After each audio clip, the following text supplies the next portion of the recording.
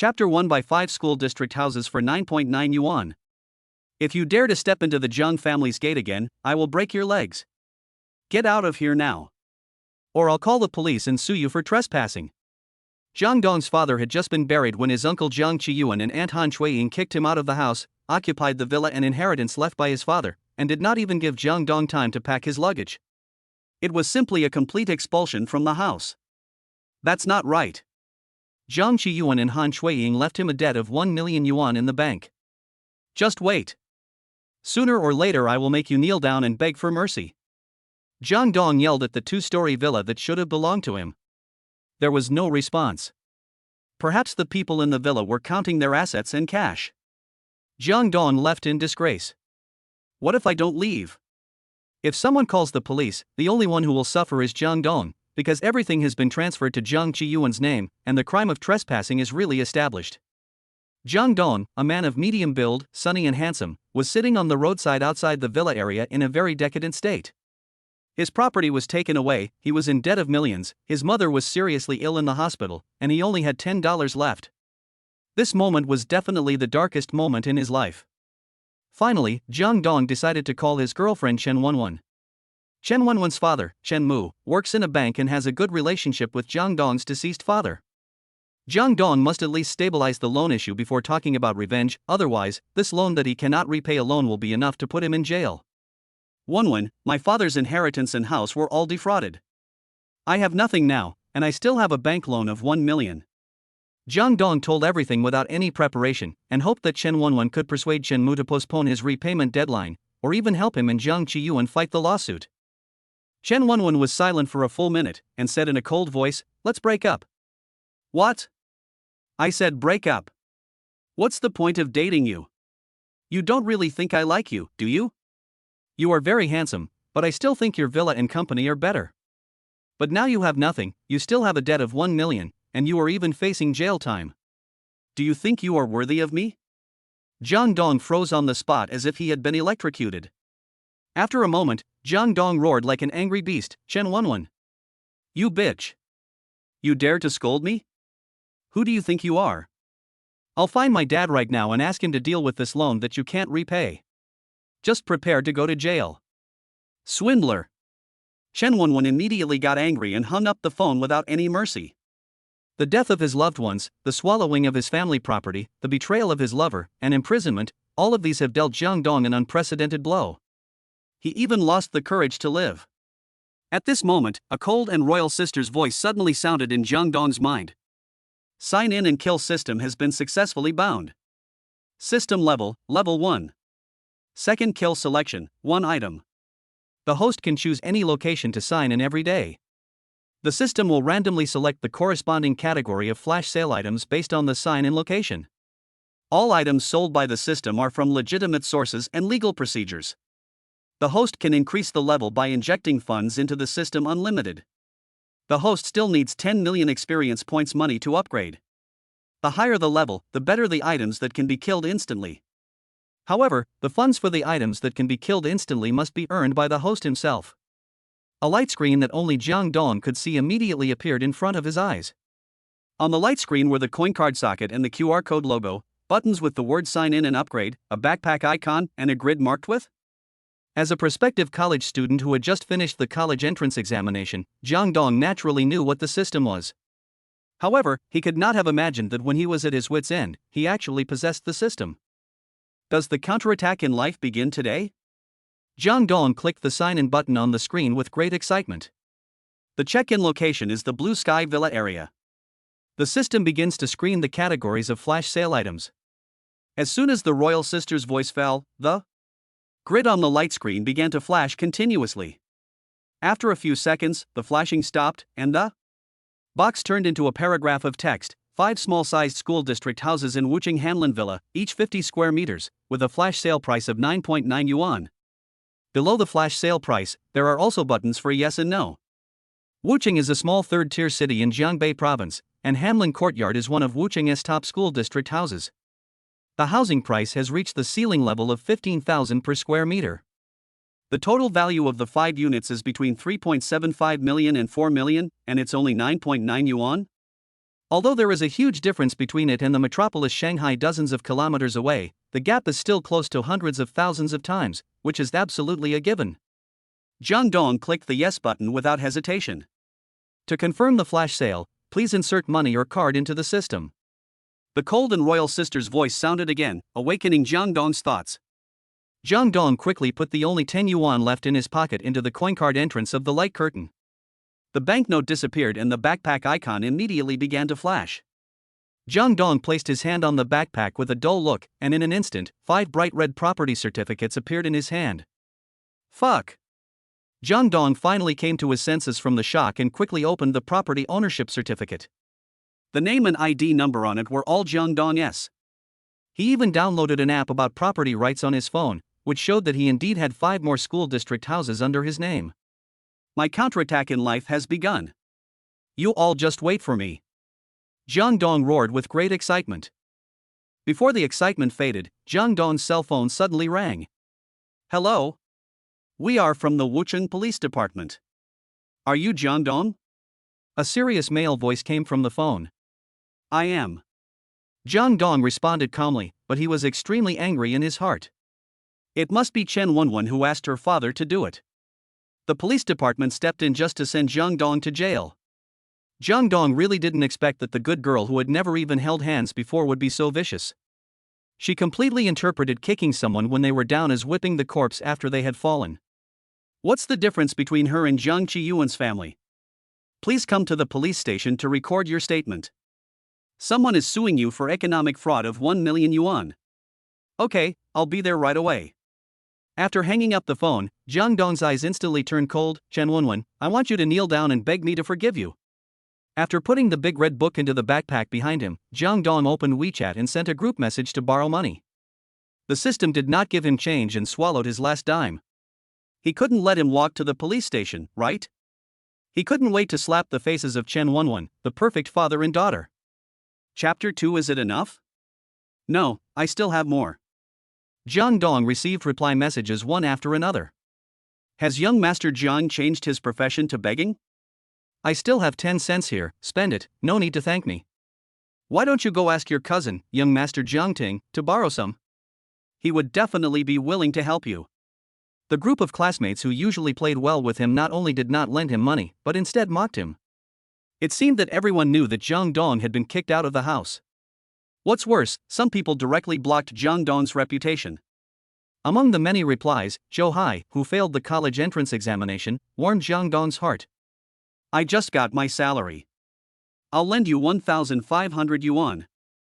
Zhou Hai's family was not well off, so after failing the college entrance examination, he went directly to work as an apprentice in a car repair shop. Jang Dong had lent him money several times.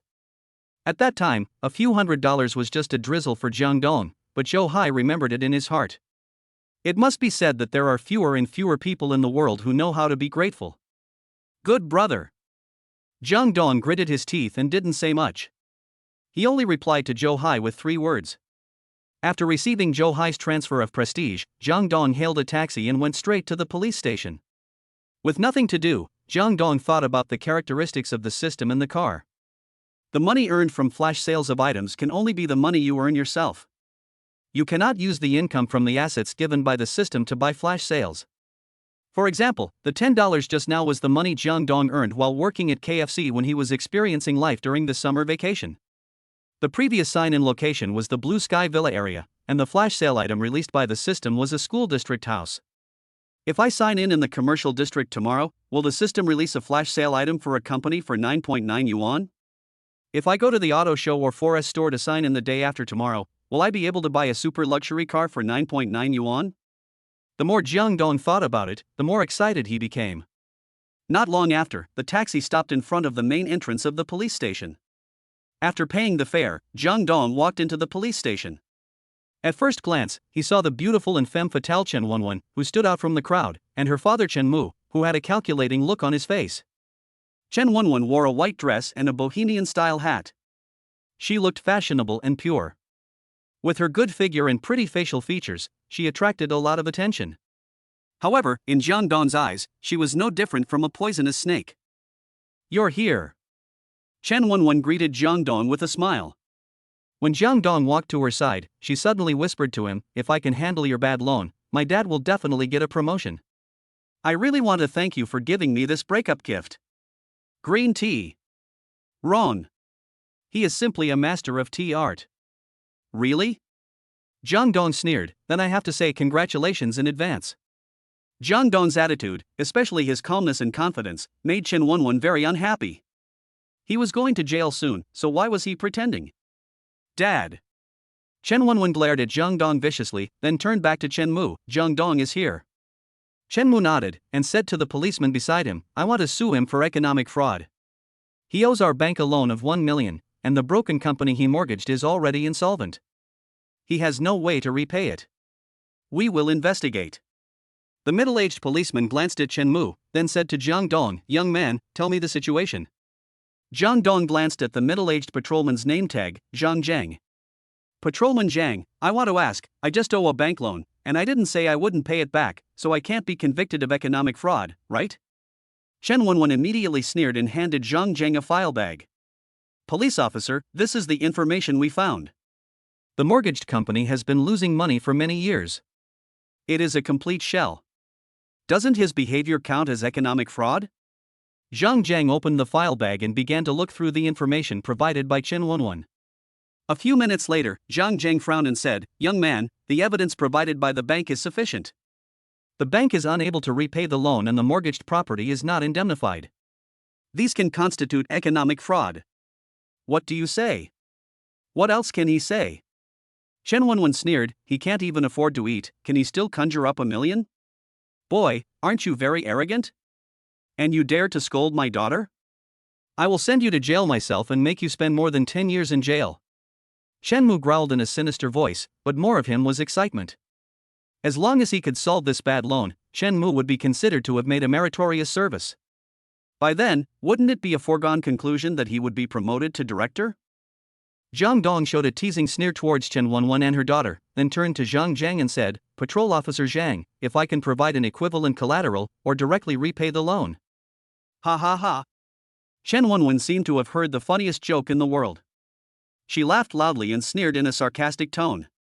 "Jang Dong, it seems that you haven't put yourself in the right position. You are now a stray dog who can't even afford to eat. Do you have any collateral? How can you pay off the loan? I heard you only have $10 left. Mr. Jiang, are you trying to make $1 million with your $10?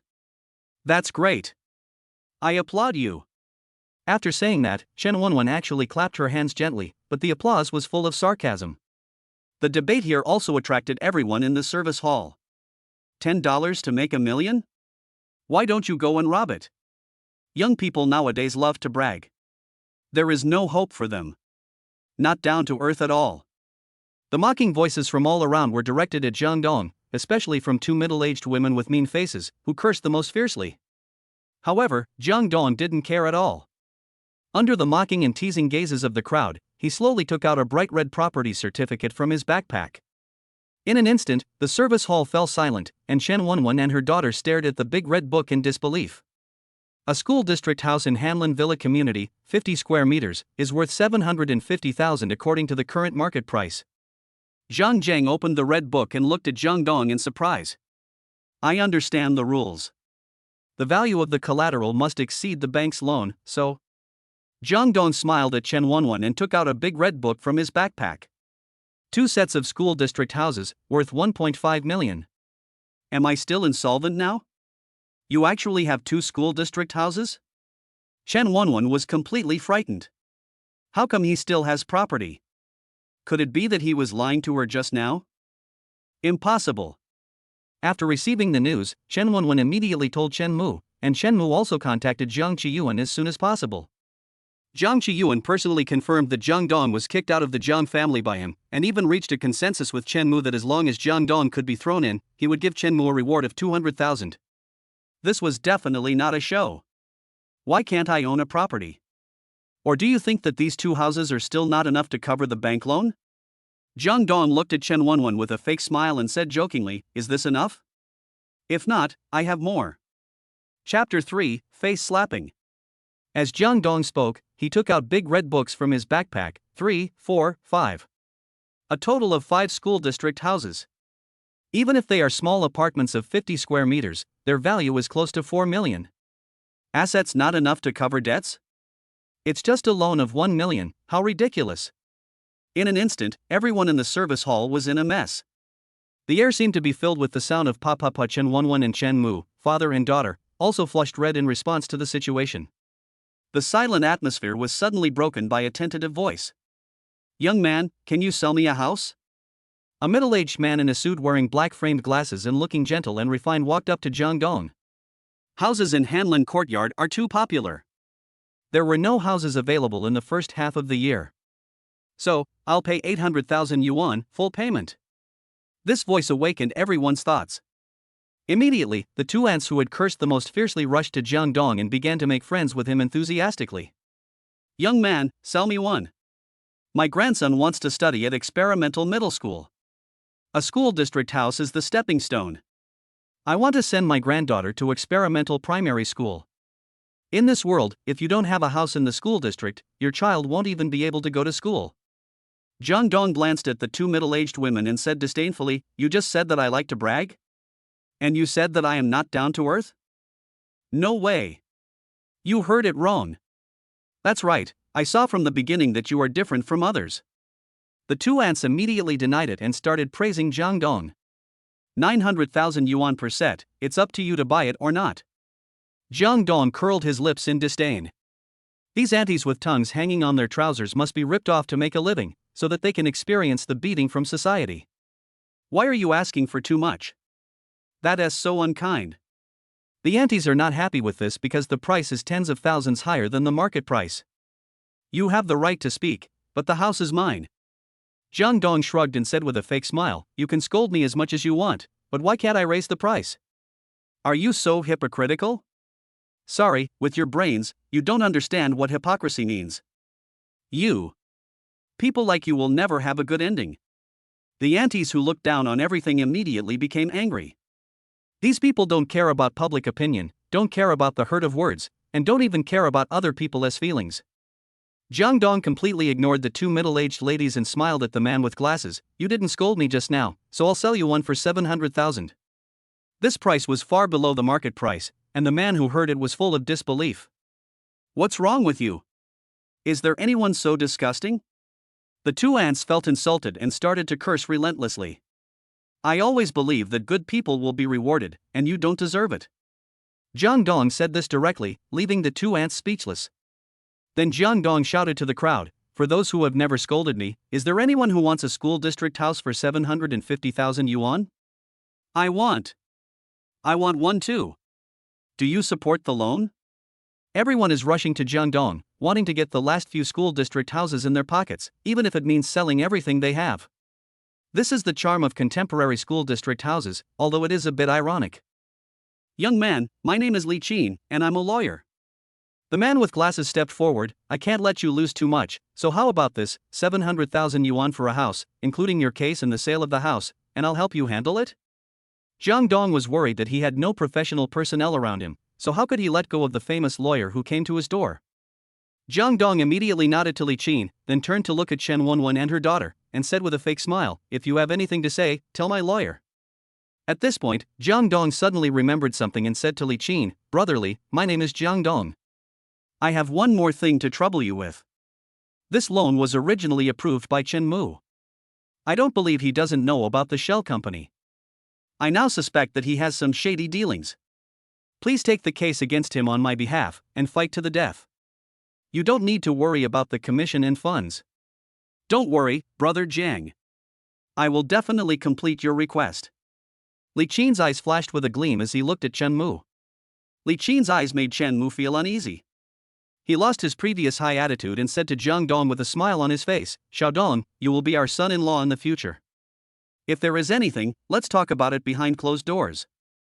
Today's incident is purely a misunderstanding. I was deceived by your conscienceless uncle." Jang Dong's commission touched the dark side of Chen Mu's heart. At the same time, Chen Mu was indeed jealous of the real estate in Jang Dong's hands. You know, when the Jiang family was at its most powerful, its assets were only 5 or 6 million, and now, Jang Dong casually took out a property worth 4 million, who wouldn't be tempted? Chen Wenwen looked at Chen Mu in amazement. Although she didn't know Chen Mu's tricks, she was quite scheming, so she put aside her arrogance and smiled apologetically to Jang Dong. After all, those properties were real money. Hey, I was just joking with you, why are you angry? Chen Wenwen spoke in a coquettish voice while reaching out to hug Jang Dong's arm. Jang Dong took 2 steps back to avoid the lotus-like jade arm that Chen Wenwen stretched out. This caused her arm to hang in the air extremely stiffly, and her face changed wildly. The atmosphere was very awkward. I don't have the honor to be the son-in-law of your Chen family, nor do I have the blessing to have a girlfriend like you who is as sinister as a snake. Your Chen family really thinks too highly of me. Jang Dong smiled coldly. I really like you, without any other factors involved. Chen Wenwen confessed again, trying to win back Jang Dong. I know you actually like me too, don't you? I'm sorry, I'm a poor man with no villa or company, so I don't deserve to like you. Jang Dong shook the big red book in his hand with full of sarcasm, and returned to her all the words that Chen Wenwen had said to hurt him before. Chen Wenwen's eyes were filled with resentment, and she stared at Jang Dong, who had humiliated her, with gritted teeth. Until now, Chen Wenwen still doesn't think there is anything wrong with her playing with Jang Dong's feelings.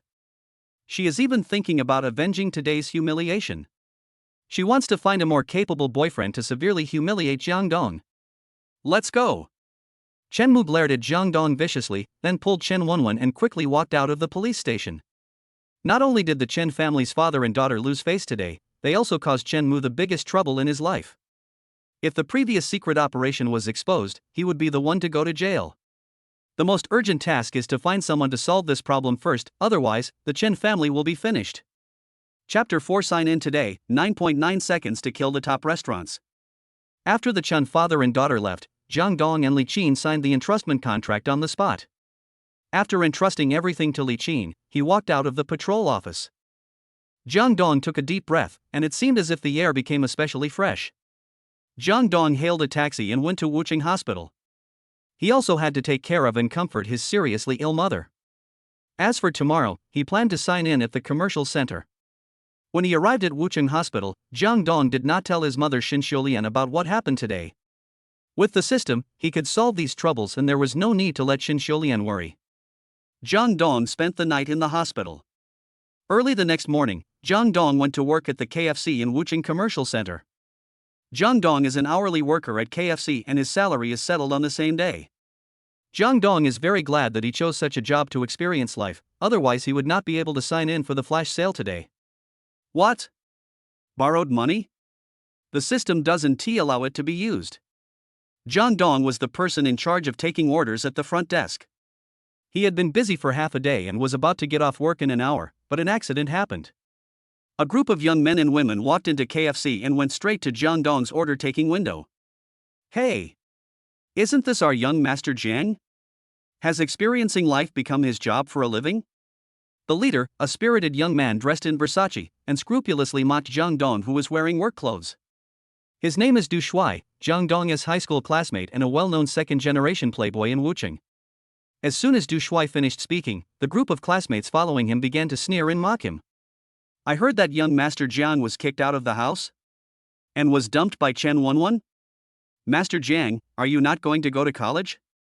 Ha ha. Does he have tuition? I think this dress suits you very well. The mocking voices came like a wave, but Jang Dong didn't care. He just looked at Ning Siki in the crowd, who had a complicated look in her eyes and said nothing. Ning Siki has fair skin, delicate features, long hair like a waterfall, a tall figure of 170 centimeters, and a pair of D-pads that don't match her age. She is a well-deserved school beauty goddess. Ning Siki and Jang Dong did not have much interaction. It was just that 2 months ago, at the class dinner after the college entrance examination, she used Jang Dong as a shield to block Du Shuai's crazy pursuit, which made Du Shuai hate Jang Dong to the core. Feeling Jang Dong's gaze, Ning Siki mustered up the courage to walk over, slowly bent over, and said to Jang Dong in a voice that only she and Jang Dong could hear clearly, I owe you an apology, I'm sorry. Jang Dong knew that Ning Siki was apologizing for the shield incident. After that incident, Chen Wenwen became anxious, and with the help of Chen Mu, she got together with him. Jang Dong was very surprised by Ning Siki's apology, and it also changed his impression of Ning Siki. After all, he is now a recognized pauper, and the school beauty goddess apologizing to him at this time is actually a disguised encouragement. Siki, what's there to say to this lost dog? Du Shuai glared at Jang Dong with dissatisfaction, and quickly squeezed in front of Ning Siki to separate her from Jang Dong. Useless person, I want to order food. Ha ha. Go ahead and order. Jang Dong sneered indifferently. Once a tiger shows its fangs, it will definitely hurt people. Jang Dong doesn't like to be a paper tiger that shows its fangs anytime and anywhere. He would rather be the king of the jungle who does not make a sound but makes a stunning debut when he does. Give me 10 family buckets, be quick. Du Shuai never missed any opportunity to show off. With only 7 or 8 people, they could not finish all of it. While waiting for the meal, Du Shuai deliberately found a topic to humiliate Jang Dong. By the way, Mr. Jang, our class is having a dinner party tonight. You will definitely come, right? After all, we will be registering at our respective universities in half a month, so this can be considered a farewell party.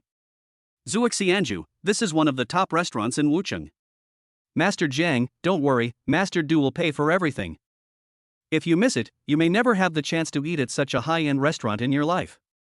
As if they were afraid that Jang Dong would not go, Du Shuai's group of followers immediately agreed. Don't worry, I will go. Jang Dong glanced at Du Shuai, who was showing off to the point of taking off, and agreed. Isn't it that Coach Du invited Jang Dong to a dinner party just to put Jang Dong down and elevate himself?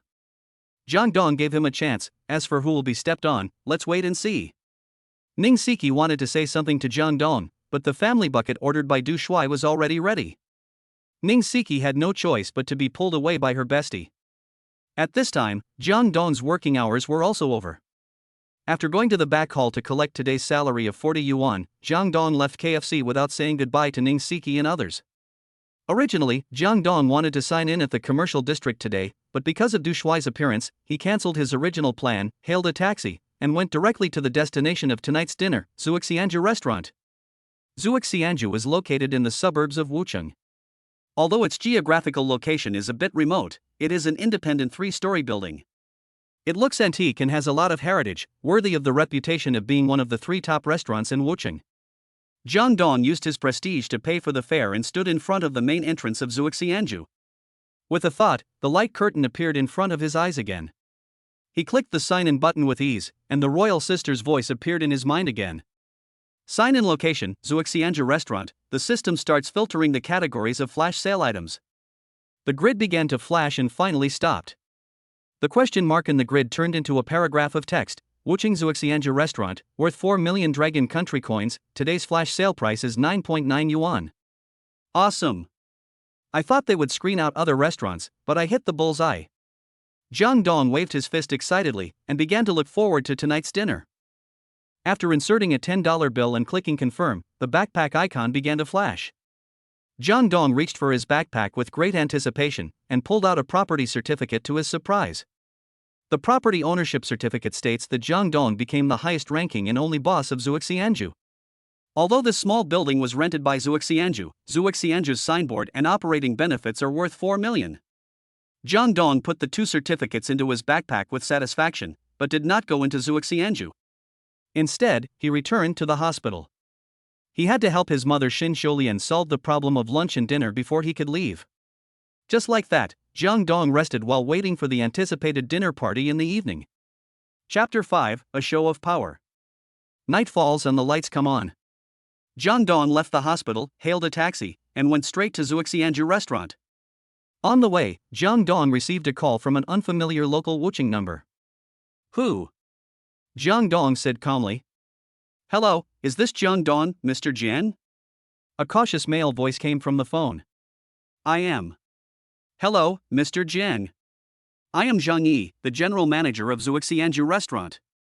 I have just received a notice that Mr. Jiang has become the new boss of Zuoxianju. I wonder when Mr. Jiang will be free so that I can take you for an inspection. Zhang Yi was still unsure of Jang Dong's current attitude. To be honest, he was really afraid that Jang Dong would fire him as soon as he took office. I'll let you know when I have time. Jang Dong did not tell Zhang Yi directly that he would go to Zuoxianju for dinner tonight. In fact, Jang Dong also had the idea of making a secret visit. Okay. We are waiting for Mr. Jiang to visit us at any time. Zhang Yi said goodbye to Jang Dong respectfully. After ending the call with Zhang Yi, Jang Dong opened WeChat. The number of messages in the high school classmates group had reached 99 plus. Jang Dong was too lazy to climb the stairs and directly read the most recent messages. Du Shuai, tonight at 7 o'clock, in the Qingju private room at Zuoxianju, it's my treat. Wang Ming, the number 1 lackey squad leader, Master Du is so powerful. Number 2 lackey Su Meng, everyone, please be on time. Is the beautiful Chen here? Chen Wenwen, will be there soon. Green tea number 1 Sunli at Ning Siki, are you there yet? Ning Siki, just got off the car and am going upstairs. Jang Dong couldn't help but smile as he read the chat texts in the WeChat group. Everyone had their own thoughts. Su Meng, who was Du Shuai's lackey, especially at Ed Chen Wenwen. Needless to say, it was definitely aimed at him. And that Sunli had a good relationship with Ning Siki, and at the same time, she also had a good relationship with Du Shuai. It was obvious that she was helping Du Shuai pursue Ning Siki. It seems that there is something else behind this farewell banquet tonight? I'm sorry, I'm about to become the villain in everyone's eyes. Jang Dong sneered in his heart. Soon, the taxi stopped in front of the main entrance of Zuoxianju. After Jang Dong scanned the code to pay the fare, he got out of the taxi and went straight to the Qingju private room. Jang Dong walked into the private room and took a quick glance around. The super large room, which could accommodate 50 people for dinner, was almost full at this moment. There were more than 40 people in their class, and almost all of them came except Zhou Hai, filling up the 5 large round tables. Of course, the so-called class reunions are also divided into different levels. As the financial sponsor, Du Shuai naturally sat at the main seat at the center main table.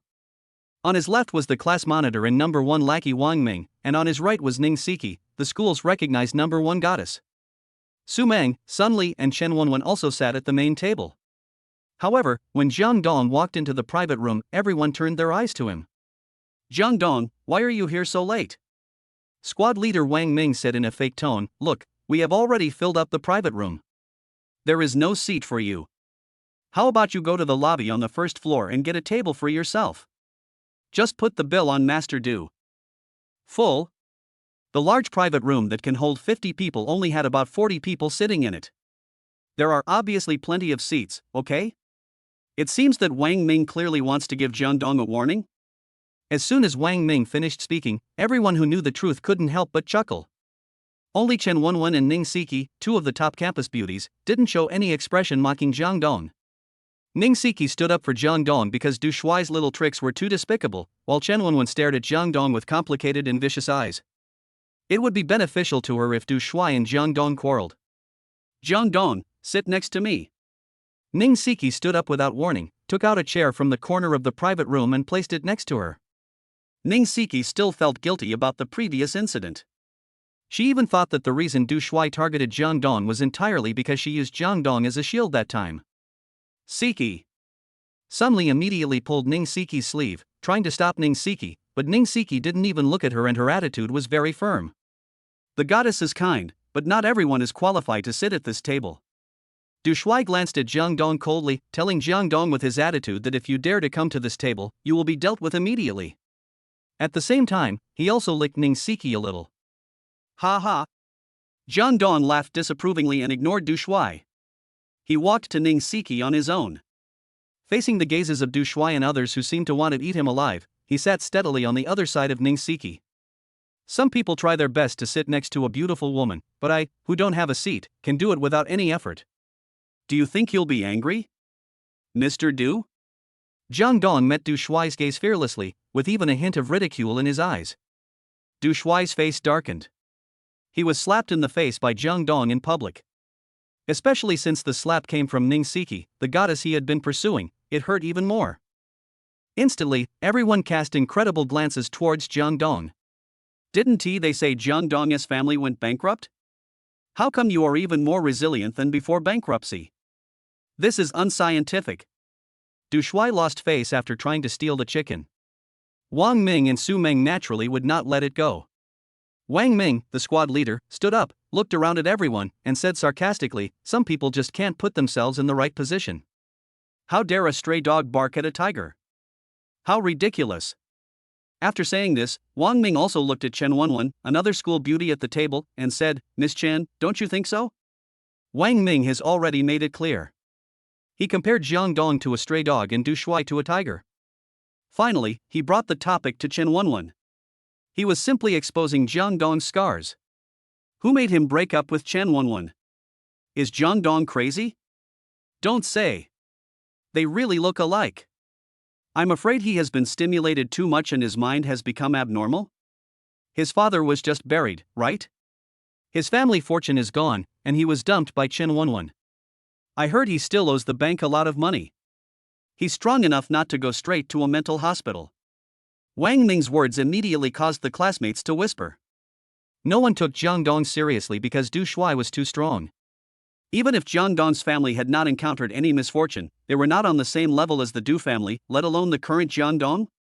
Being a fence-sitter is human instinct, and indiscriminately leaning towards the stronger side is the most realistic bad trait of human beings, just like now. Chapter 6. If I am young and successful, I will not feel inferior. The 40 or so classmates in the Qingju private room were all pointing at Jang Dong, but no one noticed that Chen Wenwen's face looked a little ugly and her eyes were complicated. At this time, Ning Siki stood up and spoke up for Jang Dong. You guys are going too far. How come the farewell party we agreed on has changed? Is it true that the only thing left between classmates is flattery and vanity comparison? Ning Siki's words were so powerful that many people lowered their heads in shame. It is true that today's class reunions and other events have completely changed their nature. They are now either about competing and showing off wealth or about flirting. The sincerity and innocence of the past have long been swallowed up by reality and the smell of money. Even this group of high school graduates and prospective college students are not immune to this. I really shouldn't attend this kind of party. Ning Siki said this and stood up to leave. As if she suddenly remembered something, she subconsciously stopped and asked Jang Dong, shall we go? Since we are here, we should make the best of it. We haven't eaten yet. Jang Dong shrugged and smiled calmly. How about you finish eating before you leave? Ning Siki stared at Jang Dong with an incredible look, as if it was the first day she met Jang Dong. This group of people were clearly stepping on Jang Dong. Ning Siki gave Jang Dong a way out, but Jang Dong refused to step down and wanted to stay here. Could it be that they really just wanted to have a meal at Zuixianju? Unconsciously, Ning Siki looked at Jang Dong with a hint of disappointment in her eyes. Taking advantage of Ning Siki's daze, Du Shuai quickly said, Siki, the food will be served soon. Besides, if you leave, what's the point of this party? That is. Ning University Campus Beauty, Master Du organized this party specifically for you. We are all benefiting from you. Wang Ming and Su Meng immediately echoed the words and vowed to defend the lackey's dignity to the death. Siki, now that you're here, don't leave. Sun Li received Du Shuai's gaze and immediately understood. While Ning Siki wasn't paying attention, she pulled her back to her seat. At the same time, the door of the private room was knocked open, and a group of well-dressed waiters walked into the room one after another, carrying steaming top-quality ingredients. In an instant, the room was filled with fragrance, and the dazzling array of dishes filled the 5 round tables in just a few minutes. Everyone. Those who can drink, have a drink, those who can't drink, have some juice, let's toast to Master Du together. It was still the squad leader Wang Ming. He raised his glass and toasted everyone from a distance, except for Jang Dong. As for a certain stray dog, there's no need to raise your glass, you're not qualified yet. Cheers. Drink. Everyone immediately agreed and raised their glasses to toast Du Shuai. Of course, the only people who didn't raise their glasses were Jang Dong and Ning Siki. After a glass of wine, Wang Ming said with a hint of bullying, it's thanks to young Master Du that we have the opportunity to dine at Zuixianju today. What is Zuixianju? It's one of the top 3 restaurants in Wuching, with a minimum per capita consumption of 3 digits. Our meal cost nearly 10,000. Yes, yes. Su Meng echoed, if it weren't for Master Du, we wouldn't have the chance to dine in such a luxurious hotel. And there's someone at the table, you should cherish this opportunity even more. Maybe this is your last time to taste such a feast. Let's not talk about that spoiler, let's talk about Zuixianju. Wang Ming took over the conversation and continued to flatter Du Shuai. Do you know who is the person in charge of Zuixianju? Have no idea. How could we possibly know about such a great man? A group of students who had never seen the world shook their heads, waiting curiously for Wang Ming's next words. Zheng Yi, Brother Yi, who is known as the Little Overlord in the underworld. Wang Ming became more and more excited as he spoke. If he had no connections in the underworld and could develop the catering industry to this level in Wuching, he would have been smashed long ago. There are many drunkards who cause trouble in the restaurant, so someone must be able to calm the situation. As long as Brother Yi is here, no one in Wuching dares to cause trouble in Zuixianju. That's right. Su Meng gave a thumbs up to the arrogant Du Shuai as if he was cooperating with Wang Ming in crosstalk. Our Master Du and Brother Yi have an extraordinary relationship. I heard that Brother Yi will be here later. Let me tell you, it's all thanks to Master Du that we can meet this underworld boss. Hey. We've gone off topic. After the two lackeys finished their boasting, Du Shuai pretended to press his palm downwards, revealing a smug look on his face. Brother Yi is my good brother, isn't it normal for me to come and show my support? Didn't Siki just say that a class reunion should be a class reunion? Why are you talking so much? Yes. Master Du is right. The two lackeys immediately confessed their crimes and praised Coach Du to the sky. While Du Shuai and the others were chatting and bragging, Ning Siki was staring at Jang Dong the whole time. Suddenly, Jang Dong turned his head and raised the corner of his mouth towards Ning Siki, with a bit of evilness. School beauty, why are you looking at me? I want to see if you are really crazy. Ning Siki's pretty face flushed at Jang Dong's evil temperament, but she still whispered to Jang Dong in a tone of regret, I was wrong last time. Although I apologized to you, you didn't seem to accept it, so I wanted to help you out this time, but I didn't expect that you. What's wrong with me? Jang Dong looked at Ning Siki with a smile, and deliberately changed the subject. To be honest, the school beauty is the only teammate standing next to me in the whole venue, which really surprised me. I just want to repay you for the favor I owe you. Do you care so much about the shield issue? Tell me, is this a disguised rejection of me? Jang Dong is no longer the same person he used to be. He has become more confident, calm, and composed. Just like the old saying goes, if I was young and successful and not self-abased, I would have a lot of girlfriends. You never pursued me, so why should I reject you? Ning Siki didn't expect Jang Dong to say that. She couldn't help but smile, looking extremely charming. To be honest, although both are school beauties, Chen Wenwen is really a level lower than Ning Siki. Jang Dong and Ning Siki's whispering caused Du Shuai great dissatisfaction. Just when Du Shuai was about to make trouble for Jang Dong, the door of the private room was knocked open again. A bald middle-aged man wearing black trousers and a white shirt with two buttons undone, revealing a corner of a dragon tattoo over his shoulder, strode into the private room. Ha. I heard that Xiaodu was here, so I came to take a look. The bald man laughed heartily. Brother Yi. Du Shuai immediately put on a flattering face, looking like a younger brother meeting an older brother. He quickly stood up and took the lead in extending his hands to greet Brother Yi, who was Zheng Yi, the manager of Zuoxianju. At first, Zheng Yi calmly stretched out his right hand and walked slowly towards Du Shuai, who was walking quickly. But the next moment, Zheng Yi's face suddenly changed, as if he had met some important person. Not only did his expression become serious, but even his idle left hand was subconsciously stretched out, making the same movement as Du Shuai, with a very humble attitude. Chapter 7, Rub Your Face on the Ground Part 1. Seeing this, Du Shuai was shocked and delighted. He thought Zheng Yi was giving him face. And that group of classmates, each of them looked at Zheng Yi and Du Shuai with envy. It is no exaggeration to say that Du Shuai is now the object of admiration in everyone's hearts. Zuoxianju is definitely one of the top 3 restaurants in Wucheng's catering industry. Especially with the previous boasting by Wang Ming and Su Meng, the manager of Zuoxianju, Zheng Yi, has been deified to a certain level. But in fact, even without the bragging of the two lackeys, the general manager of Zuoxianju is not a big shot that these young boys are qualified to contact. Therefore, Zheng Yi's position in everyone's hearts is extremely high. Now, Zheng Yi actually made the same moves as Du Shuai. Isn't this telling everyone that Du Shuai has reached a position where he can be on equal footing with Zheng Yi? Of course, everyone here has a misunderstanding. They have always thought that the general manager Zheng Yi is the boss of Zuoxianju. But strictly speaking, Zheng Yi can only be regarded as an employee, and he is just the number 1 employee in Zuoxianju. When everyone's eyes were fixed on Zheng Yi and Du Shuai, and they were expecting a warm and intimate handshake between the two, something strange happened.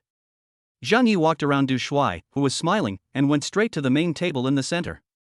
Such a scene stunned everyone, especially the person involved, Du Shuai, who stood there motionless, with his raised arms hanging awkwardly in the air, and the smile on his face became completely stiff. Then, everyone's eyes followed Zheng Yi and finally stopped at Jang Dong. Mr. Jiang. Why are you here? Zheng Yi's expression was very serious.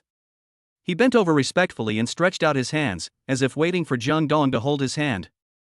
No, to shake hands with him, even if it was just a one-handed handshake like he had done before with Du Shuai. Zheng Yi, right? What's the matter? Don't you welcome me? Jang Dong smiled faintly, casually stretched out a hand, and shook hands with Zhang Yi perfunctorily. During the whole process, Jang Dong didn't even stand up. I dare not. I absolutely dare not. Zhang Yi heard this and immediately a trace of panic flashed across his face. He no longer had the boldness he had when he entered the house. Zuoxianju is Mr. Zhang's property. How can I not welcome Mr. Jiang? When Zhang Yi said this, everyone in the audience was dumbfounded. Some even forgot to breathe. What is the situation now? Didn't Jang Dong go bankrupt? How come Zuoxianju suddenly became his property? And Zhang Yi, such a powerful boss, turned out to be Jang Dong's subordinate? Among all the people in the audience, the most shocked people were naturally Du Shuai, Wang Ming, Su Meng, Sun Li, and Ning Siki. As for Chen Wenwen, the word shocked was not enough to describe her mood at the moment. In the private room where you could hear a pin drop, Du Shuai swallowed without any warning, making a gulp sound. Brother E. Du Shuai showed a smile that was uglier than crying. He pointed at Jang Dong with an unbelievable look on his face and stared at Jang Dong with eyes as if he had witnessed some miracle. Don't joke with your brother. How could he be the boss of Zuoxianju? His family's property has been transferred to his uncle's name. Besides, I haven't heard of any relationship between his dead father and Zuoxianju.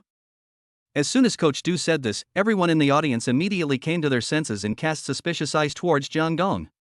At this moment, those who were unwilling to accept the reality even had the wild idea that Zhang Yi was also a fake. Of course, they didn't realize that if Zhang Yi was fake, would Coach Du be so humble? Chapter 8, Rub Your Face on the Ground Part 2. As soon as Du Shuai finished speaking, Zhang Yi suddenly turned around and stared at Du Shuai with fierce eyes. Kid, watch your words. Zhang Yi smiled grimly at Du Shuai. When talking to Mr. Jiang, it's better to be polite. He. Du Shuai was completely confused. He couldn't believe it, and was even more unwilling to believe that Jang Dong actually became the boss of Zuoxianju. Speaking of Chen Wenwen, she has recovered from her initial shock. Although she is also unwilling to admit it, this is actually the fact. Huff, huff, huff. Chen Wenwen's breathing began to become rapid, and the pair of eyes that were staring at Jang Dong gradually showed an emotion called fanaticism. If Jang Dong's 5 school district houses had slapped Chen Wenwen in the face and made her want to take revenge on Jang Dong, but now her identity as the boss of Zuoxianju made Chen Wenwen willingly let go of her resentment towards Jang Dong. Chen Wenwen had even begun to think about how to get back to Jang Dong. The 5 school district houses are worth nearly 4 million yuan. Although the value of Zuoxianju is also around 4 million yuan, its potential is unlimited. It is no exaggeration to say that Wucheng school district houses have almost no room for appreciation, but Zuoxianju is a cash cow. It is no exaggeration to say that Jang Dong's current net worth has surpassed the peak period of Dongjiang Group. At that time, Chen Wenwen would take the initiative to stick to Jang Dong, let alone now. When the gap between people widens to a certain extent, resentment and jealousy will turn into envy, worship, and licking. This is what Chen Wenwen is thinking now. How ridiculous. Chen Wenwen calmed herself down and sneered at Du Shuai, Wang Ming, and Su Meng. Du Shuai, you just praised Zuoxianju and manager Zhang to the sky, but now you are severely slapped in the face by the facts. Zuoxianju is my Jiangdong's property, and manager Zhang is also my Jiangdong's subordinate. Isn't it embarrassing? And you? Chen Wenwen raised her hand and pointed at Wang Ming and Su Meng. Didn't you just say that Jang Dong will never have the chance to come here to eat again? But in fact, it is you who have no chance to come here. Maybe you have been blacklisted by Jang Dong. Chen Wenwen's attitude was extremely arrogant, and she even did not hesitate to offend Du Shuai in public. But she was not crazy. On the contrary, she knew very well what she should do now, that is, to lick back Jang Dong. Chen Wenwen's words made Du Shuai and the others look extremely ugly. They wished they could find a hole in the ground to crawl into. At the same time, they hated Chen Wenwen for exposing their scars at this time. Originally wanted to take advantage of Jang Dong's downfall to trample Jang Dong to death in front of Ning Siki, but he didn't expect that Jang Dong had already rubbed the faces of Du Shuai and his group on the ground without even saying a word. This is the gap. A complete dimensionality reduction attack. Is there such a thing? After hearing what Chen Wenwen said, Zhang Yi's face turned completely cold, and his eyes turned unfriendly when he looked at Du Shuai and others. It's them. They have been bullying our Jang Dong. Manager Shang, kick them out now. Chen Wenwen arrogantly ordered Zhang Yi around, looking like the hostess here. Zhang Yi did not dare to move, but quietly glanced at Jang Dong. Jang Dong naturally noticed Zheng Yi's eyes. At the same time, he also sneered at Chen Wenwen's poor performance. Which side are you from? Jang Dong looked at Chen Wenwen with teasing eyes. This simple sentence left Chen Wenwen speechless. Chapter 9, If you don't take advantage of an opportunity, you're a bastard. As soon as Jang Dong said this, Chen Wenwen's face immediately became unnatural. There was no doubt that Jang Dong was sending a message to everyone that he and Chen Wenwen had nothing to do with each other, and they could even treat each other as strangers. In this way, the poor acting skills that Chen Wenwen had just displayed turned into the behavior of a clown. She was completely slapped in the face and severely humiliated. Ning Siki finally couldn't help laughing after she woke up from the shock. She said to Jang Dong in a cooperative manner, "You don't know her? I heard from my classmates that after I used you as a shield last time, she couldn't hold back and brought her dad to your house to chase you, as if she would not marry anyone but you." Jang Dong immediately echoed Ning Siki, pretending to be suddenly enlightened, and exclaimed, "I remember now, isn't she the money-seeking gold digger who dumped me and planned to marry a villa and a company? Nice to meet you. I've heard a lot about you." After saying this, Jang Dong clasped his hands and bowed towards Chen Wenwen with a sarcastic tone, showing perfect courtesy. A group of classmates burst into laughter and began to criticize Chen Wenwen. Worship the golden girl? How fitting. You saw Jang Dong was down and out, so you broke up with him. Now that he's rich again, you're trying to get back together with him? Isn't she the real-life version of someone who would rather cry in a BMW than laugh on a bicycle? She's pretty, but too shameless. The ridicule from all around in Jang Dong's mockery made Chen Wenwen's pretty face turn pale, and her body couldn't help but tremble. She wanted to just leave and escape from this place where she made such a fool of herself. "Mr. Jiang, how about we change to another private room?" Zheng Yi glanced coldly at the group of salted fish and said to Jang Dong respectfully, "It is beneath Mr. Zhang's status to have dinner with these people." "No." Jang Dong said with a smile, "Someone invited me to dinner, why should I leave? If I don't take advantage of the opportunity, I'd be a bastard." Poochie. Ning Siki really didn't expect Jang Dong to say such shameless and heartbreaking words. She couldn't help but laughed out loud. That's right, this meal was treated by Du Shuai. If it was a few minutes ago, Du Shuai would definitely say arrogantly that the whole meal was paid by Mr. Du, but now, Du Shuai felt a little disgusted. The entire Zhuoxianju was Jang Dong's property, and Du Shuai even arrogantly invited the owner of Zhuoxianju to have dinner here, which not only increased his income but also got him slapped in the face and made fun of like a clown. This meal must be hard for Du Shuai to swallow, but he still has to pay the money. How can this not be disgusting? There's nothing for you to do now, go ahead. Jang Dong waved at Jinny, and then jokingly called out to Du Shuai and the others, "Mr. Du, come over for dinner? Everyone is waiting for you." "Yes." Zheng Yi clasped his fists towards Jang Dong and slowly left the room. However, he did not leave. Instead, he stood outside the room and glanced at Du Shuai coldly, "The dishes are all here. Whether you want to eat or not, you can't lose a cent today." I. Du Shuai moved his throat with difficulty and finally squeezed out these helpless words, "Let's eat." In fact, Du Shuai wanted to just leave, but he didn't dare to. Zheng Yi was blocking the door, and it was obvious that he didn't want him to leave. Even if he did nothing, he had to sit there until Jang Dong finished his meal. Chapter 10 Don't say you don't know, even I don't know. Du Shuai and the other two returned to the main table, but they no longer had the same threatening attitude as before. Instead, they were in a state of fear and trepidation. Including Chen Wenwen, she has not given up the idea of licking Jang Dong back. That is a living gold mountain, how could she give up? Just like that, several people returned to their seats one after another, and the farewell banquet officially began. The students were eating with great relish, but Du Shuai and Chen Wenwen said nothing, and their food tasted like crap. No one knew what they were thinking. Of course, Du Shuai and his companions had been ignored by everyone. Everyone was toasting Jang Dong with wine or offering him juice. The atmosphere was very warm, which formed a sharp contrast with Du Shuai and his companions who were ignored by everyone. A rich man in a busy city has no one to care about him. A poor man in a remote mountain has distant relatives. If you don't believe me, look at the wine in the glass. The rich are toasted first. This is exactly the same as the scene where everyone toasted Du Shuai before. Jang Dong is not Du Shuai. He is dismissive of this group of fence-sitters and just chats enthusiastically with Ning Siki. Has the admission letter come out? Jang Dong had a good appetite and was fighting with the third hairy crab. It's down, Magic City Aviation University, where's yours? Modu Economics College, a second-tier university, cannot be compared with Modu Aviation University, a first-tier university. You also got into the Magic City? Ning Siki looked at Jang Dong in surprise, her heart beating faster for unknown reasons. The Magic City is only a few dozen kilometers away from Wuchang, which makes it convenient for me to go home and take care of my mom. Besides, going to college is actually going to a big city to broaden my horizons and gain experience. How can I not choose a prosperous international metropolis? Okay. Ning Siki was a little disappointed, although she didn't know why she was disappointed.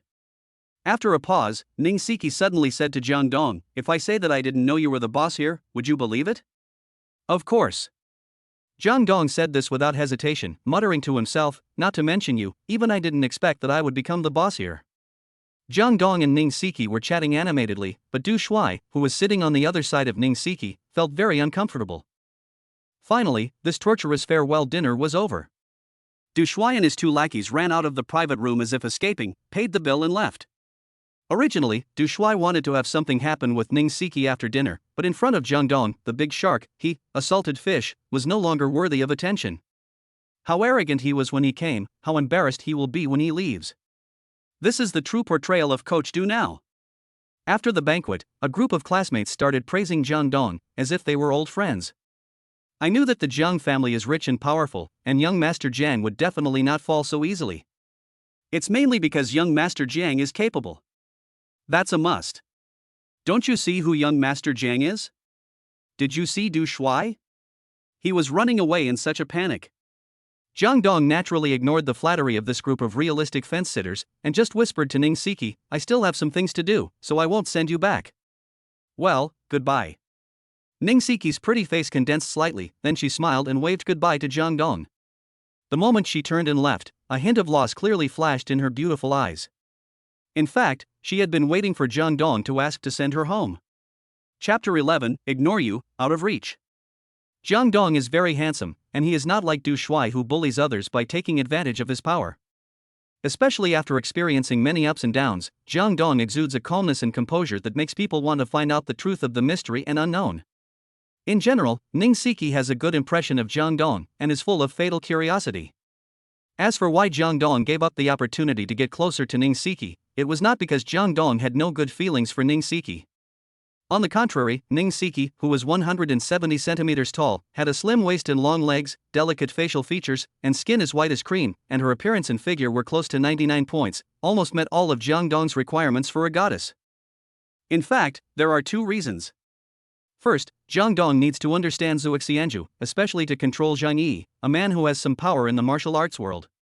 For some things, Jang Dong still needs Zhang Yi's help. Secondly, even though Jang Dong is rich now, he doesn't even have a car. Is he going to take a taxi with the goddess? Or walk home with the goddess? Jang Dong remembered that the goddess' home was at least 7 or 8 kilometers away from Zuoxianju. It seems that I should give priority to signing in at a 4S store or auto show. I need to get a car first. Jang Dong thought secretly. Luckily, I got my driver's license during the holiday. Jang Dong. Ning Siki left in disappointment, but it gave Chen Wenwen an opportunity. Immediately, Chen Wenwen walked to Jang Dong and planned to take his arm, but who would have thought that Jang Dong simply ignored Chen Wenwen and walked out of the private room? Is there anything more embarrassing, humiliating, or embarrassing than being ignored? Yesterday you ignored me, today I will make you out of my league. Jang Dong perfectly performed the live version of this sentence. Chen Wenwen's arms were hanging in the air. She suddenly felt that the Chanel-style outfit and exquisite makeup she had carefully prepared for tonight's party had become a thorn in her heart. Instead of making her feel proud, these made her feel even more embarrassed. Shameful. At this moment, Chen Wenwen became the one that all her classmates pointed at and made fun of. Look! The golden girl is about to cry. Young Master Jiang and the beauty from Ning University are attracted to each other, can't you see that? Go home and look in the mirror. How can you compare to the beauty on campus at Ning University? Do you regret dumping Master Jiang? It's okay, just cry loudly. I'll record a video for you and post it online, so you can become famous. Maybe someone will be attracted by your pitiful crying face. Stop talking, let me laugh for a while. This group of real fence-sitters are just like this. If you are awesome, they will praise you to the sky. If you are down and out, they can push you into the abyss. In fact, there are quite a few such people in real life. Not wanting to bother with Chen Wenwen, who stood there like a wooden chicken, enduring everyone's ridicule, Jang Dong smiled and said to Zhang Yi, who was guarding the door, "Manager Zhang, can you talk? Please come in, Mr. Zhang." Zhang Yi was waiting for Jang Dong. The incognito visit was over and the boss would definitely have a talk with the person in charge. Zhang Yishu led Jang Dong to the third floor. Chen Wenwen, who was slapped in the face by Jang Dong again, just stood at the door of the private room, staring at Jang Dong's back with tears in her eyes. No one knew what she was thinking. Chapter 12: Two Choices. Jang Dong had no interest in what would happen to Chen Wenwen. At this moment, he had been led by Zhang Yi to the chairman's office. The decoration style of the office is Chinese style. The whole house is customized with brown solid wood, which looks extremely high-end. The interior space is very spacious, with office area, reception area, and rest area. It is more luxurious than Jang Dong's father's office. After entering the office, Jang Dong took the main seat on the sofa without hesitation, with a friendly smile on his face. "Brothery, tell me about the current situation of Zuoxianju." "I don't deserve it." Zhang Yi was flattered and waved his hands repeatedly. Jang Dong's brother actually has several meanings. First of all, Jang Dong recognized Zhang Yi's work. Secondly, he wanted to get closer to Zhang Yi. And thirdly, he hinted to Zhang Yi that he would never treat him unfairly. "Sit down." Jang Dong didn't say much, but just casually pointed to the sofa beside him. "Good." Zhang Yi was overjoyed and sat on the sofa. Zuoxianju has been developing very well recently, with a daily turnover of about 100,000. However, our aim at Zuoxianju has always been to provide the greatest benefits to customers and to set the most stringent requirements for ourselves. As a result, our business is booming, but the profit is not as high as that of our competitors. After deducting the expenses of daily maintenance, importing ingredients, hiring personnel, etc. from the operating turnover of 100,000, the net profit is only about 5%. After saying this, Zhang Yi carefully watched the changes in Jang Dong's expression. The net profit is 5,000 yuan per day, 150,000 yuan per month, and 1.8 million yuan per year. The catering industry is indeed a profiteering industry. Even after deducting the decoration losses and rent, it is no problem to make 1.8 million yuan per year. However, Jang Dong disappointed Zhang Yi. There was no expression on his face at all. What a joke! Would Jang Dong, who has a sign-in and instant kill system, have any emotional fluctuations because of such a thing? Absolutely not, and it's not worth it at all. Moreover, for Jang Dong, who was anxious to upgrade the system, this is just a piece of cake. You know, upgrading from level 1 to level 2 will cost 10 million dragon country coins. How much is Brother Yi's monthly salary? How is the work allocated? Jang Dong asked again calmly. He. Zhang Yi scratched his head. "Mr. Zhang, I was hired by the previous boss with my brothers. To put it bluntly, I was hired to look after the place. The previous boss was in charge of management. My team has 23 people in total, and the monthly salary is 100,000. I heard from Master Du that Brother E is very successful in the underworld. Why does he come here to work?" Jang Dong had no other intentions, he was just simply curious. "To be honest with you, Mr. Zhang, working hard may not bring me the rewards I deserve. It's better to earn some money in peace and give an explanation to my brothers. After all, most of my team members are single. I can't stay single forever, right? Semi-retired? That's about right. Then, I will give you two choices." Jang Dong slowly raised two fingers and said calmly, "One is that you can maintain the status quo, and I will give you the management rights of Zuoxianju, and your team's monthly salary will increase by 50,000. After hearing Jang Dong's words, Zhang Yi stood up suddenly and clenched his fists excitedly. Isn't the purpose of being out there to make money? Jang Dong now not only gives him money, but also gives him power. How can Zhang Yi not be excited? Then, what about the second option? Zhang Yi's breathing was rapid, his chest rising and falling, and it was obvious that he was very excited. Chapter 13. This is just the beginning. Second, I will sell Zuoxianju to cash in, and then fully support you to take the leading position in Wuching. Jang Dong seemed to be talking about something as simple as eating and drinking. In the future, not only Wuching, but even Modu will have a place for you, but it all depends on your ability. Wuching, the demon city. Zhang Yi's eyes were wide open and bloodshot, and he didn't even notice his nails digging deep into his flesh.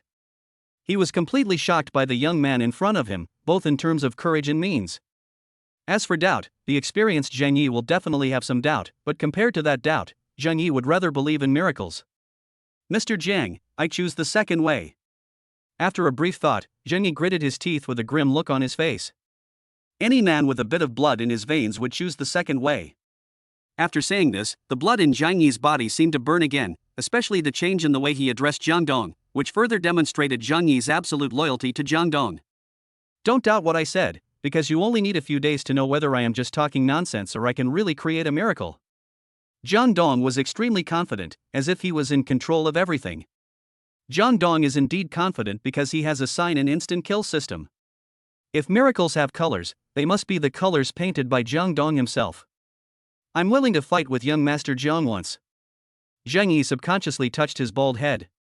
Zhang Yi had no way of refusing the conditions offered by Jang Dong. Yes, he was planning to earn some money quietly with his brothers, but if another opportunity to soar to fame was placed in front of him, he would still choose to seize this chance to become a superior person without hesitation. Fighting spirit? Not content with being ordinary? Ambitious? No, Zhang Yi just simply wants to make more money and have a better future in life. This is called reality. Seeing Zhang Yi's statement, Jang Dong continued, the next target I'm going to deal with is the Dongjiang Group. Since you recognized me at a glance, you must have asked about me and know what happened to me recently, right? Zhang Yi didn't say much, but nodded heavily towards Jang Dong and said in a deep voice, how does Jiang Shao plan to deal with Jiang Qiyuan? Dongjiang Group is a leading enterprise in Wuqing's decoration industry. It shouldn't be difficult for you to do something disruptive, right? Jang Dong laughed coldly. I understand.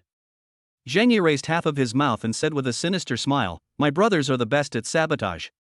I promise that all the construction sites of Dongjiang Group will not be able to operate normally. This is just the beginning. Soon, I will make Jiang Qiyuan and Han Shuiying kneel on the ground and beg for my forgiveness. I will definitely take back what belongs to me. Jang Dong narrowed his eyes, and a cold light flashed in his eyes. Zhang Yi didn't say anything. He just felt more and more that the down-and-out young master of the Jiang family in front of him was not simple. In fact, Zhang Yi couldn't even see what he was thinking. The office suddenly fell into an eerie silence. At this moment, Jang Dong's cell phone suddenly rang. Jang Dong looked carefully and saw that it was the call from lawyer Li Qin. Brotherly Jang Dong answered the phone with a smile and asked calmly, why are you calling so late? What happened? Chapter 14, Winning People's Hearts.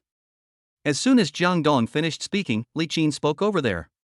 Brother, the house issue has been dealt with. The 5 units were sold for a total of 3.7 million. I have transferred the money to the account you provided me. Li Qin's voice was very brisk, and he sounded in a good mood. Also, the investigation into Chen Mu that you entrusted me to do has made some progress. Thank you for your help, Brother Li. Jang Dong was not arrogant at all. Instead, he smiled at Li Qin in a friendly manner and said, if this matter can be accomplished, I will pay Brother Li an extra 200,000 yuan in bonus. Really? Li Qin quickly refused, you've discounted my house by 50,000, which is more than my salary. Then consider it as an annual salary. I plan to hire Brother Li as my personal lawyer. I want him to take any commissions he wants and just help me when I need something. What do you think, Brother Li? A private lawyer with free time? An annual salary of 200,000? My dear brother, to be honest, that's a bit too much. Not much. I'm attracted by Brother Li's character. Well, let me thank Mr. Jiang first. Li Qin changed the way he addressed Jang Dong because Jang Dong had become his employer. Send me the card number and I'll transfer the money to you later. By the way, Brother Li, please help me sell the Zuixianju Hotel. What? That's Mr. Zhang's property? Right. Okay. I understand. Li Qin's voice was full of surprise and determination. I was amazed at Jang Dong's energy and financial resources, and was determined to be loyal and devoted to Jang Dong. After all, there were very few bosses like Jang Dong in today's society who trusted their employees and would not employ them if they were not trusted. Jang Dong treats Li Qin with sincerity, so he will certainly not let him down. After ending the call with Li Qin, Jang Dong received a text message from Wuqing Bank reminding him that 3.7 million had arrived. According to the bank account provided by Li Qin, Jang Dong readily transferred 200,000 yuan, then looked up at Zheng Yi, who was already dumbfounded, smiled faintly and said, "Brothery, give me your card number. I will transfer you 500,000 yuan of activity funds first. You need to equip yourself with the outfit and car." Okay. Zheng Yi moved his throat with difficulty. He felt more and more that it was his luck to meet a boss like Jang Dong, and he believed more and more that Jang Dong would make him soar. Zheng Yi provided the card number to Jang Dong. Jang Dong transferred 500,000 yuan without saying a word, leaving a balance of 3 million yuan on the card. There is still a gap between the funds for system upgrade, but Jang Dong is not worried at all.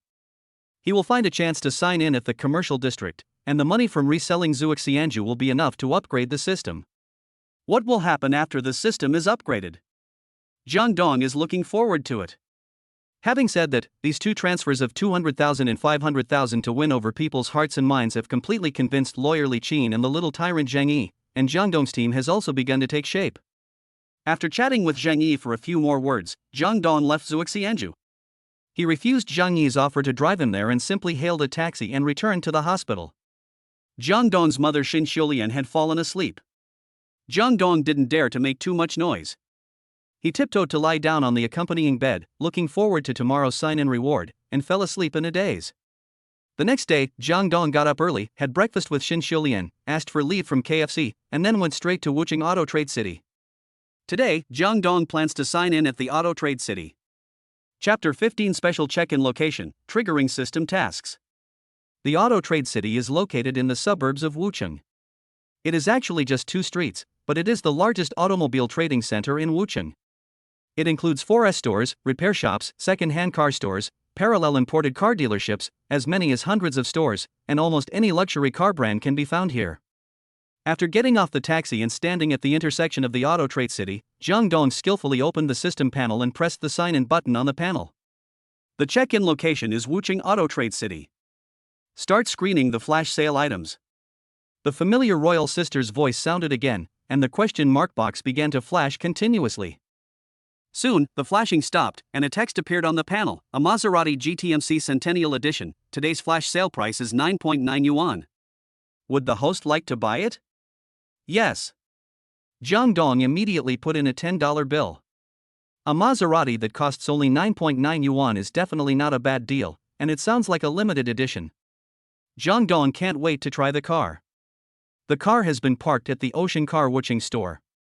All procedures have been completed. The host can go and pick it up. After saying this, Yu Jian did not end, but added another sentence for the first time: special check-in location, triggering a system task. Jang Dong was a little confused. Why didn't the task get triggered during the previous 2 check-ins?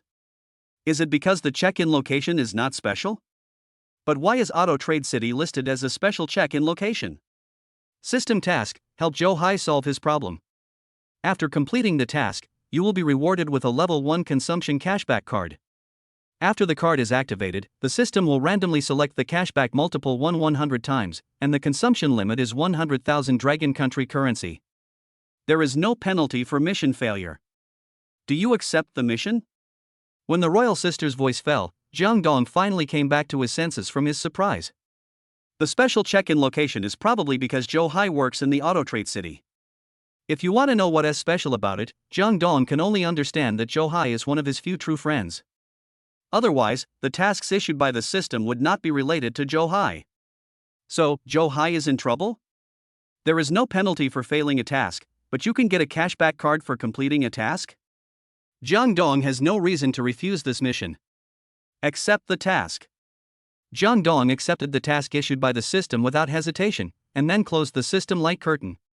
He was about to call Zhou Hai to ask about the details, but at this moment, Jang Dong's phone rang first. Hello? The number was an unfamiliar number in Wuchang. Jang Dong answered the call suspiciously. Excuse me, is this Jang Dong, Mr. Jian? A cautious male voice came from the phone. It's me. Hello, Mr. Jiang. I am Wang Tao, the manager of the Ocean Automobile Wuchang store. The Maserati GTMC Centennial Edition you purchased is currently undergoing the final stage of road testing and will be ready for pickup soon. I wonder when Mr. Jiang is free. Or we can deliver it to you. I'm in Wuchang Auto Trade City now, I'll be there soon. Then I will help Mr. Jiang with the road test first? You're busy. After saying that, Jang Dong hung up the phone and called Zhou Hai instead.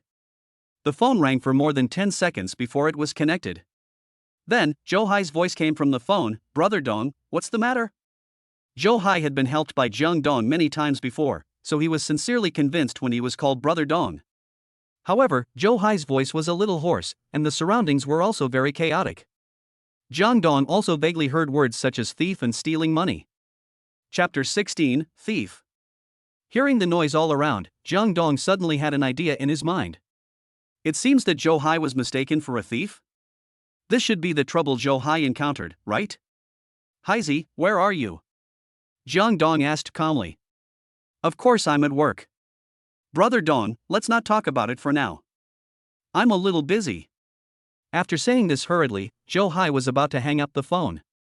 Jang Dong hurriedly stopped Zhou Hai. I'm in the Auto Trade City now. What's the name of the company you work for? Tell me right now. This. Zhou Hai hesitated. He is this kind of person, stubborn and obstinate, the kind of taciturn person who will swallow his anger even if it means breaking his front teeth. When Jang Dong lent him money, it was all forced upon him by Jang Dong. It is precisely because of Zhou Hai's honest and upright character that Jang Dong cherishes this friend even more after experiencing many ups and downs. Hurry up and tell me. Jang Dong said fiercely, I know you must be in trouble. I'll help you solve it. Brother Dong. Stop talking nonsense. Jang Dong was a little angry. Hearing the anger in Jang Dong's tone, Zhou Hai dared not hide it anymore, and said helplessly, I'm at Ocean Cars. Ha ha. What a coincidence. Jang Dong sneered, wait, I'll be there soon. After hanging up the phone, Jang Dong no longer hesitated and ran towards the direction of Ocean Automobile with big strides. Ocean Automobile is one of the most powerful automobile chain stores in Zhongbei Province, with branches in various cities in Zhongbei Province. Its business covers all areas including sales of various types of automobiles, repairs and maintenance, and purchase and sale of used cars. Wuchang is the well-deserved leader in the automobile industry. Soon, Jang Dong found the Ocean Automobile Wuchang store. After rushing into the sales hall without stopping, Jang Dong ignored the dazzling array of cars and the tall and beautiful saleswomen in uniforms, and locked his eyes directly on the group of people in the corner of the exhibition hall. A group of men, young and old, wearing Ocean Automobile work clothes, surrounded a young man over 1.9 meters tall, with a sturdy build and a crew cut. This man was Zhou Hai. Silly guy, you seem to be quite honest usually, why are you so dirty? That's right. Director Wu treats you well. How could you steal his money? It's only $500, not much, but it makes us see through you. You're such a loser. If you don't have money, you can earn it with your own hands. How can you do such a shady thing? How could there be someone like you in our company? Director Wu, fire him. This group of people pointed fingers at Zhou Hai, their eyes full of contempt, disdain and exclusion, and insisted that it was Zhou Hai who stole the money. Zhou Hai, who was honest and taciturn, was so angry that his face turned red and his neck was thick, and his eyes were bloodshot. After hearing this, Jang Dong had completely understood what had happened. Zhou Hai stole money? Jang Dong would never believe it even if you kill him. When Zhou Hai was still in school, he picked up a bag with about 20,000 yuan in cash in it. In order to wait for the owner, this guy waited there for 3 or 4 hours. When the owner came to claim it, he gave Zhou Hai a reward of 1,000 yuan, but this guy said he didn't want any. Who lost the money? It was Jang Dong's mother, Shin Xiulian. Otherwise, how could Jang Dong force money on Zhou Hai when he was short of money? Therefore, Jang Dong firmly believed that this group of people were wrongly accusing Zhou Hai. As for whether there were other hidden secrets, Jang Dong didn't know. He only knew now that he had to help Zhou Hai solve this problem. As soon as he thought of this, Jang Dong immediately strode towards Zhou Hai. Chapter 17, Integrity is a good thing, but you don't have it. Haizi, what's going on? Jang Dong walked into the crowd, stood beside Zhou Hai, and scanned everyone with narrowed eyes. Brother Dong. Zhou Hai looked at Jang Dong gratefully. At this time, the only person willing to stand by his side was Jang Dong. Who are you? Before Zhou Hai could finish his words, he was interrupted by a bald middle-aged man. Then, the bald man looked Jang Dong up and down with disdain. Want to help Zhou Hai? Or are you an accomplice? Accomplice? Ha ha. Jang Dong sneered, but he ignored the bald man and turned to Zhou Hai and asked, "Tell me, what's going on?" Director Wu lost 500 yuan and insisted that I stole it. Zhou Hai pointed at the bald Director Wu angrily and growled, "I didn't steal the money. It was this Director Wu who took the lead in ostracizing me and wanted to kick me out of the company." "I'm ostracizing you? Are you worthy?" The bald Director Wu glared at Zhou Hai fiercely and said coldly, "You stole my money." "What? Do you think you found a backer and want to deny it? No way." As soon as Director Wu finished speaking, the people around him immediately started to make a noise. It was this big idiot who stole the money. This guy's family is very poor, he must have stolen it. A dragon gives birth to a dragon, a phoenix gives birth to a phoenix, a mouse's child will dig holes, and I don't think this new guy is any good. Birds of a feather flock together. Can a friend of a poor thief be a good person? Call the police. Arrest these two people. Hearing the unanimous voices of support from all around, Director Wu couldn't help but raise his head, with an arrogant sneer on his face, and said to Jang Dong with contempt, "Did you hear that? I have a witness. Boy, are you still going to stand up for this poor fool? You guys?" Zhou Hai pointed at Director Wu angrily. As the saying goes, gossip can melt metal. Zhou Hai is really unable to defend himself now. People are two-faced. How many tragedies and unjust cases have been caused by these people and keyboard warriors who blindly follow the crowd without understanding the situation? Jang Dong waved his hand calmly, interrupting Zhou Hai's words. He looked at the complacent Director Wu with a playful look in his eyes, and said calmly, "Do you think that Haizi is poor, so he must have stolen the money? What kind of logic is this? The theory that the poor are guilty? Don't you know that there is a thing called morality in the world? Oh. Sorry. You don't have it, so naturally you can't know. Fuck." Director Wu was scolded by a young boy in front of his subordinates. Naturally, he felt very embarrassed. He immediately pointed at Jang Dong and shouted angrily, "Who do you think you are? How dare you teach me a lesson? I think you are also involved in this matter." "You mean, Haizi and I stole your money together? We stole 500 yuan from you?" Jang Dong tried hard to suppress his smile, his face flushed red. Jang Dong stole money? Just stole $500? Stop it.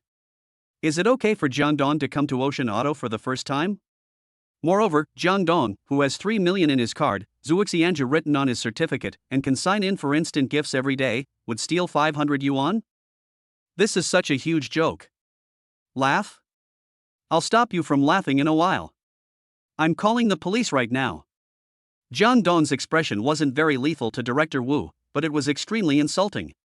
After he finished speaking, Director Wu took out his phone and prepared to call the police. Jang Dong still watched Director Wu's performance calmly. To put it simply, Jang Dong was looking at the ink blue Trident supercar that was parked outside the exhibition hall, and the man in a suit who got off the supercar. Chapter 18, Hitting Your Own Face Part 1. Let us talk about this supercar first, with its sleek lines, perfect curves, the restrained yet bold ink blue paint, the iconic Maserati fierce front face, and the high-end Trident. It's simply a weapon for showing off. It's a pity that Jang Dong doesn't know much about supercars, so he doesn't know more parameters and configurations for the time being. There was also the middle-aged man in a suit and tie who got out of the supercar. He had thick eyebrows, big eyes, a square face, and was quite imposing. He walked quickly into the exhibition hall and began to look around, as if he was looking for someone. Soon, the middle-aged man discovered a group of people gathered in the corner and walked towards them. "What are you doing?" The middle-aged man frowned and looked at Director Wu. "Old Wu, why are you here in the showroom instead of working in the workshop during working hours? Don't you know that a distinguished customer will come to our store to pick up a car soon? You are all gathered together. What kind of a scene is this? Can you afford to take responsibility for leaving a bad impression on the distinguished customer?" The middle-aged man came up and started to scold Director Wu, but Director Wu, who was so arrogant before, didn't dare to say a word and just smiled timidly to the man in the suit. "Boss Wang, we didn't gather in the exhibition hall on purpose. We blocked Zhou Hai here because he stole my money." Director Wu explained to Boss Wang in his suit with his eyebrows lowered. He pointed at Jang Dong and said with gritted teeth, "And him, Zhou Hai's accomplice. My money must have been stolen by the two of them together. I was planning to call the police." "Call the police?" Mr. Wang, the man in a suit, could not help but frown. "The distinguished guest will come to pick up the car soon. You call the police now? Do you have any brains? We will deal with this matter later. Wait until the distinguished guest takes this Maserati away. Who on earth is so rich? Director Wu immediately followed what President Wang said and started to talk. This is the Maserati GTMC Centennial Edition. It's a limited edition ink blue. A 4.7-liter suit thug. As soon as Director Wu finished speaking, the group of auto workers who had previously besieged Zhou Hai began to cast envious glances towards the exaggerated and cool top-level supercar outside the exhibition hall, and started a heated discussion around it. Yes. This car is one of our treasures. It is a top-notch supercar specially produced by Maserati to commemorate the 100th anniversary of the company's establishment. Especially this ink blue one, it is the most limited edition among the limited editions. The bare car price is 2.98 million, and the final price is at least 3.5 million. I wonder which rich guy bought such a great car. In a small place like Wuchang, anyone who can afford a car like this must be a top tycoon, right? Of course. Who would dare to buy a 3.5 million yuan car if they don't have tens of millions of yuan? This group of mechanics know a lot about cars, and they explained the whole story of this top-of-the-line supercar like they knew it in detail. This gave Jang Dong a certain degree of understanding of this supercar that belonged to him. Generally speaking, this Maserati GTMC Centenary Edition can be summed up in 2 words: awesome. As everyone was discussing, Jang Dong suddenly turned his gaze to Mr. Wang and asked casually, "Wang Tao?" These 2 simple words immediately drew everyone's attention to Jang Dong, especially the man in the suit, Director Wu, and Zhou Hai. Chapter 19, Hitting Your Own Face Part 2. Zhou Hai and Director Wu both had complicated and horrified expressions on their faces. They really didn't expect that Jang Dong could actually call out Mr. Wang's name. Could it be that they knew him? "I'm Wang Tao, you are." The man in the suit, Wang Tao, didn't know Jang Dong, but his years of experience, as well as the calmness and composure emanating from Jang Dong, made Wang Tao dare not underestimate him. "My name is Jang Dong." Jang Dong smiled faintly and gave his name. "You?" Wang Tao subconsciously changed the way he addressed Jang Dong, with a flash of surprise in his eyes. "You are Jang Dong, Mr. Jiang? The one who came to pick up the car? This is my ID card, please check it." Jang Dong took out his ID card without saying a word and handed it to Wang Tao. In an instant, Director Wu and the rest of the group, including Zhou Hai, all stood there in a daze. Especially Director Wu and Zhou Hai, the parties involved, they even subconsciously stopped breathing. "Mr. Jiang, who is here to pick up the car?" He even took the initiative to hand his ID card to Wang Tao for verification. There was no way he could escape. The Jang Dong in front of them was the distinguished guest that Wang Tao had mentioned before, and also the mysterious rich man that they all envied. When Director Wu thought of this, his face immediately turned ashen. Recalling how they had just boasted about the supercar and the wealthy man, every sentence and every word seemed to have turned into an invisible slap, slapping everyone's face hard. Because the owner of this magical car is Jang Dong, the young boy who was previously ridiculed and belittled by them and regarded as Zhou Hai's accomplice. This is really like slapping yourself in the face, and it's a very hard slap. An eerie silence completely sealed off the corner of the exhibition hall. At this moment, it seemed as if time had stopped, and Jang Dong became the focus of everyone's attention. On the other side, after a brief moment of astonishment, Wang Tao respectfully stretched out his hands and took Jang Dong's ID card. After checking it with the information on his phone, a smile brighter than a chrysanthemum immediately appeared on his face. He bent down slightly, held Jang Dong's ID card in both hands and handed it back. "Mr. Jiang, I'm sorry that I couldn't recognize you and receive you the first time. Please go to the VIP lounge for a cup of tea." "Go to the VIP lounge for tea?" Jang Dong took the ID card and said with a cold smile, "I thought you were going to invite me to the patrol office for tea." "Mr. Jiang, you must be joking." Wang Tao smiled awkwardly and glared at Director Wu. "How could we treat a distinguished guest like Mr. Jiang like this? It's all a misunderstanding." "Misunderstanding? Misunderstanding? Why don't I think it's a misunderstanding?" Jang Dong had no intention of suppressing the matter. He pointed at Director Wu, who was stunned and had not yet recovered from his shock, and said coldly, "He said that my best brother stole 500 yuan from him just because my brother was poor. How can this be called logic? Explain it to me." This. Wang Tao didn't expect Director Wu to say such a thing, and for a moment he couldn't explain it. However, he reacted immediately and kicked Director Wu hard. "Are you crazy? Is this human language? Mr. Wang, Director Wu was like a mute eating bitter herbs, unable to express his pain.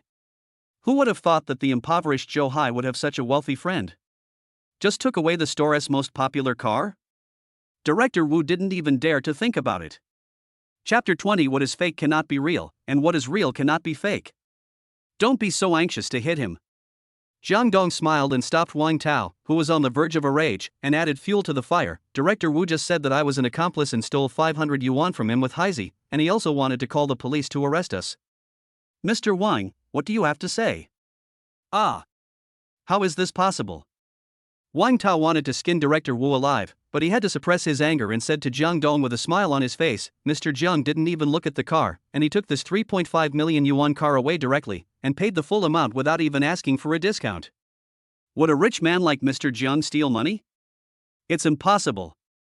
Not to mention 500 yuan, even if it was 5 million, Mr. Jiang would definitely not care about it.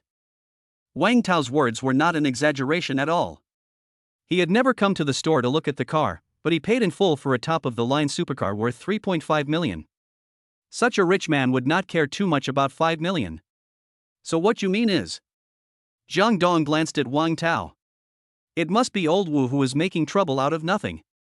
Wang Tao said very firmly. Then my brother. Jang Dong nodded with satisfaction, and then pointed at Zhou Hai who was still beside him and had not yet come to his senses. Birds of a feather flocked together. As Mr. Zhang's brother, Xiao Zhou would certainly not do such a thing. Wang Tao's attitude remained firm.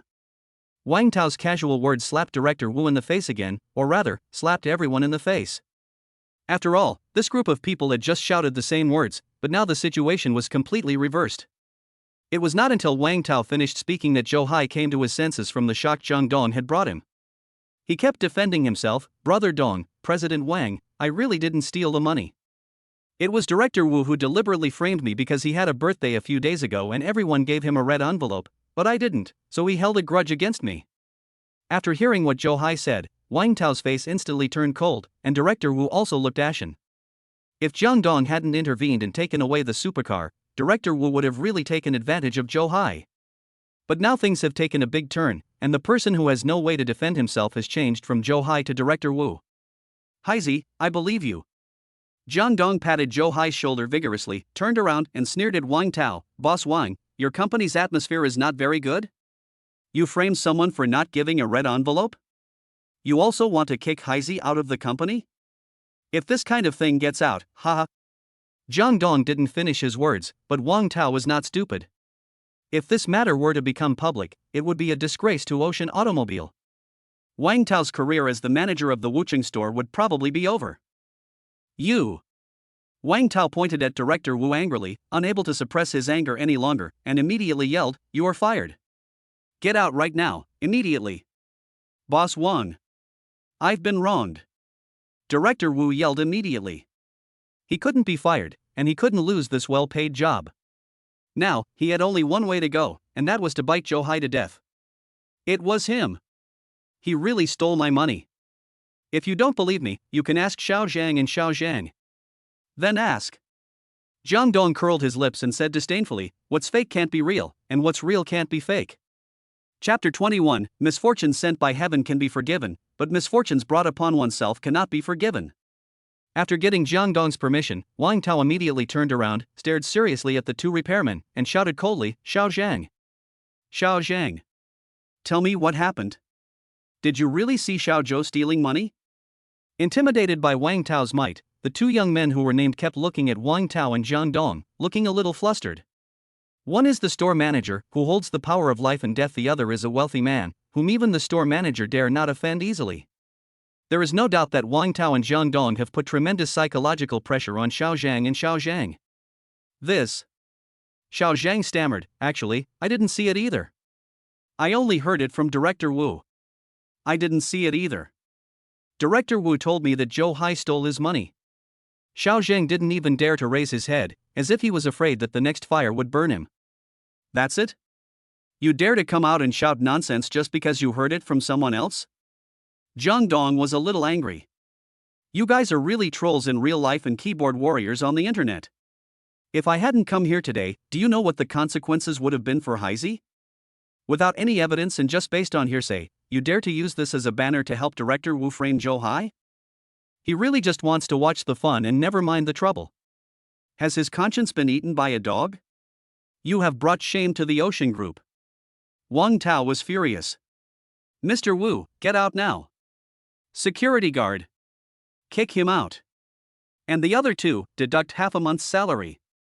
Before Wang Tao's roar had even finished, several security guards rushed out and carried Director Wu, who was screaming and almost crying, to the workshop in the backyard. This is what they mean: misfortunes sent by heaven can be forgiven, but misfortunes brought upon oneself cannot be forgiven. Director Wu left, and the group of repairmen also left the exhibition hall trembling with fear. Compared to Director Wu, Xiao Zhang and Xiao Zhang breathed a sigh of relief. It was better to deduct half a month's salary than to lose their jobs at the headquarters. Mr. Jiang, are you satisfied? After everyone left, Wang Tao asked Jang Dong with a smile on his face. Now Wang Tao has the handle in Jang Dong's hand. What's more, Jang Dong is a mysterious rich man of his level, whom he dare not offend at all. Instead, he has to try his best to win him over. Wang Tao's performance is definitely inseparable from the support of a rich man like Jang Dong. Both publicly and privately, Wang Tao had to satisfy Jang Dong first. That's about it. Jang Dong laughed disdainfully. Wang Tao was startled, his eyes rolled around, and he immediately came up with a plan. Mr. Jiang, Mr. Wu has been fired, and his position is vacant. I think Xiao Zhou is a good person, honest, loyal, and hardworking. Why not let Xiao Zhou be the director of the maintenance workshop? The reason why Jang Dong got involved in this matter was because of Zhou Hai, and Jang Dong has said more than once that Zhou Hai is Jang Dong's best brother. Under this premise, Wang Tao, who is a shrewd man, will naturally set his sights on Zhou Hai.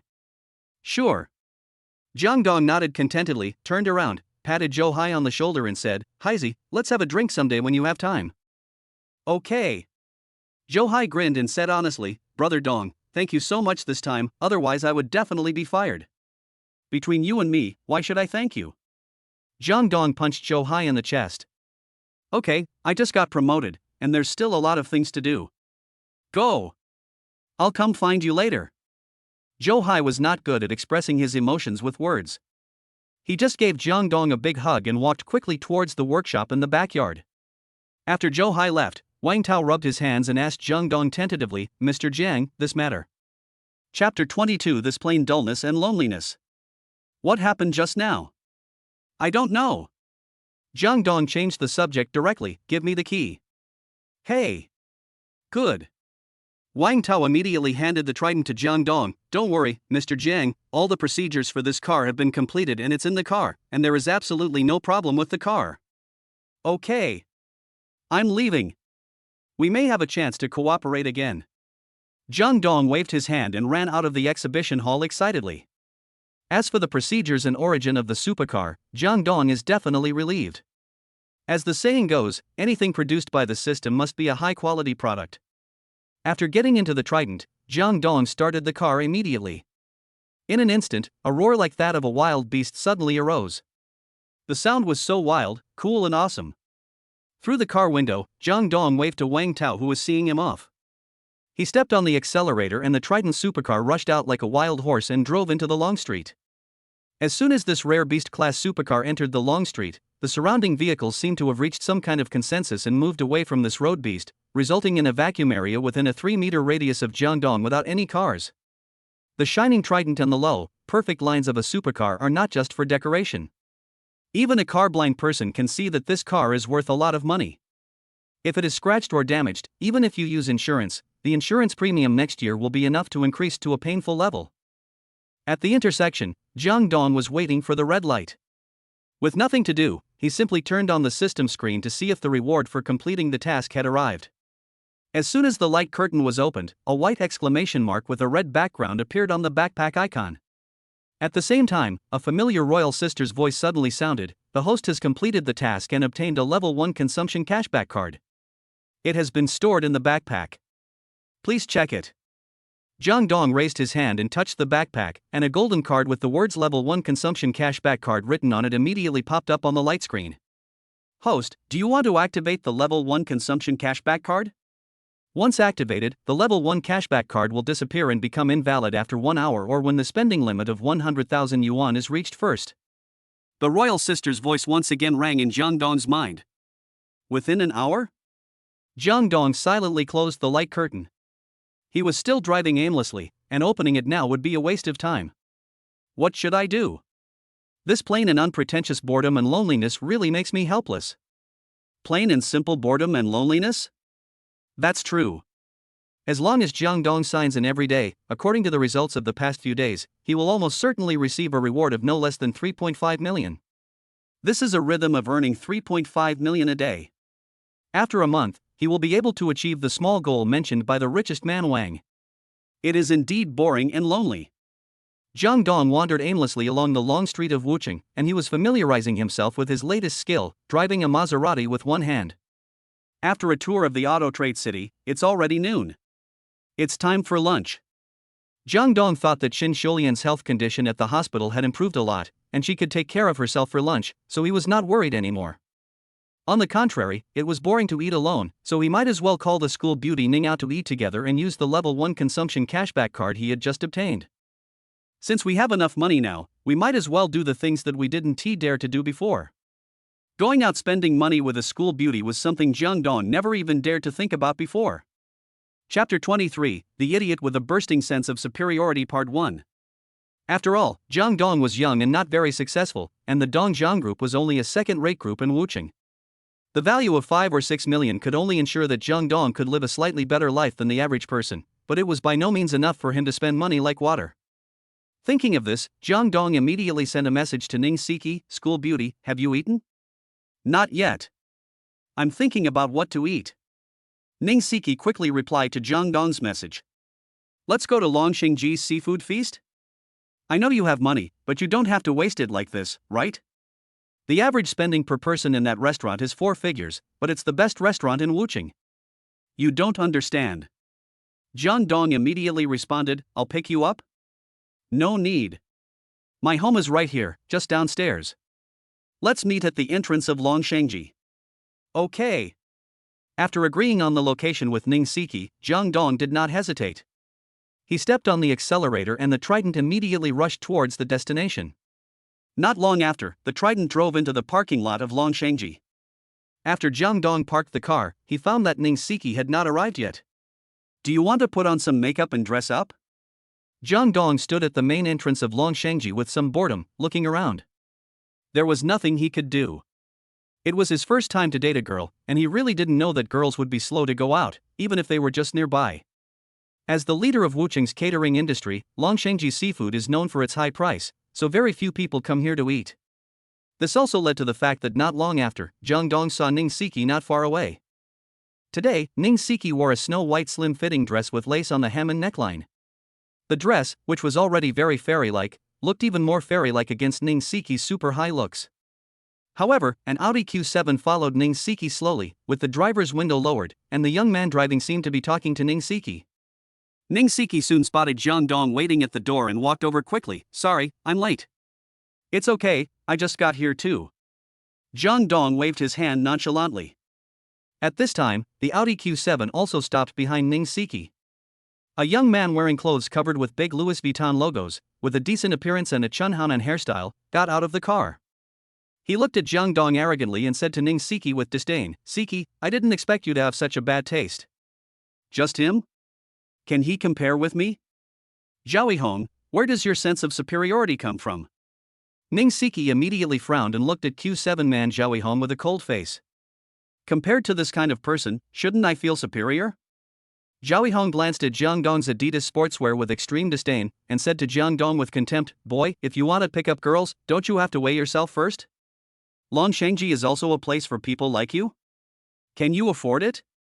"Ha ha." Facing Zhao Hong's provocation, Jang Dong, whose state of mind had completely changed, did not show any anger.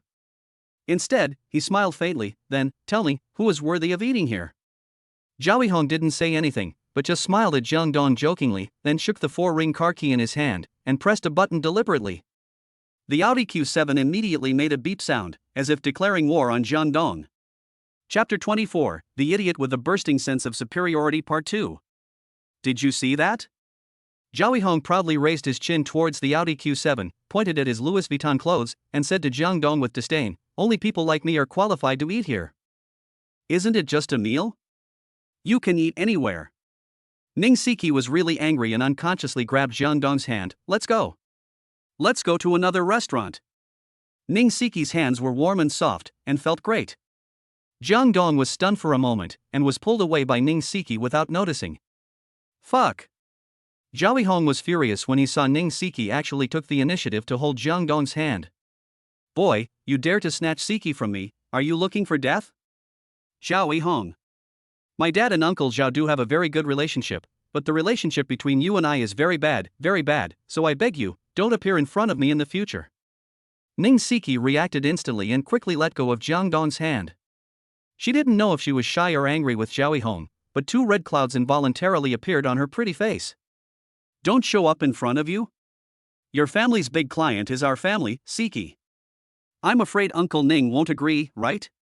Zhao Hong laughed so proudly that he made Ning Siki speechless.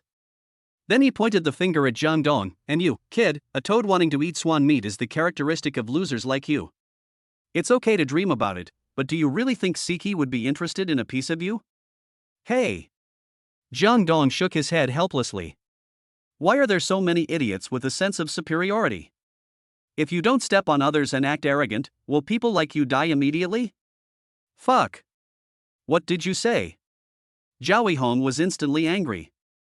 I just want to tell you one thing, Beep, you can't pretend like that. Jang Dong was very calm. Interesting. Zhao Hong was actually amused by Jang Dong. Come on. Tell me, how should I pretend to be a bee? Do you want a copy of the key? Jang Dong blurted out this question without any reason. Before Zhao Hong understood what was going on, Ning Siki couldn't help laughing out loud, and responded to Jang Dong in a very cooperative manner. He doesn't deserve the key, he doesn't deserve it. Let's go to the food city in Yida Plaza for dinner, there is a delicious knife-cut noodles there.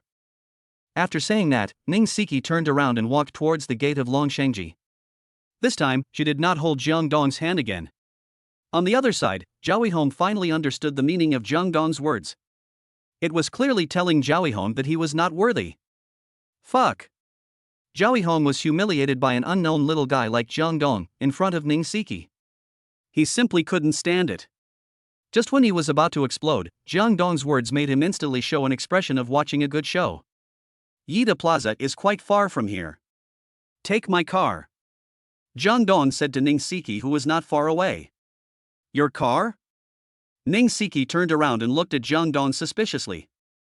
Just graduated from high school and you already have a car? You know, Du Shuai, who is known as the richest man in the school, doesn't he even have a car?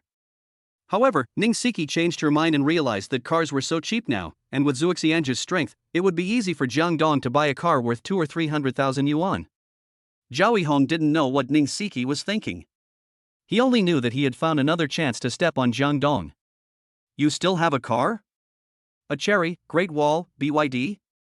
Or one of those Matchbox BMW 1 Series cars that are specifically designed to cheat little girls? Zhao Hong smiled widely, looked around, and finally locked his sights on the most expensive supercar in the parking lot, the Maserati GT Centennial Edition. Chapter 25. You still have an advantage, that is vision. Zhao Hong mocked Jang Dong in an exaggerated manner. Boss, could it be the Maserati GT? That's the limited edition Centennial Edition, and it's the limited edition ink blue. I heard the price of this car is close to 3.5 million. Zhao Hong was clearly mocking Jang Dong, because he didn't think Jang Dong could afford that kind of car. In fact, not only Zhao Hong thought so, but Ning Siki also felt so. After all, the Trident logo already represents a starting price of 7 figures, and Zhao Hong said that the landing price of the supercar reached 3.5 million. No matter how much money Zhu Xianju makes, its value is only 4 million. Jang Dong has just graduated from high school, and it is impossible for him to drive a Zhu Xianju around the streets. Why are you bringing up the car at this time? Ning Siki approached Jang Dong and complained to him in a low voice. Zhao Hong is clearly waiting to see you make a fool of yourself.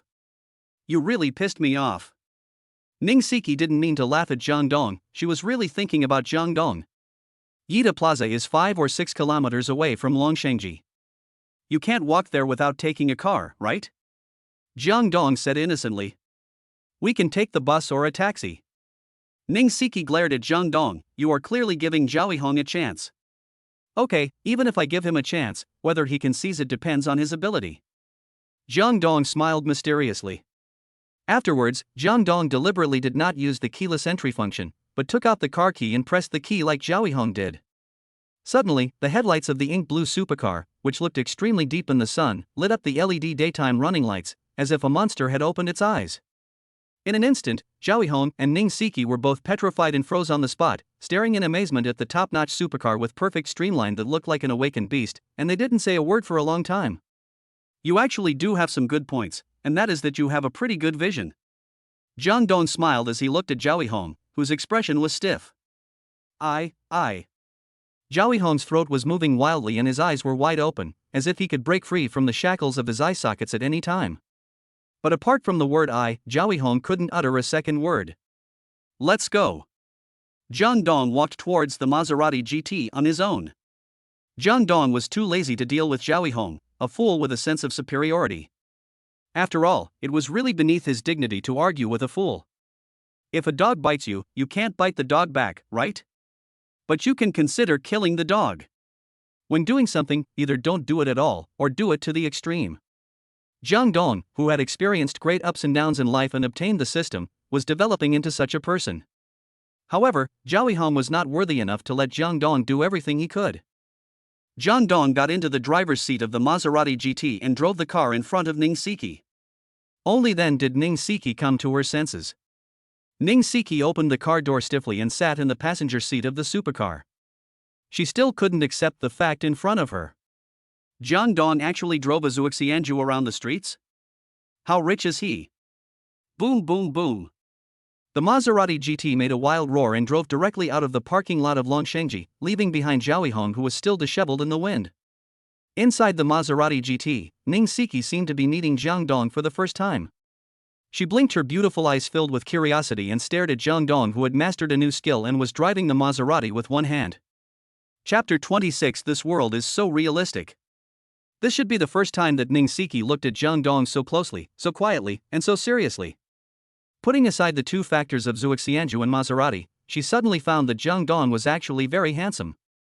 He was about 1.8 meters tall, with a pair of sword-like eyebrows slanting into his temples, a high nose bridge, three-dimensional facial features, and healthy wheat-colored skin. Have you seen enough? Jang Dong's sudden voice interrupted Ning Siki's thoughts. Being caught on the spot, Ning Siki's pretty face turned red for no reason. If you don't look at me, how do you know I'm looking at you?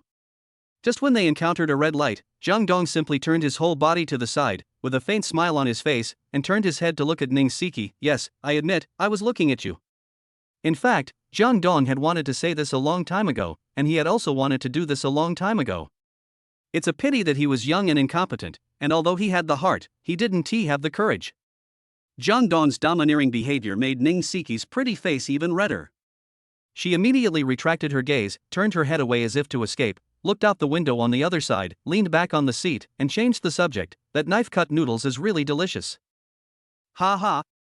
Jang Dong couldn't help but chuckle. The light turned green and the Maserati set off again. Along the way, Ning Siki didn't dare turn around to peek at Jang Dong, nor did she speak again, until Jang Dong drove the supercar and parked it directly near the main entrance of Yida Plaza. Ning Siki woke up from her wild thoughts. You're just going to park here? Ning Siki's neck felt a little sore. What if the security guards come and chase you away? Don't worry, the security guards will pretend not to see cars of this level. Jang Dong smiled confidently. What Jang Dong said was true. This society is so realistic. If you park a car worth tens of thousands of dollars near the main entrance of Yida Plaza, the security guard will not only drive you away but may also lock the wheels. But it is different if it is a Maserati. The shining trident represents parking privileges. In fact, these ironic things happen around us all the time. Okay. Ning Siki shook her head helplessly. Ning Siki, who had never experienced any storms, really didn't understand the ways of the world. Besides, I don't think this car can be driven into the underground parking lot. The chassis is too low. If it gets damaged, the property management of Yida Plaza will not compensate. Why bother yourself? Jang Dong didn't want the simple-minded Ning Siki to be contaminated by this big dye vat, so he casually said such a reason which was considered to be the truth. You're right. Ning Siki thought about it and immediately nodded in agreement. Let's go. Let's go eat knife-cut noodles. Ning Siki stepped down from the Maserati lightly, and walked into Yida Plaza one after another with Jang Dong. However, Ning Siki did not see that the security guard of Yida Plaza really seemed to have seen nothing. He deliberately turned around and turned his back to the Maserati that was parked irregularly. Yida Plaza is an industry under the Yida Group, which ranks among the top 3 in Longwa. It includes many elements such as catering, shopping, leisure, and entertainment. It is the largest and most well-known shopping mall in Wucheng. Therefore, the customer flow here is far beyond that of Longshengji. As soon as they entered Yida Plaza, the combination of Jang Dong and Ning Siki attracted a lot of attention, but the two did not care about this. Ning Siki seemed very happy to lead Jang Dong into the elevator and went directly to the food city on the 3rd floor. Chapter 27, Poor People Play with Cars, Rich People Play with Watches. The restaurant that Ning Siki chose was in the corner of the food court on the 3rd floor. It didn't cover a large area, and there were only 8 tables in the restaurant.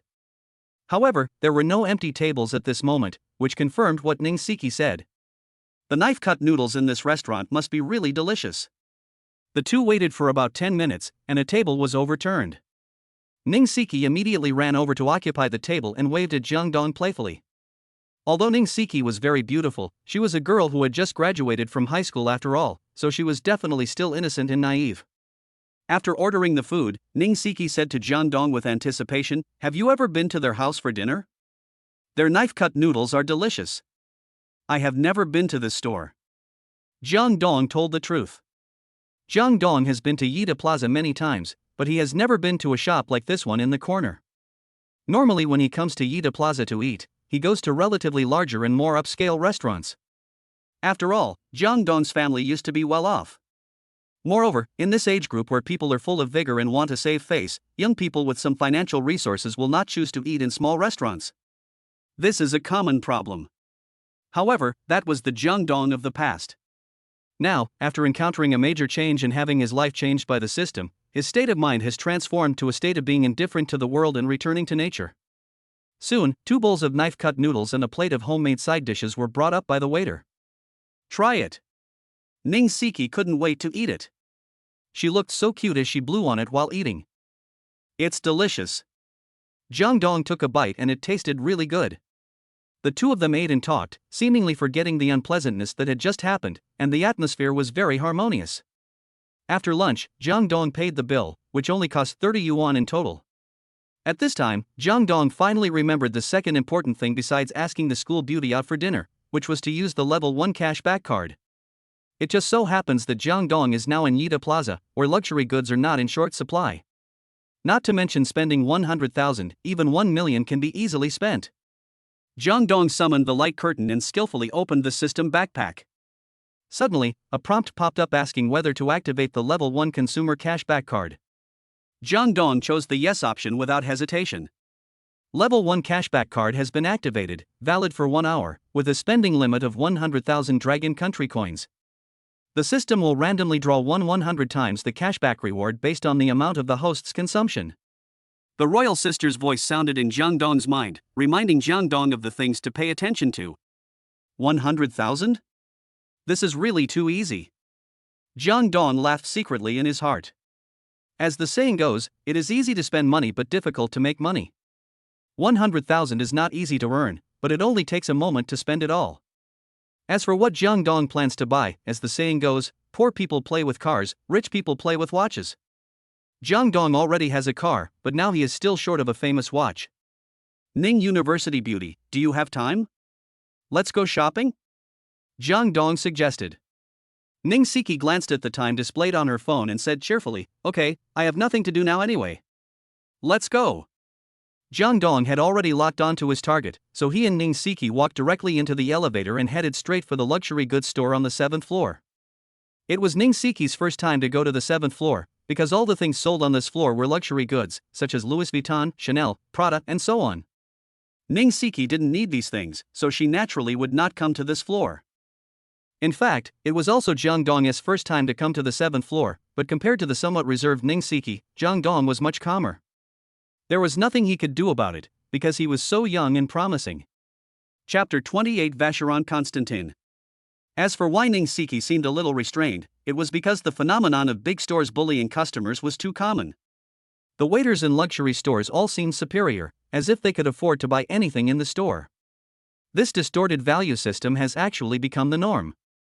For example, a person who earns 30,000 yuan a month will think about how to do tomorrow's work after get off work, while a person who earns 3,000 yuan a month will discuss which is better, Maybach or Bentley, after get off work. Don't laugh, this is the truth. Jang Dong, are we here to buy something? Ning Siki followed Jang Dong out of the elevator somewhat nervously. Looking at the familiar luxury brands around her, Ning Siki felt quite panicked.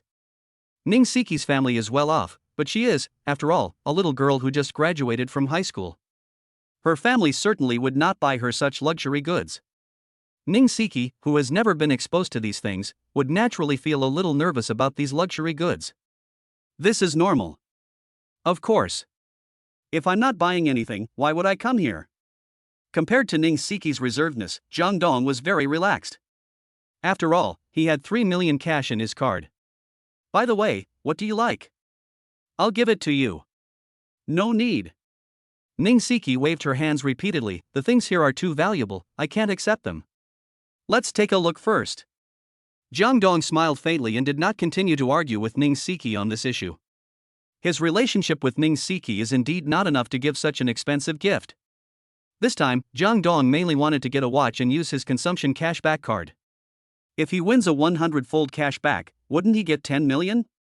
Glancing around, Jang Dong quickly locked onto the store closest to him, Vacheron Constantin.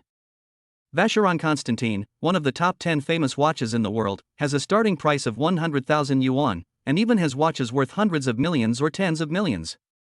Its most famous slogan is, "You can easily own time, but you can't easily own Vacheron Constantin." Let's go and take a look at Vacheron Constantin. Jang Dong took a step with a smile and walked straight towards Vacheron Constantin. Although Ning Siki had never been here, she had heard of the name of Vacheron Constantin.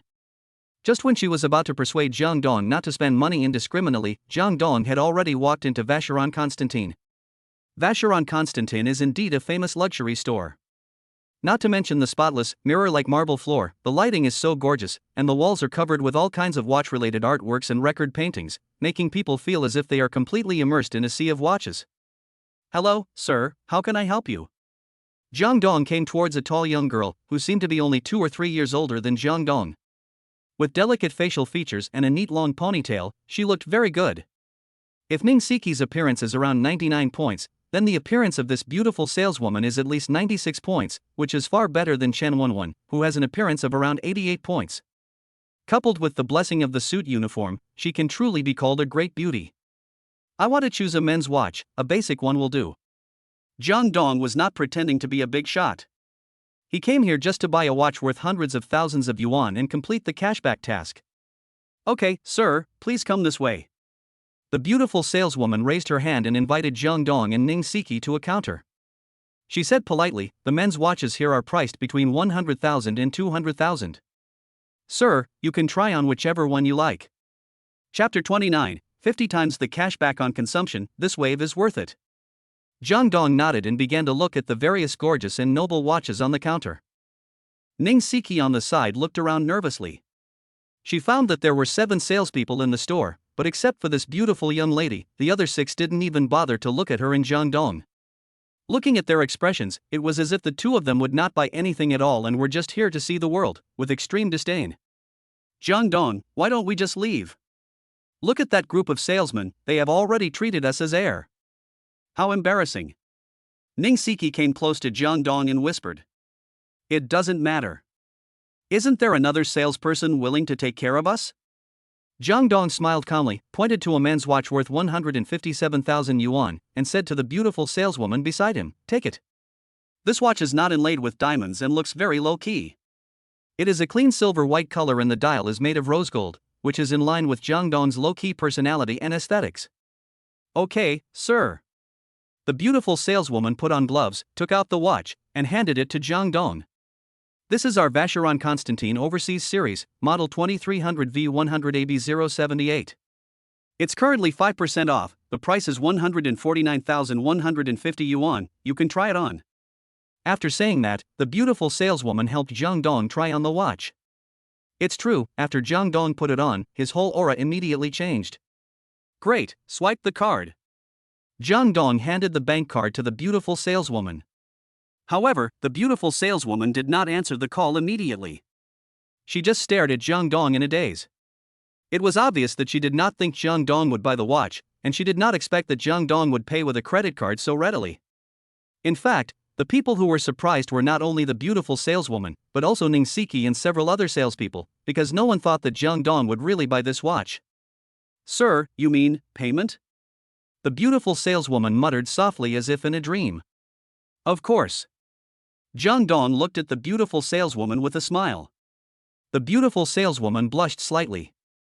She took the bank card handed over by Jang Dong awkwardly and started to process the payment. At the same time, the familiar voice of the queen suddenly appeared in Jang Dong's mind. "The host's consumption has reached the upper limit. Please open the system and randomly draw the cashback multiple." Upon hearing this, Jang Dong immediately turned on the light curtain. A series of wildly flashing numbers appeared on the light curtain. There was a confirmation button below the numbers. Jang Dong pressed the confirmation button without hesitation. Then, the wildly flashing numbers instantly turned into the three numbers 050. Congratulations to the host for winning 50 times the cashback. Do you want to withdraw the principal and cashback to your bank card? Extract. Jang Dong was extremely excited. "I bought a watch for less than 150,000 yuan, and not only did I get my principal back, I also unexpectedly got a 50-fold cashback. Since the upper limit of the level 1 consumption cashback card is 100,000, the 50 times cashback amount is 5 million, which is simply pie in the sky, and it is a big pie with thin crust and thick flesh. This wave is definitely worth it." After unexpectedly receiving a 5 million cashback, Jang Dong's appetite grew. Since he wanted to play with watches, why not choose a similar one? However, the prerequisite is to ensure sufficient funds to upgrade the system. While Jang Dong was daydreaming, he received a text message on his phone. It was a balance change reminder from Longhua Bank. "Your card with the last digit 0821 received a transfer of 5,149,150 yuan at 1341 on August 17. The balance after the transaction is 8,010 yuan. Chapter 30. This is society, the real society. Looking at the balance of 8 million shown in the text message, Jang Dong couldn't help but smile foolishly. If Zuoxianju can be sold successfully, at least 4 million can be sold. If a little more is asked for, 4.5 million will not be a problem. In this case, the cash on him will reach about 12.5 million. After deducting 10 million for system upgrade, there will be about 2.5 million left. Therefore, the price of his next watch will be acceptable as long as it does not exceed 2 million. What? Gone all the money? I just need to sign in at the commercial district tomorrow, it's no big deal. Who made Jang Dong so promising at such a young age? With this in mind, Jang Dong no longer hesitated and called the beautiful saleswoman who had successfully swiped the card. "Beautiful lady, I want to choose another watch." "Sir, what price range of watches would you like to choose?" The beautiful saleswoman looked at Jang Dong with a little surprise. Buying the first watch was already beyond her expectation, and now he actually wanted to buy a second watch? Not only was the beautiful saleswoman surprised, but the other 6 salespeople also instantly stopped talking to each other and became quiet. Everyone's eyes were focused on Jang Dong at this moment. "Within 2 million. Jang Dong said calmly. At this moment, countless question marks popped up in the minds of Ning Siki, the beautiful saleswoman, and the other 6 salespeople. "I just bought a watch worth 150,000 yuan, and now I want to buy a watch worth less than 2 million yuan? Why did you buy a watch worth 150,000 yuan before? Could it be that this young and wealthy guy has a habit of pretending to be low-key?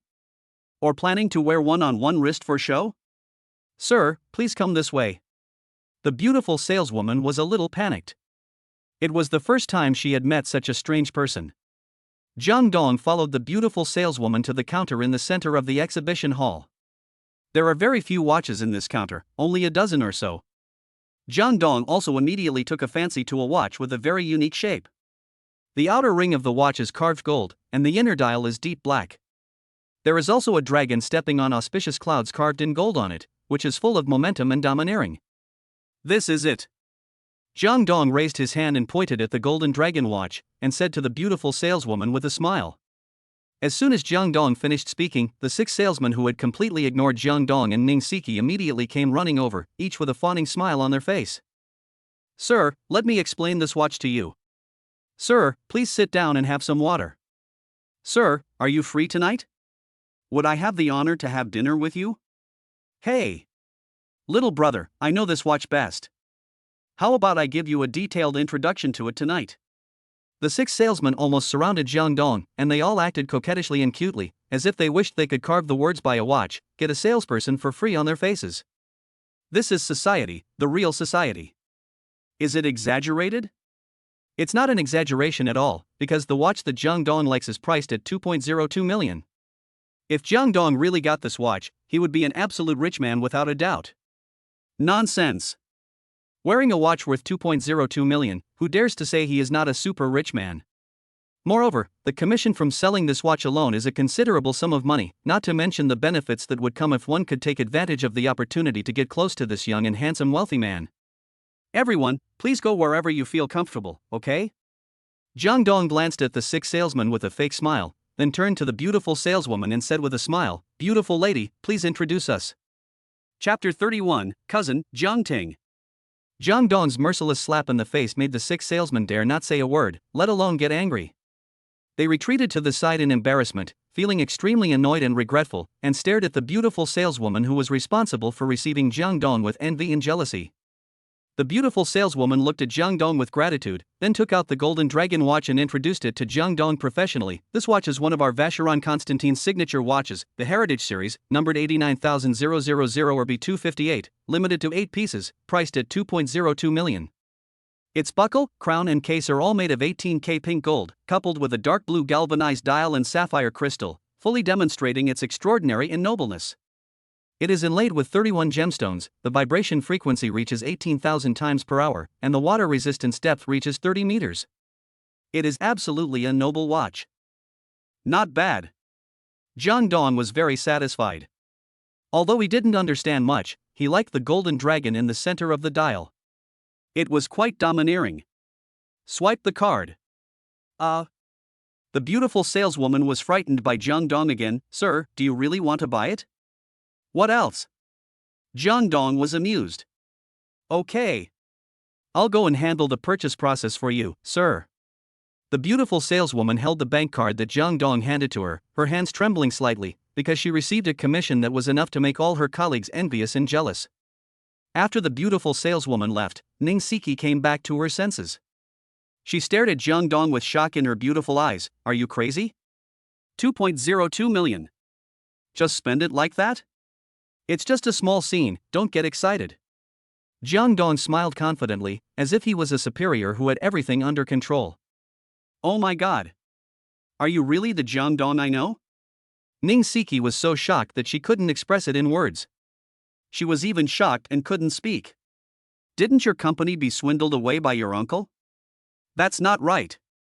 I heard from my classmates that your company seems to be worth more than 5 million?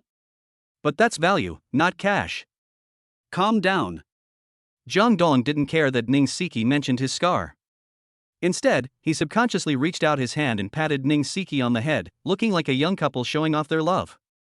Ning Siki was instantly awakened by Jang Dong's head-patting move, and a blush immediately appeared on her pretty face. However, contrary to Jang Dong's expectation, she did not dodge. "I am most afraid of the air suddenly becoming quiet, especially between Jang Dong and Ning Siki, whose relationship is not clear."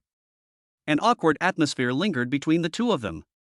Before Jang Dong could withdraw his hand, a surprised and teasing voice suddenly rang out from Jiang Shidantan. "Hey! Isn't this my little cousin Jang Dong? Is he flirting with girls?" As soon as the voice fell, a young man dressed in Versace, with a slick back hair and a ruffian look on his face, walked into Vacheron Constantine with his arm around a heavily made-up internet celebrity-looking girl, and went straight to Jang Dong and Ning Siki. When Jang Dong heard the voice, his eyes narrowed involuntarily. At the same time, he withdrew his hand and fixed his gaze on the direction where the voice came from. "I was wondering who it was. It turns out to be my cousin, Jiang Ting." Jang Dong laughed coldly. Jiang Ting, Jang Dong's cousin and the son of Jiang Qiyuan, is a complete playboy. The feud between Jang Dong and Jiang Qiyuan's family has reached a point where it cannot be resolved. When they meet Jiang Ting again, it is natural that they are like enemies meeting each other with jealous eyes. Chapter 32, Don't make me laugh, my trachea is not feeling well recently. Jang Dong and Jang Ting stared at each other, and both of them revealed extremely strong hostility in their eyes, even to the point of sparks. Boy, you are still so uneducated. Are you worthy of calling your cousin by his full name? Jang Ting took the initiative and said to Jang Dong with contempt in a condescending manner, also, with your current status, if you want to pick up girls, just find a small movie theater, spend a few $dozen to watch a movie, and then secretly hold hands or something. Is Vacheron Constantine a place where a stray dog like you is qualified to come? Please, put yourself in the right place, okay, cousin? Jang Ting showed no mercy at all. With one move, he stomped Jang Dong into the ground. There is no way. Jiang Qiyuan's family occupied the villa that belonged to Jang Dong, and also swindled Jang Dong's company away. As the saying goes, cutting off someone's financial resources is like killing their parents. The feud between these two families is almost irreconcilable. Since they have already torn their faces apart, there is no need to play tricks. It is normal to fight with real weapons when they meet. Young Master Jiang, he is your cousin, right? The internet celebrity-looking artificial beauty giggled at the right moment, looked at Jang Dong provocatively, and said disdainfully, I think he just came here to hang out and save face in front of his girlfriend. Young people nowadays are just vain. He. Sir, do you want to buy a watch? This little brother has already bought it. Since you look down on this young man so much, you will definitely buy a more expensive watch, right? At this time, another 6 salesmen stood up with a sarcastic look and began to charge for Jang Dong. However, Jang Ting did not hear the trap set by those salesmen. What? Having been slapped in the face by Jang Dong before, would he still help Jang Dong charge into battle? Why not? If you succeed, even your fart will smell good, and a group of people will be waiting to kneel and lick you. You are a loser. Even if you quote from the classics, it is all nonsense. This is the reality. There is no doubt that Jang Dong is an absolute successful person in the eyes of those salesmen. If they don't stand on Jang Dong's side, would they stand on Jang Ting's side? As the saying goes, the women around a man determine his identity and status. Ning Siki beside Jang Dong is definitely better than the internet celebrity-looking girl beside Jang Ting. Moreover, these salesmen have sharp eyes. Usually, the men who date these artificial beauties with internet celebrity-looking girls are the kind of people who show off just because they have a little money. Wow! Jang Ting didn't realize the deep meaning behind the salesman's words. Instead, he looked at Jang Dong in amazement like a clown. I can't believe my cousin can afford a Vacheron Constantine watch now? After saying this, Jang Ting stretched his neck and looked at the watch box next to Jang Dong, blurting out, Zongheng Sihai Series, 2300 V100 AB078, not bad, a watch worth a little over 150,000. Wow! Young Master Jiang is so knowledgeable. The internet celebrity immediately leaned into Jang Ting's arms, acting coquettishly and praising him. No big deal. Jang Ting boasted, people of my status naturally know more about watches. After all, the poor play with cars, and the rich play with watches. Ha ha. Cousin, your ability to brag is really beyond my reach. Jang Dong couldn't help it any longer, raised the corner of his mouth, and laughed jokingly, the poor play with cars, the rich play with watches. Do you understand what cars are? Do you think you can really integrate into the upper class by memorizing a few watch models? Don't make me laugh, my trachea is not feeling well recently. Chapter 33, So Awesome. Jang Dong, you're looking for death. Jang Ting's expression immediately turned cold after he was exposed by Jang Dong. It's true that Jang Dong's guess was not wrong at all. Jang Ting actually memorized some luxury model numbers on purpose to avoid embarrassing himself in public occasions. For example, this Zongheng Sihai 2300V watch was within the scope of his memorization. There was no way Jang Dong knew Jang Ting too well. Looking for death? Which grave did you dig? Jang Dong sneered. Jang Dong's disdain completely angered Jang Ting. After all, in Jang Ting's eyes, Jang Dong was still the poor man with nothing. He would never consider why Jang Dong could suddenly afford a watch worth 150,000 yuan. After all, the IQ of a playboy like Jang Ting was really limited. Jang Ting wanted to curse, but in order to maintain the aristocratic image he pretended to be, he had to suppress the anger in his heart. Because the 7th floor of Yida Plaza is the favorite place for the important figures in Wuchang to hang out. If he fights with Jang Dong here and is seen by a young man or a rich girl, then his dream of entering the upper class will be shattered. After all, the upper class pays more attention to background and quality, even if these are disguised to deceive people. At this time, the salesman began to exaggerate. Sir, would you mind choosing a more expensive watch? That's right. Sir, if you look down on me so much, then let's speak with strength. Only by crushing others with strength can you show your extraordinariness. Several salesmen continued to set traps for Jang Ting, but Jang Ting just didn't hear the tone of the trap. Jang Dong and Ning Siki on the side looked at Jang Ting with a gloating look, which made Jang Ting even angrier and more irrational. Anyway, I came here to buy a watch. Since this loser bought a watch worth 150,000, I want a 3110V from the Vacheron Constantin Historical Masterpieces series. Jang Ting stared at Jang Dong and said harshly, Sir, you have good vision. This watch is priced at 173,000 yuan, and it is currently on sale at a 5% discount. The actual selling price is 164,350 yuan. Sir, do you need to try it on? This group of salespeople are simply bootlickers to the end, not caring at all about how Jang Dong slapped them in the face before. Anyway, they are now Jang Dong's most loyal supporters, and they are the first to fight against Jang Ting. This is the inferiority of human beings. In front of the rich and powerful, they can put aside all their dignity and backbone. Try it on? No more. Jang Ting waved his hand and shouted arrogantly to show that he was more awesome than Jang Dong. Swipe the card and wrap it up for me. That's how awesome I am. Okay, sir. Please wait a moment. A salesperson with quick eyes and hands took the bank card that Jang Ting took out, as if he was afraid that Jang Ting would go back on his word. Even when things had developed to this point, Jang Ting still did not realize the seriousness of the matter. Instead, he was arrogant and looked down on Jang Dong with contempt. Humph. You useless guy, you only bought a watch worth 140,000 after the discount. So, your watch that costs 160,000 after discount is very expensive? Jang Dong couldn't help but tease before Jang Ting finished speaking. It's more expensive than yours, better than yours, and more classy than yours. Are you angry? Jang Ting continued to step on Jang Dong proudly.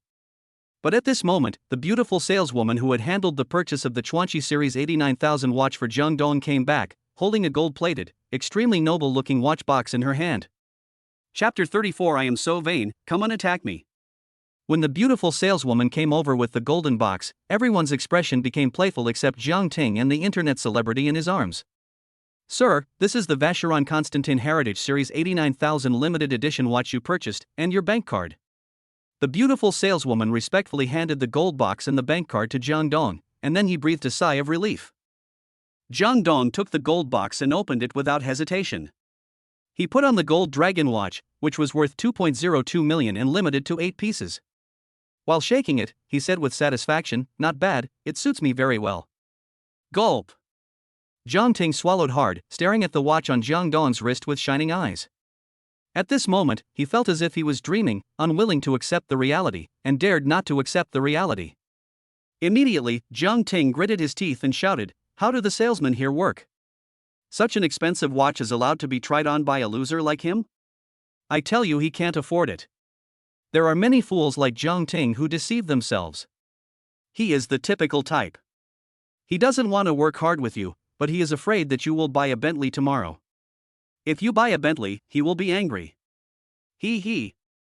This watch has already been paid for by this guy, 2.02 million in cash. Sir, is the historical masterpiece watch you just bought really more expensive than this limited edition watch? Is it better than this one? Is it more classy than this one? Stop kidding, the historic masterpiece series 3110V is just our Vacheron Constantin's entry-level model. This Heritage 89,000 is the real Vacheron Constantin. The salesman looked at Jang Ting as if he were a clown, and offered sarcastic ridicule.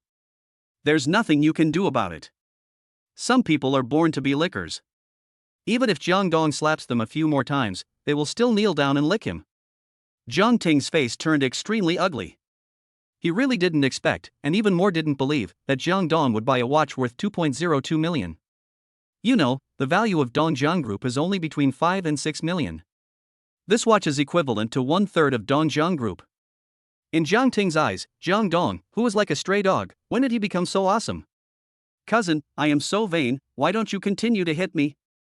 Jang Dong shook the priceless limited edition watch towards Jang Ting and the internet celebrity face, and said with a forced smile. You. Jang Ting was like a mute eating bitter herbs, unable to express his pain.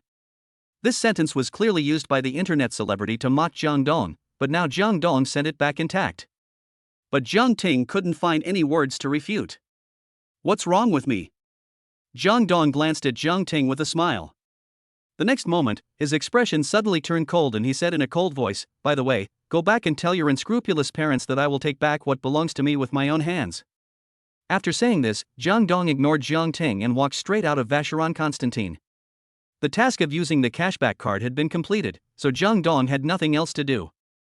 He was just about to invite the school beauty Ning Siki to watch a movie and create some sparks in the dark cinema when his cell phone suddenly rang. The caller turned out to be his mother Shin Xiulian. Chapter 35, School Beauty, Do Me a Favor. Shin Xiulian is still in the hospital, but her physical condition has improved a lot. However, if nothing happened, Shin Xiulian would never call Jang Dong. "I'm going to take a call. It's from my mom." Jang Dong frowned slightly, explained to Ning Siki beside him, and then answered the phone. "Mom, what's wrong?" Shin Xiulian's kind voice came from the phone. "Showdown, 11 and your Uncle Chen came to the hospital to see me." "Where are you? Come back quickly to accompany 11." After hearing Shin Xiulian's words, Jang Dong's eyes narrowed involuntarily. Jang Dong finally underestimated Chen Wenwen's determination to pursue money. Seeing that she could not win Jang Dong back, she actually started to set her sights on Shin Xiulian. She really did everything she could. "I'll go back right away." Jang Dong responded to Shin Xiulian and hung up the phone. Seeing Jang Dong frowning, Ning Siki subconsciously asked, "What's wrong? Is there something wrong with Auntie's body?" "No." Jang Dong shook his head and sneered. "Chen Wenwen took her father to the hospital. I didn't want my mother to worry, so I didn't tell her about what happened at home and my breakup with Chen Wenwen." Shin Xiulian fell seriously ill because of the death of Jang Dong's father. If Shin Xiulian knew that Dongjiang Group was defrauded by Jiang Qiyuan, Chen Wenwen would dump Jang Dong at the first opportunity, and take advantage of the situation to demand the loan and send Jang Dong to the hospital. Jang Dong was afraid that Shin Xiulian could not withstand the blow and her condition would worsen, so he never told her these things. However, now that things have developed to this point, Jang Dong may no longer be able to hide it. Ning Siki didn't expect that someone could be so shameless, and she was a pretty girl. "Isn't that too shameless?" Ning Siki expressed great contempt and disdain for Chen Wenwen's actions and character. "So what are you going to do?" Jang Dong thought for a moment, then suddenly looked at Ning Siki with a smile. "How about you do me a favor?" "How can I help you?" Ning Siki was puzzled. "Accompany me to the hospital." The promising young Jang Dong smiled. His smile was no longer humble or guilty, but full of an extremely contagious self-confidence. Ning Siki followed Jang Dong out of Yida Plaza before she could figure out what Jang Dong meant. At the main entrance of Yida Plaza, the Trident was still arrogantly parked in the same place, and the thoughtful security guards even erected several roadblocks next to the car, as if they were afraid that someone would be blind and scratch the car. I have to say, people nowadays are more realistic than each other. Jang Dong and Ning Siki got into the Maserati and headed straight to Wuching City Hospital. 10 minutes later, Jang Dong parked the Maserati in a paid parking lot near the municipal hospital and walked to the municipal hospital with Ning Siki. Jang Dong cannot let Shin Xiulian know about this car for the time being, because he cannot explain the source of these items and funds, and Jang Dong believes that Chen Wenwen and her daughter will never tell anyone about the 5 school district houses. This strange father and daughter are now trying to win Shin Xiulian's favor. If they mention the 5 school district houses, wouldn't they be labeled as materialistic? Not long after, Jang Dong and Ning Siki arrived at the door of the intensive care unit where Shin Xiulian was. Chapter 36, No Comparison, No Harm. When this ward was first opened, it was on the Dongjiang Group's account. Otherwise, how could Jang Dong, who hadn't awakened the system yet, get the money to open such a luxurious single room? "Don't be nervous."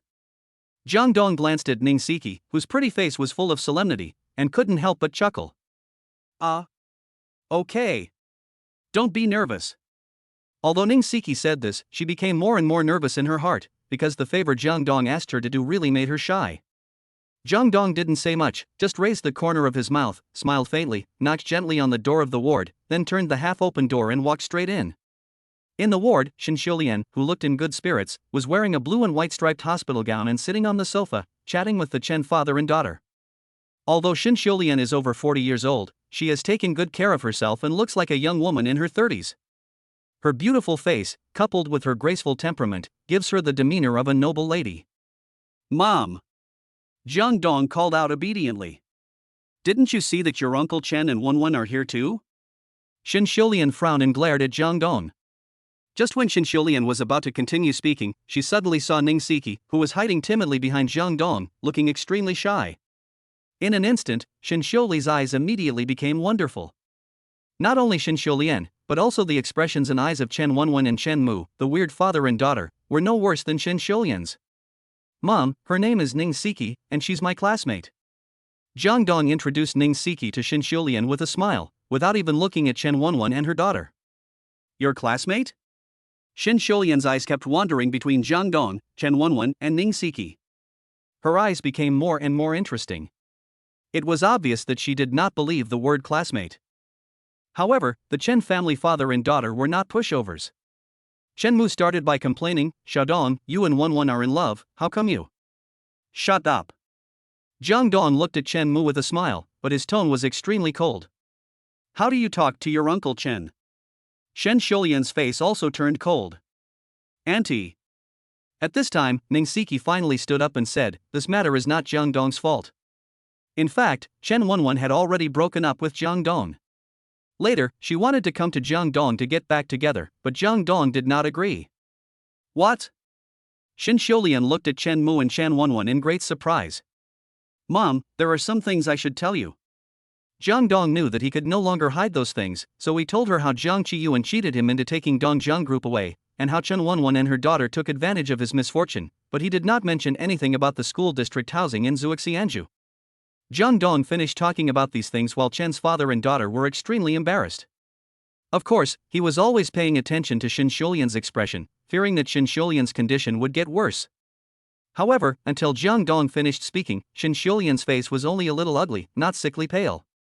In fact, she paid more attention to Ning Siki. This is why Jang Dong asked Ning Siki to help. Because, whether in appearance, figure, or temperament, Ning Siki is the kind of person who crushes Chen Wenwen in all aspects. As the saying goes, there is no harm without comparison, and the harm will be a critical hit if there is comparison. Chapter 37 Farewell, You Too. The appearance of Ning Siki can make Shen Xiulian, who has just realized the true face of Chen's father and daughter, subconsciously develop a mentality of losing sesame seeds to pick up watermelons, especially since Jang Dong specifically emphasized that he and Ning Siki are just classmates, which makes it easier for Shen Xiulian to make associations. It was a good thing that her son left a girlfriend who was obsessed with money, and it was even better that he found a better girl in the blink of an eye. Therefore, Shen Xiulian was not shocked that much. The only thing that made her feel uncomfortable was that the Dongjiang Group was defrauded by Jiang Qiyuan's family. So, you came to our family because you were attracted by our money, right? Shen Xiulian stared coldly at Chen Mu and Chen Wenwen, and you, Chen Wenwen, aren't you eating too badly? Seeing Shen Xiulian getting angry, Chen Mu panicked instantly and quickly winked at Chen Wenwen. Chen Wenwen immediately understood and pretended to be wronged and said to Shen Xiulian coquettishly, Auntie, it's not like that, I really like Jang Dong, However, at this moment, a scene that shocked the whole place appeared. Ning Siki mustered up her courage, and with a blushing face, she stretched out her warm and delicate hand and held Jang Dong's hand for the second time. Although she was a little shy, she took a step forward domineeringly, standing in front of Jang Dong, and looked directly at Chen Wenwen, who was pretending to be pitiful. Are you trying to steal my boyfriend now? Quiet. The ward suddenly became extremely quiet, and you could hear a pin drop. Boyfriend? After a long while, Chen Wenwen suddenly stood up from the sofa and exclaimed in a cold voice, Jang Dong. Why did you choose her instead of me? Why? Does Jang Dong need your permission to date someone?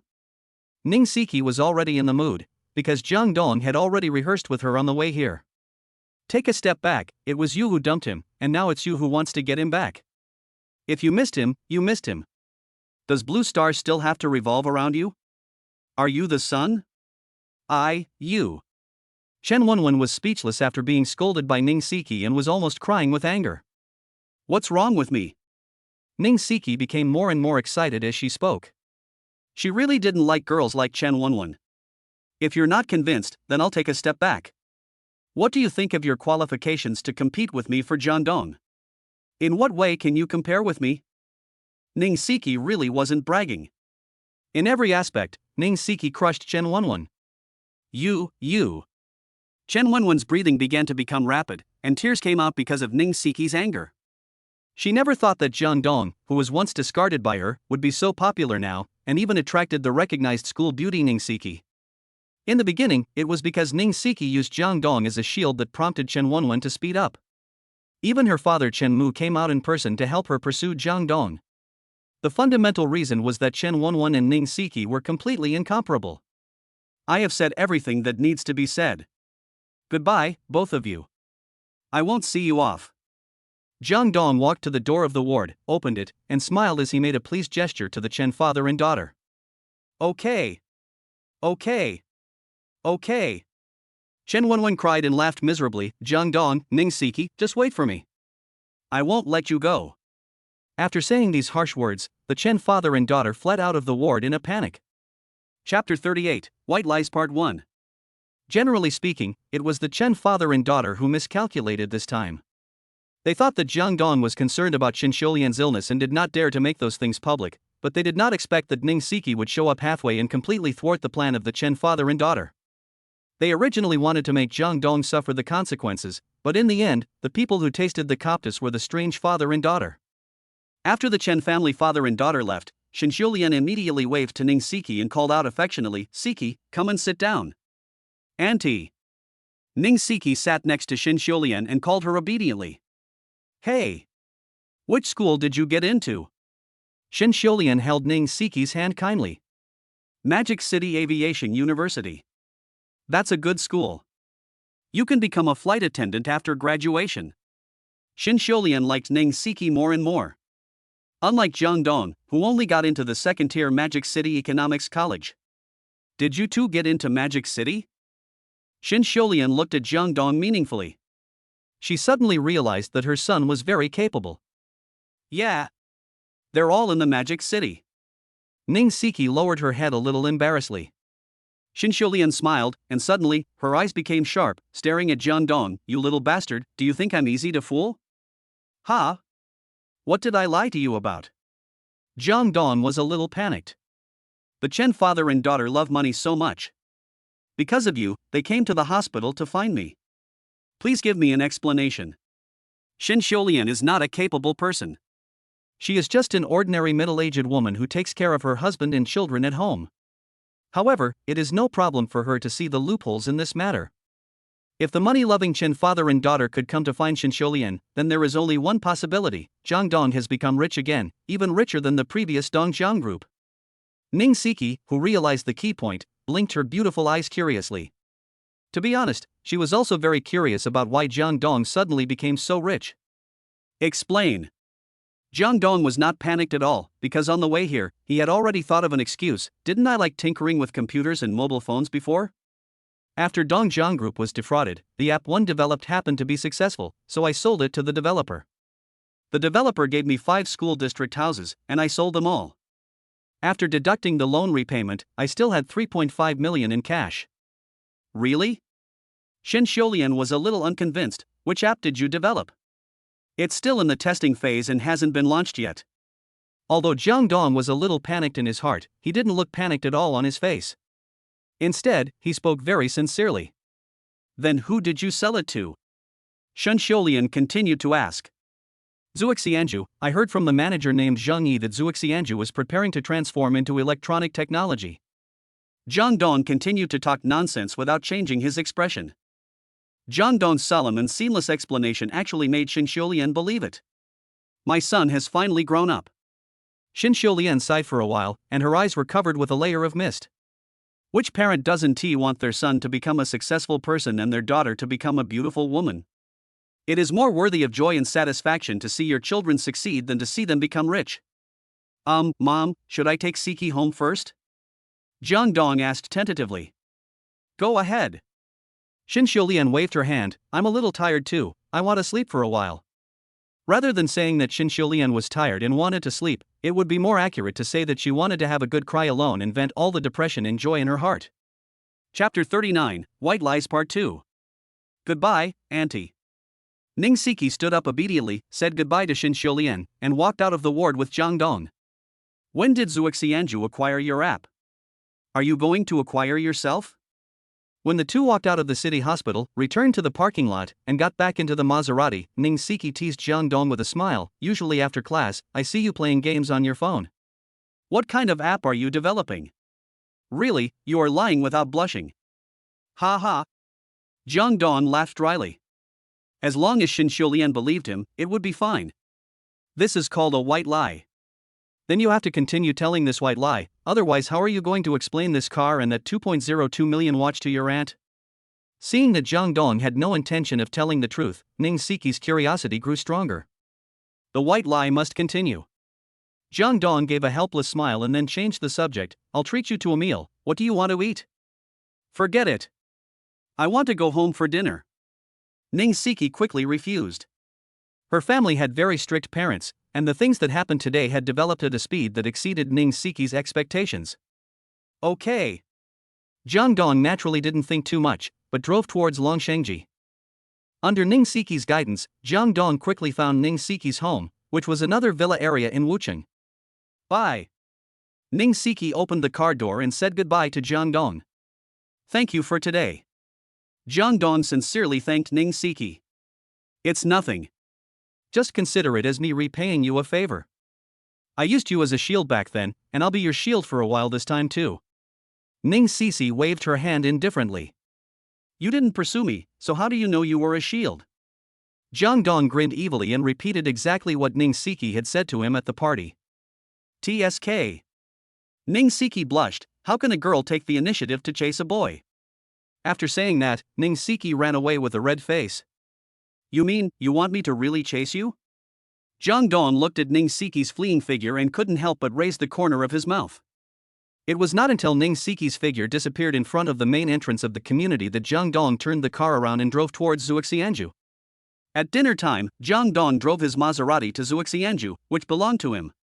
After parking the car, he walked straight into the lobby on the first floor. Zhuoxianju was still very busy during mealtime.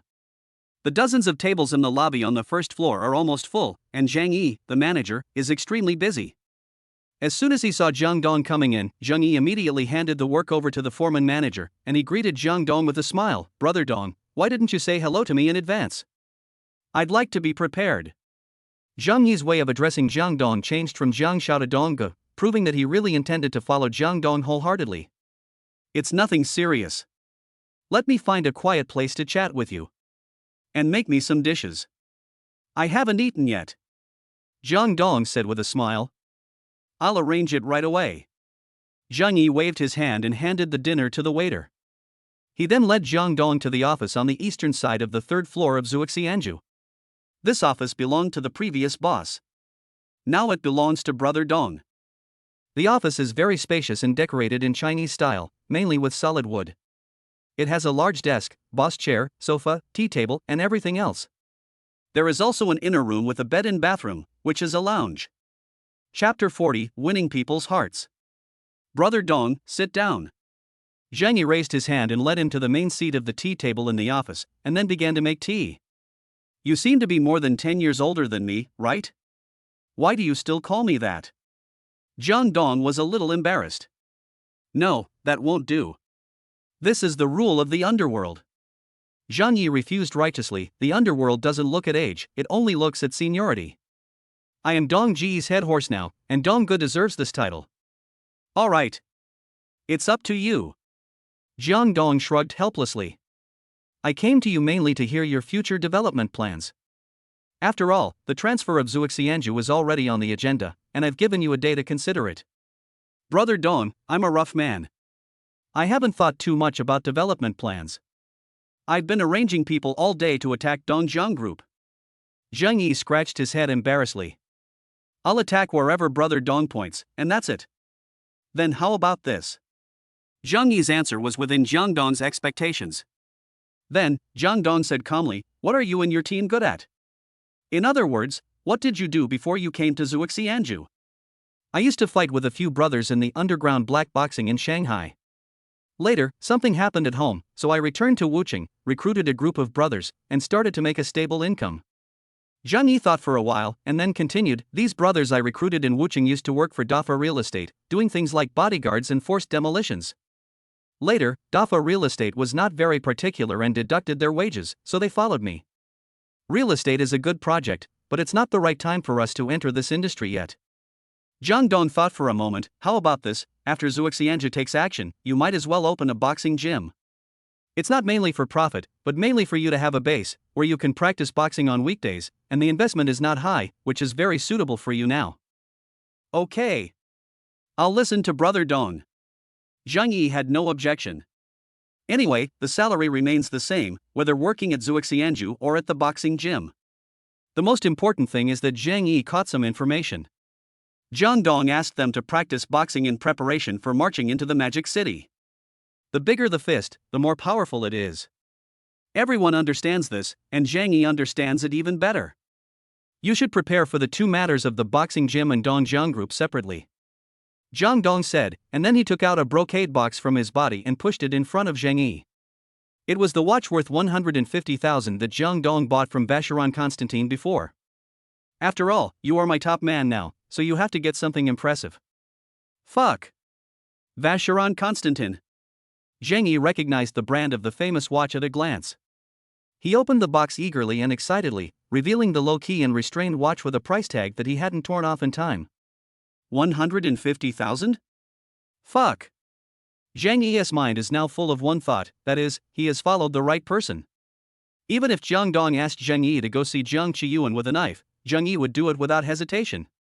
When it comes to winning people's hearts, Jang Dong's methods may not be very sophisticated, but he is really rich. And Jang Dong was about to speak when his cell phone rang. The caller was his personal lawyer Li Qin. Li Qin called Jang Dong so late at night, so it must be something serious. Chapter 41, People with Stories. Jang Dong didn't think much about it and answered the call directly. Brother Li, why are you calling so late? Is there something wrong? Mr. Jiang, good news. Li Qin's voice was a little tired, but he could not hide his excitement. Zhuxianju has found a buyer, it's Zhao Gang, the owner of Longshengji. And I have negotiated the price down to 4.7 million. The buyer is very optimistic about the prospects of Zhuxianju and hopes to complete the transfer procedures as soon as possible. Zhuxianju was sold by Li Qin for 470, which exceeded Jiang Dong's highest expectations. Of course, considering the booming business of Zhuxianju, buying it for 4.7 million is definitely not a loss. If Jiang Dong was not in a hurry to cash in Zhuxianju and upgrade its system, he might not have sold Zhuxianju. I'm at Zhuxianju now. If possible, we can sign the resale contract now. The other party was anxious to buy Zhuxianju, and Jiang Dong was even more anxious to sell it. If the system could be upgraded, he could sign in directly using the level 2 system tomorrow. Mr. Jiang, please wait a moment. I will contact the buyer right away. There shouldn't be any problem. After saying that, Li Qin quickly hung up the phone and went to contact the buyer. Zhuxianju will take action soon. After hanging up the phone, Jiang Dong did not hide anything from Zhang Yi. You have to hurry up and deal with the matter of the boxing gym. No problem, I'll arrange someone to do it right away. Zhang Yi shouted excitedly. At this time, there was a knock on the office door. When Zhang Yi opened the solid wooden door, a man with Chen Haonan's hairstyle walked into the office carrying a tray with 4 dishes and a soup. Brother Dong, he is my good brother Changfa who has been through thick and thin with me, and he is also my right-hand man. Zhang Yi immediately introduced Jang Dong. Brother Dong. With long hair, he really looks a bit like Chen Haonan, and his voice is a little cold, and he doesn't talk much. He is the type of person who is ruthless and doesn't talk much. Please sit down.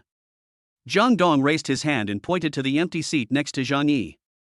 We can talk while we eat. Changfa placed the tray in front of Jang Dong, and Zhang Yi began to make tea. The two of them drank tea while Jang Dong ate his meal, and the three of them chatted casually. Let's pick up a few cars tomorrow to make things easier. Jang Dong suggested. Okay. Then, Brother Dong, what car should we pick up? Zhang Yi asked curiously and expectantly. First, pick up 2 practical business cars. The GAC Trumchi small business cars will do. For the brothers to get around, it will be convenient. Jang Dong said while eating, as for the two of you, wait for my notice tomorrow. Jang Dong still has 5.98 million in cash, plus the 4.7 million from the resale of Zhuxianju. The total is only 10.68 million. The system upgrade will consume 10 million, and the remaining 680,000 is not enough to buy the more luxurious car that Zhang Yi and Changfa mentioned, so Jang Dong asked the two to wait until tomorrow, just to see the result of tomorrow's sign-in. We have a separate car? After hearing Jang Dong's words, Zhang Yi immediately widened his eyes, expressing his surprise and expectation. You are a big shot in Wucheng, so why are you so useless? Jang Dong teased Zhang Yi. Logically speaking, Zhang Yi had a high status in Wucheng's underworld. Although his annual salary at Zhuxianju was not much, he wouldn't have saved a penny before, right?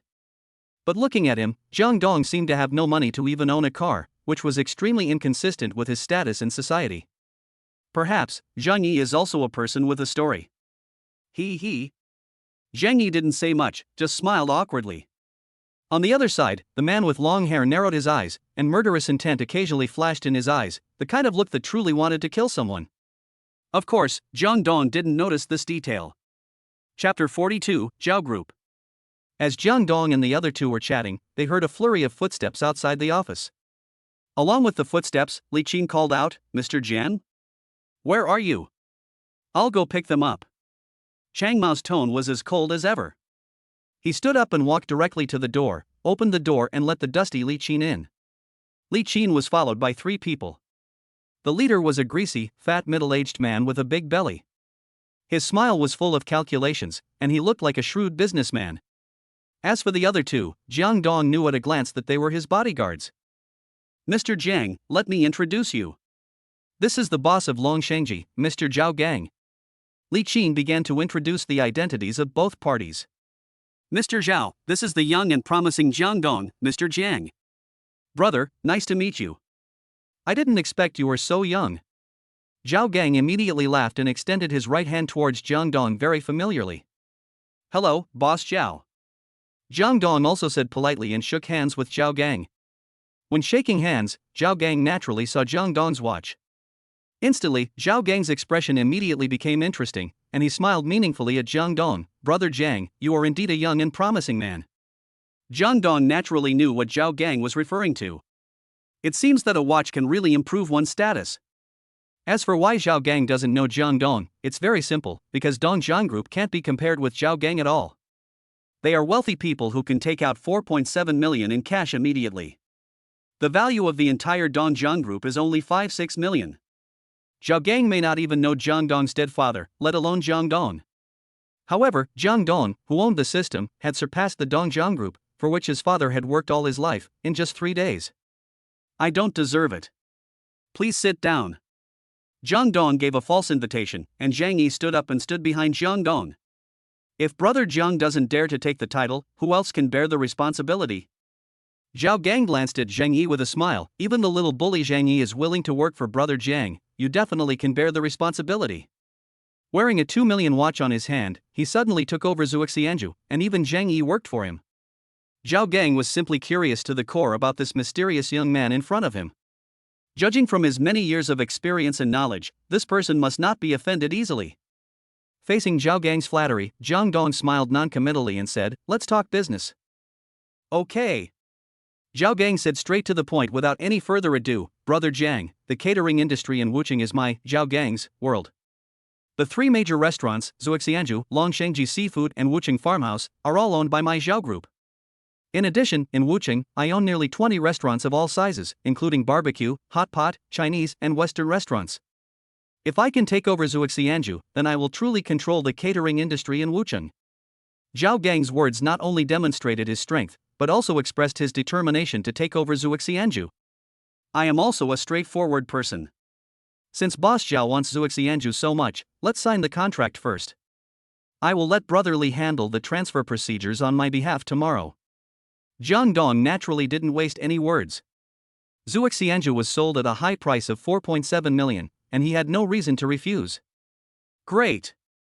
Zhao Gang laughed and immediately called the company's finance department to prepare cash. At the same time, Li Qin took out a contract that had been prepared long ago and handed it to Jiang Dong. Chapter 43 System Upgrade Part 1. Jiang Dong glanced at the contract provided by Li Qin and signed his name on it in a flamboyant manner, while Zhao Gang also signed his name as the buyer. After a few cups of tea, Jiang Dong received a text message from Longhua Bank on his mobile phone, reminding him that 4.7 million had been deposited into his account. It seemed that Zhao Gang's financial strength was indeed extraordinary. "It's a pleasure to work with you." Zhao Gang took the initiative to extend his hand again and shook it with Jang Dong. Then he laughed heartily and said, "Excuse me, after selling Zuoxianju, what business are you going to invest in, Brother Jiang?" "I haven't made up my mind yet, but I probably won't play in Wucheng's catering industry anymore." Jang Dong gave Zhao Gang face, "With Boss Xiao here, there's no more money to be made in Wucheng's catering industry." "Ha ha ha." Zhao Gang laughed heartily. "Thank you for the compliment, Brother Jiang. It's getting late. I'll take my leave now. Boss Xiao, take care. Tomorrow I will ask Brother Li to handle the transfer formalities on my behalf. My people will completely withdraw from Zuoxianju within 3 days at the latest, and will definitely not hinder Boss Xiao from making money." Jang Dong gradually adapted to the role of a young and promising man. His words and deeds had begun to move in a watertight direction. There is no other way. Who made him have the confidence that ordinary people cannot have? Okay. Zhao Gang did not stop, took the contract, and walked out of Jang Dong's office quickly with his bodyguard. After acquiring Zuoxianju, Zhao Gang still had a lot of things to plan. Instead of staying here, it would be better to go back and start preparing for expansion. After Zhao Gang left, only Jang Dong and his 3 current confidants, Li Qin, Zhang Yi and Changfa, were left in the office. "Brother Dong, Zhao Gang is no ordinary man. If possible, it's best not to have any conflict with him." Zhang Yi sneered and said, "Of course, if a conflict really happens, the brothers are not afraid of him. Just fight him. We don't plan to develop the catering industry in the future. What's more, I don't take Wu Qing seriously. I am destined not to have too many intersections with him." Jiang Dong said disapprovingly, "Just as you said, even if a conflict really occurs, the unlucky one will only be Zhao Gang." "Mr. Jiang, Li Qin was a little embarrassed. He thought that the conversation between Jiang Dong and Zhang Yi was not suitable for him to listen to. "Brother Li, don't be so formal. You 3 are the people I trust the most. We are all family." Jiang Dong patted Li Qin's shoulder vigorously. "It's getting late.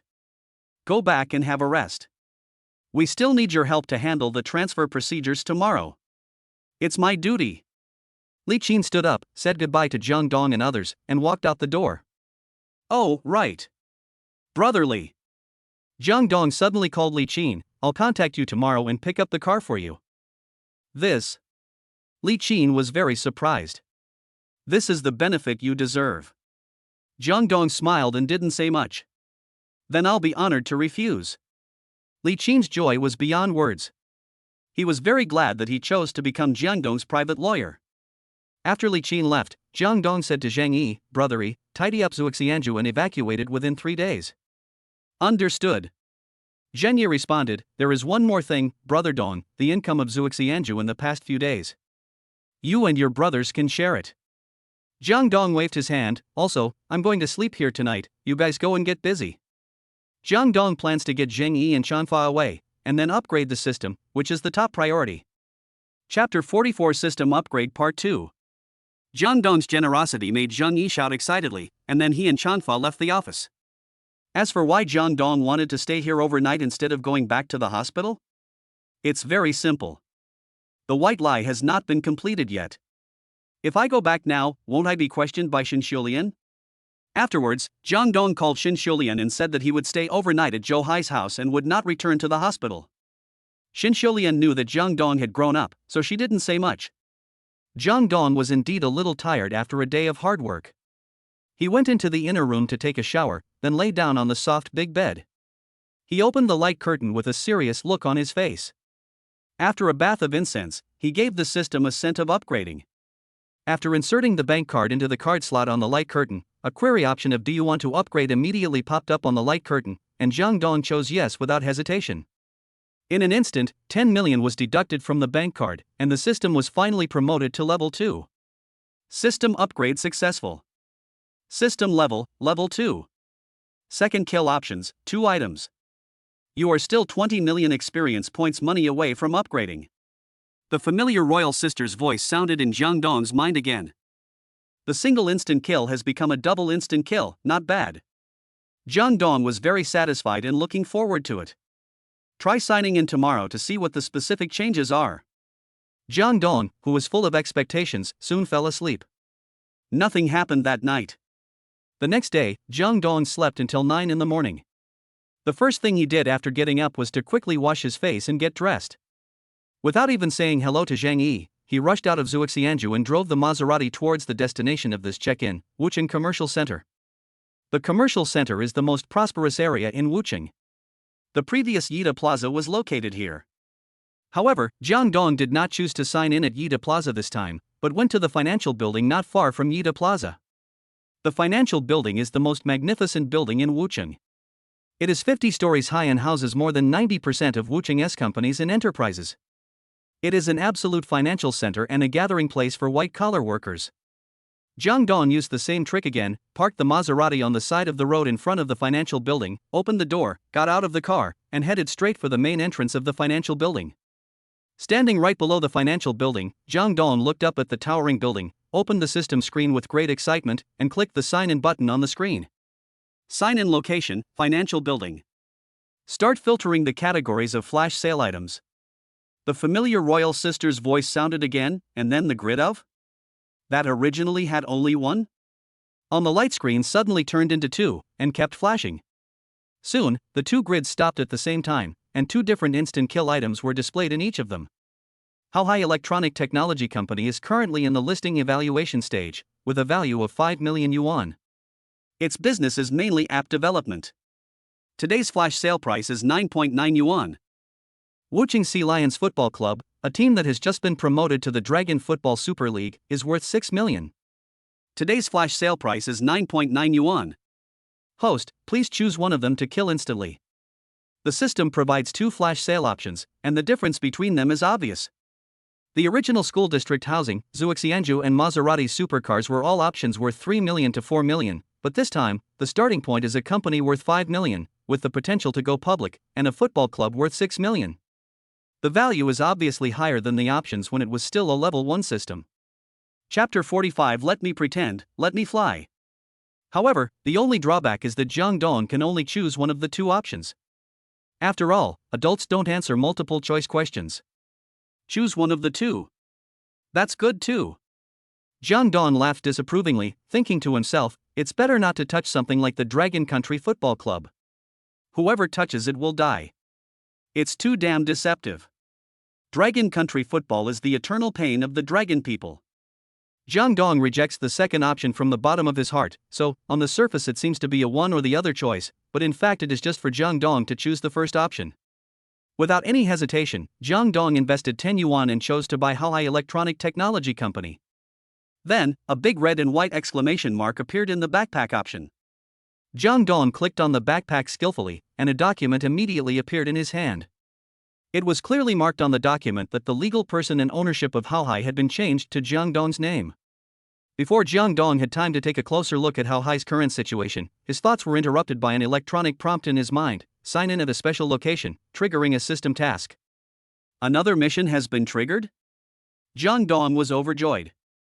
It would be great if I could get another level 2 consumption cashback card. Jang Dong, who has already tasted the sweetness of the consumption cashback card, really hopes that such a good thing will happen again. System task: slap Du Shui in the face. Mission completed, rewarded with a level 1 domineering and slapping card. After the card is activated, the system will evaluate the host's degree of dominance and face slapping within an hour. The evaluation coefficient is divided into 3 items: the host's arrogance level 110, the opponent's worth level 110, and the number of opponents 110. The average score of the 3 items is multiplied by the amount of money the host spends when he is arrogant. The number obtained will be the cash reward the host will receive. There is no penalty for mission failure. Do you accept the mission? Damn. There is such a card? It's obvious that they want me to show off and fly. Jang Dong was stunned for a moment, and then he reacted, as if he had grasped a key point to trigger the system task, and accepted the task without hesitation. By the way, the system task is related to Du Shui. Could it be that Du Shui's home is here? Or his company is here? Through the environment and characters that triggered the task last time, Jang Dong already had a general understanding of the matter of signing in at special locations. The system task was triggered, which means that the place where he signed in this time was directly related to Coach Du. As for the task of slapping Coach Du in the face, what did that idiot do again? Jang Dong took out his mobile phone out of curiosity and opened WeChat. In fact, he wanted to check the class group to see if Du Shuai was showing off again. However, he didn't expect that the avatar displayed in the friend circle prompt was Du Shuai's. This proves that Du Shuai's circle of friends is the freshest in Jang Dong's prestige. With curiosity, Jang Dong opened his moments and saw the post that Du Shuai had just sent. Who drove away my car last night? I forgot. Contact me quickly. Du Shuai sent a text with a picture below. The picture showed a brand new white BMW 3 Series. The red cloth on the wheels was a new batch, proving that the car had just been picked up. That's it? This should be the task issued by the system, right? Too easy. Jang Dong couldn't help laughing. How could you not know who drove away the newly acquired car? If you want to show off your car, just show it off openly. It's too low end to come up with so many tricks. Chapter 46, A Cousin and a Dog, Forever and Ever Part 1. The task of slapping Coach Du in the face is really not too easy. That arrogant card is like a gift for free. After reading Du Shuai's circle of friends, Jang Dong immediately clicked on the class's WeChat group. Before he could climb the stairs, the group had already entered the topic. Wang Ming, the number 1 lackey squad leader, shouted, "Master Du got a car? I'm so jealous." Number 2 lackey Su Meng immediately chimed in, "Just graduated from high school and got a car, a BMW at that. Master Du is really awesome." Sun Li, who was very close to Du Shuai, also praised him, "Wow. Big BMW." Sun Li's text message was followed by a series of emojis with eyes full of love, which means lick the dog as much as you want. Led by Wang Ming, Su Meng, and Sun Li, the group of fence-sitters in the class who had no stance at all immediately stood up and cheered for Du Shuai. It seems that few of us prospective college students have our own cars. Master Du's car is worth 300,000, right? It's enough to buy a small house in the suburbs. Opening a house and walking around the streets is such a luxury. Don't forget what Mr. Du's family does. It's the top group in Wucheng, with assets worth tens of millions. Previously at Zhuxianju, Jang Dong had indeed crushed Du Shuai to death, and this group of students who had never seen the world were indeed intimidated by Jang Dong, but after 2 days of settling down, everyone figured it out. So what if Jang Dong is the boss of Zhuxianju? Zhuxianju is worth more than 4 million, which is not at the same level as the Wucheng Du family.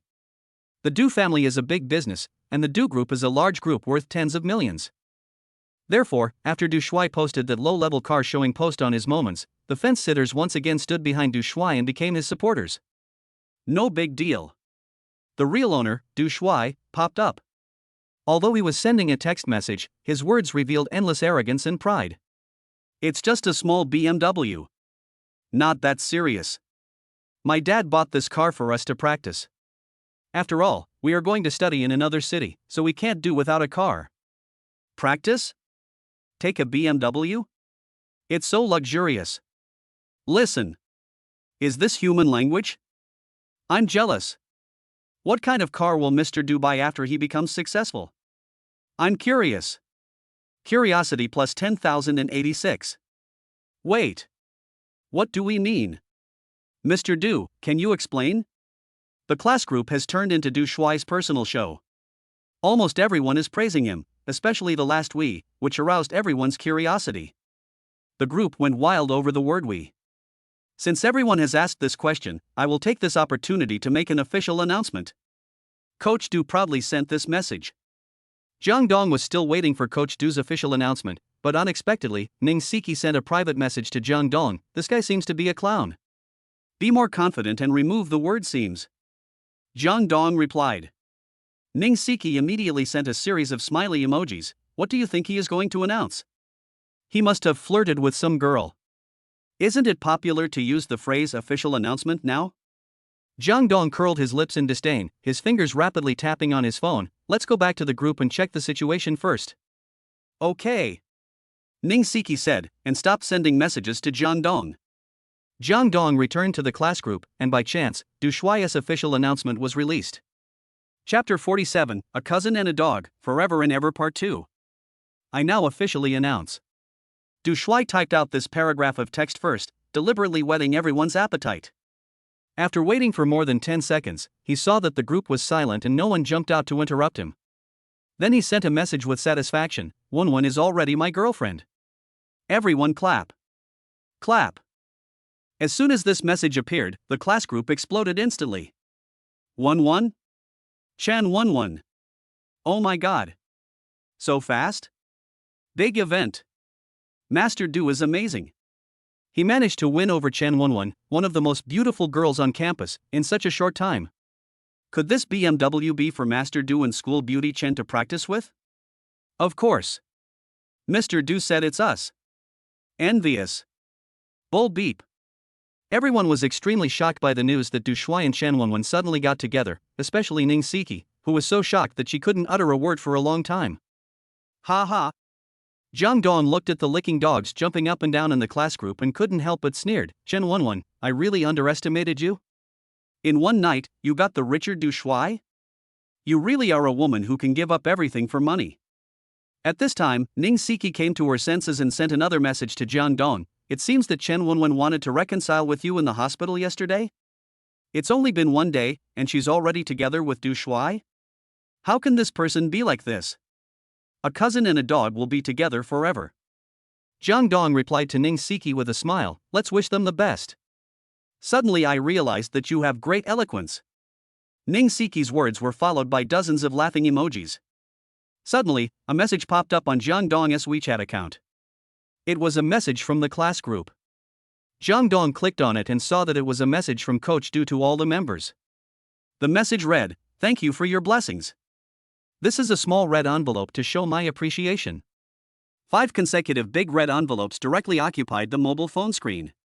Even the students who had been lurking for many years were blown away. A red envelope scramble immediately broke out in the group. The 5 big red envelopes were snatched away in almost a few seconds.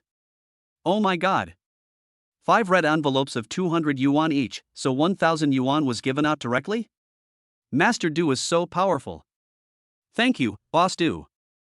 Where's the heroine? School beauty Chen, please come out. On such a happy day, shouldn't we show some respect? Yes. Miss Chen, come out and say something. I've got the red envelope, but I'm leaving now. Today is my first day at work, and I can't leave a bad impression on my boss. Sunli decided to quit while she was ahead and prepared to leave.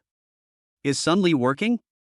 Well, I wanted to enrich my experience before school starts, so I found a company for internship, which is very close to Mr. Du's company. Sunli also posted an external photo of the Du's mining group. Go find Mr. Du.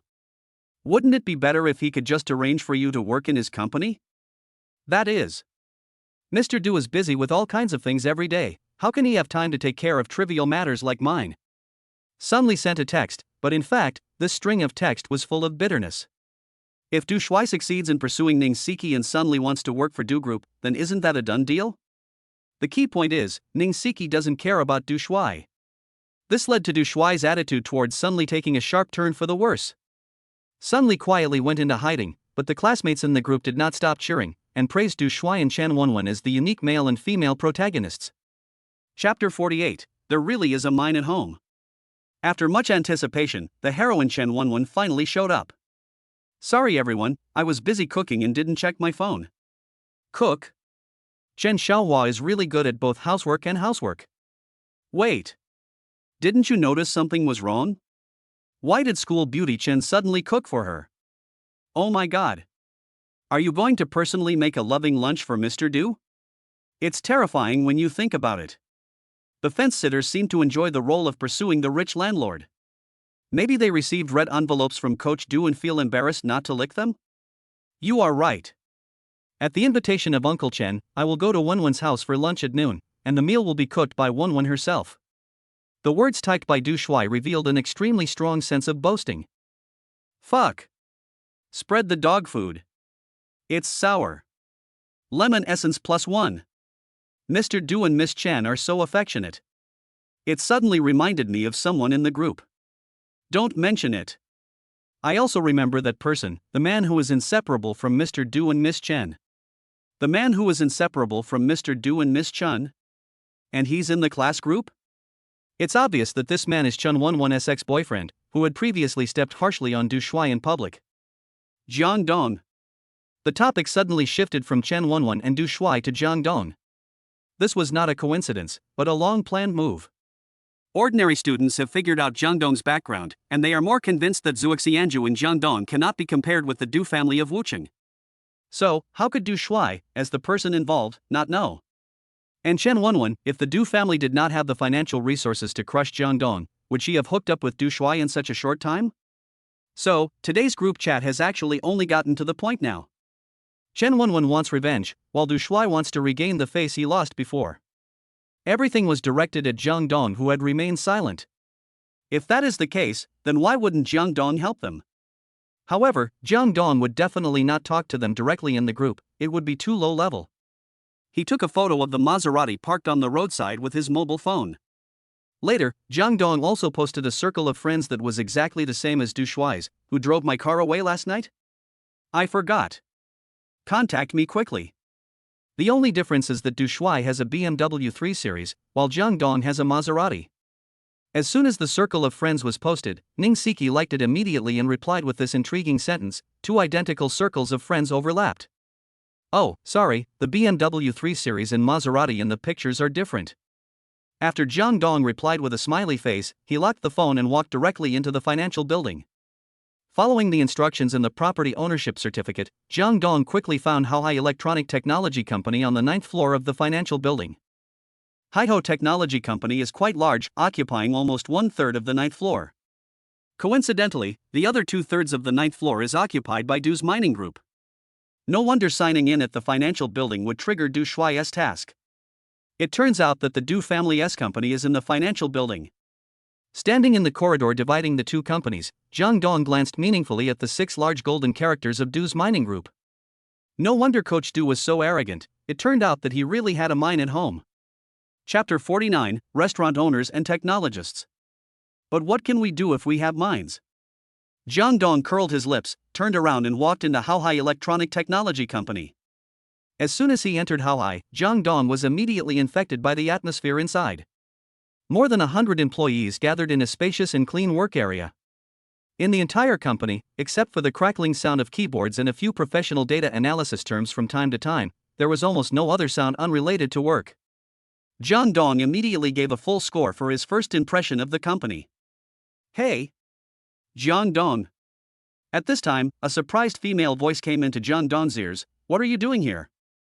Upon hearing this, Jang Dong turned around and looked in the direction where the voice came from, only to discover that an old acquaintance, Art Master Sun Li, was standing at the front desk of Haohai Electronic Technology Company. Jang Dong was stunned for a moment, but then he thought about it. He just saw Sun Li post a photo of Du's mining group in the group, and the angle of the photo should be inside Haohai Electronic Technology Company. Could it be that the internship company Sun Li mentioned is Haohai? That's what it looks like. What a coincidence! Jang Dong showed a mysterious smile. What's a coincidence? Sun Li's face immediately turned cold. Get out now. Everyone in our company is very busy and has no time to greet you. Why don't you ask me why I'm here? Jang Dong looked at Sun Li with a smile. What is there to ask? You run a restaurant, and you have nothing to do with our company. Sun Li raised her head proudly. Although Haohai is a company that is about to go public and has a lot of money, it has no plans to enter the catering industry. You're so capable? You even know the company's future development direction? Jang Dong teased Sun Li. What does it have to do with you? Go away. Sun Li was a little annoyed. Call your person in charge. Jang Dong had no intention of leaving. Instead, he sat down on the sofa at the door with a big horse and a golden sword. I have a cooperation to discuss. How can you be so shameless? You're still talking about cooperation? What kind of cooperation can you talk about between a restaurant owner and a technologist? Sun Li was also angry. If you don't leave, I'll call the security guards. Go ahead. Jang Dong had no intention of leaving. Instead, he shrugged indifferently. Jang Dong's behavior almost made Sun Li explode. Of course, she would not give Jang Dong any face. In Xianju, everyone listened to Jang Dong, but this was Haohai, an electronic technology company that had nothing to do with Xianju. Security. Someone is causing trouble. Sun Li's shout immediately attracted the attention of everyone in the company.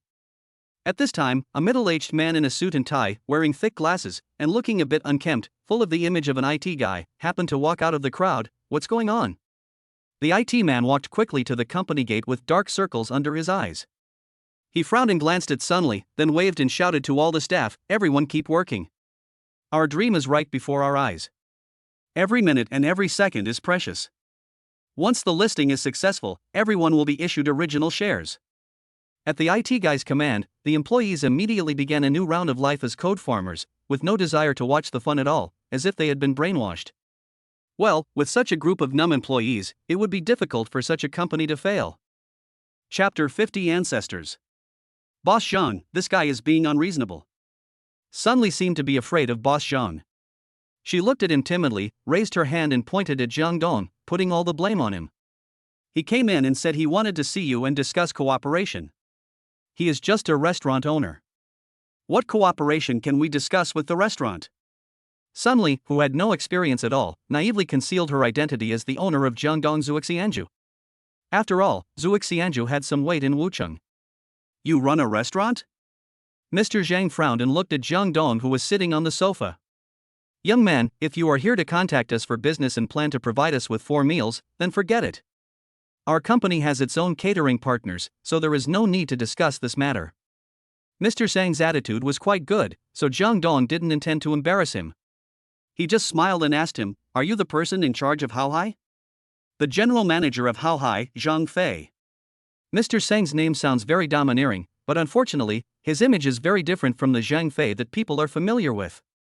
Jang Dong said nothing, but calmly handed the document in his hand to Zhang Fei. Zhang Fei took the document from Jang Dong suspiciously. He just flipped through the first page and immediately felt uneasy. His eyes kept moving back and forth between Jang Dong and the document in shock and surprise. Did you see it clearly? Jang Dong remained calm. I've read it carefully.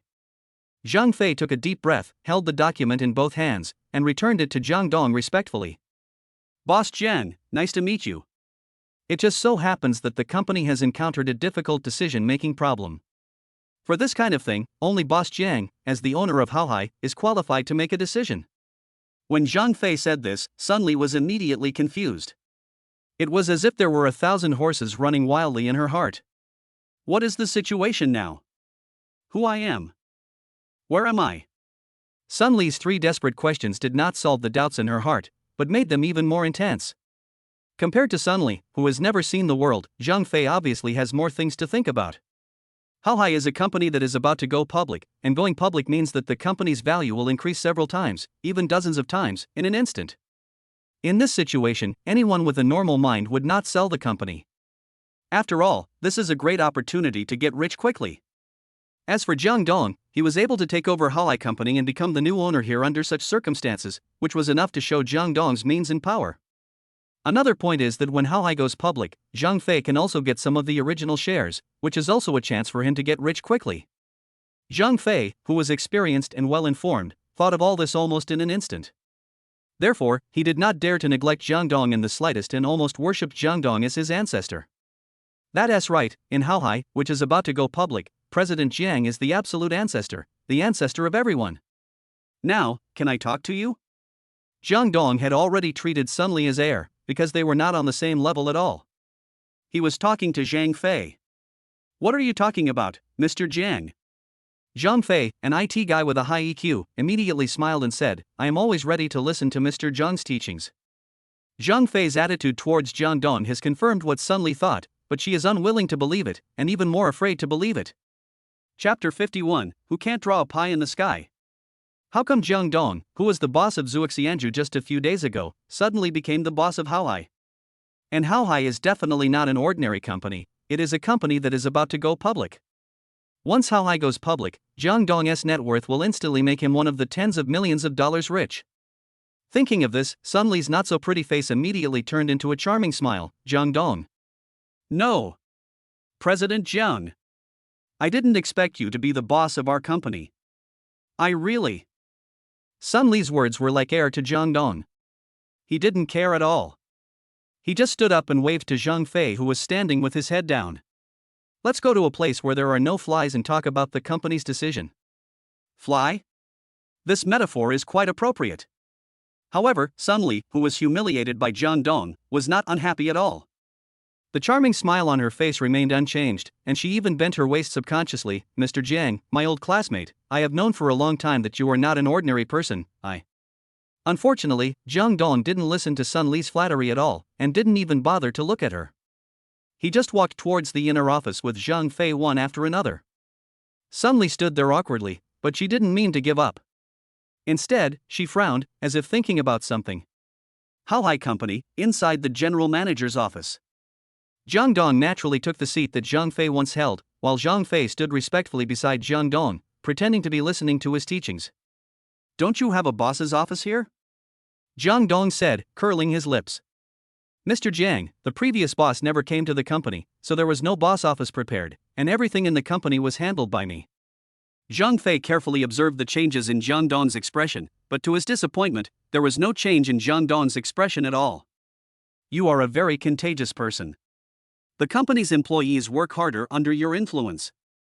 At the same time, your emotional intelligence is also very high.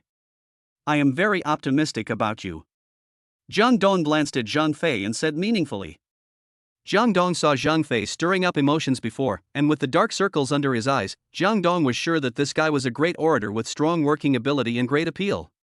And what Zhang Fei said just now was hinting to Jang Dong that Hao Hai's current status was the result of his hard work and perseverance. He is the indispensable person for Hao Hai, and the fire of a new official should not burn on him. His attitude towards Jang Dong before he knew Jang Dong's identity also shows that he is a person with high emotional intelligence. Such people will be very successful no matter where they are. Jang Dong also heard Zhang Fei's hidden meaning and gave him a reassurance. Who can't make promises to each other? Zhang Fei, who was calm in his heart, couldn't help but cheer up. "Boss Jang, it's a good thing that you are here today. You can make the decision on the matter. I can't make the decision on this level. Tell me about it." Jang Dong was very satisfied with Zhang Fei's performance and response. He immediately opened his mobile phone and checked his friend circle with more than 99 likes and comments, as well as his classmates group with more than 99 messages. "Our company has passed the listing approval and will be successfully listed soon. The first thing is the distribution of equity. I have prepared a report for you to review." After Zhang Fei finished speaking, he handed Zhang Dong a document and continued, "There is also information about the Du Mining Group."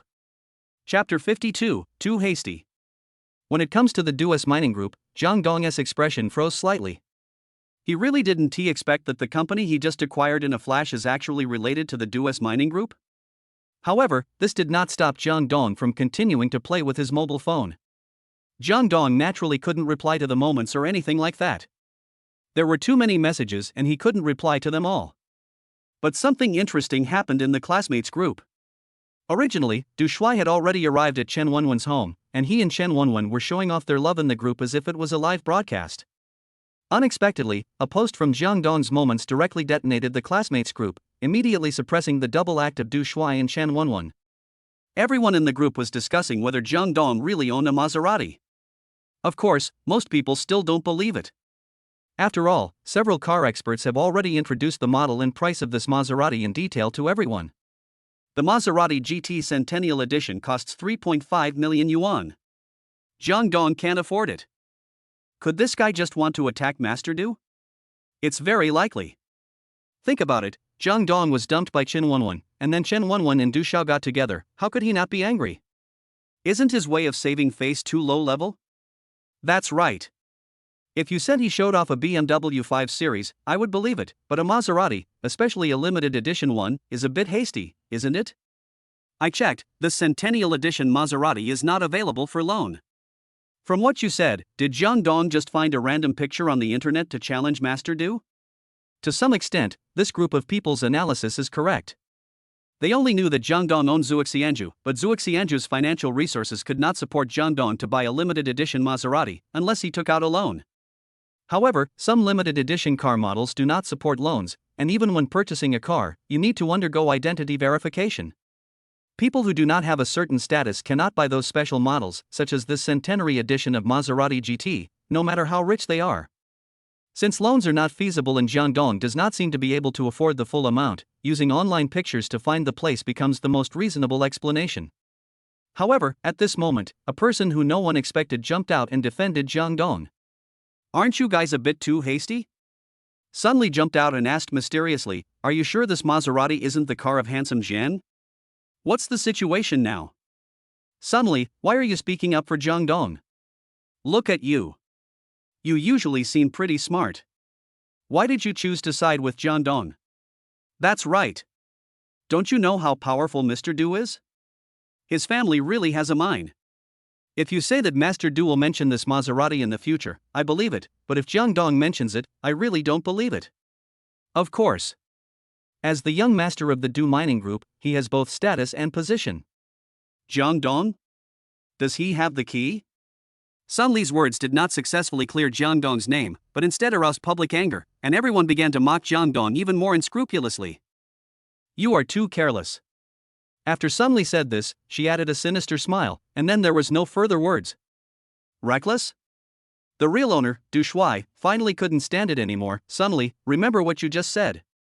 Chapter 53, one of the 10 most influential figures in Wucheng.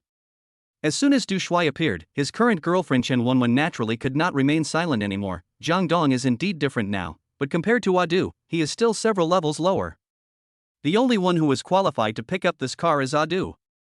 "Honey, I don't actually have the qualifications, but my dad definitely does."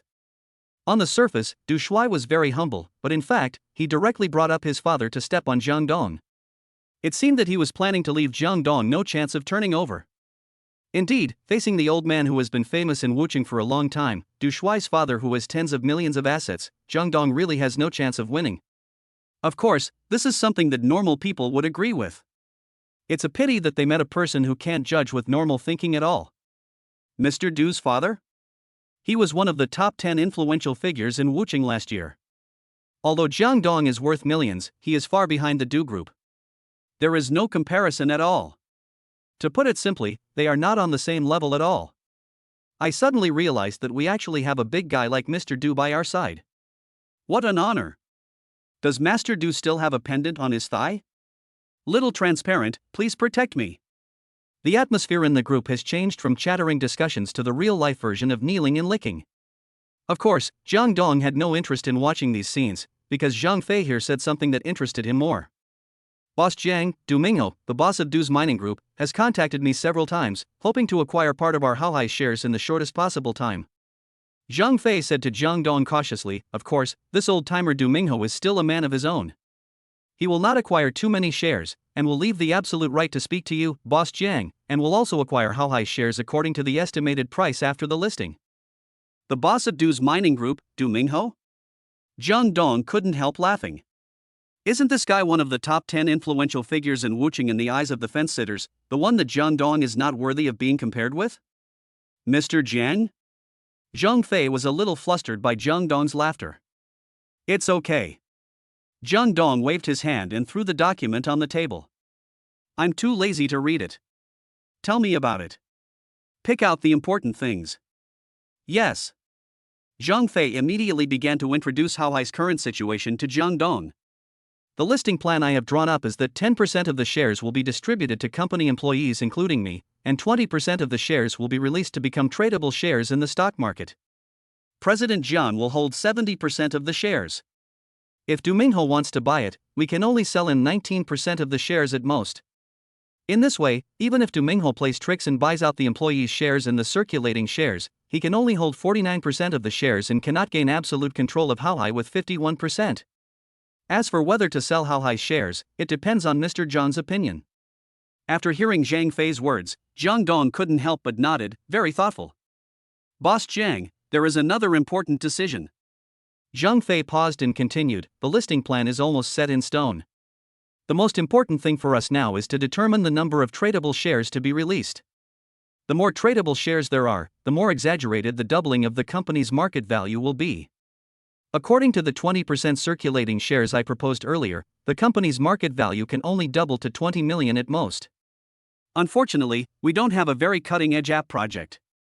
Otherwise, even with 20% of the circulating shares, we can double the market value to 35 million to 40 million. Zhang Fei's words made Jang Dong stunned. Chapter 54, Talking to the Du Group.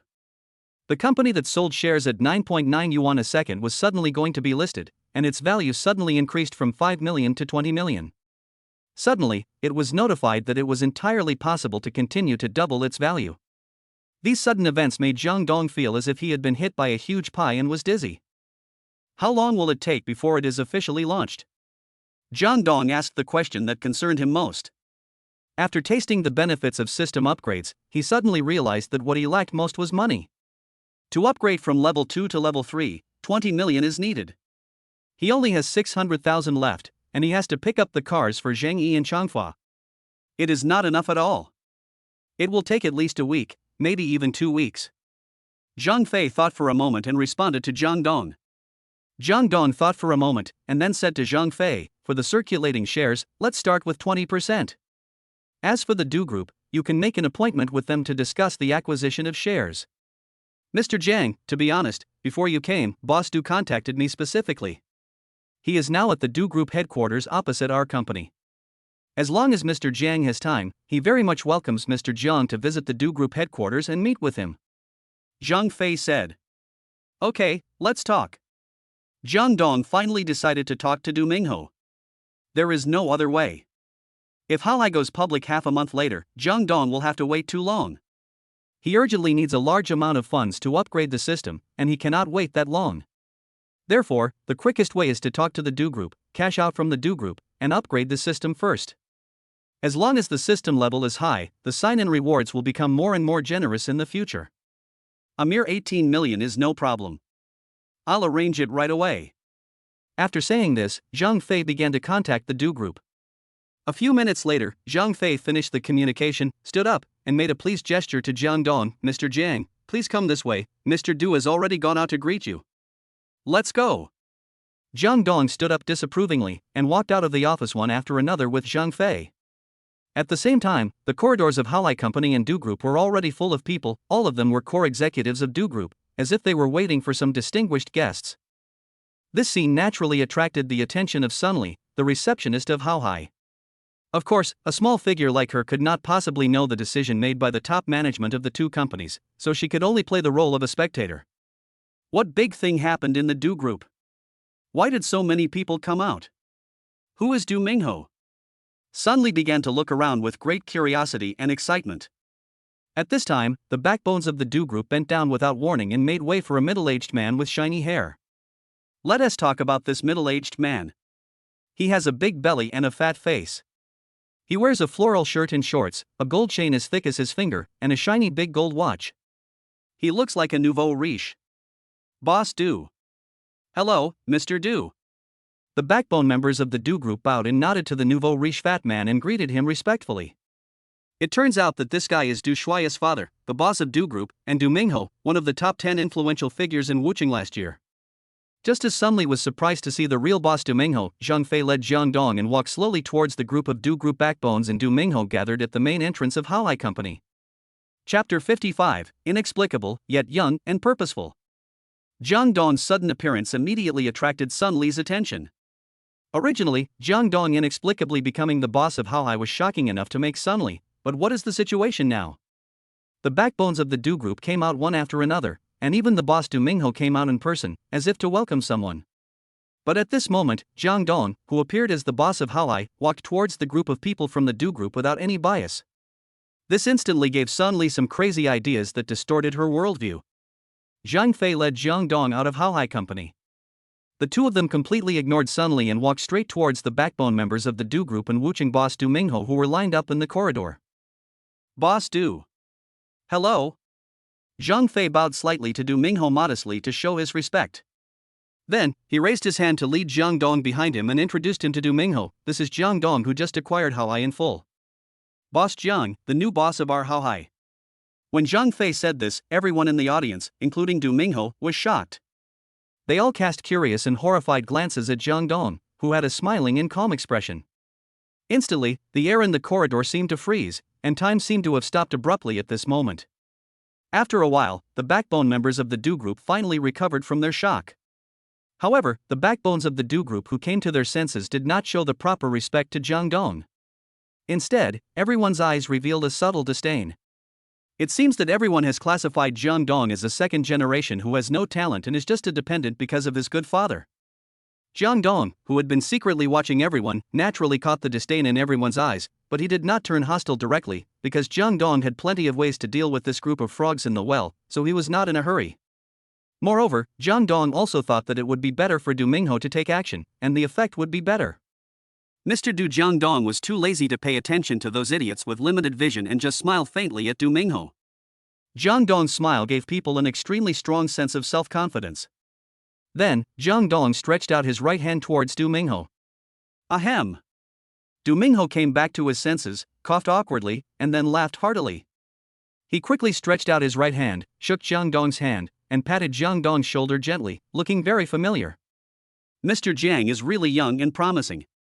At such an old age, he has the ability to fully acquire How High? And at the critical moment when How High is about to go public? I admire you. It is almost impossible to transfer a new company that is about to go public, because everyone knows that this is an opportunity to make a lot of money when the assets are booming.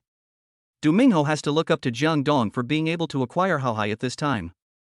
After all, it is already difficult for Du Mingho to acquire only part of How High's shares, let alone a full acquisition. Therefore, Du Mingho now attaches importance to and is curious about Jang Dong, and even has the idea in his mind that he must not offend Jang Dong. There was no way. Who made Jang Dong accomplish what Du Mingho had tried so hard to accomplish? As for the saying that the second generation is dependent on their parents, Du Mingho also has his own opinion. Chapter 56, Dimensionality Reduction Attack. After all, Du Mingho has traveled far and wide and is a real boss who has made his mark through his own efforts, so he still has some vision. If Jang Dong is really a second generation who lives off his parents, then he should not be underestimated. Which big family can come up with such a large sum of money to allow a second generation to acquire such a large company? Even if it's just for fun, or to practice, it would be fine to acquire a small company, but why acquire a company that is about to go public? Therefore, there are only two possible outcomes. Either it is a truly wealthy family that has no shortage of money, or Jang Dong takes over How High with his own power. No matter which one, Du Mingho dare not offend Jang Dong. Mr. Du, thank you for the compliment. Jang Dong did not become complacent because of Du Mingho's flattery. He remained calm, shook hands with Du Mingho symbolically, and then let go. Du Mingho took a deep look at the golden dragon watch on Jang Dong's wrist and his Adidas sports suit that was totally inconsistent with his status and position. He suddenly felt that the young man in front of him was like a veil covering him, making it impossible for him to see through or guess what he was thinking. Mr. Jiang, you're too polite. Du Mingho laughed heartily again. To everyone's surprise, Du Mingho raised his arm, made a pleased gesture, and said to Jang Dong very politely, Mr. Jiang, please. Let's talk inside. Du Mingho has made up his mind that he must not offend the young man in front of him who possesses mysterious powers. Not to mention the extent of his power, just the fact that the Du Group wanted to acquire shares in How High Company was equivalent to Du Mingho asking Jang Dong for help, so Du Mingho had to lower his attitude. Okay. Jang Dong didn't waste any words, and was even too lazy to be humble. He walked past Du Mingho like a dragon and a tiger, and went straight into the Du's mining group. The backbone members of the Du Group all had complicated expressions, because Jang Dong's move of turning the tables caught them off guard. Originally, the backbones of the Du Group in this area were planning to bully Jang Dong's young people, but they didn't expect that they would ignore them and directly give Du Mingho a warning. Jang Dong didn't even take Du Mingho, the boss of the family-owned Du's mining group, seriously, let alone this group of senior workers? It's simply a dimensionality reduction attack. The backbone members of the Du Group were all as surprised as if they had eaten a fly, but Zhang Fei, the general manager of How High, was very proud. Why? Because the current distinction between Jang Dong and Du Mingho is the key to determining the upcoming negotiations. Jang Dong obviously suppressed the old boss Du Mingho in terms of momentum, which would allow How High to gain more benefits from the Du Group. At the same time, Zhang Fei's impression of Jang Dong gradually changed from respect to admiration. Facing a big shot of Du Mingho's level, it is impossible for Zhang Fei to achieve such a level. After Jang Dong entered the Du Group, Du Mingho followed Jang Dong in as if he were a guest. Then, Zhang Fei, who was holding his head high, and the Du Group's backbones, who were looking downcast, followed him in. Soon, the corridor returned to silence, as if nothing had happened. However, Sunli, who was hiding behind the scenes of How High Company, quietly took back her phone. Sunli secretly took photos of Jang Dong and Du Mingho's handshake, as well as Jang Dong's swaggering walk past Du Mingho. She felt that these photos could change her current life situation. Chapter 57, Young People Have No Martial Ethics. Jang Dong, Du Mingho, Zhang Fei, and a group of backbones of the Du Group all entered the Du Group. To be honest, the scale of Du's group is much larger than Hao Hai's. Whether in terms of staff, luxurious decoration, or floor space, it is incomparable to Hao Hai. There is no way, after all, Hao Hai is engaged in electronic technology, while Du Group is engaged in mining.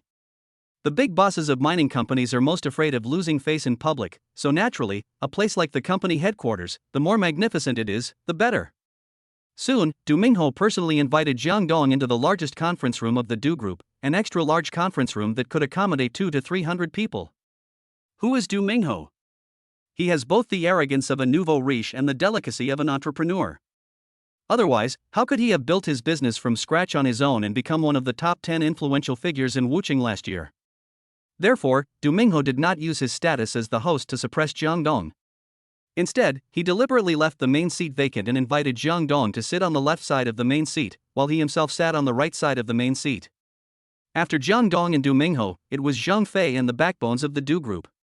However, there was only Zhang Fei beside Jang Dong, while there were dozens of people sitting beside Du Mingho. In terms of numbers, the Du Group crushed Hao Hai, but in terms of momentum, Jang Dong defeated all the people in the Du Group by himself in seconds. Then, Jang Dong sat in the boss chair calmly, without even looking at the people of the Du Group including Du Mingho. He just played with his mobile phone and instructed Zhang Fei beside him, talk to President Du about the equity distribution. Jang Dong's straightforward remarks caught the Du Group off guard again. It's such a big project, and he's facing Du Mingho, the boss of Du Group. How can the young Jang Dong even go through the polite procedures? The most important thing is that Jang Dong had no intention of personally introducing the equity distribution situation to Du Mingho, but instead sent Hao Hai's general manager to communicate with Du Mingho. This was simply arrogance. In other words, this was called young people having no martial ethics. In an instant, the faces of the backbone members of the Du Group turned cold. But Du Mingho, worthy of being one of the top 10 self-made men, not only did he not show any anger, but he raised his hand generously, signaling Zhang Fei to start. It has to be said that Du Mingho is indeed a number one figure, and his son Du Shuai can only be called dog son. Boss Du, hello everyone. Zhang Fei didn't have the confidence of Jang Dong, so he still had to follow the necessary etiquette. Next, let me introduce to you our equity distribution plan after Hao Hai goes public. After deducting the bonus shares and circulating shares of our Hao Hai internal employees, as well as the absolute controlling rights that President Jiang must hold, we can only sell a maximum of 19% of the shares to Du's mining group. According to the estimated listing value of Hao Hai at 20 million, 19% of the shares are worth 380 Dragon Country coins. Zhang Fei adhered to Jang Dong's principle of being straightforward and stated the bottom line for the sale of Hao Hai. Too little. After Hao Hai goes public, can it really reach a market value of 20 million? Neither the amount nor the shares have met the expectations of our Du Group. Before Du Minghai opened his mouth, the core members of the Du Group began to refute Zhang Fei. Of course, to Jang Dong, those meaningless arguments were like farts. Apart from creating some noise, they were completely worthless. Jang Dong didn't hear a word of them anyway. At the same time, Jang Dong, who was playing on his phone, had already seen his WeChat group explode. Compared to the negotiation with Du Mingho, Jang Dong was more interested in the WeChat group. Chapter 58, People with no income like to give advice to the rich. New messages keep popping up in the classmates group in Jang Dong Weixin. Didn't you just say that Jang Dong has no financial strength and is not qualified to buy that Maserati? Sun Li suddenly jumped out from the crowd and used this sentence to break everyone's admiration for Du Shuai. Nonsense. Not to mention our class, even in our school, the only person who is qualified to buy this kind of car is Master Du. However, Mr. Du's only shortcoming is that he is too modest. Sun Li, what do you mean? Why are you suddenly on Jang Dong's side? From what you said, do you really think that car belongs to Jang Dong? You are so ignorant. The classmates were very unhappy with Sun Li's sudden change and pointed the finger at her. This is how the world is. If everyone in the world says that he is a lunatic, and you are the only one who says that he is a normal person, then you will naturally be classified as a lunatic. Now the whole class is praising Du Shuai and stepping on Jang Dong. Suddenly, Sun Li, who also praises Jang Dong, pops out. How can she escape the attack of these fence-sitters? Ha! Sun Li typed these two words that could be associated with an expression, and then added, "Then let me ask you, why do you think Du Shuai is qualified to mention that Maserati? Is it just because Du Shuai's father is Du Mingho? Isn't what you said nonsense? Boss Du Mingho, he is one of the top 10 figures in Wuching. Whether in terms of economic strength or popularity, Boss Du crushes Jang Dong. As long as young Master Du wants it, Boss Du will definitely buy it for him." Although Jang Dong is the boss of Zhuoxianju, there is still a huge gap between him and Boss Du. You don't really think that Jang Dong can compete with the Du group with just Zhuoxianju? The fence-sitters immediately denounced Sun Li. Finally, Ning Siki couldn't bear it anymore. Although Ning Siki knew a little about what happened between Sun Li and Du Shuai, Sun Li was her only friend in school after all. Even if she was not happy with her, she couldn't let Sun Li be bullied by so many people. Have you had enough? Jang Dong owns Zhuoxianju, which is also a millionaire worth millions. And what about you? You are the same age as Jang Dong, but what else can you do besides pointing fingers? Who of us of the same age can reach Jang Dong's current level? A group of people with no income like to point fingers at the super tycoons. Are you too arrogant, or am I out of touch with the times? And suddenly, she went out to work and earned money with her own hands. What right do you have to say that about him? Have you ever earned a penny? It's easy to talk without any pain. Ning Siki's voice finally made the group quiet for a few seconds. However, this rare silence did not last long and was broken. The person who stood up was none other than Du Shuai, who was known as the best young master in the school. Siki, it's wrong for you to say that. Jang Dong is just showing off his power by relying on the little inheritance left by his dead father. What ability does he have? If you say so, I've never been afraid of anyone more than my family fortune. Anyway, they are all eating what I left behind. Can he beat me? Du Shuai seems to feel very comfortable talking about living off his parents and showing off his wealth. As soon as Du Shuai spoke, he received an enthusiastic response from the fence-sitters. Everyone unanimously believed that Zhuoxianju was the legacy left by Jang Dong's deceased father. Chapter 59, Pictures Reveal the Truth. Ha ha. Sun Li stood up again and began to openly contradict Du Shuai. Du Shuai, do you really think Jang Dong can't beat you? Even the title of Du Xiao was omitted. It seems that Sun Li is determined not to continue to lick Du Shuai. In contrast, Sun Li is more determined than ever to lick Jang Dong. What else? Du Shuai, the little fool, hadn't realized that Sun Li didn't use honorifics when speaking to him. After he finished speaking, he added a questioning expression, thinking he was very cool, as arrogant as he could be. Okay then. I'll post the pictures. Without pictures, there's no truth. Without saying anything, Sun Li directly used her big move and sent the photo she had taken before to the group. The photo of the core members of the Du group going out to greet them, with Du Mingho among them, as well as the photo of Jang Dong and Du Mingho shaking hands, and Du Mingho inviting Jang Dong into the Du group, were all sent to the group. Instantly, the classmates fell silent. For several minutes, no one sent any voice or text messages. The entire class group seemed to have become a dead group. This is what we call, pictures tell the truth. Before, everyone believed that Jang Dong couldn't afford that Maserati. Du Shuai even implied that Jang Dong was only successful because of his father, so he should stop pretending to be so high-handed. He even directly called on Jang Dong to compete with him for a father. However, everything turned around after Sun Li posted those photos. The group of classmates, who had been silent for a while, suddenly exploded without any warning. This is Jang Dong. That's right. It's Jang Dong. Oh my god. Who is he shaking hands with? I think I've seen that guy on TV. Fuck.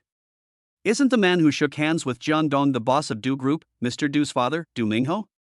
After this sentence appeared in the group, the class group once again became stagnant. It's not that they don't know what to say, on the contrary, they have a lot to say, such as how to lick Jang Dong. In fact, the reason why the fence-sitters didn't say anything was because they were waiting for Du Shuai, because everyone wanted to know Du Shuai's reaction after seeing these photos. Du Shuai in the group might not have recovered from his shock, but in the financial building, Du Shuai's father Du Mingho was the first to react. Du Mingho didn't even look at Zhang Fei. As the saying goes, soldiers against soldiers, generals against generals. Du Mingho would of course talk to Jang Dong directly. Otherwise, why would he invite Jang Dong to Du's mining group? Brother Jiang. Du Mingho laughed heartily, and even changed the way he addressed Jang Dong. The name brother also seemed more intimate. Haohai is a company with great potential. Our Do Group sincerely wants to invest in Haohai and develop new areas for our Do Group, but only giving us 19% of the shares is indeed a little too little. Boss Du Jang Dong was too lazy to wait for Du Shuai's response since the group chat was dead silent. He might as well put down his phone and talk to Du Shuai's father first. I don't like beating around the bush. Let's be frank. I must have an absolute controlling stake of 51%, so I can only leave you 19% of the shares. After Jang Dong finished speaking, he glanced at the backbones of the Do Group around Du Mingho with a smile, and said jokingly, "As for what you said, our Haohai may not be able to reach a market value of 20 million after listing. Well, then, I now officially announce that I will unilaterally increase the stock price, and the market value of 20 million will become 21 million. Chapter 60 Raising the Price. As soon as Jang Dong said this, the conference room immediately went into an uproar. This is clearly raising the price and is unethical. Boss Jiang, isn't that too much? Although Haohai is confirmed to be listed, it has not been listed yet after all. You are raising the price now. I am afraid you don't want to talk to our Do Group sincerely, right? That's not how you do business. The backbone members of the Do Group began to denounce Jang Dong. In fact, the increase of 1 million is nothing to the Do Group, but this is not something that can be measured by money, but a matter of face. Jang Dong clearly didn't give Do Group any face. Facing the resistance from the Do Group's core members, Jang Dong's expression remained unchanged, and he kept a faint smile all the time. It was not until the voices of the group gradually weakened that Jang Dong laughed coldly and said, "Now, I officially announce it again, 22 million. What? You really don't give our Do Group face? Young man, being too angry is not a good thing." The backbones of the Do Group could no longer sit still, and even their voices couldn't help but rise a few notches. Jang Dong is raising the price again. It is not just a matter of not giving face to the Do Group, but a blatant slap in the face of the Do Group. The people from the Do Group were angry, but Zhang Fei, who came with Jang Dong, was sweating profusely. He never expected that the new boss would be so arrogant. He dared to raise the price and slap the Do Group in the face in someone else's territory, in front of someone else's boss and all the backbones. This was not just arrogant, it was extremely arrogant. Very good, then it is 23 million now. Jang Dong remained calm and was not shaken at all by the words of the backbone members of the Do Group. Didn't this group of core members look down on Jang Dong before? Isn't Du Mingho Du Shuai's father? Isn't the Do Group the capital for Du Shuai to show off? Yes, Jang Dong actually wanted to slap him in the face. If they talk a little more, Jang Dong will raise the price by 1 million. If they keep talking nonsense, Jang Dong will continue to raise the price. Anyway, the initiative is in Jang Dong's hands, and whether to buy or not is up to him. You, Mr. Jiang. The backbones of the Do Group wanted to speak, but at this moment, Du Mingho shouted coldly without any warning, suppressing everyone's voices, "Shut up! Get out!" The conference room instantly fell into dead silence. The core members looked at each other. Although they were unwilling, they did not dare to go against Du Mingho's wishes. They could only stand up helplessly, glaring at Jang Dong angrily, and then walked out of the conference room obediently. The Do Group is a one-man show, led by Du Mingho, so this effect occurs. After everyone left, Du Mingho resumed his previous enthusiastic attitude, "Brother Jiang, your subordinates are ignorant, don't bother with them." Du Mingho has already seen through Jang Dong's thoughts. If those backbones who have no ability and have only climbed up by relying on nepotism continue to talk nonsense, Jang Dong will continue to raise the price. Since President Du has spoken, I will naturally give him face.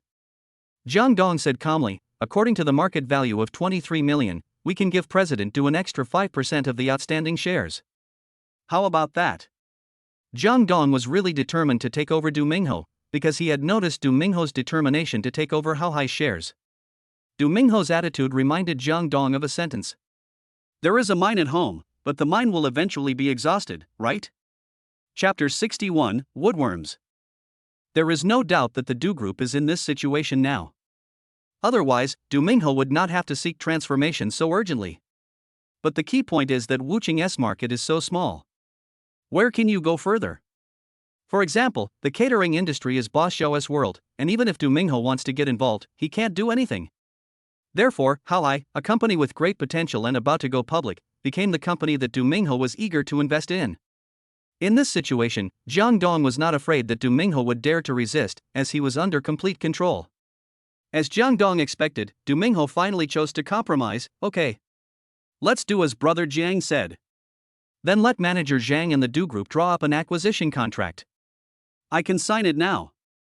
Jang Dong didn't waste any words and directly agreed to Du Mingho.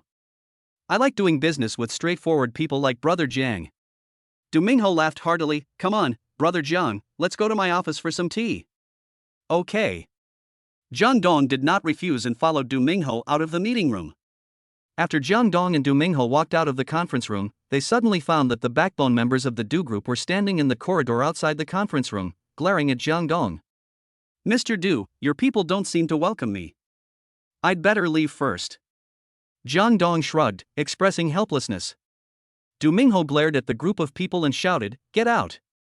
Get out now! Du Mingho is not a top student, he is just a nouveau riche, and no one is expected to speak classical Chinese from his mouth. After being scolded by Du Mingho, the backbone members immediately ran away, not daring to stay for a moment. It seems that Du Mingho's position in the Du Group is really unshakable. Brother Jiang, you are laughing at me. Du Mingho laughed enthusiastically at Jang Dong. They are all my aunts, uncles, cousins, and uncles. They have no knowledge and yet they always want to meddle in things. Jang Dong didn't say anything, but nodded in agreement, and gave Du Mingho a smile of understanding. In the so-called family businesses, the biggest parasites are actually this kind of people. He has no ability at all, so he just takes advantage of the power of others to bully others, flirts with female subordinates, and occasionally cooks the accounts to make some money from the group. Du Mingho no longer talked about these family scandals, but took Jang Dong to his reception room. Speaking of the reception room, it is absolutely luxurious, even more luxurious than the office that Zhuo Xianzhu arranged for Jang Dong, as if they were afraid that others didn't know that Du Mingho was a wealthy landlord. On this side, Du Mingho's tea was not yet ready, but on the other side, Zhang Fei, who came with Jang Dong, had already drafted the final acquisition contract. The contract was clearly stated and simple, with any unexpected events noted down. Of course, Jang Dong didn't care about that. He just glanced at the amount to be paid by the Du Group and signed his name on the contract with satisfaction. Haohai sold 24% of its shares to Du Group. Based on the market value of 23 million, that is 5.52 million. It has already completed a quarter of the system upgrade goal, so the income is pretty good. After signing, Jang Dong pushed the contract in front of Du Mingho. Mr. Du, no problem. Great. Du Mingho reviewed it for a moment and signed his name without hesitation. Brother Jiang, if there is a chance, we can cooperate more deeply. Okay. Jang Dong stood up. He had no intention of staying in the Du Group. He said goodbye to Du Mingho and walked straight out of the Du Group. Chapter 62, Disgusting to Death. Du Mingho was still polite. Not only did he send Jang Dong out of the Du Group, he also watched Jang Dong walk into Haohai's office before turning back to the Du Group. Boss Jiang, that was quite scary just now. Zhang Fei closed the door of his office and said to Jang Dong with lingering fear, You dare to raise the price in the Du Group? What are you afraid of? Jang Dong sat in the boss's chair and said lightly, Can't you see? The mines of Du's mining group are almost gone. They are in urgent need of transformation. Wuqing is so small that Du's transformation will inevitably affect other people's cakes. Therefore, Haohai, which has a unique advantage, has become Du Mingho's only choice. What qualifications does he have to negotiate with me? After hearing what Jang Dong said, Zhang Fei suddenly realized what was going on and immediately started to flatter Jang Dong. Okay, tell the people from the Du Group to transfer the money over quickly. Jang Dong drove Zhang Fei out of the office. Looking at Zhang Fei's departing back, Jang Dong couldn't help but fall into deep thought. There is no doubt about Zhang Fei's workability and his emotional intelligence is high enough, but his wisdom is indeed disappointing. And Zhang Yi, who is courageous, loyal, and ruthless, but also lacks wisdom. Otherwise, how could he have become only the manager of Zhuo Xianzhu? It seems that we need to find a wise and talented person. Otherwise, as the number of sign-ins increases, Jang Dong's industry will surely grow bigger and bigger. In this case, won't Jang Dong become busier and busier? This won't do. Jang Dong wants to become a wealthy man with billions of wealth, so how could he be entangled in these things that are full of the smell of money? Just when Jang Dong was daydreaming, a WeChat notification tone suddenly rang from his cell phone. Jang Dong opened WeChat and found that someone in the class group had tagged him. Jang Dong. Du Shuai finally jumped out and tagged Jang Dong directly. Why are you standing with my dad? Jang Dong saw that Du Shuai had directly tagged him, so he naturally stopped hiding. Can't you call your dad and ask? Oh, I forgot to tell you that your dad just called me brother, so do you have to call me uncle? There was still deathly silence in the group, but the fence-sitters on the other side of the phone had collectively burst into laughter, while Du Shuai had a grim look on his face and almost dropped his phone. Don't call me? It doesn't matter, uncle is very generous. Jang Dong gave a smirk and then sent 10 red envelopes with passwords in the group, with a total value of 2,000 Dragon Country coins, which was twice as much as what Du Shuai had just sent. The password was also very disgusting. Congratulations to my nephew and his ex-girlfriend for getting married, XX and X, forever and ever. In an instant, the 10 commands sent by Jang Dong were flooded on the screen, and the entire phone screen was filled with these words. Eldest nephew? Ex-girlfriend? XX matches X, forever? Is it necessary to be so obvious when you are insulting someone? Is that an insult? There were no dirty words in the whole show. It shouldn't be an insult. Those who understand will understand, and those who don't understand should also understand. In a few seconds, all the red envelopes were snatched away, including Sun Li and Ning Siki who joined in. However, Du Shuai and Chen Wenwen seemed to have sunk to the bottom of the pile. Not only did they not say a word, they didn't even grab the red envelopes. Why?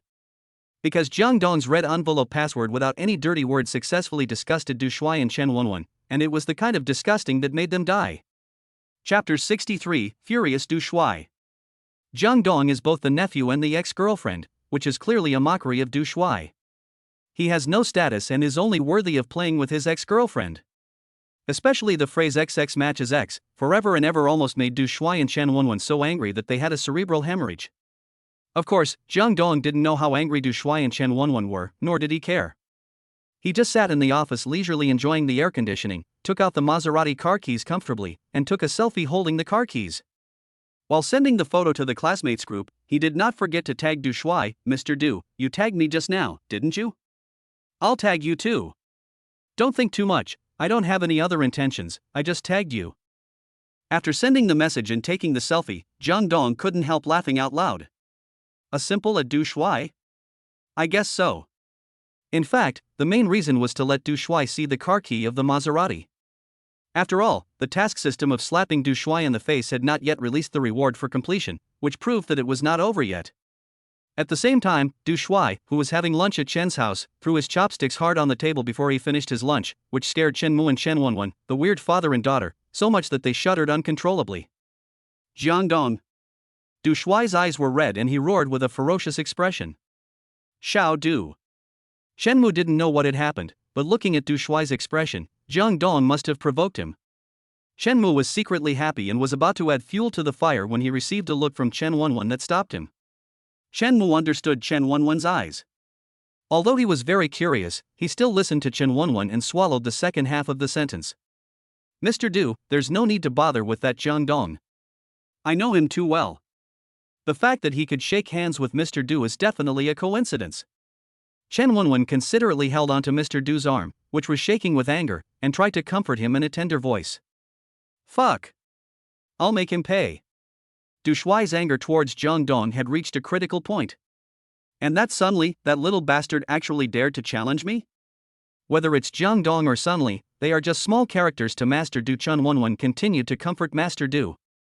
Du Shuai wanted to say something harsh, but at this moment, a notification sounded from Du Shuai's WeChat account.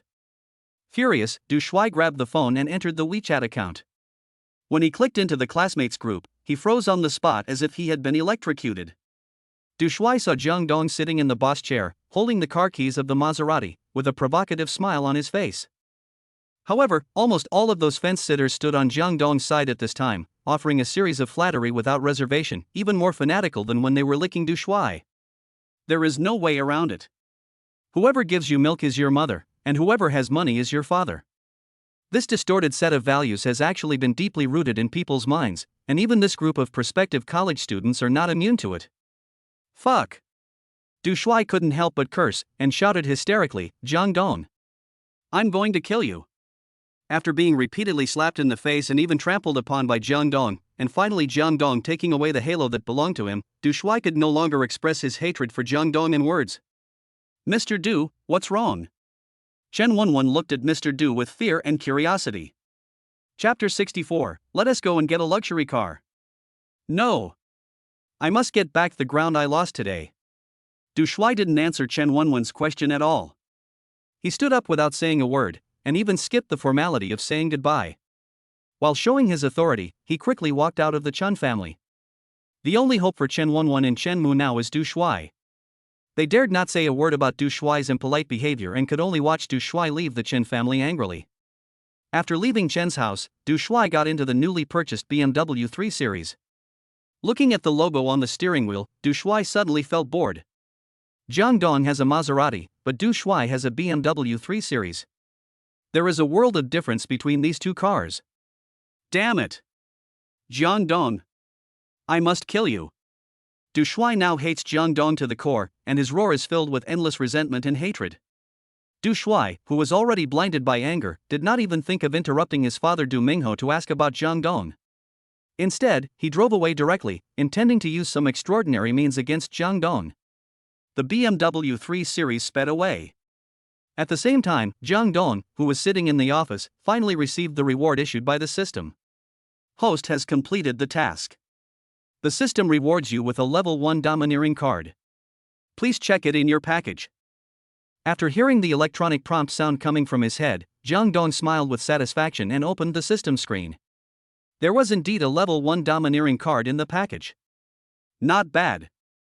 Jang Dong closed the light curtain with satisfaction. As the saying goes, good things come in pairs. Jang Dong, who had just received the system reward, received another text message from Longhua Bank, informing Jang Dong that a huge sum of 5.52 million yuan had been deposited into his bank card. Master Du's father is much more efficient than him in doing things. Jang Dong looked down on Master Du and directly dialed Zhang Yi's cell phone. Brother Dong, what's going on? Zhang Yi answered the phone very quickly, almost in seconds. How are things going over there? Jang Dong asked with a smile. Everything is going well on my end. If nothing unexpected happens, I will be able to hand over Zuixianju to Boss Xiao tonight. Zhang Yi laughed heartily, and it could be heard that he was in a very good mood. Call the long-haired ones, I'll take you to pick up the luxury car. Pick up a luxury car? Zhang Yi was slightly stunned, and then he growled excitedly and expectantly, Brother Dong, we are going to pick up a luxury car, not pick up the car, right? Why are you talking so much nonsense? Jang Dong cursed with a smile, go to the Ocean Automobile flagship store and wait for me. My car can't accommodate 3 people. Okay. Okay. Zhang Yi was so excited that he was a little incoherent. Brother Dong goes first, I will be there soon. You're the one who took the first step. Ha ha ha. Slip of the tongue. Okay. See you at Ocean Car. Jang Dong hung up the phone with a faint smile. Now that we have money, we should deal with the current matters first. At least we have promised to give cars to Zhang Yi and Changfa, and we cannot go back on our word. By the way, Li Qin must also be given a luxury car. As for system upgrades, it's okay to wait a few more days. A man without integrity cannot stand, and fulfilling his promises is the most important thing. After hanging up the phone, Jang Dong was about to walk out of the office, but unexpectedly, he bumped into Zhang Fei, who came running back in a hurry. Mr. Jiang. I'm sorry. Zhang Fei apologized quickly.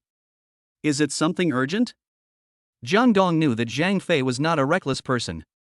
If he was so anxious, there must be something urgent. Chapter 65, Give you a villa. It's urgent. Zhang Fei grinned, his face flushed, looking very excited. The Wuqingtang app developed by our Haohai has been successfully launched. This is our Haohai's most popular product at the moment. If the follow-up response is good, the company's market value will not only increase, but also attract larger contracts. That's a good thing. Jang Dong smiled faintly, and suddenly remembered something. By the way, add my name to the list of Wuqingtang app developers. Shouldn't Mr. John's name be added to the owner's item? Zhang Fei asked curiously and puzzled. No need. Just add my name to the list of developers. After Jang Dong instructed Zhang Fei, he quickly walked out of the office. Wuqingtang app is a good opportunity for Jang Dong to cover up his lie, otherwise Xin Shulian will definitely ask him about it.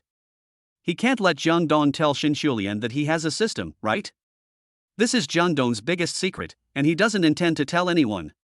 After walking out of the office, Jang Dong walked quickly towards the main entrance of Haohai Company. At the main entrance, Sunli was looking at Jang Dong with anticipation. Sunli helped Jang Dong in the group and stepped on Du Shuai. She felt that Jang Dong would definitely reward her. Right. Sunli has now put herself in a very low position. There is no way around it. Who made Jang Dong so awesome? Jiang. Mr. Jiang. Sunli originally wanted to call Jang Dong by his full name, but she quickly stopped and called out his respectful title. I can pretend that nothing happened before and we can be ordinary classmates. Jang Dong did not go to see Sunli, but told Sunli that he would not target her. The most ordinary classmate may be Jang Dong's greatest gift to Sunli. Of course, this was also for Ning Siki's sake. After all, Sunli was the only person in school that could barely be considered a friend of Ning Siki's. Thank you, Mr. Jiang. Sunli bowed to Jang Dong gratefully.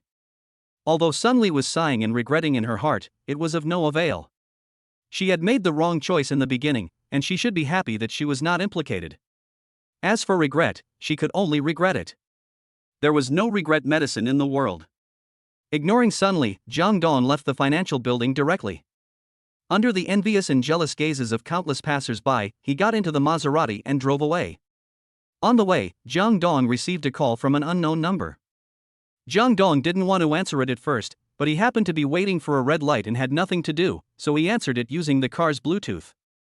What if it was a call to sell houses? Why not buy a few by the way? Hey! Jang Dong said casually, are you here to sell houses? Huh?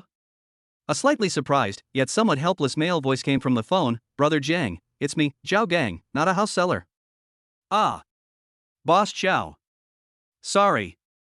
Jang Dong laughed awkwardly, what's the matter, Boss Zhao? He became curious.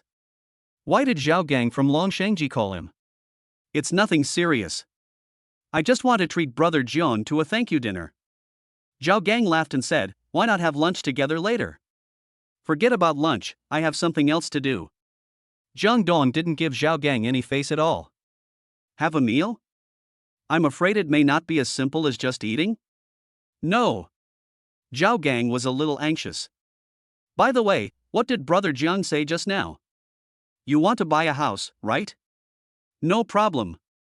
I'll give Brother Jiang a Riverview villa. Chapter 66, I'm blocking your car, do you have any objection? The Riverview Villa is located in a top-level villa area on the edge of the Longjiang River Basin in Wucheng. It is known as the ceiling of Wucheng's housing prices, and it is not an exaggeration to call it Wucheng's unique wealthy area. But, Zhao Gang actually wanted to give away even this kind of house? You know, a villa there starts at least 6 million, and the smallest one is only 200 square meters. Jang Dong hesitated for a moment. There was no reason not to accept a villa that was delivered to his doorstep, right? However, Jang Dong also knew that Zhao Gang must have something to ask for. After all, it is not easy to get a ceiling-level house in Wucheng. I may have to wait a while. I have something to do now. Jang Dong changed the subject and did not say anything definite directly. At least Jang Dong needs to know what Zhao Gang wants Jang Dong to do, right? That villa is still very attractive to Jang Dong, because his old villa is occupied by Jiang Qiyuan's family, so he has to find a way to build another home, right? Besides, Xin Shulian is about to be discharged from the hospital, so buying a house is indeed an urgent matter. It's okay. I'll wait for Brother Jiang. Zhao Gang heaved a sigh of relief when he saw Jang Dong let go. See you in the lobby of Longshengji. Okay. Jang Dong hung up the phone casually, the red light turned green, and the Maserati turned into a beast again, driving towards the Wucheng Auto Trade City not far away. At the same time, Wucheng Auto Trade City, Ocean Automobile Wucheng Store. Zhang Yi drove a newly delivered Trumpchi minivan and parked it in the parking space closest to the main entrance of the Ocean Automobile Wucheng Store. He then got out of the car with Changfa, found a shady place, and waited for Jang Dong while smoking. Not long after, a Q7 came over at lightning speed with a roaring engine and stopped steadily in front of the main entrance of the Ocean Automobile Wucheng Store. It seemed that parking spaces did not exist for this Q7. This Q7 not only parked randomly, but also blocked half of the front of Zhang Yi's Trumpchi business car. If this Q7 did not move, it would be impossible for Zhang Yi to drive the car out again. Afterwards, the door of the Q7 was opened, and Zhao Yihong and two tall and strong young men got out of the car. They didn't even look at the Trumpchi business car that they were blocking, and walked straight into the store. At this time, Zhang Yi and Changfa, who were standing not far away and smoking, looked at each other, and both saw a hint of anger in each other's eyes. Zhang Yi is not a good man. How many people in the underworld know how to swallow their anger? Not to mention the little bully Zhang Yi. Zhang Yi immediately spoke up and stopped Zhao Yihong. Hey! Boy, your car is blocking my car. Fuck! Who is that? So arrogant? I'm blocking your car, do you have any objection? After being shouted at by Zhang Yi, Zhao Yihong immediately responded arrogantly. After shouting this, Zhao Yihong and the other two turned around and looked at Zhang Yiha and Chanfa. It was only then that both parties saw each other's faces clearly. Coincidentally, they all knew each other, but their relationship was not particularly friendly. Fuck? Little bully Zhang Yi? Zhao Yihong was slightly surprised, then pointed at the small commercial vehicle worth just over 100,000 yuan with disdain and laughed. Didn't Zuoxianju be acquired by my family? Why are you still driving such a junky car? That's right. Zhao Yihong is the young master of Longshengji and the only son of Zhao Gang, who just acquired Zuoxianju. Chapter 67, The Clash of Dandies Part 1. Jang Dong had previously invited Ning Siki to a banquet at Longshengji, and it was not an accidental encounter with Zhao Yihong. In fact, Zhao Yihong had met Ning Siki on his way home, and then he pestered Ning Siki and unknowingly returned to his home. Besides, Longshengji's young master Zhao Yihong and former Zuoxianju general manager Zhang Yi, these two people belonged to two companies respectively, and Longshengji and Zuoxianju were competitors before, so it was natural that Zhao Yihong and Zhang Yi could not get together. Zhao Yihong, Mr. Zhao. Zhang Yi looked at Zhao Yihong with a fake smile. Move the car away, don't delay my driving, I can pretend nothing happened. Zhang Yi was too lazy to pay attention to this group of little bastards, for fear that people in the underworld would laugh at him for bullying the weak. Zhang Yi still abides by the rules of the underworld. However, some rules only need to be followed once. If Zhao Yihong and others continue to act arrogantly, then the rules can be broken. After all, Zhang Yi gave them the opportunity, so if they want to blame someone, they can only blame them for not seizing it. Fuck! Zhao Yihong couldn't help but swear. Zuoxianju has been acquired by our family. You are not the boss, and the money will not fall into your hands. Why are you pretending to be so high and mighty in front of me? You are just an unemployed vagrant, an idle person in society. Do you have the qualifications to compete with me? Mr. Zhao is right. Who do you think you are? But don't say that a lean camel is bigger than a horse. This society values money. If you have no money, what good is it just to be a little bully? The two young men beside Zhao Yihong immediately stepped on Zhang Yi. Of course, the opportunity to step on the little overlord is not something that can be easily obtained. If you seize this opportunity, you will have something to brag about to others in the future. These two are obviously Zhao Yihong's followers, so how could they miss such an opportunity? Kids nowadays are getting more and more irritable. Zhang Yi did not get angry, but turned around and said to the expressionless long-haired girl beside him, "What do you think, should I teach them how to behave?" Obviously, a second-generation rich man like Zhao Yihong didn't care about the business of Longshengji at all. He only knew that their group acquired Zuoxianju. As for Zhao Gang's attitude towards Jang Dong, the former boss of Zuoxianju, and the relationship between Zhang Yi and Jang Dong, he knew nothing about it. I don't want to bother with kids like this. The long-haired man said coldly. I know you won't do anything without bloodshed. Zhang Yi smiled coldly, then I'll do it. If I don't teach these kids a lesson, they really don't know how high the sky is and how thick the earth is. A sinister smile appeared on Zhang Yi's lips, and it became more and more intense. Zhang Yi gave them the opportunity, but Zhao Yihong and his group of kids didn't know how to cherish it, so we can't blame Zhang Yi for bullying the weak. At most, Zhang Yi just needs to be gentle when he strikes, otherwise, the kids will really think that Xiao Badeo is a sick cat. Unexpectedly, at this moment, two more cars drove over, a BMW 3 Series and a Land Rover Range Rover. Squeak!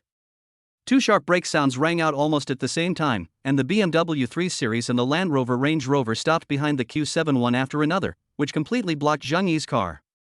Afterwards, Du Shui with a gloomy face got down from the BMW 3 Series, and a young man with big Louis Vuitton logos all over his body and a haughty look on his face got down from the Land Rover Range Rover, along with two burly bodyguards wearing black suits and big sunglasses. Du Shui's group of four met Zhao Yihong's group of three, and instantly, a fierce spark burst out between the two groups. Chapter 68, The Clash of Dandies Part 2. Hey! Isn't this Mr. Zhao? The logo man greeted Zhao Yihong with a smile, but his greeting was full of provocation. Li Feng? Why are you here too? Are you here to pick up the car? Zhao Yihong glanced at the logo man Li Feng in surprise, and finally fixed his gaze on Du Shuai. Hey! Du Shuai? Why didn't you pester Siki today? Du Shuai is madly pursuing Ning Siki, and Zhao Yihong is also infatuated with Ning Siki. These two can be said to be absolute rivals in love. Now that they meet, they are naturally jealous of each other. However, in front of Zhao Yihong, Du Shuai had no momentum at all, as if he was completely controlled by Zhao Yihong. Mr. Zhao, I wanted to ask you, why didn't you make an appointment with Ning Siki? Du Shuai glanced at Zhao Yihong with a guilty conscience. Although he was fighting back against Zhao Yihong, the voice he spoke out did not sound confident at all. Siki has been getting close to a little idiot recently. You are obviously asking this question knowing the answer? Zhao Yihong raised his eyebrows and said coldly, Boy, are you provoking me? Zhao Yihong's aggressiveness made Du Shuai more and more nervous. He subconsciously took a step back and stood next to Li Feng, as if he would feel safe this way. It's true that Du Shuai is a second-generation player, but Zhao Yihong is not bad either. Zhao Yihong is older than Du Shuai, and has seen more of the world and is more familiar with the second-generation playboys in Wuching than Du Shuai. To be honest, Du Shuai doesn't have much capital to jump in front of Zhao Yihong. After all, Zhao Yihong is not one of those high school students. Every circle has its own level divisions, and the same is true for the circle of playboys. Simply put, in Wuching's playboy circle, Zhao Yihong and Li Feng are the top ones, while Du Shuai can only be regarded as a second-tier playboy. Zhao Yihong, Xiao Du is my man. You are scaring Xiao Du in front of me. It is obvious that you don't give me face. Li Feng took a step forward boldly, making it clear that he wanted to confront Zhao Yihong head-on. What can I do if I don't give you face? Zhao Yihong was not afraid at all. As one of the top playboys in Wuching, how could Zhao Yihong give in so easily? Zhao Yihong and Li Feng glared at each other, and the followers and bodyguards behind them also started to prepare. Just as a fight was about to break out in front of the main entrance of Ocean Motors, Zhang Yi, who was ignored by these playboys, suddenly shouted, If you kids want to fight, you'd better move your cars first. Zhang Yi glanced coldly at Zhao Yihong and Li Feng's groups. Fuck. Zhang Yi? Why the hell are you here? Li Feng then noticed Zhang Yi's presence and was very surprised. It's him. Du Shuai exclaimed immediately, Zhang Yi. He's from Jang Dong. Jang Dong? The guy who humiliated you? Li Feng curled his lips and said with an arrogant smile, What a coincidence. I came here to help you, but I didn't expect to meet Jang Dong's men. Jang Dong? Zhao Yihong thought for a moment and finally remembered who Jang Dong was. I fucking remember. He's the little idiot who was flirting with Siki. I just investigated him. Because of Zhang Yi's existence, and more importantly, because of Jang Dong behind Zhang Yi, Zhao Yihong, Li Feng, and Du Shuai looked at each other in an instant.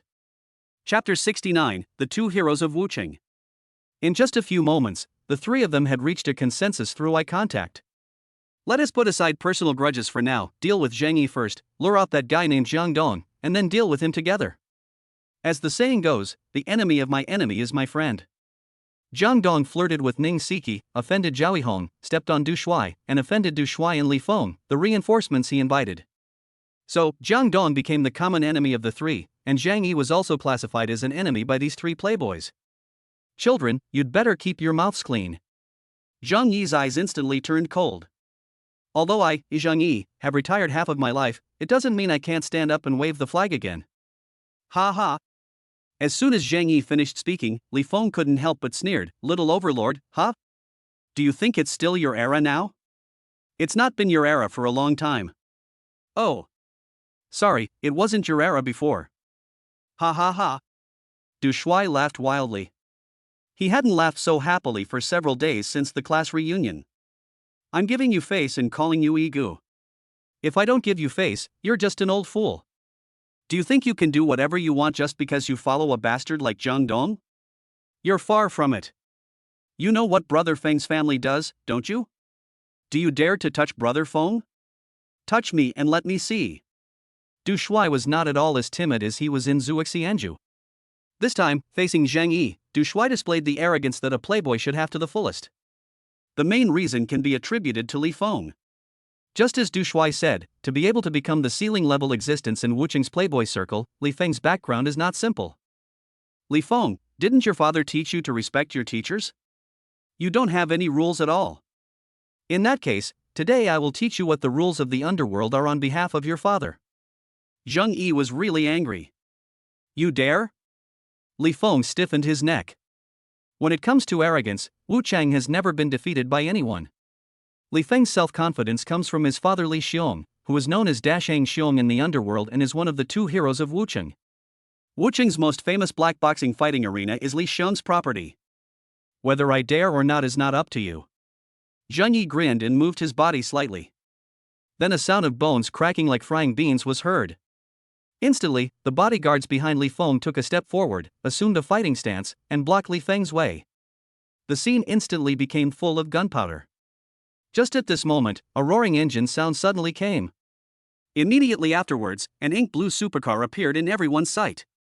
In just a dozen seconds, the cool supercar was so stylish that it was directly blocked between Zhang Yi and Li Feng.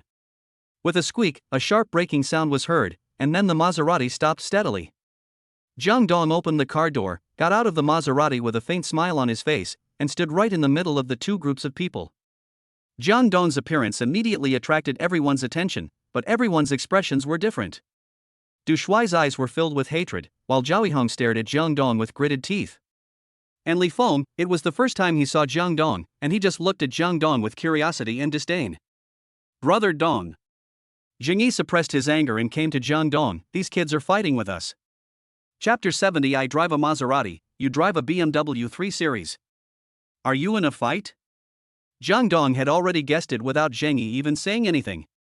Both old acquaintances, Du Shuai and Zhao Yihong, are here. If I don't argue with them, are I going to invite Jang Dong to dinner? So many people are here. Jang Dong waved his hand indifferently towards Zheng Yi, and then he looked at Li Feng and the others one by one. An idea suddenly popped up in his mind. There are so many people here, and they all seem to be here with bad intentions. Isn't this a perfect opportunity to use the domineering and stepping on others card? If you are still feeling sleepy, a pillow will be delivered to your door. No one answered Jang Dong's words. Instead, Coach Du began to introduce Jang Dong to Li Feng beside him and his temporary ally Zhao Yihong. Brother Feng, Master Zhao, he is Jang Dong. Du Shuai stared at Jang Dong coldly, his eyes were like those of a poisonous snake. The former boss of Dongjiang Group was his father, but now he is dead, and Dongjiang Group was also taken away by his uncle. I don't know how this guy got Zuoxianju and a Maserati worth more than 3 million. He's just a piece of trash. Li Feng curled his lips in disdain. He really didn't take Jang Dong seriously. How much more powerful can a restaurant owner be? In this small piece of land in Wucheng, he is nothing. One more thing, Zuoxianju has now been acquired by our family. Zhao Yihong said proudly. I understand. Du Shuai's mind was blown, and he understood instantly. This guy must have sold Zuoxianju, and then used the money from selling Zuoxianju to buy such a flashy supercar, and planned to use the car to pick up girls. That's right. Du Shuai's explanation is completely reasonable. The premise is that they don't know that Halai Company is actually owned by Jang Dong and has reached a strategic alliance with Du Mingho. Du Shuai, Li Feng, and Zhao Yihong were talking loudly. Not only Li Feng and the others could hear it clearly, but even Jang Dong and Zheng Yi could hear it clearly. Pa pa pa. Jang Dong smiled faintly and clapped his hands, as if he was cheering for Du Shuai's reasoning. He also said jokingly, Du Xiao, you are so smart. Why didn't I realize you were so smart before? Don't be so frivolous with me here. Du Shuai glared at Jang Dong fiercely and said in a sinister voice, how can you, a loser who could even have his inheritance swindled away, get the money to buy a supercar? Didn't you spend the money from selling Zuoxianju? I'm beginning to admire you a little, Jang Dong. You traded Zuoxianju for a supercar. How dare you do that? The key is, do you have it? Jang Dong was not angry at all. He just pointed at Du Shuai's BMW 3 Series and said with a smile, I drive a Maserati and you drive a BMW 3 Series. Do you think you are qualified to say these things to me? Fuck. Jang Dong's words directly exposed Du Shuai's scars and deeply stimulated the thing he was most reluctant to mention. Don't be so arrogant. I came to Ocean Motors today to pick up a car. I must put a damper on your arrogance. What a coincidence, I'm here to pick up the car too. Zhao Yihong also sneered. Previously at Longshengji, Zhao Yihong was stimulated by Jang Dong's Maserati. If he didn't get a similar car, Zhao Yihong would never be able to avenge that defeat. What a coincidence! I'm here to pick up the car, too. Jang Dong imitated Zhao Hong's tone and added with a smile, but I'm not here to pick up the car for myself, I'm here to pick up the car for Zhang Yi and Changfa. Chapter 71, not very offensive, but very insulting. As soon as Jang Dong finished speaking, Zhao Hong and Du Shuai reacted extremely strongly. This is called, not very aggressive, but extremely insulting. Why? In order to surpass Jang Dong's Maserati or reach the same level, Du Shuai and Zhao Hong came to Ocean Automobile to pick up the car. To put it bluntly, they were spending money on themselves. But what about Jang Dong? He also came to pick up the car, but he was picking up the car for Zhang Yi and Changfa, two subordinates recognized by outsiders. Moreover, bringing up the issue of picking up the car at this time clearly shows that he wants to compete with Coach Du and Zhao Hong. The two young masters picked up cars for themselves, while Jang Dong picked up cars for his subordinates. Even the two young masters wanted to compare with each other, which showed that he did not take the two young masters seriously at all. The implication was that the cars they picked up might not even be comparable to those of Changfa and Zhang Yi. Fuck! How dare you look down on me? You really are such a jerk that you don't want to drink the wine. Du Shuai and Zhao Hong started yelling and cursing in unison. They never expected that they would be stepped on by Jang Dong again without realizing it. The angrier the other party got, the more comfortable Jang Dong felt. Seeing that the time was almost right, Jang Dong immediately raised his hand and gestured twice in the air. Of course, only Jang Dong himself could see that he had activated the domineering stomping card. Level 1 bully stomping card has been activated, time limit is 1 hour. System under evaluation. Host's arrogance, unknown. Number of opponents, 7. Host's worth, 30 million. Opponent's worth calculated as a percentage of the host's worth. Li Feng, young master of the black boxing arena, worth 100 million, level 10. Zhao Hong, young master of the Zhao group, worth 70 million, level 10. Du Shuai, young master of the Du group, worth 60 million, level 10. Bodyguards A and B worth 400,000, level 1. Zhao Tian, heir to the Zhao group shareholder, worth 10 million, level 3.3. Qianwen, heir to the Wuqing seafood wholesale market, worth 20 million, level 6.6. The overall value of the opponent, 4.19. The familiar royal sister's voice once again echoed in Jang Dong's mind, and the corresponding name and level were displayed above each person's head. Including the two followers of Zhao Hong, whom Jang Dong had never seen before, this information also appeared in Jang Dong's eyes. The fat one is called Qianwen, and the thin one is called Zhao Tian. They barely make up for the level lost by Li Feng's two bodyguards. Those who are worth more than me will be counted as level 10, and those who are less than level 1 will be counted as level 1. This is very humane, and the assets of their families are calculated, which is very good. However, the evaluation of 7 people is only level 4.19, a failure.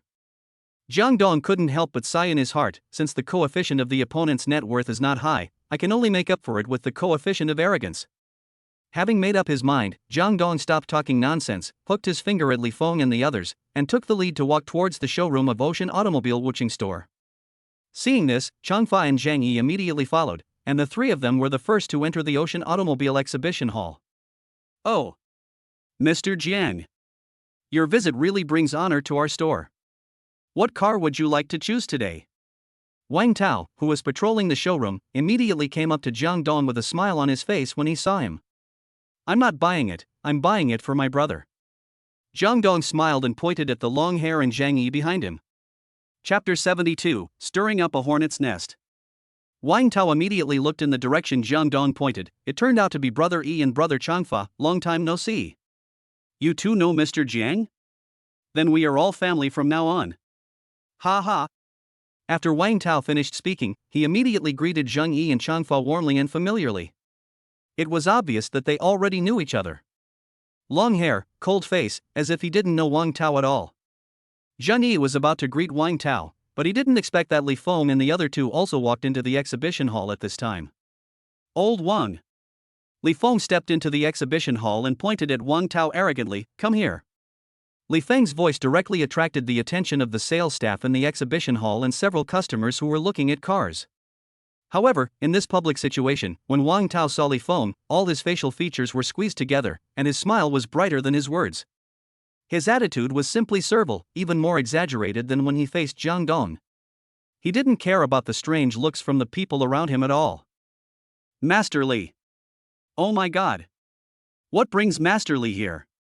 Wang Tao wanted to kneel down and lick Li Feng immediately. Are you here to pick up that Panamera? It's not fixed yet. Master Li, give me a few days, some parts have to be imported from abroad. What car? I'm here to buy one. Li Feng waved his hand impatiently. Hurry up and introduce what new stuff you have.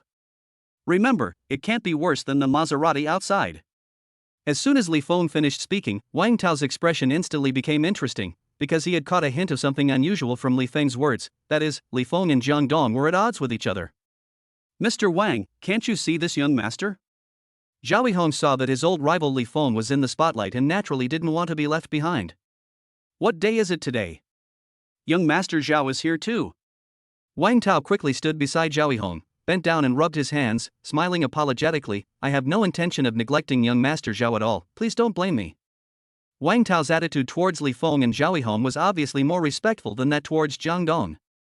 There is no doubt that in Wang Tao's eyes, Li Feng and Zhao Yihong, the two top playboys in Wuchang, are more worthy of her attention than Jang Dong. Stop talking nonsense and get me a car. It can't be worse than that Maserati outside. After being praised by Wang Tao, Zhao Yihong's expression improved a lot. This time, it was Wang Tao's turn to be dumbfounded.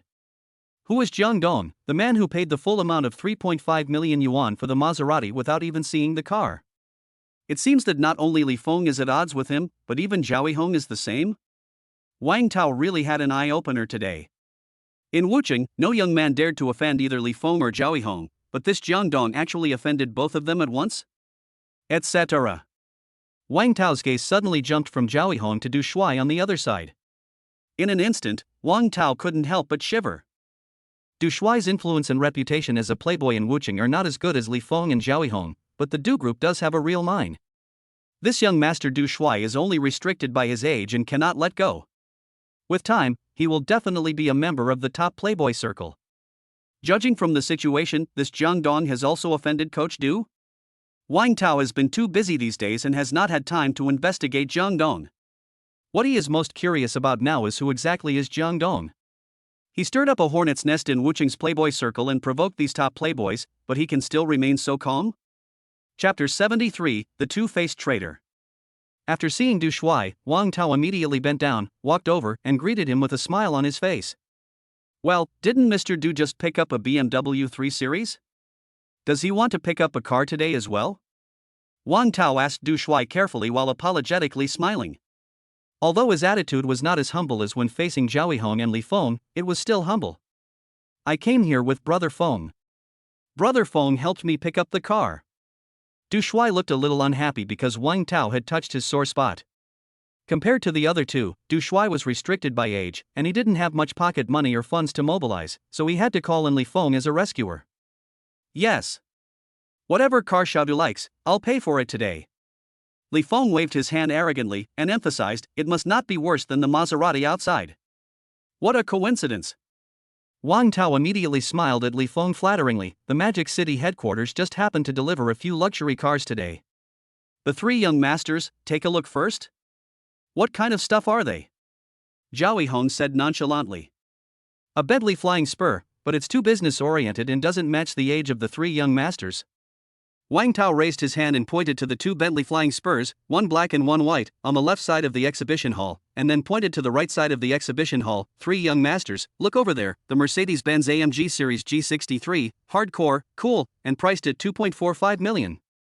And the Lamborghini Urus over there is definitely the first choice for young people. It's priced at 2.94 million. And here. Wang Tao enthusiastically began to introduce several new cars that had arrived today to Li Feng and the other three, with no intention of paying any attention to Jang Dong. Jang Dong is very mysterious and rich, but compared to Li Feng, Zhao Yihong, and Du Shuai, Jang Dong is obviously not important enough, at least in Wang Tao's mind. Isn't this guy quite snobbish? Jang Dong couldn't help laughing as he looked at Wang Tao, who was following Li Feng and the other two like a grandson. Wang Tao's performance reminded Jang Dong of the last time he came to Ocean Motors to pick up the Maserati. At that time, Wang Tao knelt and licked him just like he did to Li Feng and the other two now. Even before Li Feng and the other two showed up, Wang Tao was still kneeling and licking him. Wang Tao is a two-faced traitor, the most typical fence-sitter. Zheng Yi curled his lips in disdain. When we brothers were in Shanghai, that guy was a small manager of Shanghai Ocean Automobile. He wanted to kneel down and sing Conquer in front of us. But what about now? Brother E, there is a story. Jang Dong smiled faintly. Tell me if you have a chance? Brother Dong, if you want to listen, I can tell you any time. Zhang Yi led Jang Dong to the rest area, and the salesman immediately brought 3 cups of coffee. On this side, Jang Dong and the other 2 had just sat down when Zhao Yihong, on the other side, deliberately shouted loudly, as if he was afraid that Jang Dong couldn't hear him. This Mercedes-Benz G63 is good, I want it. Zhao Yihong turned his head and glanced at Jang Dong with disdain. Old Wang, how much is it? Mr. Zhao, this car is worth 2.45 million. Wang Tao immediately responded excitedly. These were all the sales of the Wuching store. 2.45 million? Zhao Yihong, is this all you have? Li Feng was unhappy with Jang Dong, but he was equally unhappy with his old rival Zhao Yihong. The alliance with Zhao Yihong was too fragile. If there was a chance to slap both of them in the face, Li Feng would definitely be happy to do so. Lao Wang, I want this Lamborghini Urus. Chapter 74, Pretending to be cool requires strength. Okay. Master Li, this Lamborghini is 2.94 million, and the full payment is 3.5 million. Wang Tao shouted hard like a waiter in an ancient inn. Not bad, the price is reasonable. Li Feng smiled contentedly. This car is not worse than Jang Dong's Maserati, and it can also directly crush Zhao Yihong. It is simply killing 2 birds with 1 stone. The most important thing is that the money for buying the car is considered as a loan from him to Du Shuai. He doesn't have to spend any money and he can show off. Why not do it? However, Du Shuai, who actually paid for the car, looked at Li Feng with difficulty. Brother Feng, this car. What's the matter? Li Feng hugged Du Shuai and said to him softly, Brother, I'm here to help you. I'm lending you money to buy the car, and I won't ask you for interest. Are you thinking of backing out now? But, Brother Feng, 3.5 million is a little expensive. Du Shuai said in embarrassment. Within 3 million, I can still get it if I make a fuss with my mom and put on a show. 3.5 million is a little over the limit. Fuck. Li Feng slapped Du Shuai on the head and said angrily, if you can't even pay 3.5 million, what are you going to use to get revenge? The car parked outside cost 3.5 million when it landed. Did a donkey kick your head? That's why I asked Brother Feng for help. Du Shuai rubbed his hands and said with a wicked smile, I can get the 3 million in a few days. Can you pay the 500,000 right away? Anyway, it will not only slap Jang Dong in the face, but also embarrass Zhao Yihong. Aren't Brother Feng and Zhao Yihong sworn enemies? It turns out that Coach Du is not a fool. At least he is a little smart. He has calculated Li Feng and even gave a reason that Li Feng cannot refuse. You kid, you're good. Li Feng patted Du Shuai's head again. Although he was unwilling, he was in a dilemma now. I'll pay the 500,000 yuan, but you have to remember that you owe me a favor. Okay. Without saying anything, Du Shuai directly accepted Li Feng's so-called favor.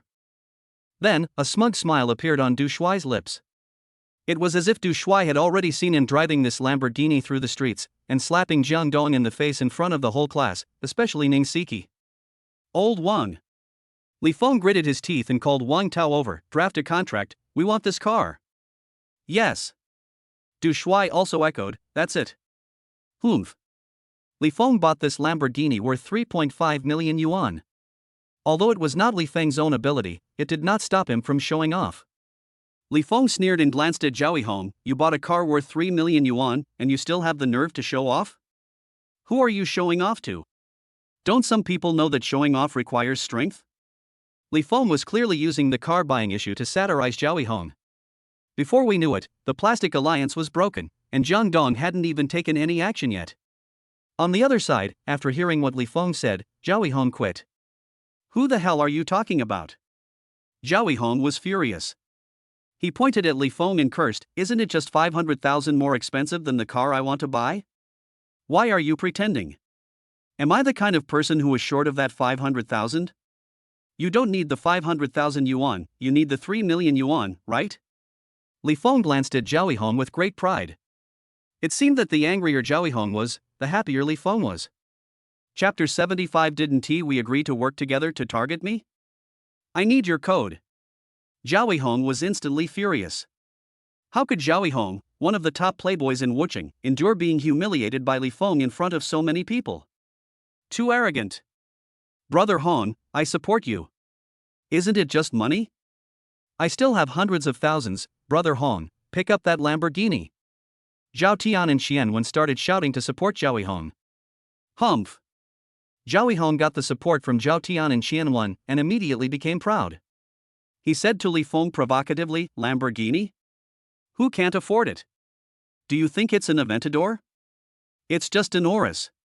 And, Li Feng, don't be so arrogant when you help others pick up their cars. I can drive this car every day, can you? Fuck. Zhao Hong launched the sharpest counterattack and it was very effective, stimulating Li Feng so much that his face turned red and white. The three people from Jang Dong were sitting on the sofa leisurely drinking coffee, watching with interest the quarrel between Li Feng and Zhao Hong. Didn't we agree to work together to target me? Jang Dong laughed dumbly, why did we start a quarrel first? Zhao Hong and Li Feng have never gotten along. Moreover, I heard from my brothers that Zhao Gang and Li Xiong are now at odds with each other. It is normal for them to have an internal conflict. Zhang Yi explained. Li Xiong and Zhao Gang are facing off? Jang Dong was a little surprised. However, following Zhang Yi's words, Jang Dong thought of another possibility. Zhao Gang invited Jang Dong to a banquet today and also gave him a Riverview villa. Could it be related to the matter with Li Feng?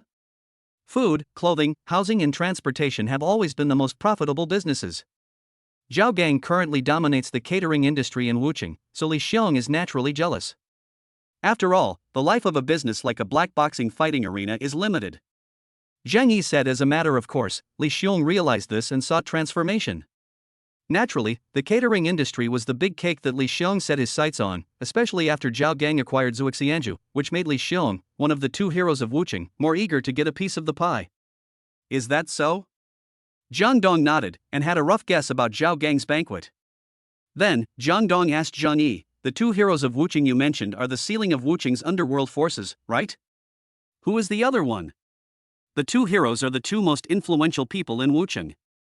I won't mention Li Xiong. The other one is Xiong Dafa, the boss of Dafa Real Estate. Zhang Yi's eyes flashed with a coldness. Real estate is the most profitable industry in Wuchang. It is because of Xiong Dafa that Li Xiong didn't plan to enter the real estate industry.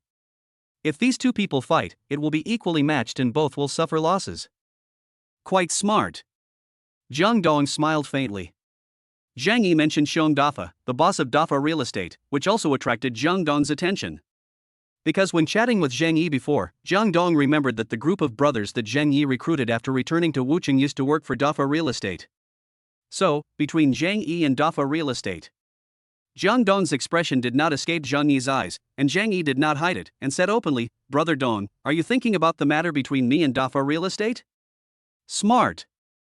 Jang Dong gave Zhang Yi an approving look. It's nothing, actually. After Changfa and I returned to Wuchang, we became the third largest company in Wuchang. The brothers from Dafa Real Estate followed me, but this caused dissatisfaction from Xiong Dafa, who attacked us repeatedly. Zhang Yi sighed helplessly, we're fighting desperately. My brothers all came from the underworld and none of them are afraid of death. But the key is that they have money. Chapter 76, He is such a scumbag.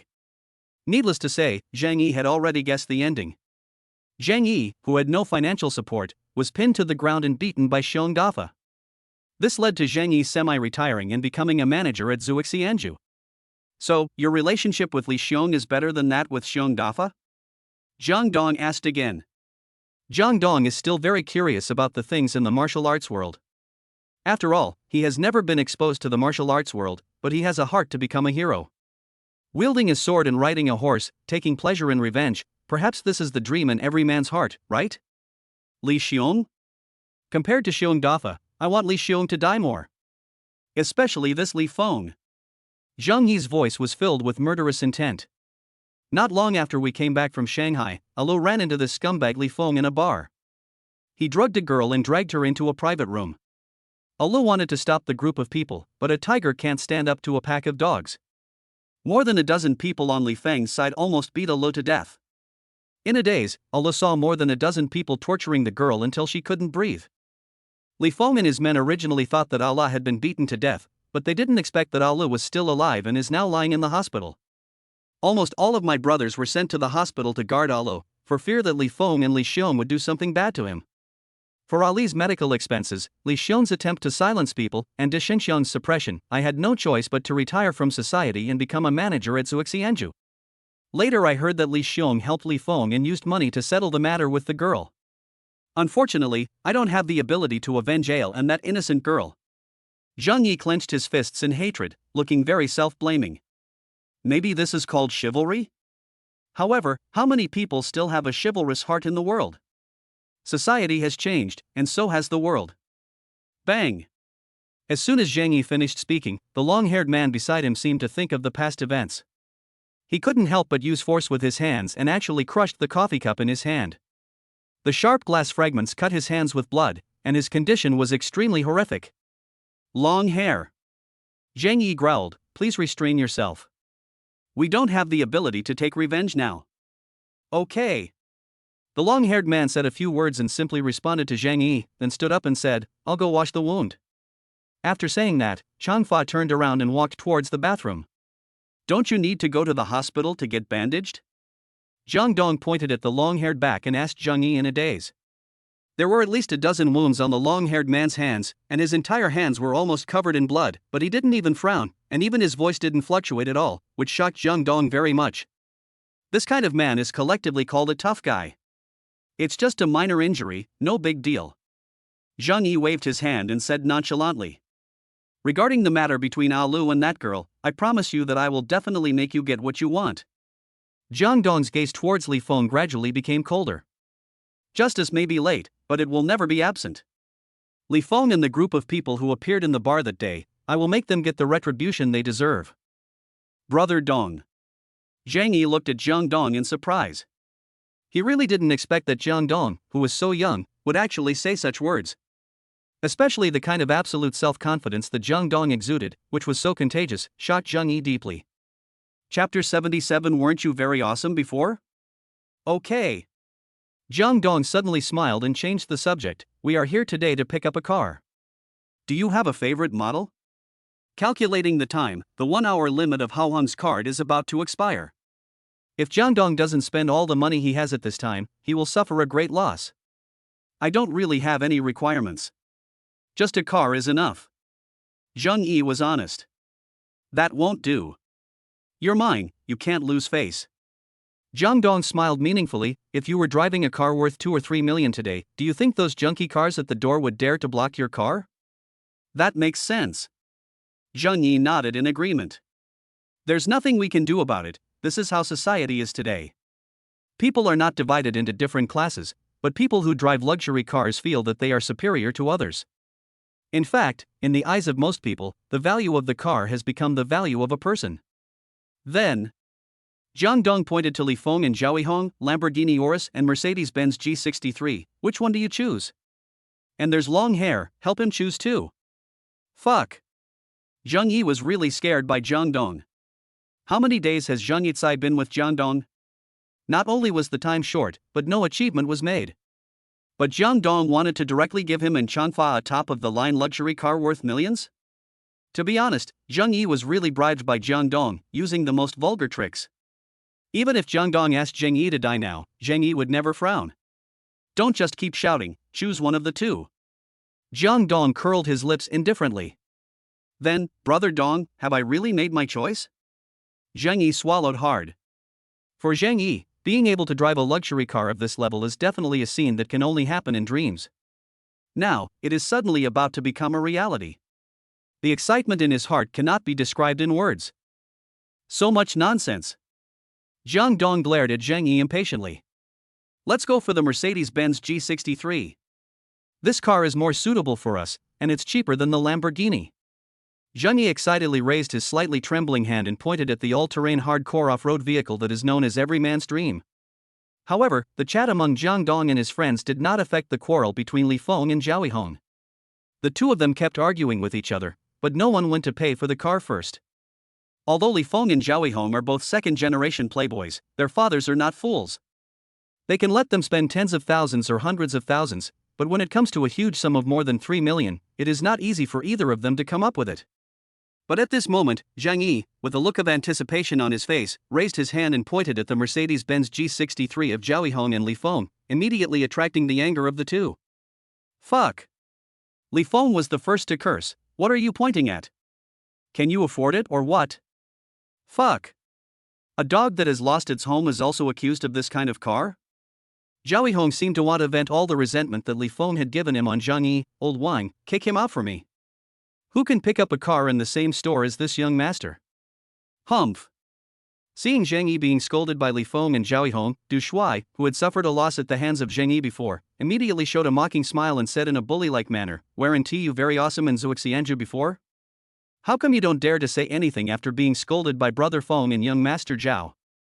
Trash. Chapter 78, I'll dig a hole for you, and there will be idiots to bury it. Du Shuai's remarks, which were just a show of power, completely angered Zhang Yi. However, before Zhang Yi could speak, Jang Dong stood up first, glanced at Du Shuai with contempt, and sneered with disdain. Why do you have anything to do with everything? Fuck. Du Shuai hated Jang Dong to the core. After being scolded by Jang Dong, Du Shuai immediately went berserk. Stupid. How dare you be so arrogant in front of Brother Feng and Master Zhao? You mean those two? Jang Dong raised his head and laughed, pointing at Zhao Yihong and Li Feng, saying disdainfully, "Why are you hesitating over picking up a car? Are your backers this kind of people?" Hold. Can you say it again? Zhao Yihong and Li Feng were instantly furious and pointed their fingers at Jang Dong. Gentlemen, let's talk it over nicely.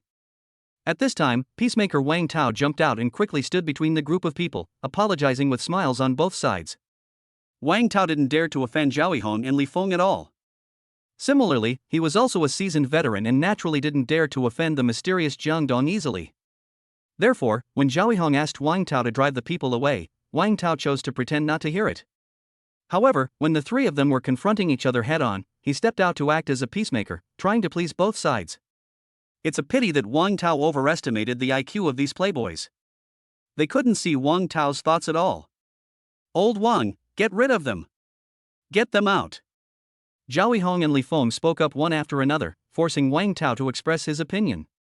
Once Wang Tao expresses his position, he will completely offend one of the two parties. This is not in line with the style of a smooth person like Wang Tao, and he will not be stupid enough to do so. Mr. Li, Mr. Zhao, calm down. Wang Tao quickly apologized to the two of them. It seemed that in Wang Tao's mind, Li Feng and Zhao Yihong were more important. Ha ha. Jang Dong was much smarter than Li Feng and Zhao Yihong. He knew that Wang Tao didn't want to offend anyone, and he also knew that in front of Li Feng and Zhao Yihong, Wang Tao's subconscious mind was still on their side. So Jang Dong was ready to do Wang Tao a favor and dig a hole for this example of a fence-sitter, waiting for some idiots to bury him. Manager Wang, 2 Mercedes-Benz G63s, 1 black and 1 white, do you have them in stock? Ha!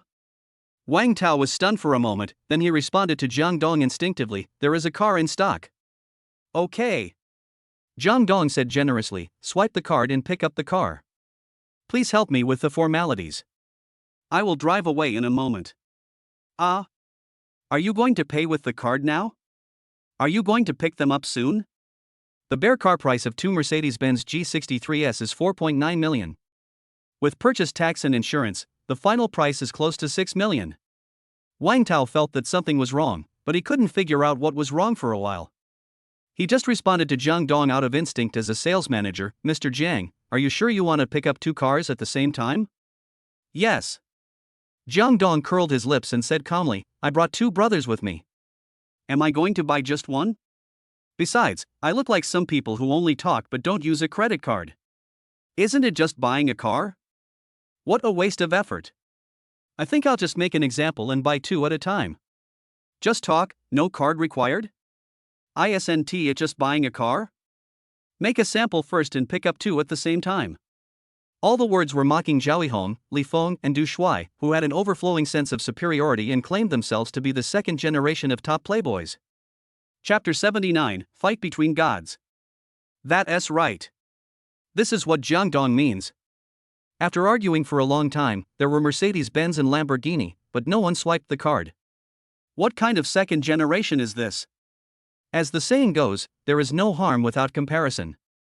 Look at Jang Dong, he remained calm, didn't even look at the cars, and directly swiped his card to pick up 2 cars. This was not just a slap in the face, it was simply rubbing the faces of Li Feng and the other 2 on the ground. In an instant, the faces of Li Feng, Zhao Yihong, and their group became extremely ugly, and they felt as disgusting as if they had eaten shit. In fact, they are also helpless. Whether it is Li Feng or Zhao Yihong, it is simply impossible for them to pay 6 million to pick up the car now. They simply do not have that much money. 3 or 4 million is already the limit. Unless Li Feng and Zhao Yihong team up to buy a better car.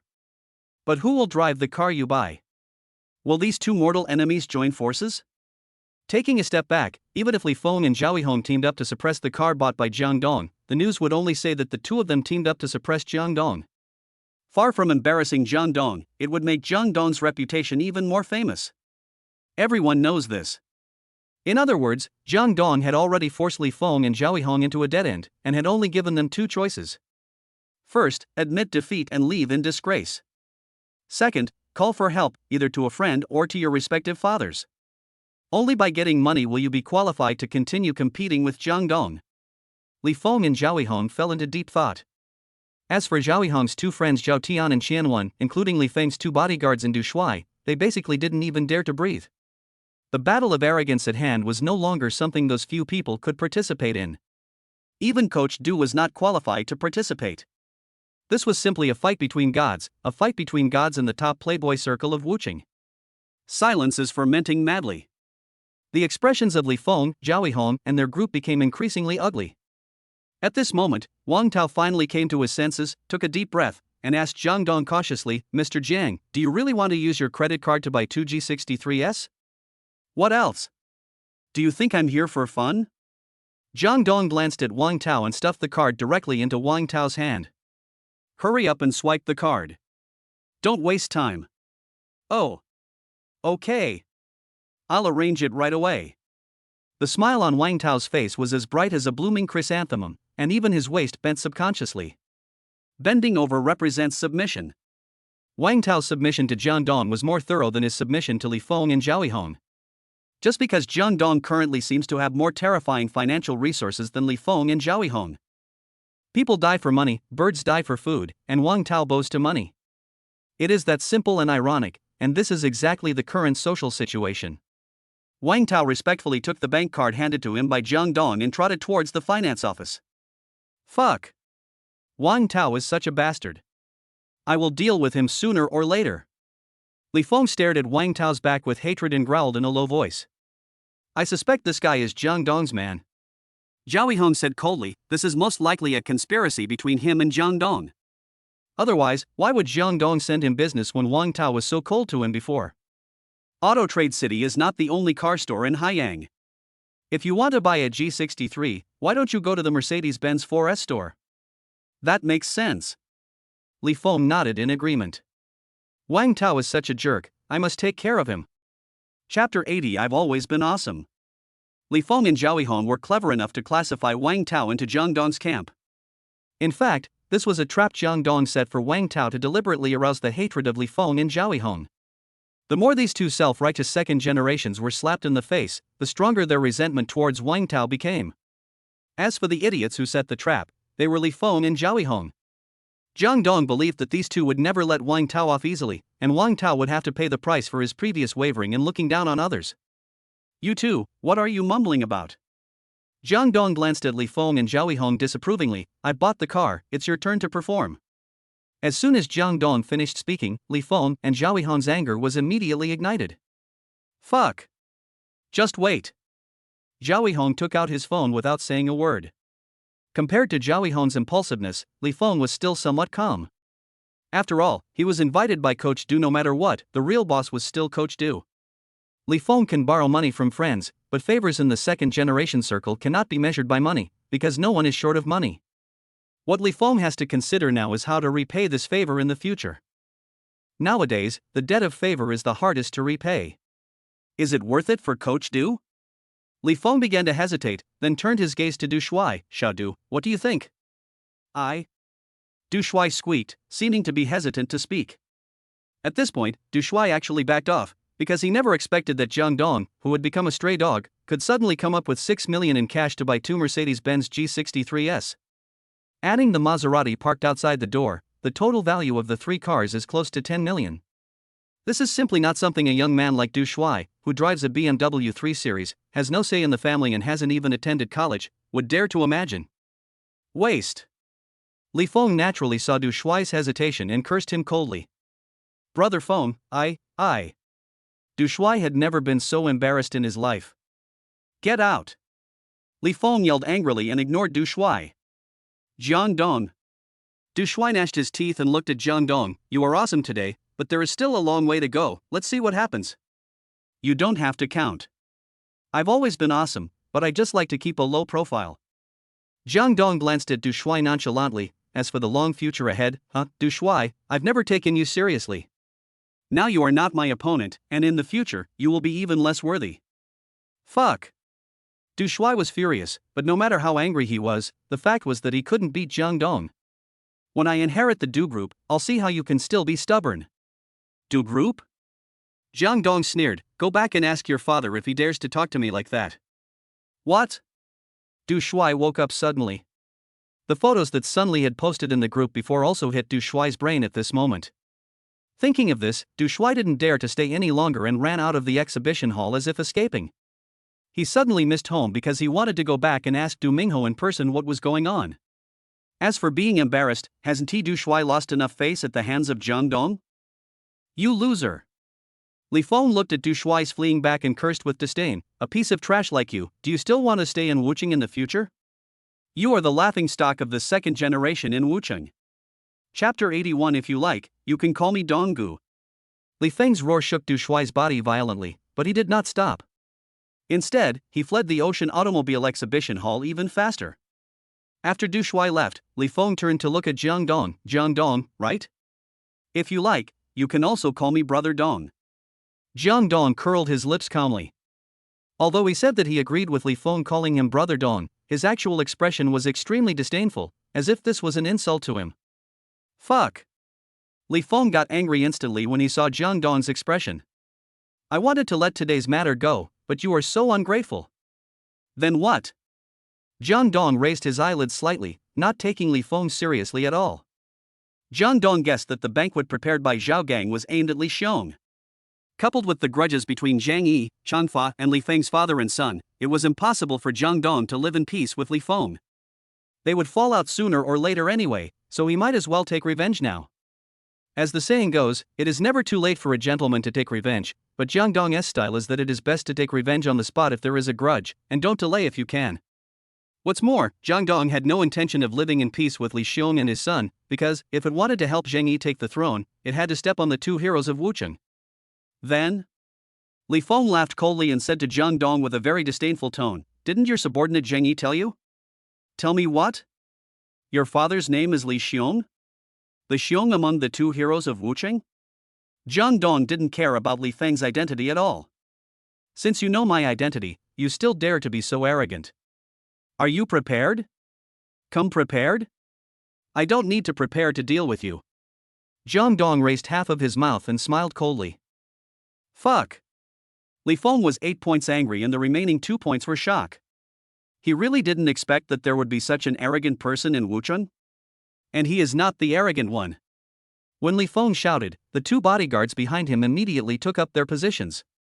It has to be said that although the Li family's bodyguards had a good posture, the eyes of those two people always drifted towards Zhang Yi inadvertently, as if they were very afraid of Zhang Yi, and no one dared to take action. Waste. Li Feng cursed angrily. At this moment, a loud voice came from Zhao Yihang's side, Dad. Give me 3 million. Zhao Yihang's shout immediately attracted everyone's attention, especially Zhao Yihang's two subordinates, Zhao Tian and Shanwan, who looked at Jang Dong with a silly look. Boy, you're done. Mr. Zhao went straight to his father. Do you know who his father is? Zhao Tian and Shanwan looked at Jang Dong with a gloating look on their faces, as if they had already foreseen Jang Dong's fate. Ha ha. Jang Dong was too lazy to pay attention to those two small fry. He just sat back on the sofa calmly, as if nothing had happened. He picked up the coffee cup and took a sip of coffee. On the other hand, Zhao Yihong couldn't help but raise his voice to show how awesome he was. Is there an idiot pretending to be awesome and trying to compete with me in wealth? Dad, do you think our Zhao family is afraid of this? Send me 3 million immediately, and I'll save face for the Zhao family. Although Zhao Hong is older than Du Shuai, he is even more naive than Du Shuai in some things. Spending money is helping the Zhao family gain face? With such an idiotic air, Jang Dong is really worried about the future of the Zhao group. Chapter 82 Brother Dong, I was wrong. Zhao Hong was unaware of the approaching danger and was still communicating with Zhao Gang on the other end of the phone, feeling very good about himself. Who is the opponent? A small fry who appeared out of nowhere. His name seems to be Jang Dong. Yes. Zhang Yi came with him. What? Dad, say it again. Zhao Hong stared at Jang Dong with dull eyes, as if he was seeing him for the first time. After mechanically hanging up the phone, he moved his throat with difficulty and couldn't help cursing, fuck. Zhao Hong's two followers, Zhao Tian and Xianwen, didn't notice the changes in Zhao Hong's tone and expression at all. They thought he had reached an agreement with Zhao Gang. They immediately couldn't help but feel proud. Mr. Zhao, how is it? Do you even need to ask? The money will definitely be in the account soon. How could the Zhao family be short of these millions? You must be kidding. Xianwen and Zhao Tian continued to flatter Zhao Hong, and did not forget to cast contemptuous eyes on Jang Dong, simply interpreting the image of a lackey to the extreme. What did your father say? The little bastard was not worthy of Jang Dong's attention. He only had eyes for Zhao Hong. However, the look in Jang Dong's eyes when he looked at Zhao Hong was full of amusement and mockery. You. Zhao Hong pointed at Jang Dong, and his arms couldn't help but tremble slightly. What's wrong with me? Jang Dong drank coffee leisurely. Zhao Hong seemed unable to speak and was in a dazed state. Hey! Master Zhao, take action. That's right. Don't try to be clever, just crush him. Zhao Tian and Xianwen haven't figured out who is the big king and who is the small king. Their IQ is really low. No wonder they can only be lackeys. Shut up. Zhao Hong finally came to his senses, and the first thing he did was to curse at Zhao Tian and Xianwen. After being scolded by Zhao Hong, the two lackeys immediately shut their mouths obediently. Although they were puzzled in their hearts, they did not dare to show any dissatisfaction on their faces, but continued to smile apologetically. At this time, everyone in the exhibition hall, including Li Feng and others, fixed their eyes on Zhao Hong, who was roaring continuously. It was in this bloody scene that Zhao Hong took his first steps towards Jang Dong. When Zhao Hong walked in front of Jang Dong, a scene that shocked everyone appeared. Zhao Hong bent down deeply, bowed solemnly to Jang Dong, and said to Jang Dong respectfully in a tone full of extreme shock, Brother Dong, I was wrong, please forgive me. In an instant, the entire exhibition hall fell into silence so deep that one could hear a pin drop. Be it sales, customers, Zhao Tian and Xianwen, or Li Feng and others, they all stared at Zhao Hong with eyes as if they had witnessed the sun rising from the west.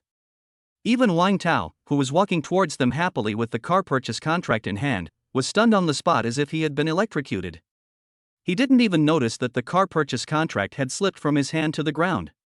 After the arrogant Zhao Hong made a phone call to his father, his attitude towards Jang Dong took a 180-degree turn. This was something no one could accept or believe. You know, it is almost impossible to ask a second-generation dandy like Zhao Hong to bow his head and admit his mistakes, especially to a young man of the same age who is also celebrating a festival. It is even more impossible. Chapter 83 Did I let you go? However, this almost impossible thing actually happened in front of everyone's eyes. It is not an exaggeration to describe the scene as shocking everyone. However, for Jang Dong, all this was as simple as eating and drinking, as if he had already expected such a scene to happen. Jang Dong gently put down the coffee cup, with a faint smile on his face. What did your father tell you? My dad said, if Brother Dong can't forgive me, he will put me in solitary confinement for a year. Zhao Hong was still bending over and lowering his head, as if the pressure Zhao Gang had put on him made him lack the courage to straighten his back and face Jang Dong. Your father has a much longer-term vision than you.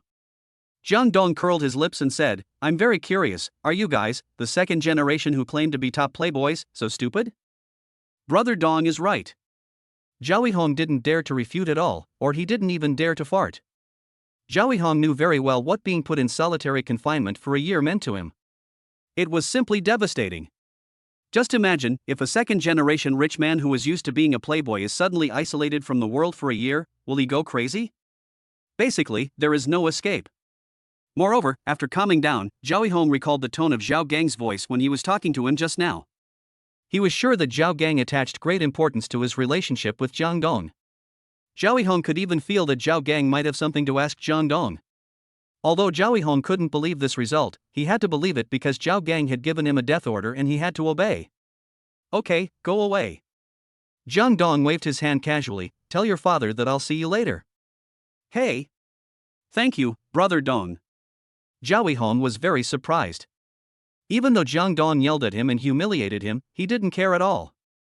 He even put on an expression as if he had been pardoned. He smiled and thanked Jang Dong profusely, because Jang Dong's words meant that he didn't need to be locked up for a year.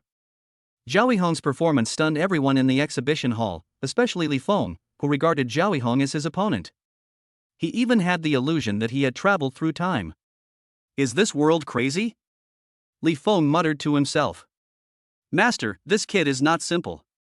It is necessary to temporarily avoid the sharp edge.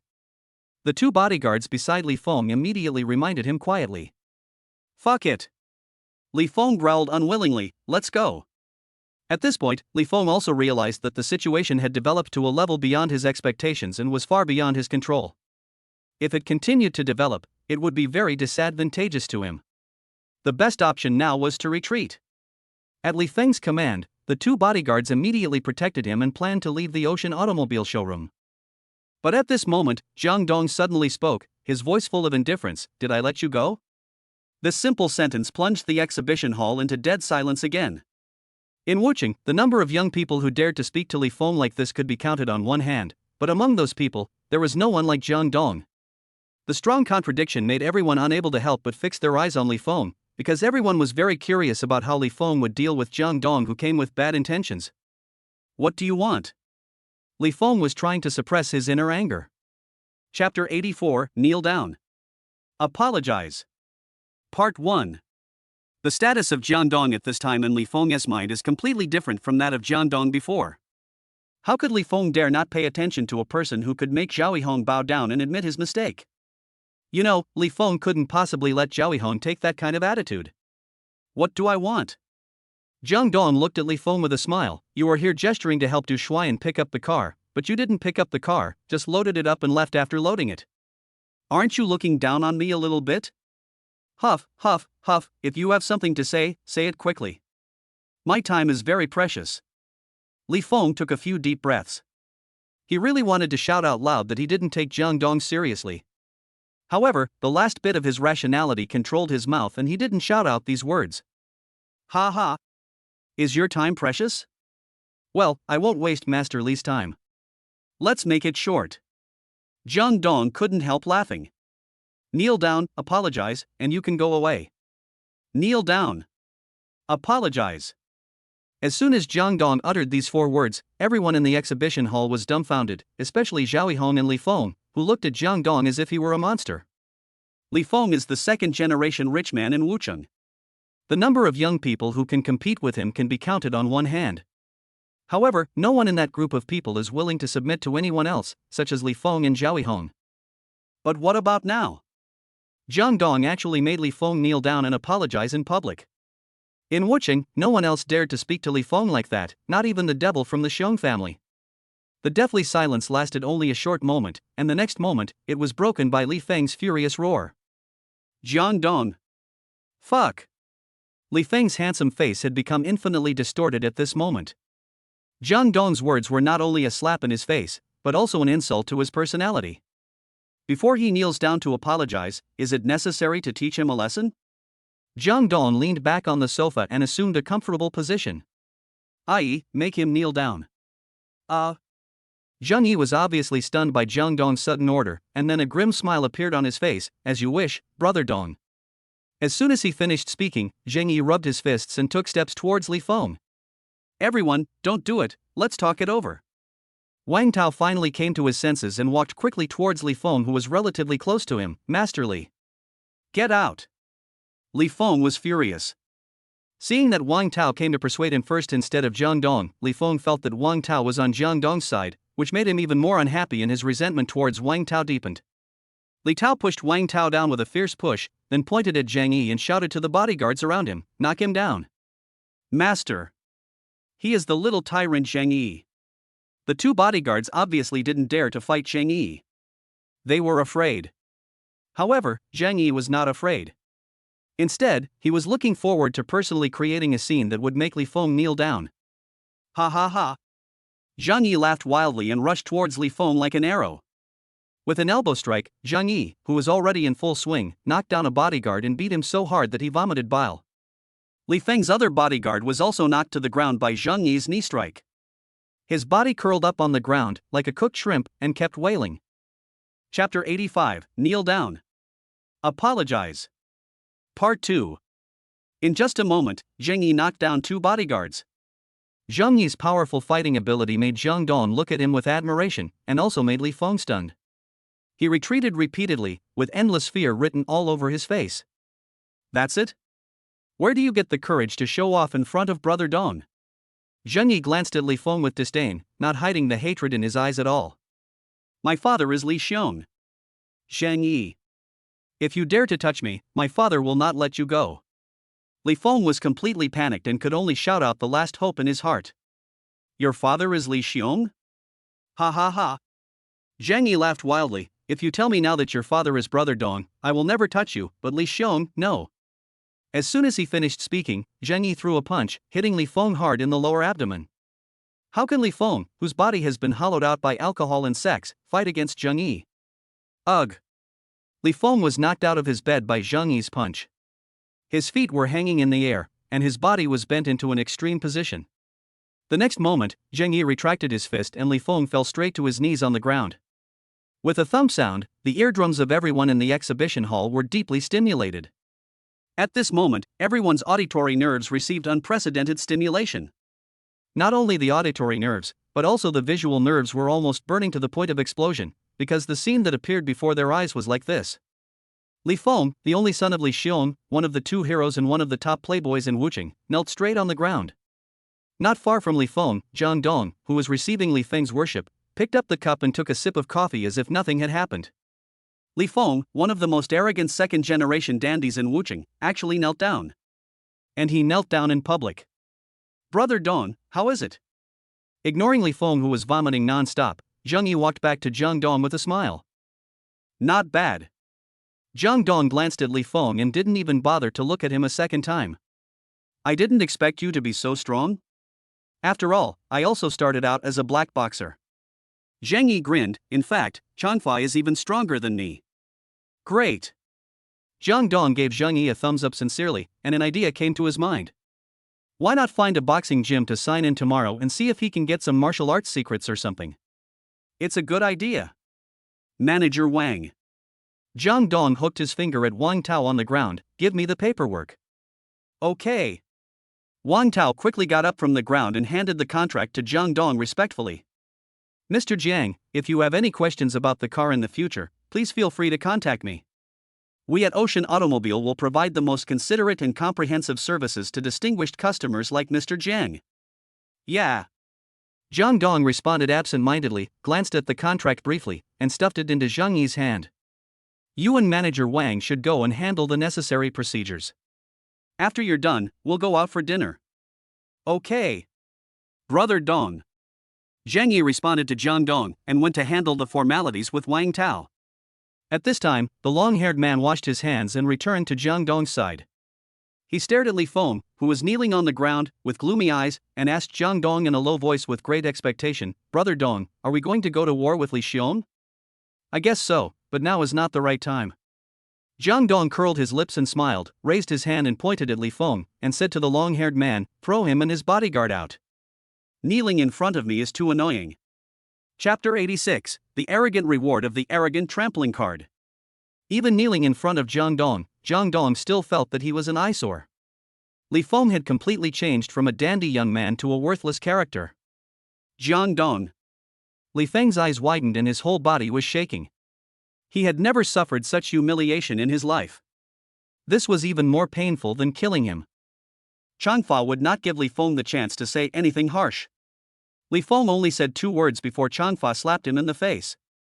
With a crisp snap sound, Li Feng fell to the ground due to being hit by his long hair. 2 big teeth were also spewed out, and his handsome face instantly swelled up like a pig's head. Brother Dong didn't tell you to speak, so just shut up. Changfa is a typical ruthless person who doesn't talk much. After saying this, he grabbed Li Feng's hair and dragged his body out of the Ocean Automobile Exhibition Hall. Ah! It hurts! Ah! Li Feng's screams like a pig being slaughtered kept echoing in the exhibition hall, until finally, both he and his voice disappeared from everyone's sight. It was only at this moment that everyone in the exhibition hall woke up from their dreams and looked at Jang Dong with horrified eyes. Of course, Jang Dong wouldn't care about this kind of melodramatic stare from everyone, because, as someone who possesses the system, he is destined to experience this kind of scene often. Suddenly, a familiar royal sister's voice sounded in Jang Dong's mind. The time for the arrogant trampling card has expired and is being stopped. The arrogant trampling card has ended, and the system is counting. Statistics completed. Host, please open the system. The moment the royal sister's voice ended, Jang Dong immediately opened the system screen, and a line of words appeared on the screen. Host's arrogance level, level 10. Spend all cash and complete the face slapping level to the heart-breaking level. Number of opponents, 7. The overall value of the opponent, 4.19. Comprehensive average score of 3 items, 7.06 points. Host consumption amount, 5.9 million.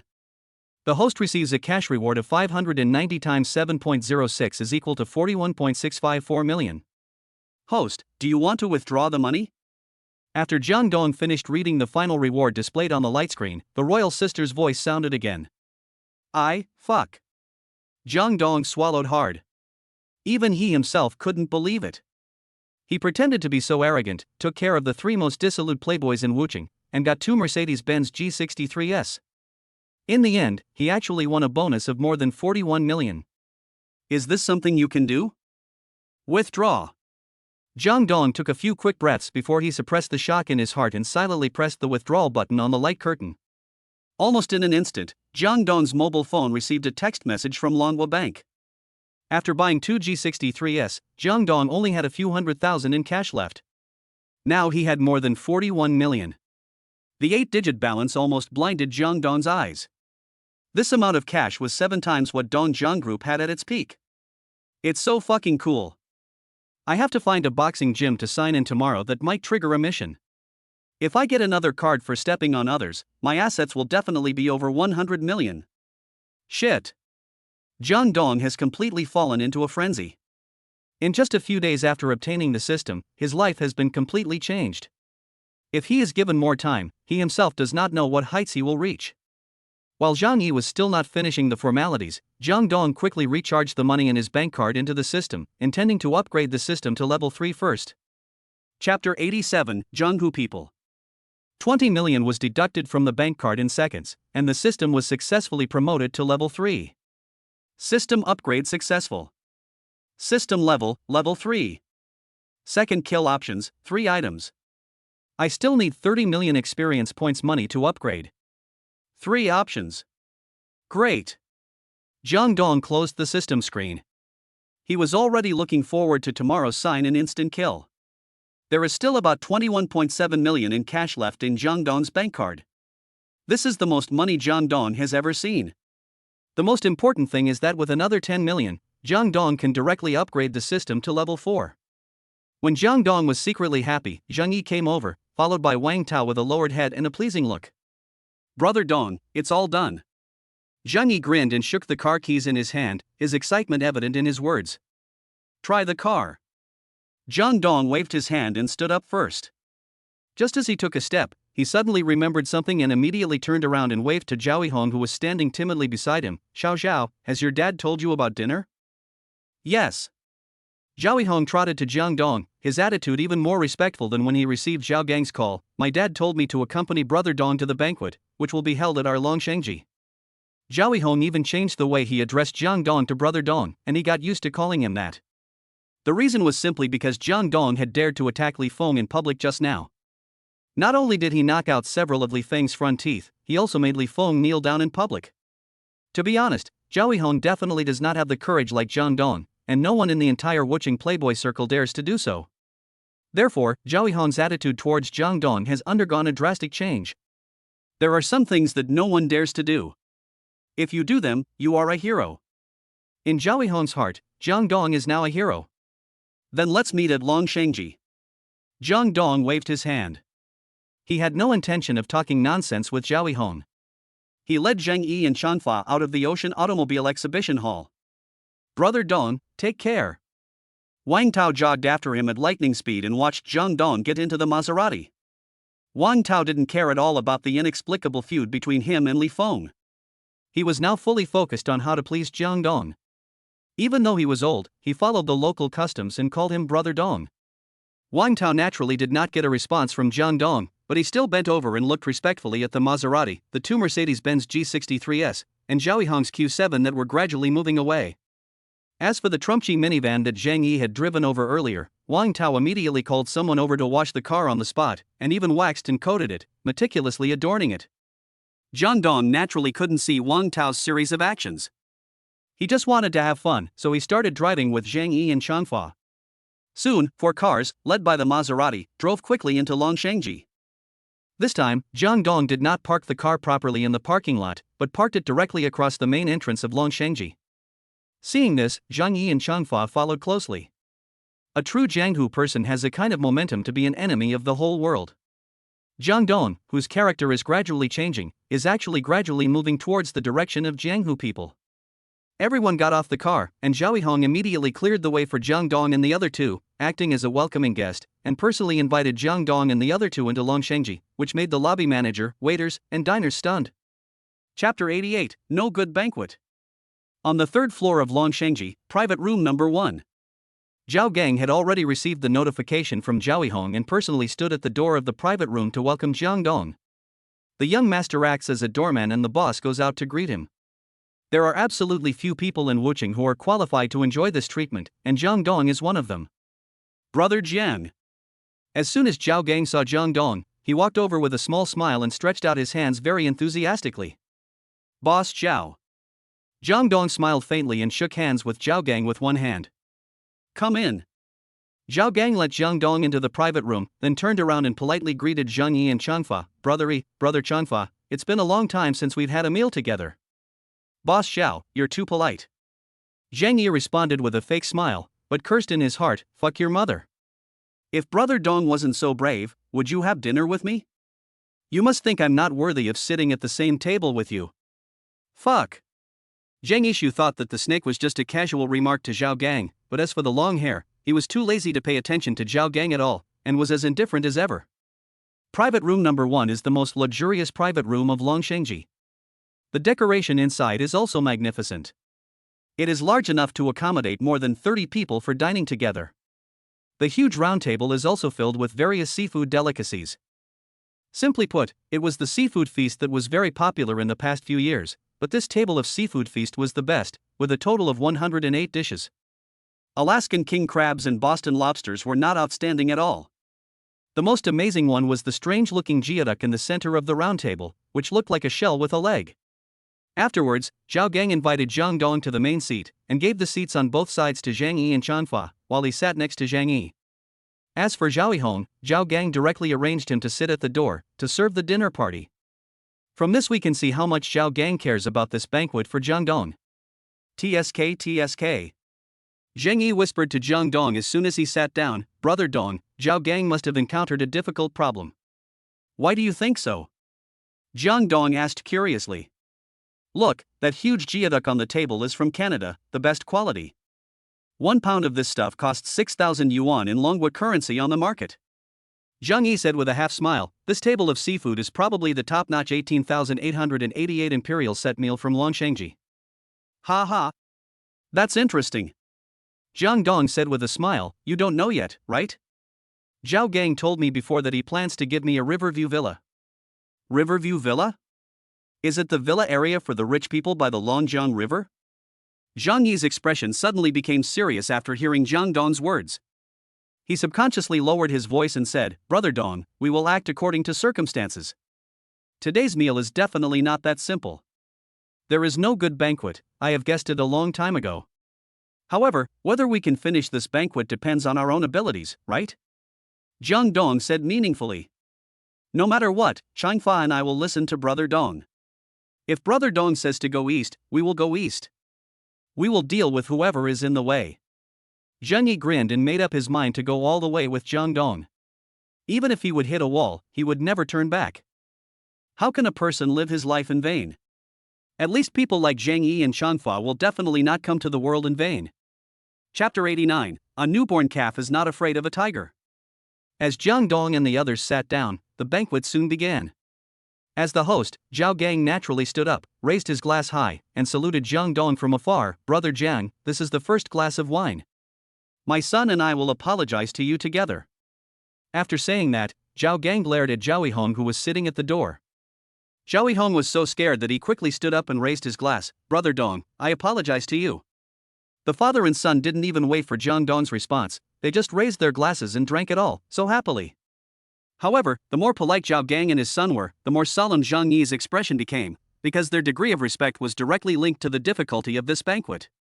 On the contrary, Jang Dong looked calm and composed, sitting in his original position as steady as a rock, with no intention of speaking, let alone raising his glass.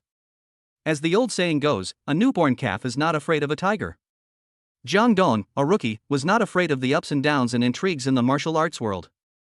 He even showed great curiosity and desire to explore everything.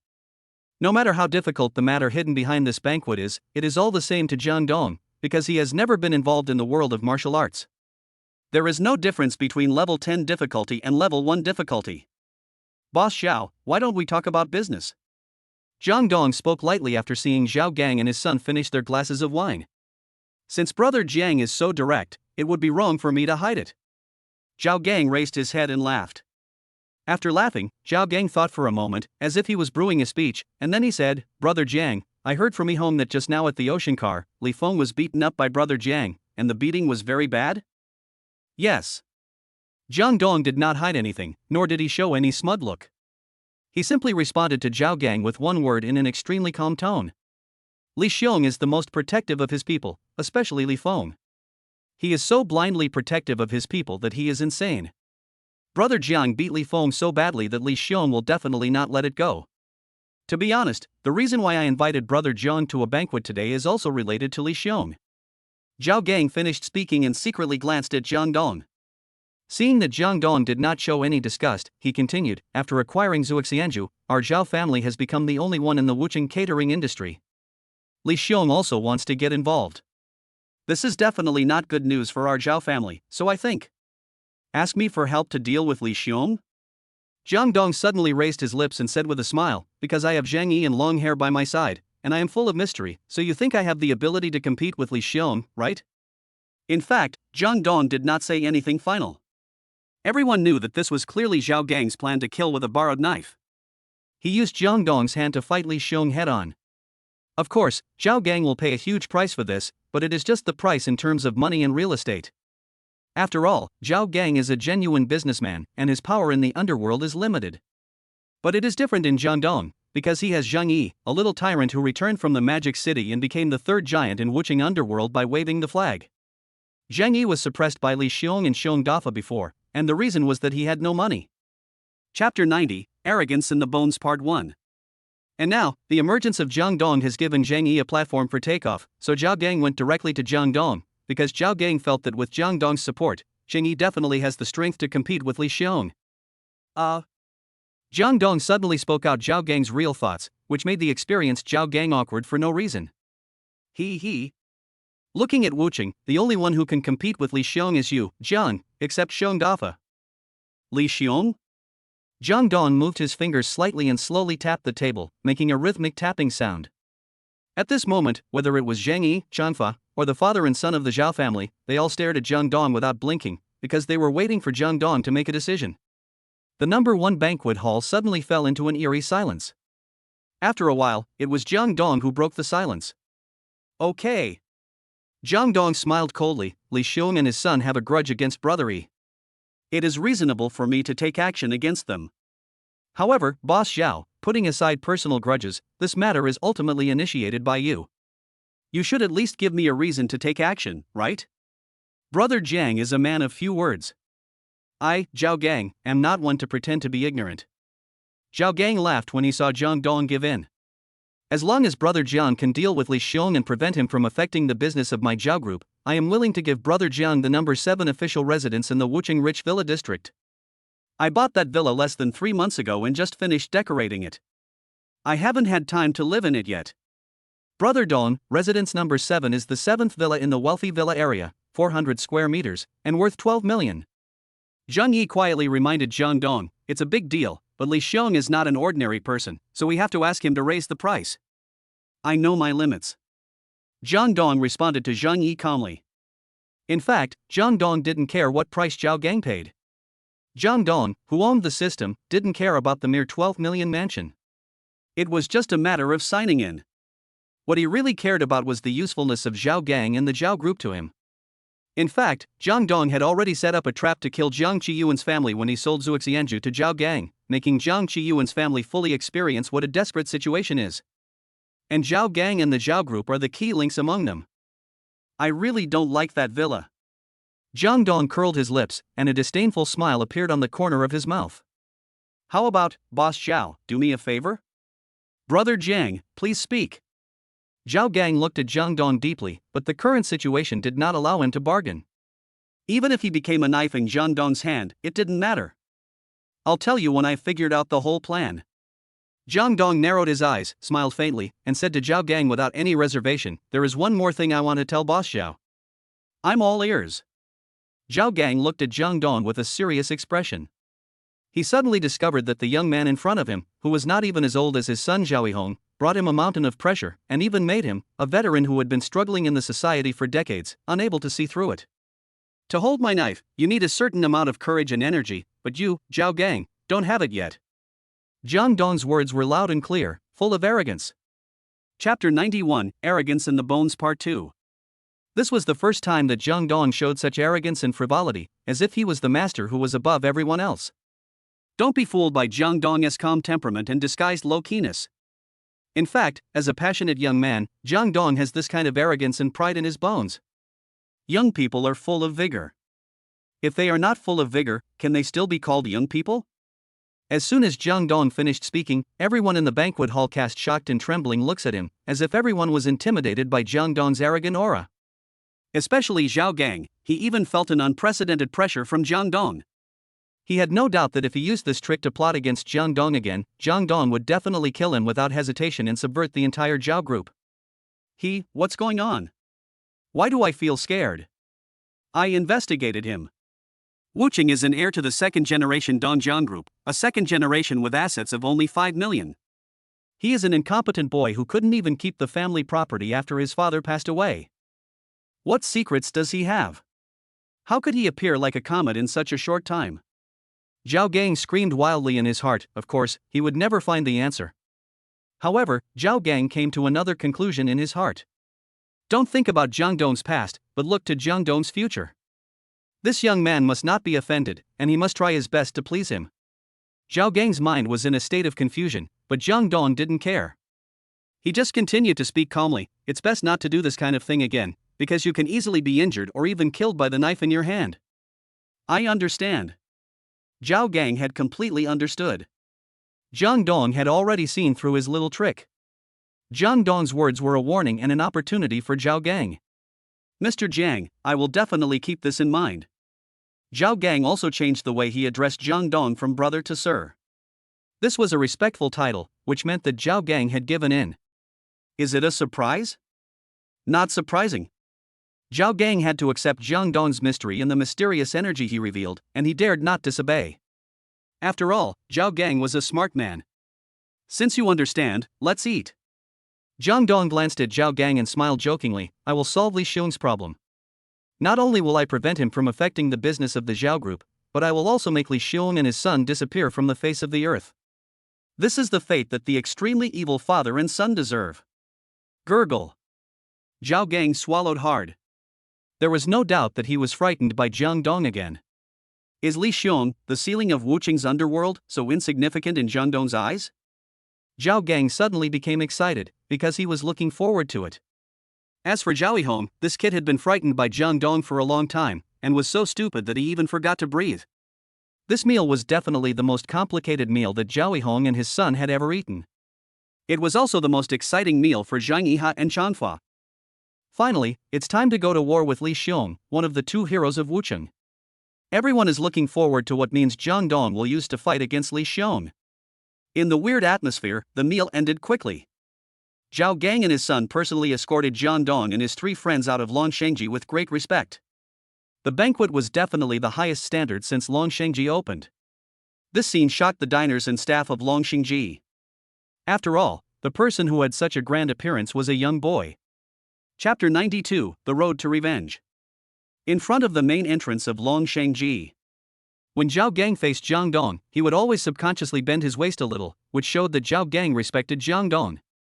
Mr. Jiang, Zhao Gang, will never forget your favor. If Mr. Jiang tells me to do it again, Zhao Gang, will definitely do it.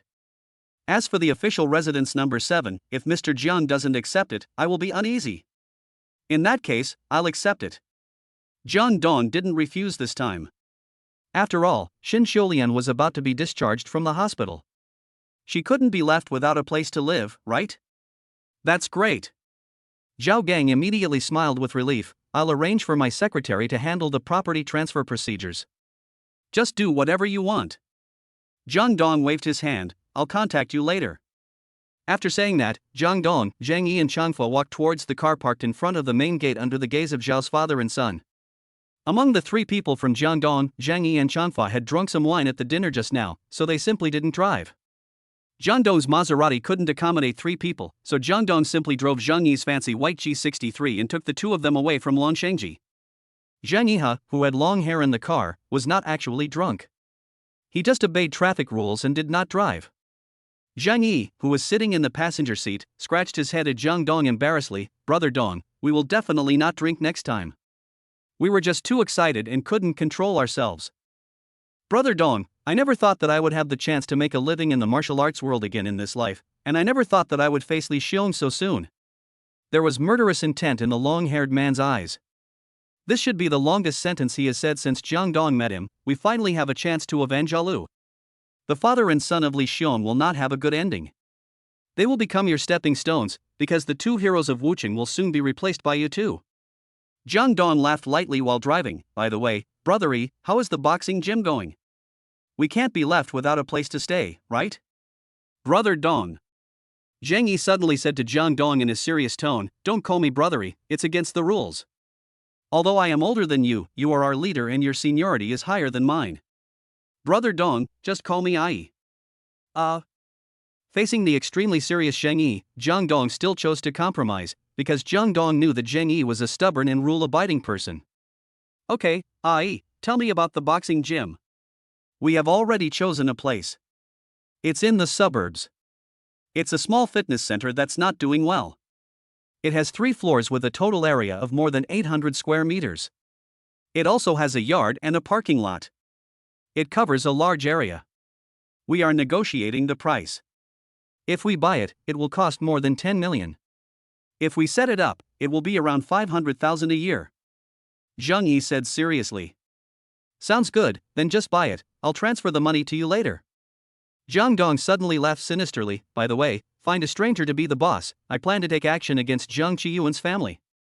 Ha ha ha. Zhang Yi burst into laughter immediately after hearing Jang Dong's words.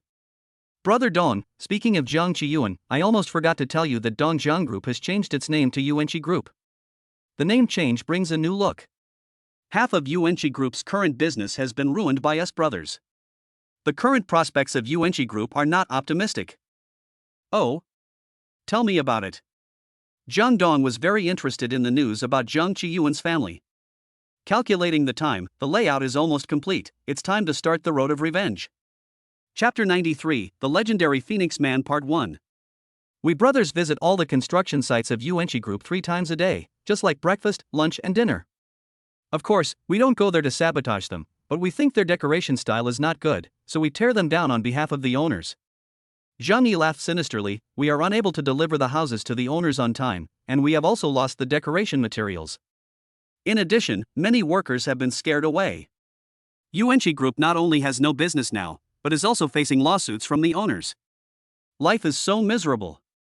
I just want to say, well done. Jang Dong laughed loudly. He hadn't laughed so heartily in a long time. Brother Dong, do you want to go with us to see that fitness center? Zhang Yi suggested. Just watch it. I don't care about more than 10 million. There's no need for me to check it myself. Jang Dong said calmly. If a few days ago, more than 10 million would have been an astronomical figure for Jang Dong, but now, things are different. A domineering stepping card has allowed Jang Dong to make a net profit of more than 40 million. Would he care about that mere 10 million?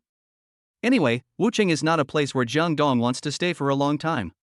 All the current plans are just to give Shin Xiulian a peaceful life. Because Jang Dong knows Shin Xiulian too well, she will never leave Wucheng, a place full of memories. Brother Dong is awesome. If other people heard Jang Dong's words, they would definitely sneer at him, or even make crazy ridicules. However, Zhang Yi chose to believe Jang Dong unconditionally, without any doubt. Then Changfa and I will take a taxi over there. Okay. Jang Dong didn't waste any words and parked the Mercedes-Benz G63 on the side of the road. He turned to Zhang Yi and said, "You guys go and talk first. I'll go to the bank to transfer the money to you. It's almost done. I don't have much time to waste in Wucheng. School is about to start." Understood. I'll send the bank card number to Brother Dong later. Zhang Yi grinned and got out of the Mercedes-Benz G63 with his long hair. After separating from Zhang Yi and Changfa, Jang Dong drove non-stop to the nearest Longhua bank. After about 10 minutes, Jang Dong had found the target and parked the car in a roadside parking space. Jang Dong opened the car door and got out. He walked slowly towards Longhua Bank not far away. Suddenly, a familiar figure appeared in Jang Dong's eyes. The person was wearing a professional suit, high heels, and a neat long ponytail. Her tall figure, good looks, and half-young and half-queen attributes made her a real beauty. However, Jang Dong felt that the beautiful lady with long ponytail looked familiar. Hey! I remember now. Jang Dong suddenly realized, isn't she the beautiful saleswoman of Vacheron Constantine? That's right, this person is none other than the beautiful saleswoman of Vacheron Constantine. However, she looks very bad now. Her eyes are slightly red and swollen, and there are traces of tears on her pretty face that have not yet dried up. She is also arguing with the young man standing opposite her, who is wearing bank work clothes, glasses, and looks quite arrogant. Although it is a theory, in Jang Dong's eyes, most of the time it is the men who are roaring, while the beautiful saleswoman is listening most of the time, whispering a few words from time to time, but is quickly retorted by the men. Jang Dong vaguely heard the conversation between the two. Chapter 94, The Legendary Phoenix Man Part 2. Chen Xianqian, I'm now a formal employee of Longhua Bank Wucheng branch, with a regular salary of 4,000 yuan per month, 5 insurances and 1 housing fund, and a bonus at the end of the year. It's a lifelong iron rice bowl. The man was full of pride when he commented on himself, but when it was his turn to comment on the beautiful saleswoman Chen Xianqian, he showed a little more contempt. Look at yourself, a salesperson who has to look at other people's faces every day and can't even be financially independent. Are you worthy of me? But I will get a lot of commission this month. The man didn't even give Chen Xianqian a chance to finish her words, and interrupted her rudely. A lot of commissions? Can you guarantee that you can get those commissions every month? With my job and conditions, my partner must have a monthly salary of at least 30,000. But you are beautiful, so I can lower my expectations for you. A monthly salary of 20,000, have you reached that? I will try my best. So it hasn't been achieved yet? The man raised his voice a little. Also, we've been dating for a year, and you won't even let me touch you. Do you think I'm not worthy of you? Do you know that with my conditions, there are so many women who are willing to let me touch them, but I'm too lazy to do it. That matter, I want to wait until I get married. Wait until we get married? Then let me talk about after we get married. The man lectured Chen Xianqian as if he was lecturing a servant. Although I came from the countryside, after my unremitting efforts, I got a stable job. My status is different, so after we get married, you must respect my parents and give enough respect to my relatives. You have to wash clothes and cook, serve my parents, do housework, and take care of the children in the future. I plan to bring my parents to Wucheng to live with us after we get married. The man began to get into the role like a king who holds the power of life and death. After marriage, including the control of property and family status, everything will be based on me. Your salary will be used for household expenses. By the way, your parents and sister are not allowed to use a single cent of our money because they have never given me any help. My success is the result of my own hard work. Do you understand? The man said a lot of things in a very eloquent manner, and Chen Xianqian's pretty face became paler and paler, and tears of grievance flowed down uncontrollably. Jang Dong, who was not far away, stared at the man as if he had discovered a new world, and couldn't help but exclaimed in his heart, "Wow! Isn't this the legendary Phoenix Man?" I never thought that such a person really exists in the world. Jang Dong really had an eye-opener today. A man who earns 4,000 yuan a month, has 5 social insurances and 1 housing fund and works in a bank, actually shamelessly asks his partner to have a monthly salary of more than 30,000 yuan? Moreover, she has to take care of all the housework, respect the man's parents, respect the man's relatives, and hand over the dominance of the family to the man. She cannot give a penny to her parents' family. The most important thing is that she has to take care of the children in the future. The most exaggerated thing is that according to the man, Shin Shanshan has to go out to work and earn money to supplement the family expenses on top of these things. Jang Dong really couldn't use words to describe the man in front of him. It seemed that all the profound words of Dragon Country were boring and soulless to this man. Chen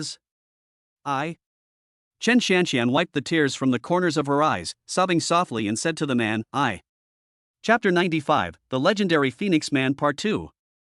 What do you mean? If you can't do it, we'll break up. The man was very arrogant, as if he was really a king high above. Fuck. I can't stand it anymore.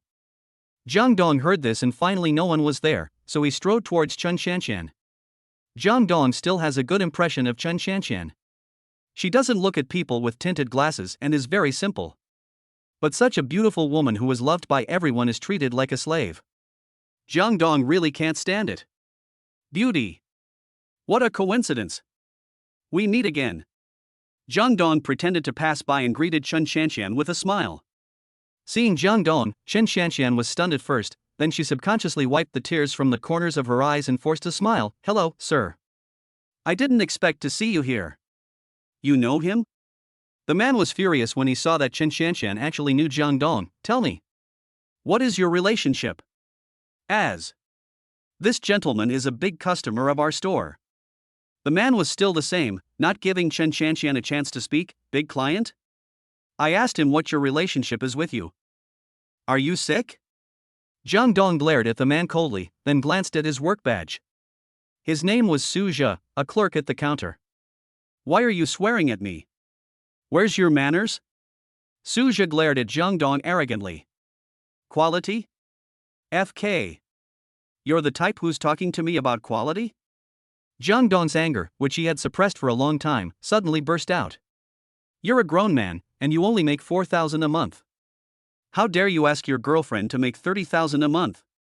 In my opinion, you should just go find Aunt Li or Aunt Wang. What did you say? Su Zhe glared at Jang Dong. You are just a clerk. Do you really think you are the president?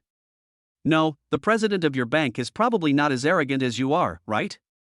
Jang Dong curled his lips and said coldly, the requirements you just made to her, I think you are looking for a servant. The most important thing is, pat your conscience and ask yourself, are you worthy of it? What? Su Zhe growled, this is between her and me, what does it have to do with you? That's right. It has nothing to do with me. Jang Dong shrugged, glanced at Su Zhe with a half smile, and then said to Chen Shanshan, Beauty, with your conditions, you can definitely find a man who is far better than you. This Phoenix man is really not worthy of you. Who do you think you are? Before Chen Shanshan could say anything, Su Zhe started to yell, I am a formal employee of Longhua Bank. I have a stable job. What do you have, you little brat? What qualifications do you have to teach me a lesson? Are you worthy? I've heard of an older single woman with a monthly salary of 3,000 yuan asking a man to make 30,000 yuan a month. She doesn't even look in the mirror to see what kind of person she is. In fact, there is no difference between you and them. You are all living in a world of your own making. This is called daydreaming. Also, you said that after marriage you won't let this beautiful woman give a penny to her family because her family has never given you any help. Then I would like to ask you, what kind of help have your parents given this beautiful woman? Why should this beautiful woman serve your parents like they served their ancestors? People like you are really weird. After saying that, Jang Dong was no longer bothered to pay attention to Su Zhe, an outstanding Phoenix man. He turned around and walked into Longhua Bank. Isn't the Phoenix man who was as arrogant as a king and employee of Longhua Bank? Okay. Jang Dong will teach him a lesson right away. Chapter 96, For small remittances, please use Weixin transfer. Jang Dong has said everything he needs to say. Now it depends on the simple-minded Chen Shanshan to decide what choice to make. But to be honest, Jang Dong was really curious. Why would Chen Shanshan be so tolerant towards a top-notch person like Suja? It makes absolutely no sense. With very conflicting feelings, Jang Dong walked into Longhua Bank. Immediately, a middle-aged woman who looked like the lobby manager came up to him with a professional smile on her face. "Sir, what business do you want to handle?" "Remittance," Jang Dong said. The lobby manager responded professionally, "Okay. Please call a number, sir." Before the lobby manager could finish his words, Su Jia, who had just walked in, said in a sarcastic tone, "For small remittances, please use Weixin to transfer." The lobby manager looked at Su Jia and said nothing. He just smiled apologetically at Jang Dong. It seemed that the lobby manager also disliked Su Jia a little. "Sir, please call a number first." "Small amount remittance?" Jang Dong waved his hand at the lobby manager and looked at Su Jia with a joking expression. "Can you please tell me what amount is considered a small amount remittance?" "Humph." Su Jia snorted coldly. "Don't you know what the limit of Weixin transfer is?" The sarcasm in Su Jia's words was even stronger and more intense. In today's digital society, I'm sure most people know the limits of WeChat transfers, right? If you don't even know this, it's really hard to understand. There is no doubt that Su Jia was mocking Jang Dong, and he did it without any concealment. "I really don't know the limit of WeChat transfers. I don't have that much money in my phone." Jang Dong looked at Su Jia with a forced smile. "No money? Then why are you coming to the bank to transfer money? Go home and play with your phone." The sneer on Su Jia's face became more and more intense. "Su Jia." The lobby manager finally couldn't stand it anymore. "Go back to your post." "Humph." Su Jia snorted coldly and ignored Jang Dong. He walked into the bank's office and sat down in front of his window in a dignified manner. "Sir, your number." The lobby manager's attitude was still warm. "We just started opening in the afternoon, there are not many people. Your number will be yours soon. Can I designate the person to handle the business?" Jang Dong glanced at Su Jia with a sly smile. "This is not very convenient, right?" The lobby manager was a little embarrassed because banks randomly assign staff according to numbers. Jang Dong didn't say anything, but just opened the text message on his mobile phone and waved towards the lobby manager. When the lobby manager saw the 8-digit balance displayed on Jang Dong's mobile phone, he immediately widened his eyes and opened his mouth. "Sir, which staff member do you want to serve you? Or you can go directly to the VIP area to handle your business. No need to go to the VIP area. Just pick him." Jang Dong pointed at Su Jia and laughed coldly. "Okay. Please follow me, sir." The lobby manager respectfully invited Jang Dong to the window that Su Jia was in charge of, which made Su Jia look at him sideways. After the lobby manager left, Su Jia said to Jang Dong with a gloomy face, "What business do you want to do? Bank employees, is this your attitude?" Jang Dong leaned back in his chair comfortably, looking at Su Jia with a playful look on his face. "I heard that Longhua Bank now provides smiling service. Come on. Smile for me." Chapter 97, Saving for 200 Years Without Eating or Drinking. Isn't Su Jia just pretending to be cool? A small bank employee acts like a king, but in the end, doesn't he still have to serve Jang Dong obediently? Jang Dong really couldn't figure out where Su Jia's sense of superiority came from. "Don't go too far." Su Jia stared at Jang Dong with gritted teeth. Looking at his appearance, he seemed to want to eat him up. Jang Dong raised his hand and pointed to the basic requirements in front of the window. "You can't read, or did I spell it wrong? It's clearly written above that bank employees should provide smiling service to customers, right? That's targeting customers. What kind of customer are you?" Su Jia's anger had reached a critical point. "You little brat should just go home and transfer the money to Weixin. Why come to the bank to transfer money?" Before Jang Dong could say anything, the lobby manager could no longer bear it. "Su Jia." The lobby manager's tone was unusually serious. "Do you still have any professional ethics?" "My professional ethics are not for such a small person." Su Jia responded indignantly. "Nobody's?" The lobby manager laughed in anger. "How much do you make a month? How much can you make a year?" 4,000. Including 5 social insurances and 1 housing fund and the year-end bonus, my total annual income is close to 100,000. Su Jia said with great pride, stiffening his neck. "Even if you make 100,000 a year, The lobby manager mocked Suja angrily and amusedly. Do you know how much money this gentleman has in his bank account? More than 20 million. You would have to go without food and drink for more than 200 years to earn this much money. Now tell me, if this gentleman is not worthy of your professional treatment, then what kind of person is worthy? When the lobby manager said this, not only Suja was stunned on the spot, but also the bank tellers beside Suja all showed extremely shocked eyes to Jang Dong, especially the young girls, who stared at Jang Dong with green eyes. Suja didn't know what to say anymore. It takes more than 200 years of not eating or drinking to earn the balance in Jang Dong card. This is definitely the most cruel blow to Suja. What's funny is that Suja had previously been mocking Jang Dong. Oh, right. Jang Dong broke the silence and said to Suja with a smile, have you heard this saying? What? Suja was so dumbfounded that his brain couldn't think straight. He just responded to Jang Dong's words mechanically and stiffly. Some things, if you don't have them when you are born, then you basically won't be able to have them in your lifetime. Jang Dong glanced at Suja with disdain. Things like a crown are destined not to be worn by a narrow-minded frog like you. This sentence has been said a lot, of course. This is only for ordinary people. For a chosen person like Jang Dong, this sentence is bullshit. Suja's breathing began to become rapid, and his face turned the color of liver, as ugly as it could be. The humiliation that Jang Dong brought to him cannot be explained in a few words, especially for a phoenix man like Suja who inexplicably feels that he is superior to others. It is a fatal blow. Suja's condition was very unstable, as if he would faint from anger at any time, but Jang Dong had no sympathy for him at all, because if you don't teach this kind of guy a lesson, he will never know how humble he is. Alright. Clerk. Jang Dong threw his bank card and ID card into the window. Remittance, transfer 15 million to this account. Chapter 98 Shattering the Phoenix Man's Dream. Jang Dong wrote down Zhang Yi's account number and threw it into the window. Then he crossed his legs and looked at Suja, who was pale and trembling all over, with a playful look on his face. How can you be so rich? Suja murmured to himself as if in a dream. What? Are you envious or jealous? Jang Dong pouted and said, you were so impressive just now, weren't you? A small clerk with a monthly salary of 4,000 yuan, but you pretended to be a big boss with a monthly salary of 40 million yuan. Where did your momentum go? Come on. Perform for me again. Impossible. This can't be true. Suja was still talking to himself and shaking his head. He looked like a madman with mental illness. In real life, there are many people like this. They can't stand seeing others doing better than they imagined.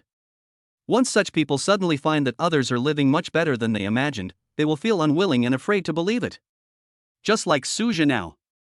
Everything Jang Dong showed had completely shattered the dream he had woven for himself. It also shattered his inexplicable sense of superiority and the bad qualities of all Phoenix men. Suja.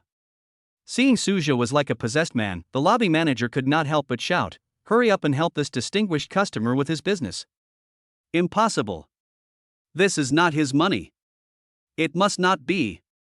Suja ignored the lobby manager's cold shout, but just stared at Jang Dong with red eyes, looking extremely terrifying. Xiao Zhang, Xiao Wang, take him to the lounge first. The lobby manager was too lazy to talk nonsense with Suja, and directly called two young and strong staff members to carry Suja out of the studio. After dealing with Suja, the lobby manager said to Jang Dong apologetically, Sir, I'm really sorry, he seems to have some psychological problems. Let me handle the business for you. To be honest, I'm surprised that Longhua Bank has such employees. Jang Dong smiled faintly. Although he didn't say it explicitly, the lobby manager already understood what Jang Dong wanted to express. How could he be worthy of such a person of low quality and bad character? Afterwards, the lobby manager walked into the studio and personally handled the business for Jang Dong. With his skilled business skills, he quickly transferred the huge sum of 15 million yuan into Zhang Yi's account, and began to patiently teach Jang Dong how to use the Longhua Bank app for electronic transfers. He was even considerate enough to upgrade Jang Dong's bank card to a gold card, and the transfer limits and other aspects were greatly increased. Sir, we will send the customized Longhua Bank gold card to you in 7 working days. Could you please leave us your address? Said the lobby manager. I don't have a delivery address at the moment. Just call me when the time comes and I'll pick it up. Jang Dong didn't lie. He really didn't have a delivery address at the moment. The previous home has been occupied by Jung Chi-yuan's family, and they have not moved into the new home yet. Zhuo Xianju is for sale, and Zhang Yi and his family have not yet reached an agreement on the fitness center. As for Haohai, Jang Dong does not regard it as his own, because it is a joint stock company that is about to go public. Jang Dong does not like to share with others, because he is a man with a strong possessiveness and is full of domineering CEO style. Now that the business was done, Jang Dong naturally had no reason to stay here. Under the envious gazes of everyone, Jang Dong walked out of Longhua Bank. In an instant, Jang Dong saw Chen Shanshan squatting on the side of the road and crying softly. Chapter 99, Good Girls Cannot Be Taken Advantage of by Dead Pigs. Jang Dong had a very good impression of Chen Shanshan, especially after what happened to Su Jia, that Phoenix man, which further highlighted Chen Shanshan's innocence and made Jang Dong's favorability towards her soar. Are you crying because of that Phoenix man? Jang Dong walked to Chen Shanshan, leaned against the wall casually, and handed Chen Shanshan a pack of tissues. He didn't have the airs of a multi-millionaire at all. Thank you, sir. Chen Shanshan took the tissue, thanked Jang Dong, and began to wipe her red and swollen eyes. No need to call me Mr. or Mr., my name is Jang Dong, and your name is Chen Shanshan, right? Jang Dong looked at the tearful beauty in front of him with great interest. I'm curious, what's so good about that Phoenix man? Are you so humble? He wasn't like this before. Chen Shanshan seemed to be lost in memories. A year ago, I was still helping out in the family restaurant, and he was also a senior in college. At that time, he was very hardworking and motivated. He didn't worship money and wanted to create everything with his own hands. I liked his ambition and selfless efforts. But since he passed the exam and got a formal position at Longhua Bank, everything has changed, and it has become just like what you just saw. I felt very strange, totally unlike the Su Jia I first knew. Then why don't you break up with him? With your conditions, you can definitely find someone better. Jang Dong was a little helpless. Didn't this Chen Shanshan seem a little too naive?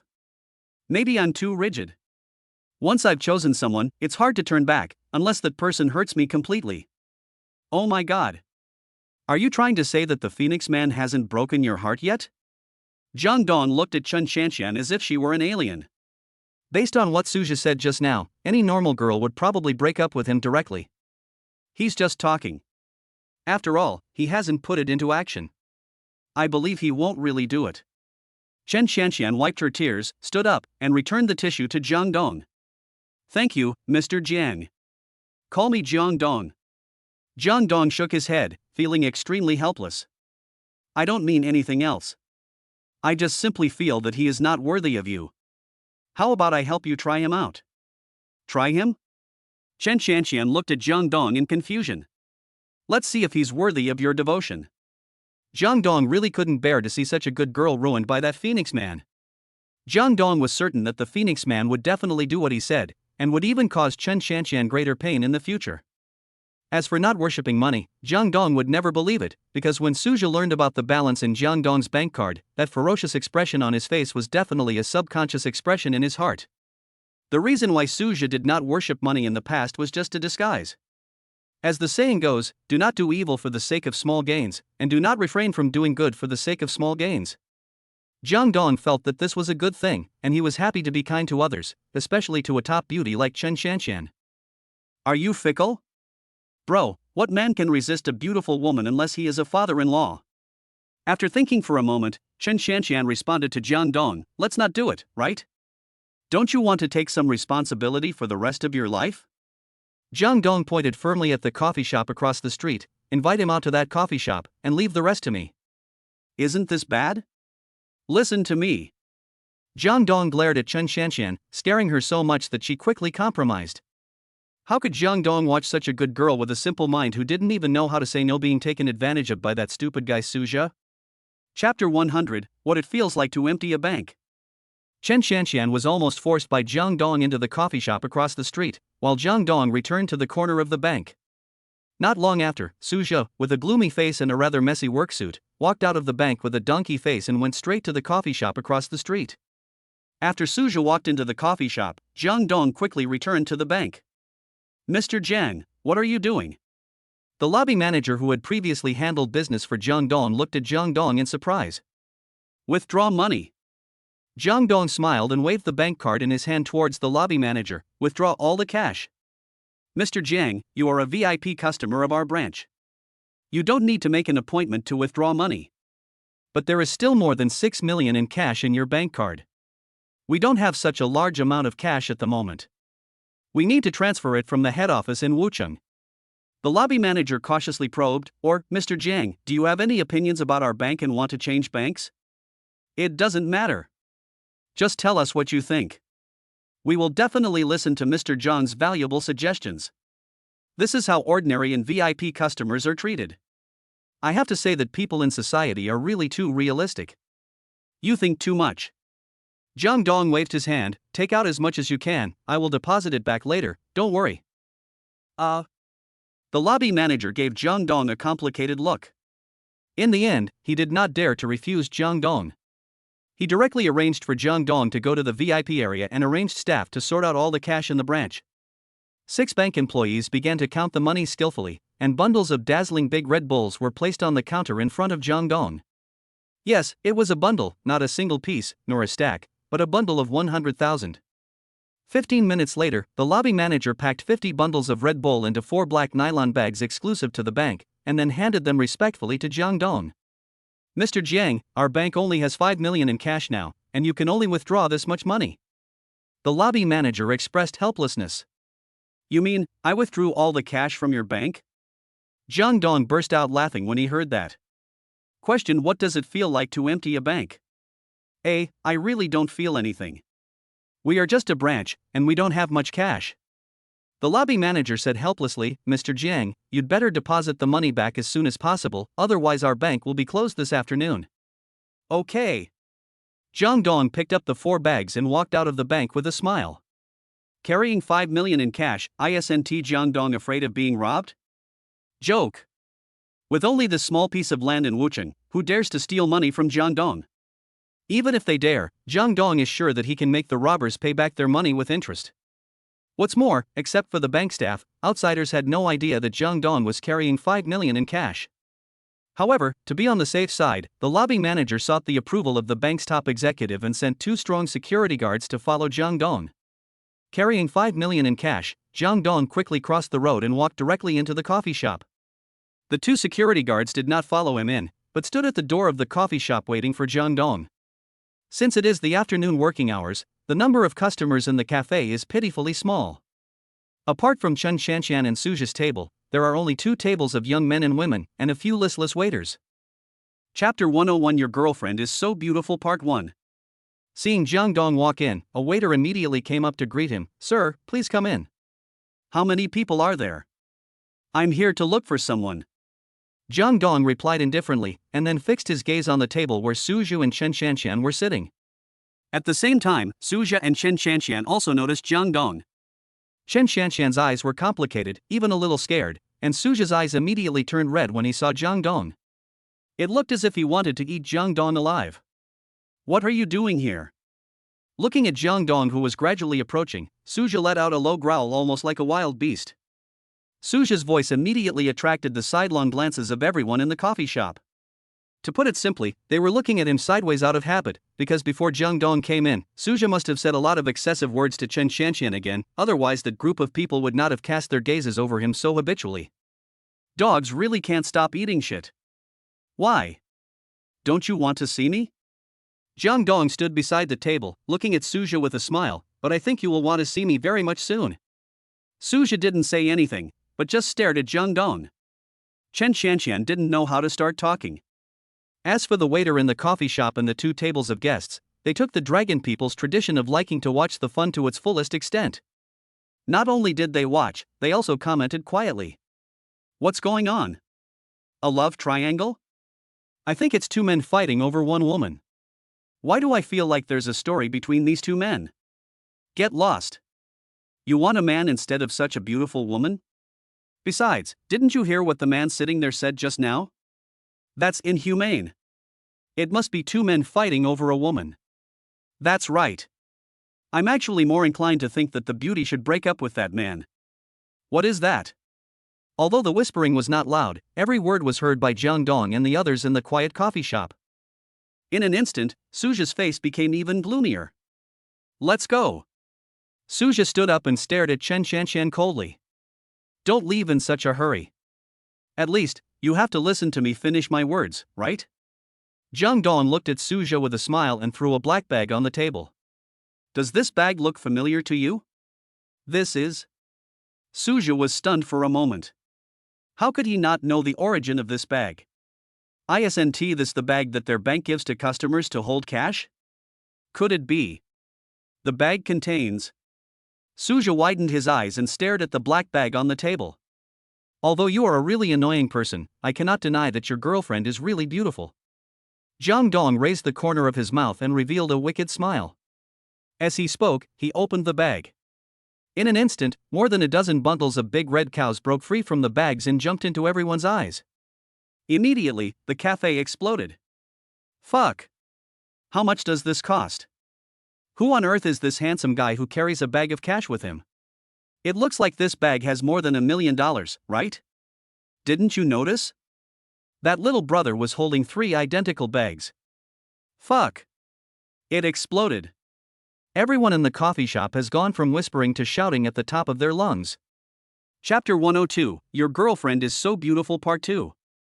The visual impact brought by more than 1 million in cash cannot be summarized by a string of numbers or a simple sentence. That was an extremely shocking impact. Gurgle.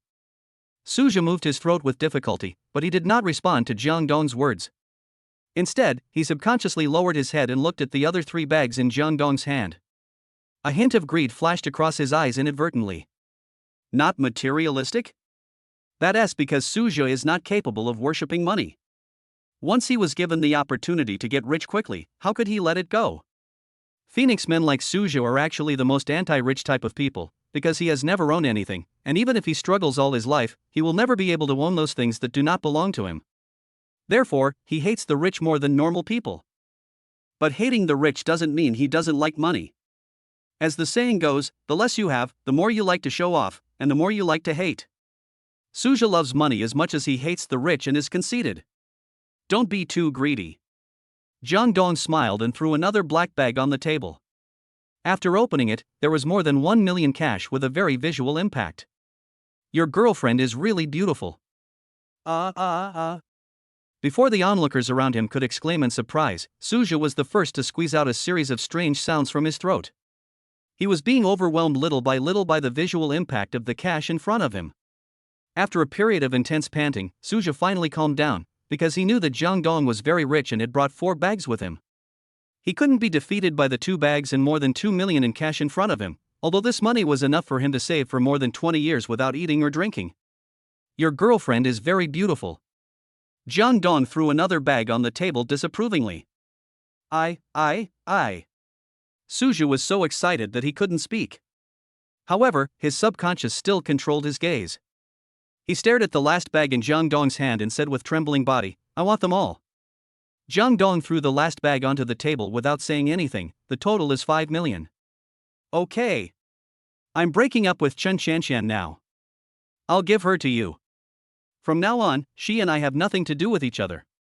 Suja could no longer control his inner excitement. His whole body was shaking, as if he had the sequelae of cerebral thrombosis. He reached out his hand tremblingly and picked up a bundle of banknotes. Suja. Chen Shanshan couldn't hold back any longer. She propped her lotus root arms on the table and stood up. 2 lines of tears could not help but flow across her beautiful face. I didn't expect you to be such a person. Stop talking nonsense. Suja raised his head fiercely and shouted at Chen Shanshan fiercely, this is 5 million. With so much money, I can find a better one. Do you think you are a fairy? Giving up 5 million for you? What a joke. Suja. You disappoint me so much. Chen Shanshan was already crying. Her final insistence on Suja was his past hard work and his non-materialistic character. But what about now? Everything was completely shattered by the 5 million cash in front of him. Shut up. I'm a millionaire now. You bitch. Aren't you pretending to be noble and not letting me touch you? I'm going to the club to find a young model now. Suja roared at Chen Shanshan ferociously, as if he wanted to vent his excitement. Wait a minute. At this moment, Jang Dong suddenly tilted his head, a wicked arc appeared at the corner of his mouth, and he looked at Suja with interest. Did I ever say that these 5 million are yours? Chapter 103, Money is the touchstone for everyone. What? Suja stood there in a daze as if he had been electrocuted. Not only Suja, but everyone in the coffee shop, including Chen Shanshan, was confused by Jang Dong's sudden turn of events. Isn't this 5 million a breakup fee for Suja? Of course not. Jang Dong never said from the beginning to the end that the money was for Suja. He just said that Chen Shanshan is very beautiful. What does this have to do with giving it to Suja? What? Do you have a problem? Jang Dong looked at Suju as if he was an idiot. I'm afraid that my money will get moldy if I keep it in the bank, so I took it out and dried it in the sun. Is there anything wrong with that? I have to say that Jang Dong's reason is very imaginative, but it is completely correct. No. This is my money. It's all mine. Suja seemed to be crazy, roaring hysterically, grabbing the bags of money in both hands and running out of the cafe. Just when everyone was stunned by Suja's crazy behavior, the two security guards who came with Jang Dong finally rushed into the coffee shop. Together, they easily subdued the crazy Suja. Is this considered robbery? Jang Dong walked up to Suja with a smile, looking down at Suja who was being pinned to the ground by the security guard and struggling. I will send my lawyer to contact Longhua Bank. You're going to lose this job that made you so successful. If things go wrong, you'll have to spend some time in jail. Ah. I will kill you. Kill you. Suja had gone completely crazy, his eyes were like those of a poisonous snake, staring at Jang Dong. Kill me? You're nothing. Jang Dong curled his lips in disdain, turned around and picked up a few bags of money, and said to Chen Shanshan with a smile, money is the touchstone for everyone. It's obvious that this Phoenix man can't stand the temptation of money. Beauty, are you giving up now? He really doesn't deserve you. After saying that, Jang Dong ignored everyone's shocked and astonished looks, walked out of the coffee shop on his own, and headed straight for Longhua Bank across the street. The two security guards also dragged the crazy Suja and followed Jang Dong. When the lobby manager saw Jang Dong coming back with the money, he breathed a sigh of relief, greeted the staff enthusiastically, and helped Jang Dong deposit the 5 million back into the card. Of course, no one dared to utter a word of complaint during the entire process. Although it is a bit ironic, we have to admit that money is really the touchstone for everyone. While depositing money, the lobby manager also started chatting with Jang Dong. Mr. Jiang is so young, but he already has such a high net worth. What's more, he is so low-key. He is truly a young and promising man. The lobby manager took on the role of a professional supporting actor. Low-key? I think I should be more high-profile. Jang Dong shrugged. He was not lying. As a young and energetic boy, Ufada system should indeed be more high-profile. Whose teenager is not passionate? Whose teenager is not frivolous? Of course. Of course. The lobby manager nodded repeatedly. May I ask Mr. Jiang if he will deposit his money in our bank in the future? We can discuss the interest, including financial management and conditions. Deposit it in your bank? Not impossible. Jang Dong suddenly laughed and changed the subject. If I tell you that a few days ago I owed Longhua Bank a loan of 1 million and was almost sent to jail, would you believe it? Mr. Jiang is such a joke. The lobby manager obviously didn't believe it. Chapter 104 Cooperation. Would a big boss who casually transferred 15 million care about the 1 million loan? You have to know that this is cash, not assets. Even a tycoon with assets exceeding 100 million may not have 10 million in cash in his card, let alone Jang Dong's 21 million in cash. That's Chen Mu, he's also from the Wuching branch of Longhua Bank. Jang Dong mentioned Chen Mu to the lobby manager meaningfully. That guy is planning to send me to jail through that 1 million loan. Tell me, should I keep my money with you guys in the future or not? Chen Mu? Is he the office director of the loan department of the Wuching head office? The lobby manager said angrily, how dare someone at the same level as me treat Mr. Jiang like this? No. I'm going to tell the boss about this right now. How many levels higher is your leader than Chen Mu? Jang Dong asked with interest. Under the president of Wuching branch are the presidents of the 3 district branches. Our leader is one of the 3 branch presidents of Wuching, 2 levels higher than Chen Mu. The lobby manager was still angry, especially in his tone, which was full of resentment. Mr. Jiang, please sit down for a moment. I will go and report to the leader. It seems that the lobby manager and Chen Mu had already had a conflict before, and this is exactly the result that Jang Dong wanted to see most. The lobby manager went upstairs, while Jang Dong sat leisurely on the sofa in the VIP area and called Li Qin. Mr. Jiang. Li Qin's voice sounded a little tired, probably because he had been too busy in recent days. Brotherly, how is the progress of Chen Mu's matter? Li Qin is not a man of the world, so Jang Dong naturally doesn't need to use Zhang Yi's tricks to get along with Li Qin. It is still necessary to call him brother. We are currently collecting evidence, but things are more difficult than I thought. Li Qin did not hide anything and said truthfully, and many things involved Jiang Qiyuan. I'm not surprised that Jiang Qiyuan got involved. Jang Dong nodded, and then said, brotherly, if there is someone in the bank who is willing to help us, how confident are you in this matter? Someone inside the bank? After hearing Jang Dong's words, Li Qin instantly became alert. If the people who help us have the key information, I am more than 90% sure. That's easy. Jang Dong smiled confidently, I'll have someone from the bank contact you later. By the way, after this is done, go and choose a car. As for the car, that's it for now. I'm hanging up. Jang Dong didn't give Li Qin a chance to refuse and hung up the phone directly, because he saw the lobby manager from before respectfully leading a middle-aged man in a suit and tie, who looked very imposing, towards Jang Dong.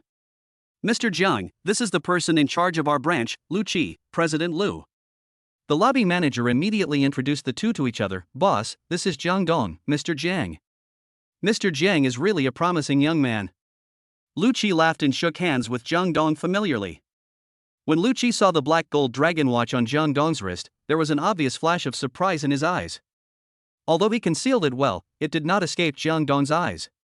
President Lu, I prefer to be straightforward. Jang Dong said calmly, I want to send Chen Mu to jail.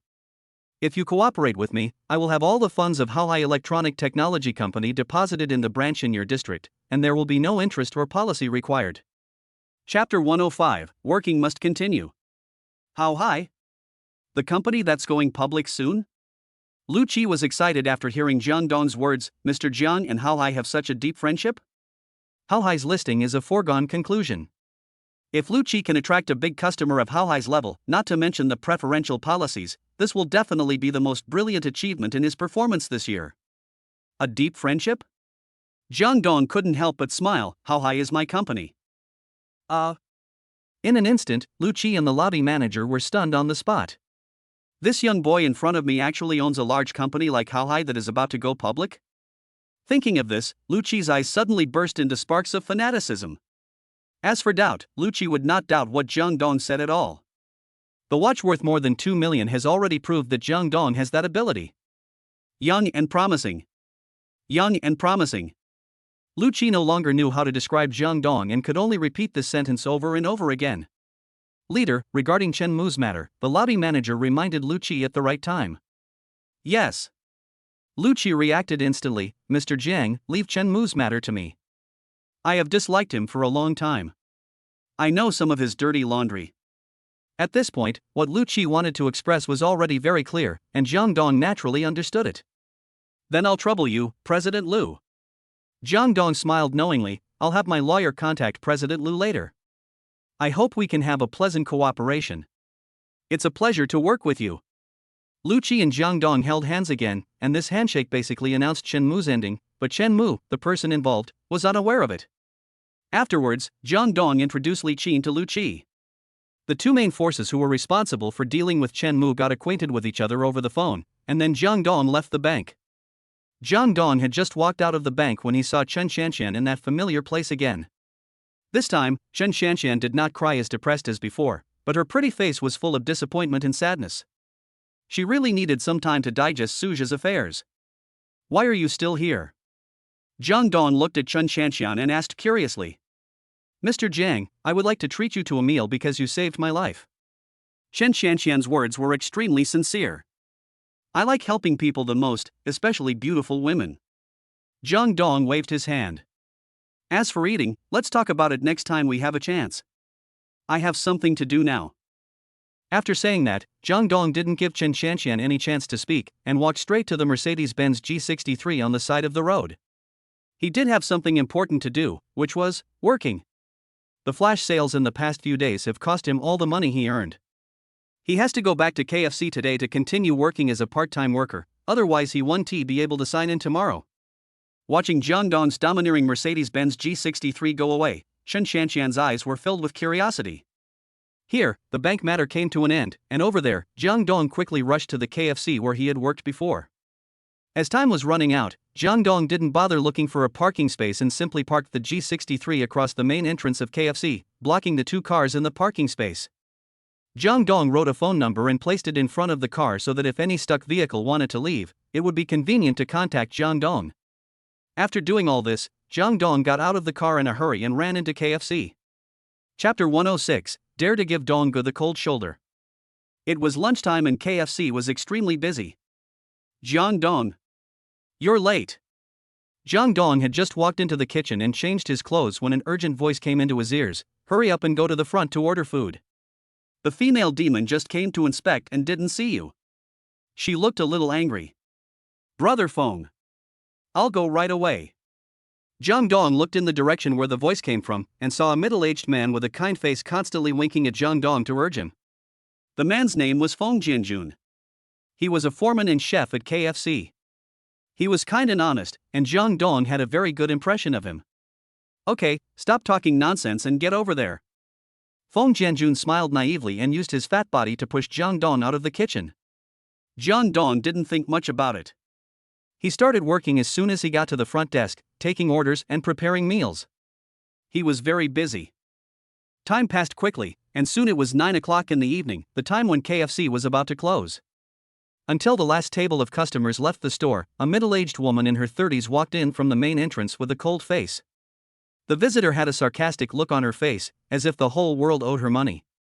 She was the she-devil that Feng Jianjun mentioned, and also the manager of this KFC, Han Xia. Han Xia is definitely a typical example of early menopause.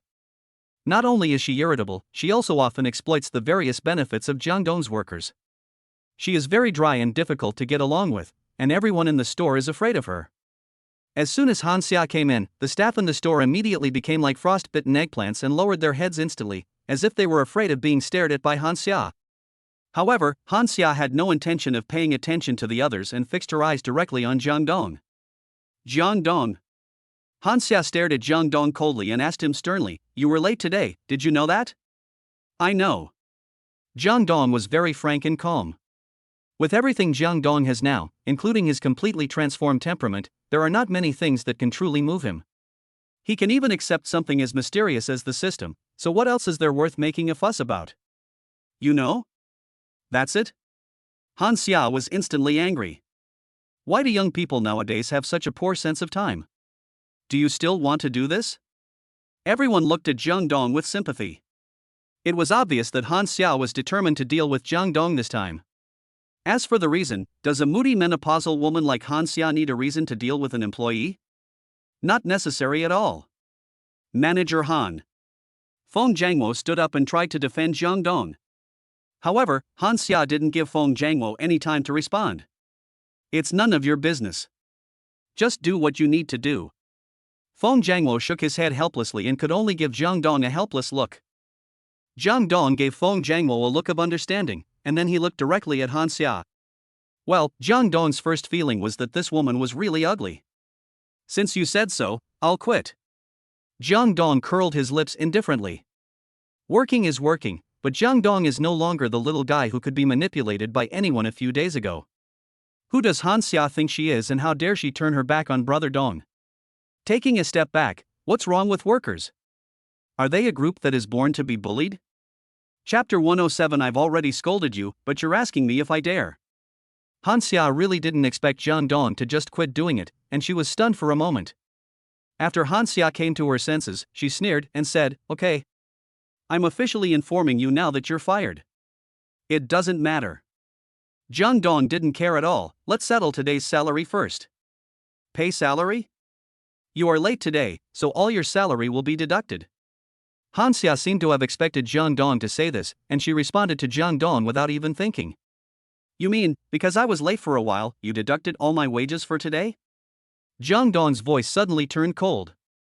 You are really domineering, aren't you? In other words, you knew I was late a long time ago, but you never stood up to point it out to me. When I was done with my busy schedule, you showed up again, fired me for being late, and took my salary and put it in your own pocket, right? When Jang Dong said this, everyone in the audience gasped. Although everyone knew what Han Xiao was doing, no one dared to speak out. Jang Dong was the first person who dared to stand up and expose Han Xiao's ugly face. How dare you slander me? Han Xia felt a little guilty, so she raised her voice to hide her guilt. You are just a stinky working boy. Who gave you the courage to slander me? What's wrong with being a part-time worker? Why do you have to add the word stinky in front of it? It's as if you're not a part-time worker. Jang Dong smiled contemptuously. I can't stand people like you who take chicken feathers as a token of authority and have an inexplicable sense of superiority. Jang Dong didn't give Han Xia any face at all. What a joke. Han Xia is nothing. How could she deserve Jang Dong to give her face? You dare to scold me? It was the first time that Han Xia met an employee who dared to go against her. Not only was she shaking with anger, she even felt panic-stricken and didn't know how to respond. There was no way. She was usually arrogant, and when someone suddenly stood up to confront her, she was definitely not used to it, and she hadn't thought of the best way to deal with it. I've already scolded you, and now you ask me if I dare? Jang Dong looked at Han Xia with a joking expression. Stop talking nonsense, I'll pay you. You. Han Xia was really used to being arrogant. She had no idea how to deal with this kind of emergency. She pointed at Jang Dong and shouted for a long time, but she couldn't make any sense. Finally, Han Xia simply took unreasonableness to the extreme. Don't even think about wages, get out of here right now. You are a lousy worker like you, and you still want to fight with me? I won't pay you, what can you do to me? Isn't that unreasonable? Han Xia is that kind of person. She has driven away many people in this way. However, Han Xia's words angered everyone, and everyone cast unhappy looks at Han Xia. But this atmosphere only lasted for a moment, and everyone went back to their own work. In the end, no one dared to stand up and speak for justice. After all, everyone's relationship with Jang Dong was not very close, so there was no need to create a feud with Han Xia over a part-time worker who was kicked out. People are selfish, especially in Longhua. Compared with getting involved in the vortex, everyone prefers to watch the fun and eat spectators. Of course, where there is yin, there is yang. There are people who only mind their own business, and there are also people who hold the truth in their hearts. Manager Han, Jang Dong was indeed late, but it was only a few minutes. You can deduct 1 hour's salary from him, but you don't have to deduct all of it, right?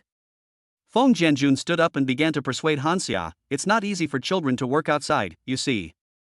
Chapter 108, Heaven Will Spare No One. Feng Jianjun. Shut up. Han Xia yelled like a shrew. Don't you want to do this anymore? Feng Jianjun was speechless for a moment. When a scholar meets a soldier, he can't explain his reason clearly. Han Xia is just such an unreasonable shrew.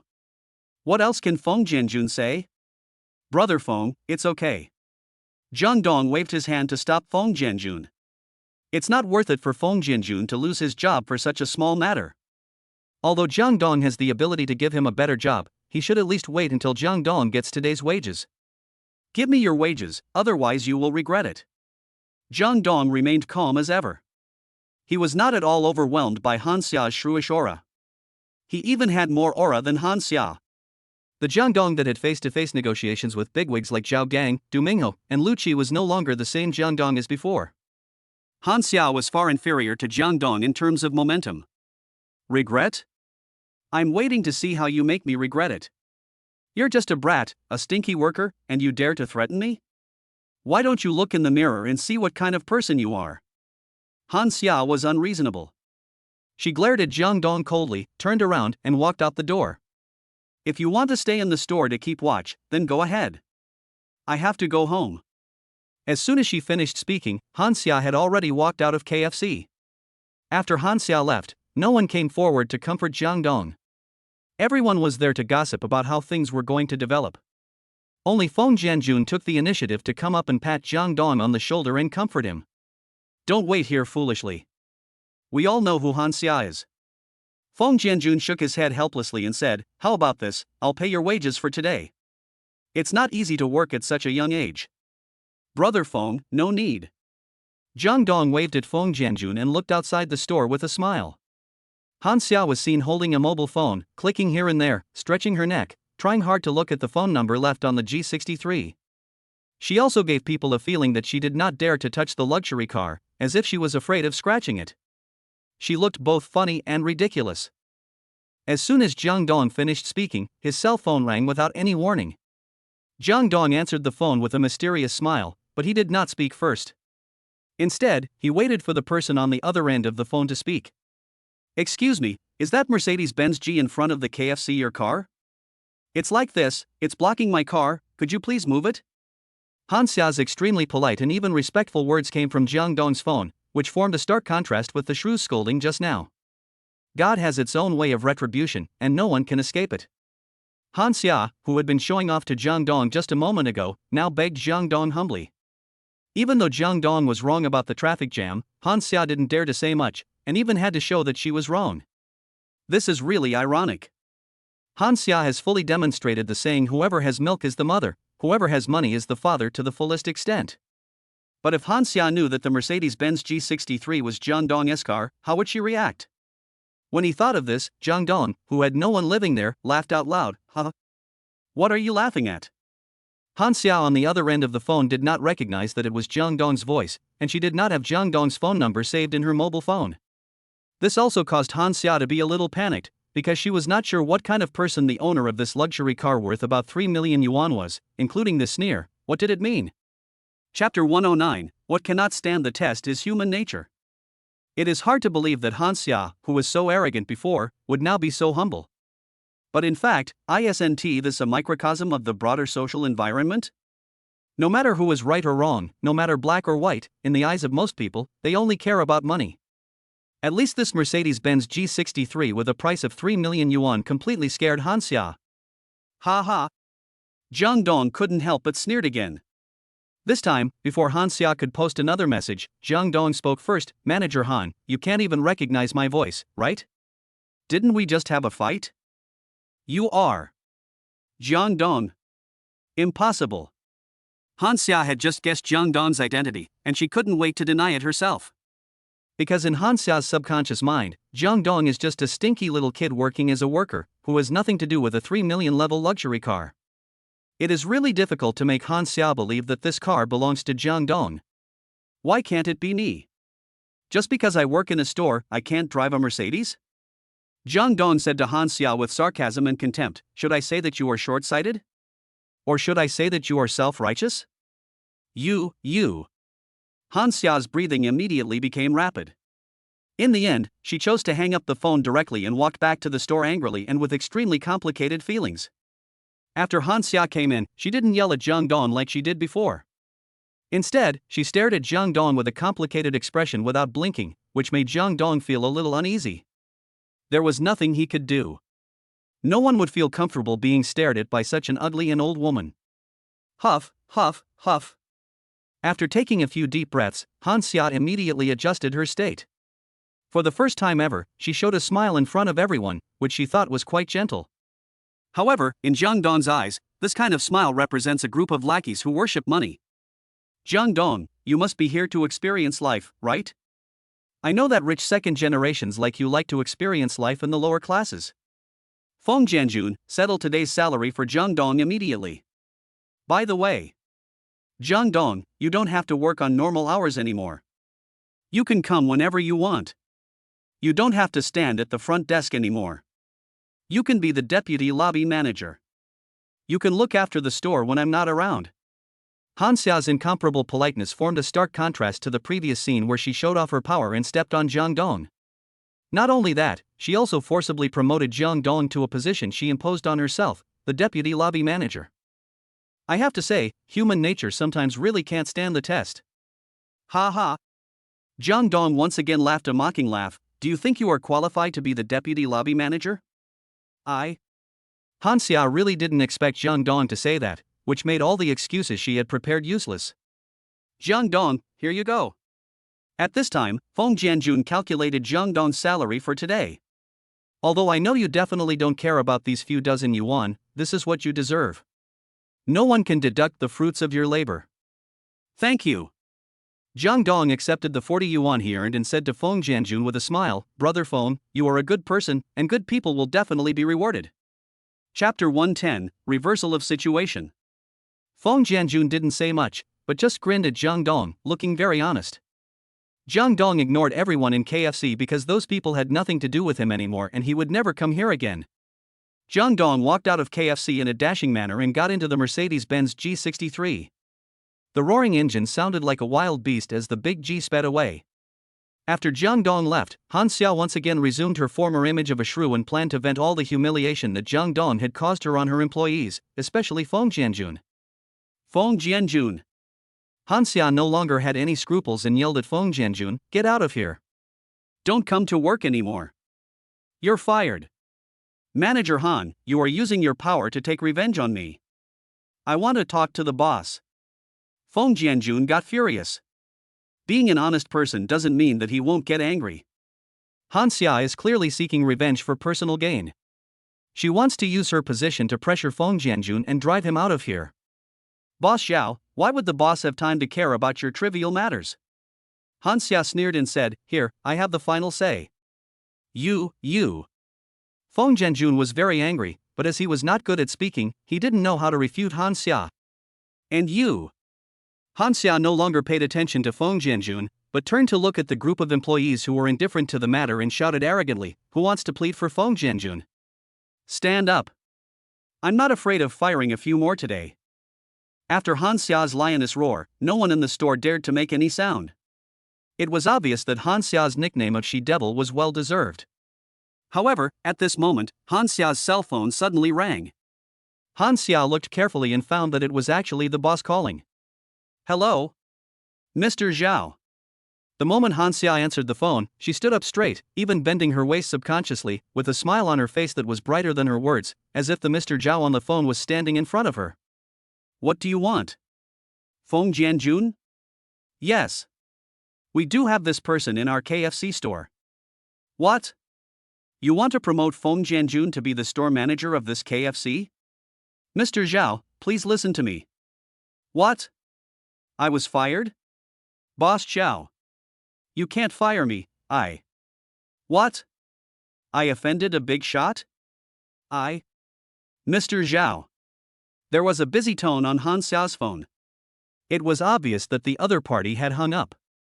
Suddenly, everyone in the KFC store subconsciously held their breath, their eyes constantly wandering around Feng Jianjun and Han Xia. Han Xia was fired? Feng Jianjun was directly promoted to store manager? What is the situation now? Isn't the reversal of the situation too sudden? And Han Xia just said that she offended a big shot. It seems that the big shot is secretly controlling everything? But who is that big shot? Suddenly, everyone's mind flashed a tall figure, so handsome, so sunny, especially the car he drove, so cool. "Jang Dong, is that you?" Feng Jianjun murmured to himself in amazement. However, his words expressed the thoughts of everyone. "That's right. It's Jang Dong. He must have done all this." No wonder Jang Dong said to Feng Jianjun before leaving that good people will eventually be rewarded. So that's what's going on. In fact, it was Jang Dong who did this. Chapter 111, it should be renovated. However, even Jang Dong did not expect that this KFC was actually Zhao Gang's property. The giant in Wucheng's catering industry was well deserved. Initially, Jang Dong just wanted to call Zhao Gang and recruit Feng Jianjun to work for the Zhao Group, but he didn't expect that things would develop to this situation. Inside a KFC store. "Congratulations, Brother Feng. Brother Feng will be the store manager here from now on. Please take care of me, Brother Feng. Han Xia, you're the one who got fired in the end. You deserve it. For someone like you, if you lose this job, I don't think you can do anything. You are such a useless person that no one wants you to serve dishes. Do you really think you are so popular?" Ugh. After a brief silence, the group of people in the KFC store immediately sent their warm blessings to Feng Jianjun.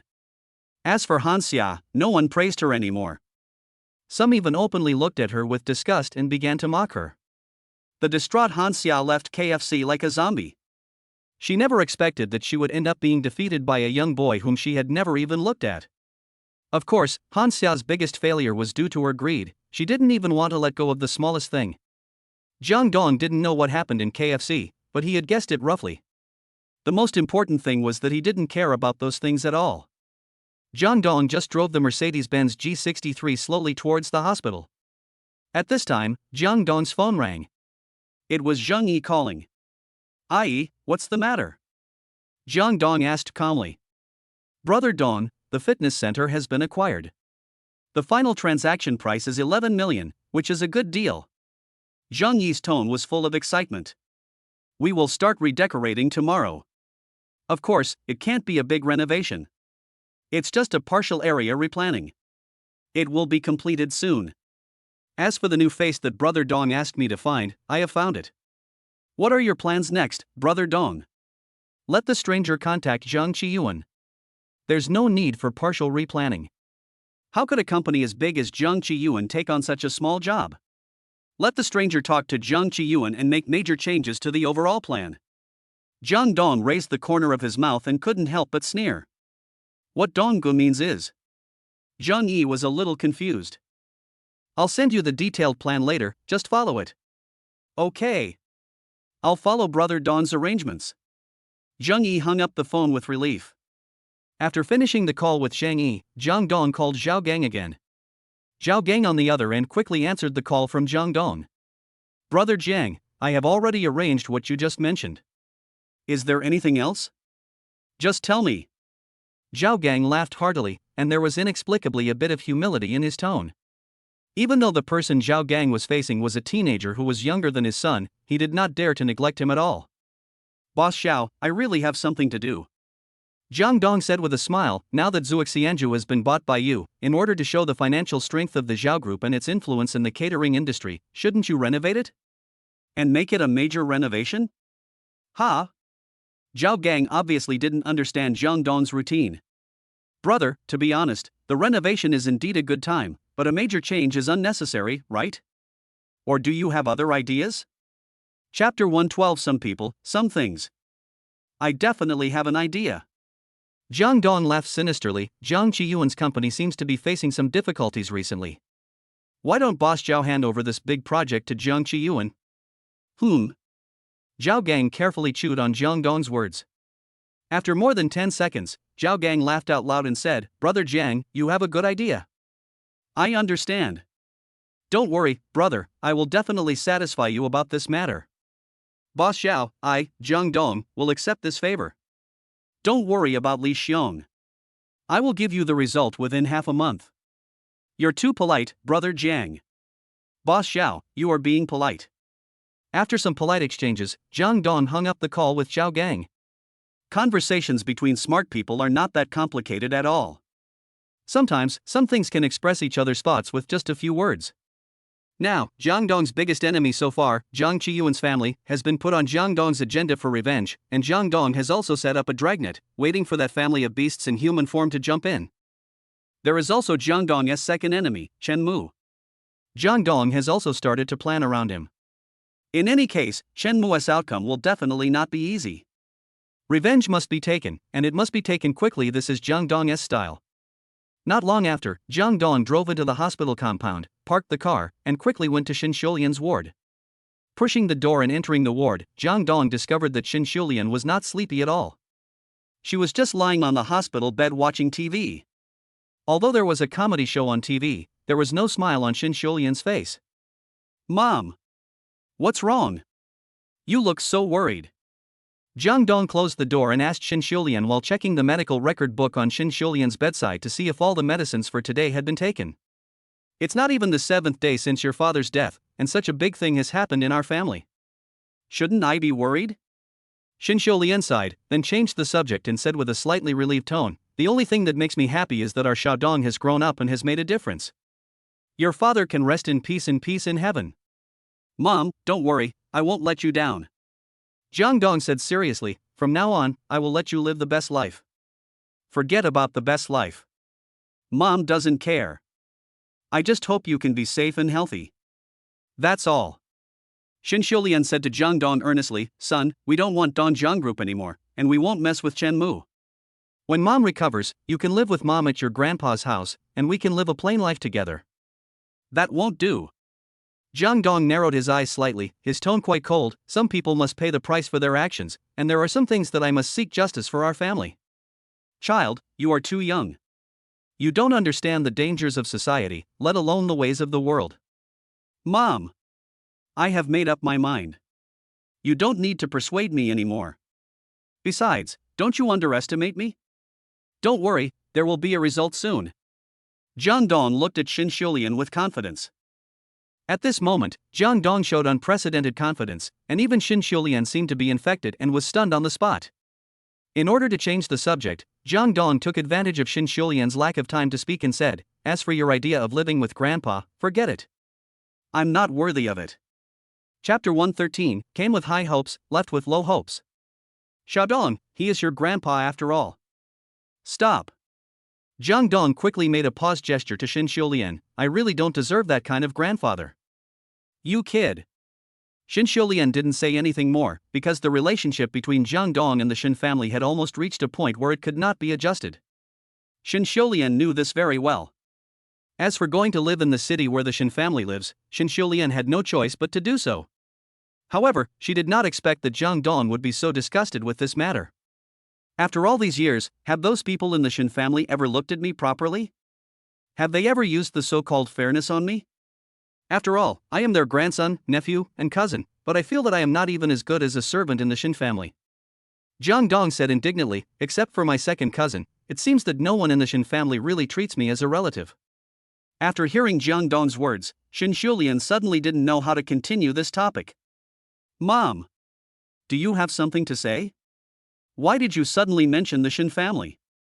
Jang Dong was very smart and almost immediately noticed something was wrong with Shin Shulian. Yes, there is something. Shin Shulian laughed helplessly. I heard that I was sick. Your aunt will come to Wuching in the next few days. She said she is here to visit me. Ha ha. Jang Dong sneered as soon as he heard it. I didn't see the Shin family come to my father's funeral, but now they suddenly say they want to come to Wuching to visit him. It's really strange, isn't it? Do you think I don't know? Shin Shulian shook her head and said with a bitter smile, your aunt has been prejudiced against me since she was a child.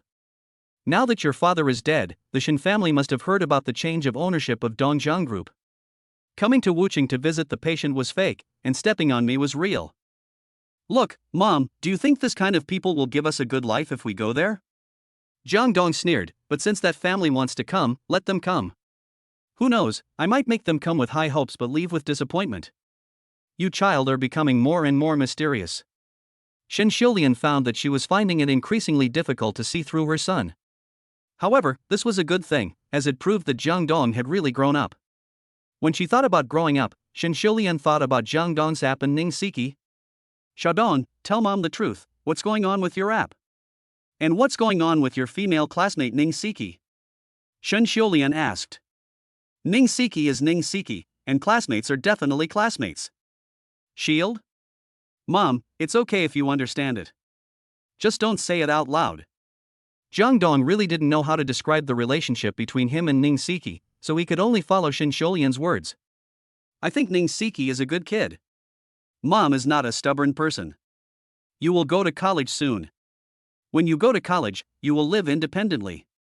You will be truly grown up. In some things, Mom still supports you. Let's talk about the app. Jang Dong really didn't expect Shin Shulian to be so open-minded. Maybe it was because she had let go of everything after experiencing a major change in her life. Jang Dong didn't think much about it and just said what he had prepared long ago. Mom, actually, I developed the Wuchingtong app. Although I only made a small amount of money from selling it now, the Haohai electronic technology company that bought my app will be listed later. Once Haohai is successfully listed, I can get a large dividend. Chapter 114 Today's check-in location, Black Fist Fighting Arena.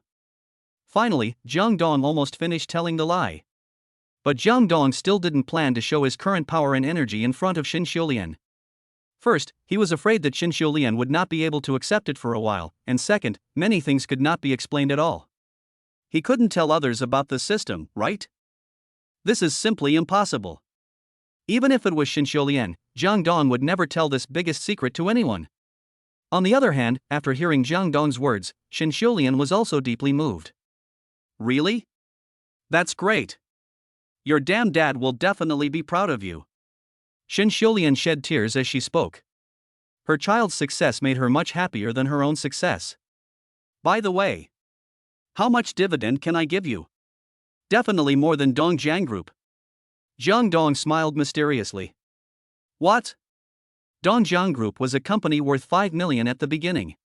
Could it be that your dividend exceeds 5 million? Xin Xiulian widened her eyes and stared at Jang Dong in disbelief. Of course I will. Jang Dong smiled confidently. So, Mom, I won't just let some people and things go.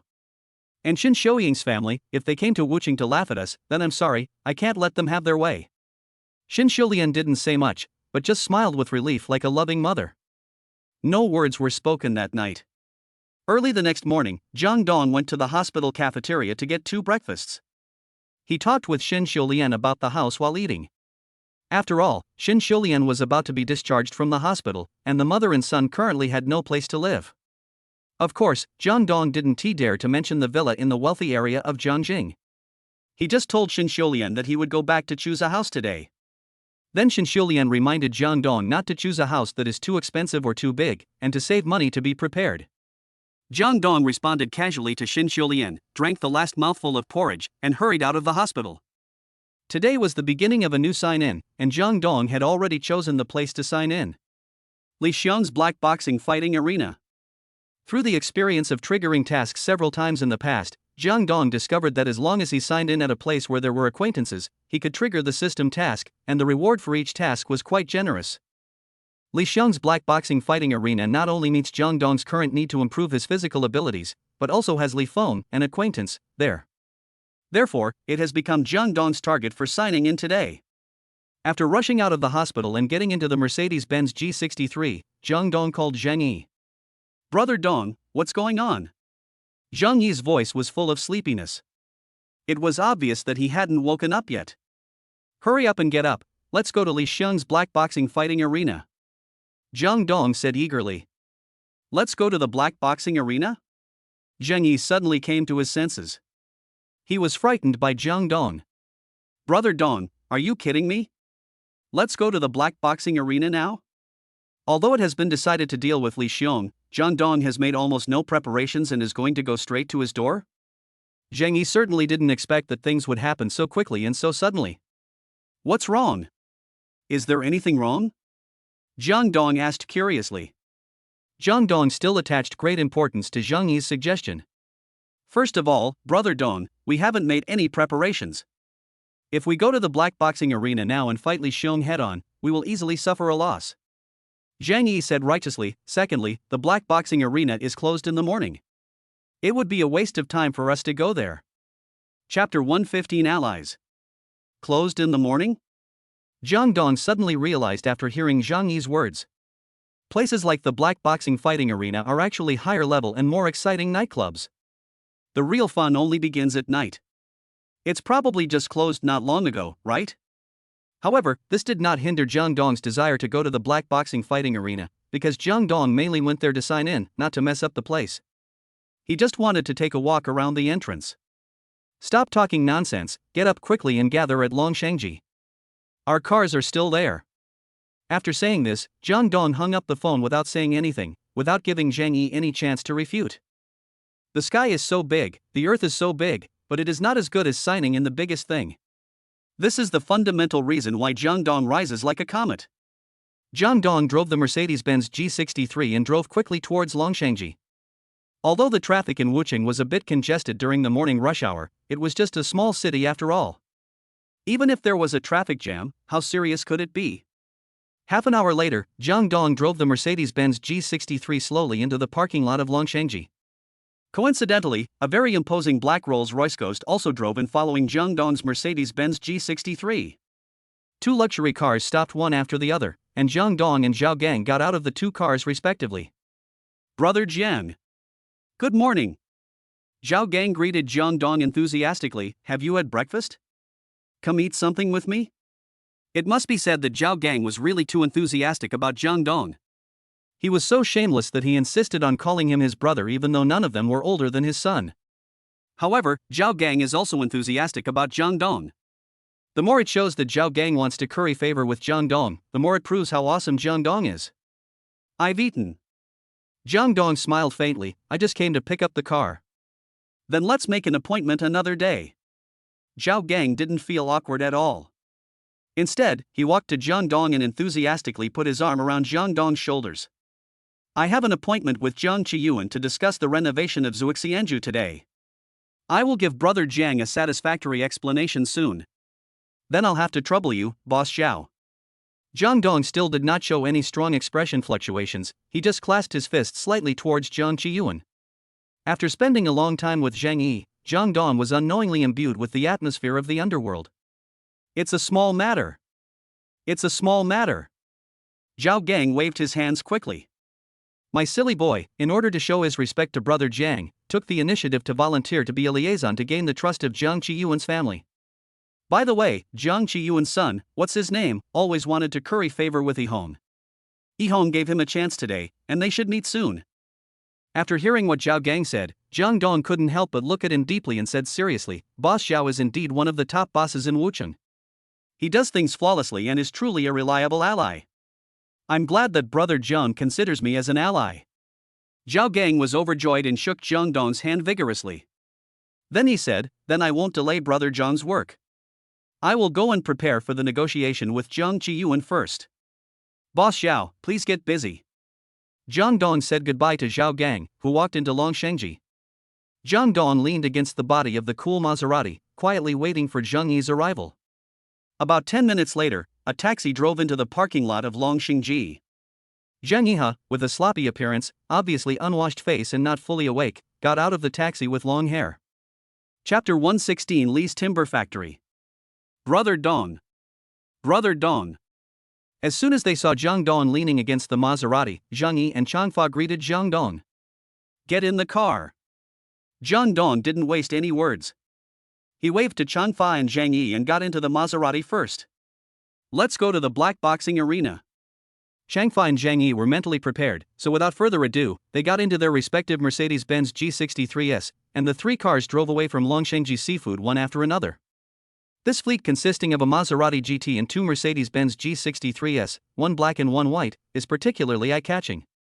Even if the three cars are not speeding on the long streets of Wucheng, they have already become the focus of all passers-by. The onlookers are speculating which big guy's luxury cars these are? Of course, the onlookers couldn't guess what happened. They only knew that the three cars were heading towards the eastern suburbs of Wucheng. Jiang Dong and others drove the car gradually away from the urban area of Wucheng and entered the territory of the eastern suburbs of Wucheng. The eastern suburbs are vast and sparsely populated, with most of the area being factories. Not to mention environmental pollution, the population flow alone is pitifully small. Most of the people who come here are office workers. After entering their respective factories, they will not leave until the end of the get-off workday.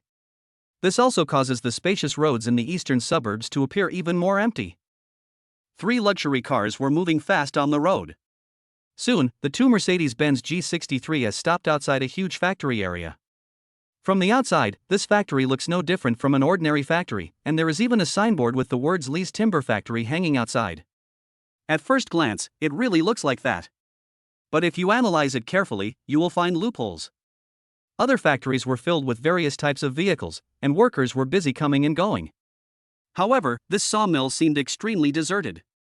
Not only were there no workers walking around in the factory, there were not even many cars. The only cars in the parking lot were all luxury SUVs of the Range Rover level, which formed a sharp contrast with the cheap vehicles in other factories. Zhang Dong got out of the car and stood with Zhang Yi and Changfa. The three of them turned their eyes to Li's Timber Factory at the same time. This is Li Xiong's black boxing fighting arena. Zhang Yi pointed and patiently explained to Zhang Dong, this timber factory is just a cover. It doesn't have any business at all. If you insist on talking about business, it's just making coffins or something. How much wood can it use? The real core area is in the basement of the factory building. It's the center of the black boxing fighting arena. Many wealthy people gather there every night for excitement. The service there is also one stop. You can expect it, and you can't expect it. Zhang Yi laughed evilly. But, Brother Dong, they are closed during the day, so it's useless for us to come here. We can't see anything. At least we have to wait until the fighting arena opens tonight before we come. I will come tonight.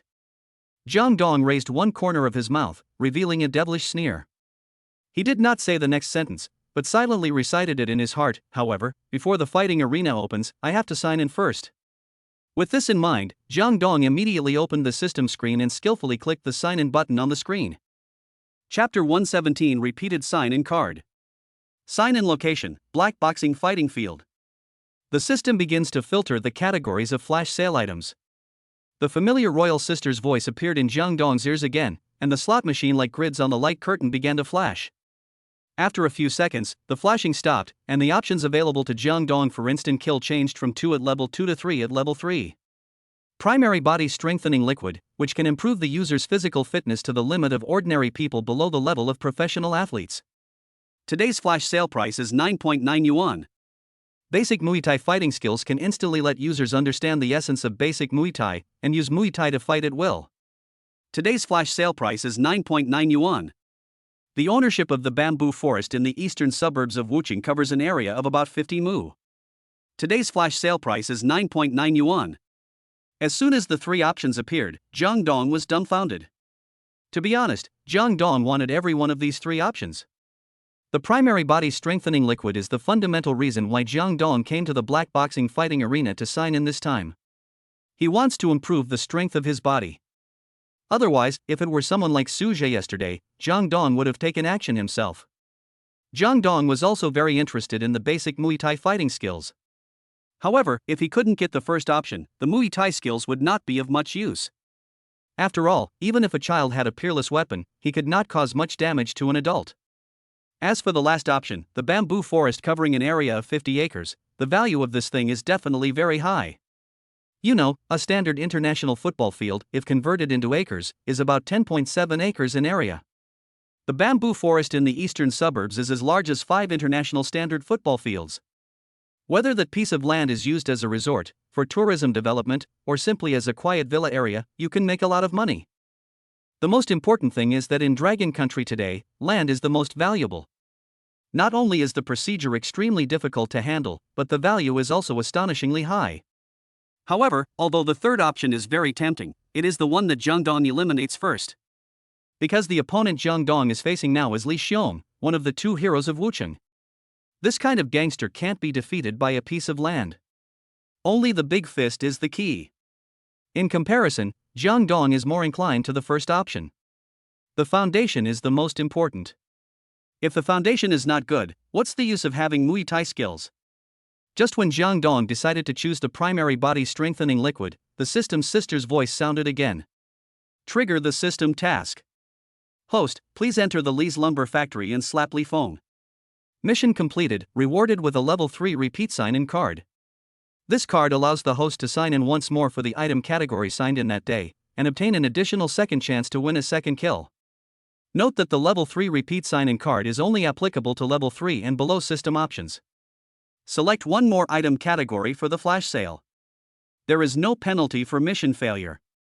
When the royal sister's voice ended, Jang Dong instantly smiled foolishly. Is it true that someone will give you a pillow when you fall asleep? Jang Dong had originally decided to give up the option of instantly killing the Muay Thai fighter, but the system triggered the task as Jang Dong had expected, and also allowed Jang Dong to choose one more item for the instant kill, which instantly made Jang Dong, who was in a dilemma, feel better. Chapter 118 Primary Body Strengthening Fluid. If you complete the task and get the duplicate sign-in card, Jang Dong will be able to obtain two options, Body Strengthening Liquid and Muay Thai Essence. Don't underestimate this duplicate sign-in card.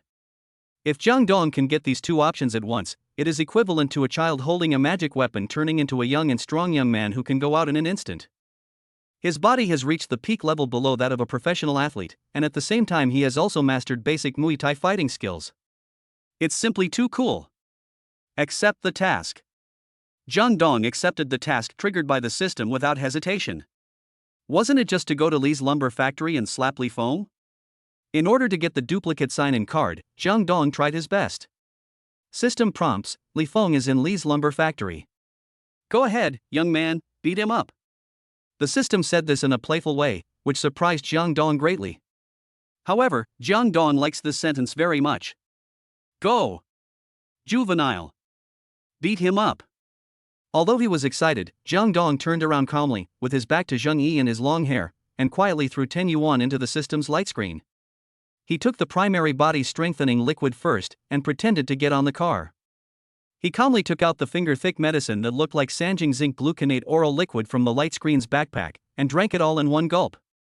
After drinking the primary body-strengthening liquid, Jang Dong also got into the Maserati. Seeing this, Changfa and Zhang Yi thought Jang Dong was leaving the black boxing arena, so they got into their respective cars. However, they didn't know that Jang Dong was experiencing one of the most mysterious situations in his life. Jang Dong, sitting in the Maserati, felt hot all over, as if his whole body was burning. Not only that, Jang Dong could also clearly feel that his body was expanding, and whether it was his muscles, bones, or limbs, it seemed that a mysterious and strange heat energy was emerging at the same time. In just a moment, Jang Dong's whole body was soaked in cold sweat. About 10 seconds later, the burning sensation in Jang Dong's body completely disappeared, and instead, he felt as if his whole body was filled with wild power. Jang Dong stared at his hands in amazement. He could feel that these hands were obviously harder than before. Jang Dongshan touched his arms, abdomen, thighs, and other parts. He could clearly feel the hard muscles that suddenly appeared on his body. Even his abdomen had changed from 1 abdominal muscle at the beginning to 6 abdominal muscles now. Fuck. Jang Dong couldn't help but growl. The changes in the body were too obvious, especially for Jang Dong, who knew his body very well. He could feel the terrifying changes in his body. The most important thing is that this is just a basic body strengthening liquid. What about the intermediate level?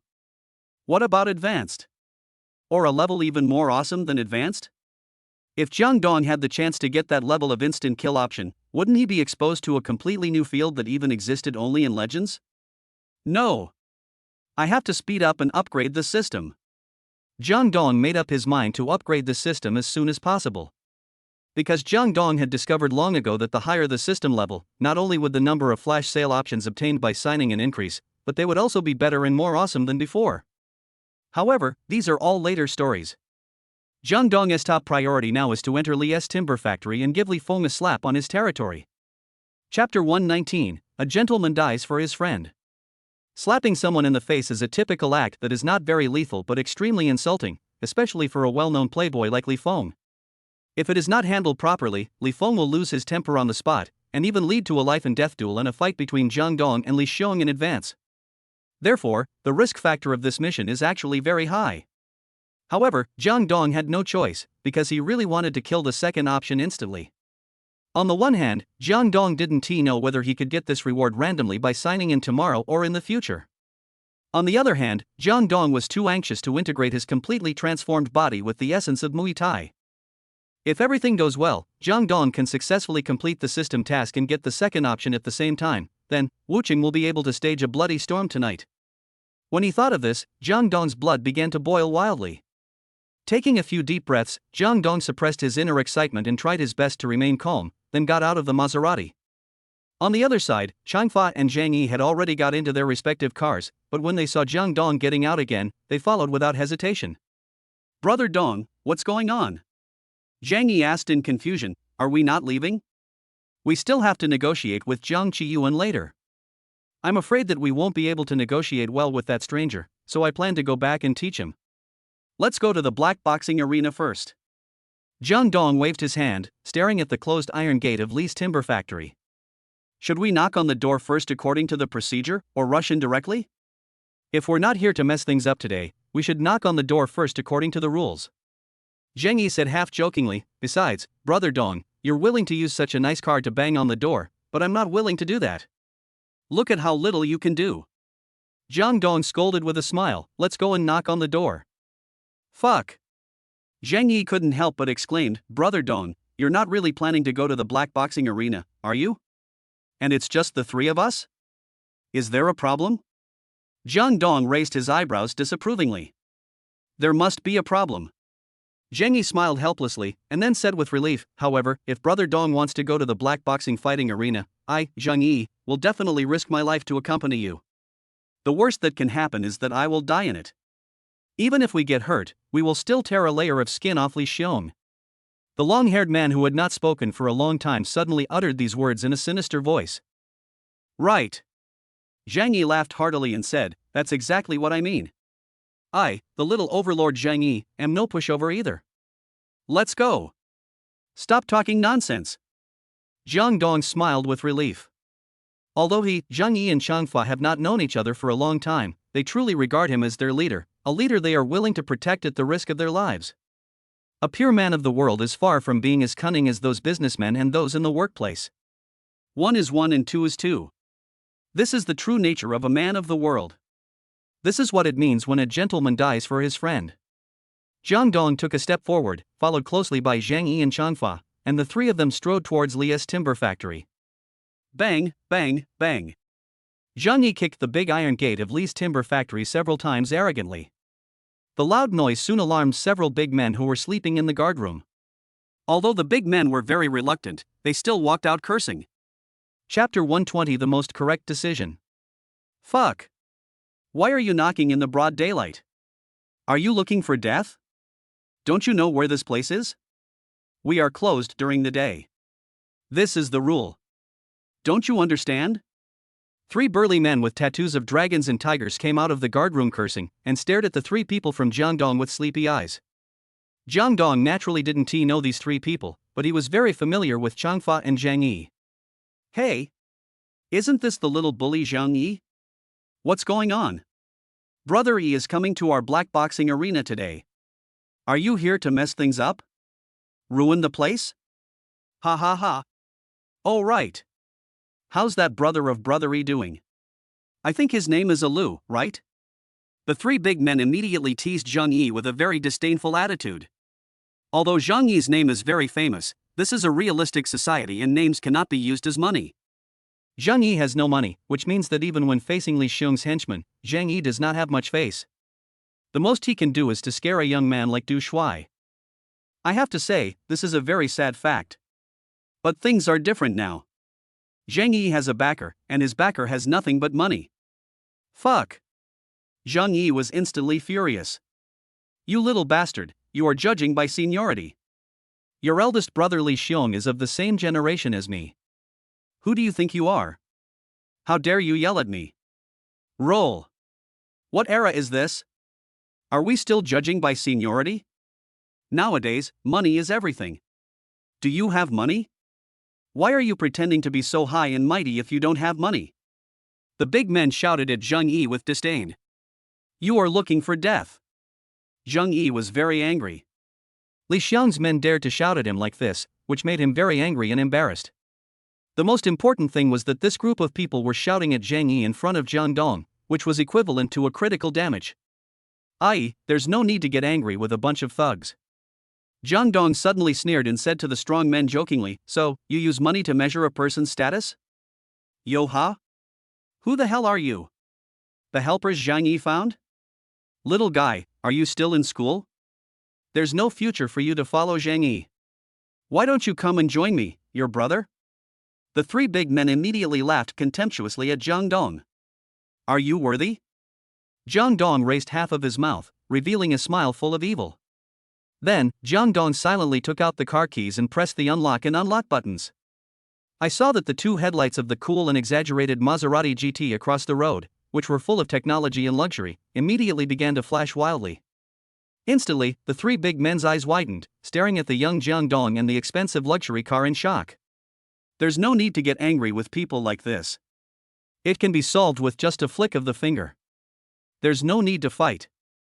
Jang Dong said to Zhang Yi meaningfully, besides, even if we have to fight, it's soldiers against soldiers, generals against generals. Your opponent is Li Xiong. How can you let these losers ruin your status? Brother Dong is right. Zhang Yi looked at Jang Dong in shock. Zhang Yi suddenly felt that the young man in front of him was far from being as simple as he seemed. Zhang Yi even felt that following Jang Dong was probably the most correct decision he had ever made. Chapter 121 Distorted Society. This car is yours? Fuck. Maserati GT. It's a limited edition. Wait. What's going on with the 2 Mercedes-Benz GS next to the Maserati? Could it be? The 3 sturdy men shifted their horrified gazes to Zhang Yi, staring at him as if he were a monster. As everyone knows, Zhang Yi is ruthless, has a reputation, and has many brothers, but he has no money, which puts him on the verge of being eliminated by this society. But now, if Zhang Yi suddenly drives a Mercedes-Benz G, it means that he is rich and his biggest shortcoming has been made up. What about Zhang Yi's future? The three strong men were so frightened that they could not speak. They just stood there in a daze, looking at Zhang Yi with complicated expressions. What are you looking at? Have you never seen a luxury car? Zhang Yi curled his lips and pressed the car key with great disdain. In an instant, the lights of the Mercedes-Benz G-Class began to flash. Hiss. The three big men took a deep breath in unison. If they couldn't determine the value of the Maserati, they were very familiar with the value of the Mercedes-Benz G. It was a luxury car worth about 3 million yuan.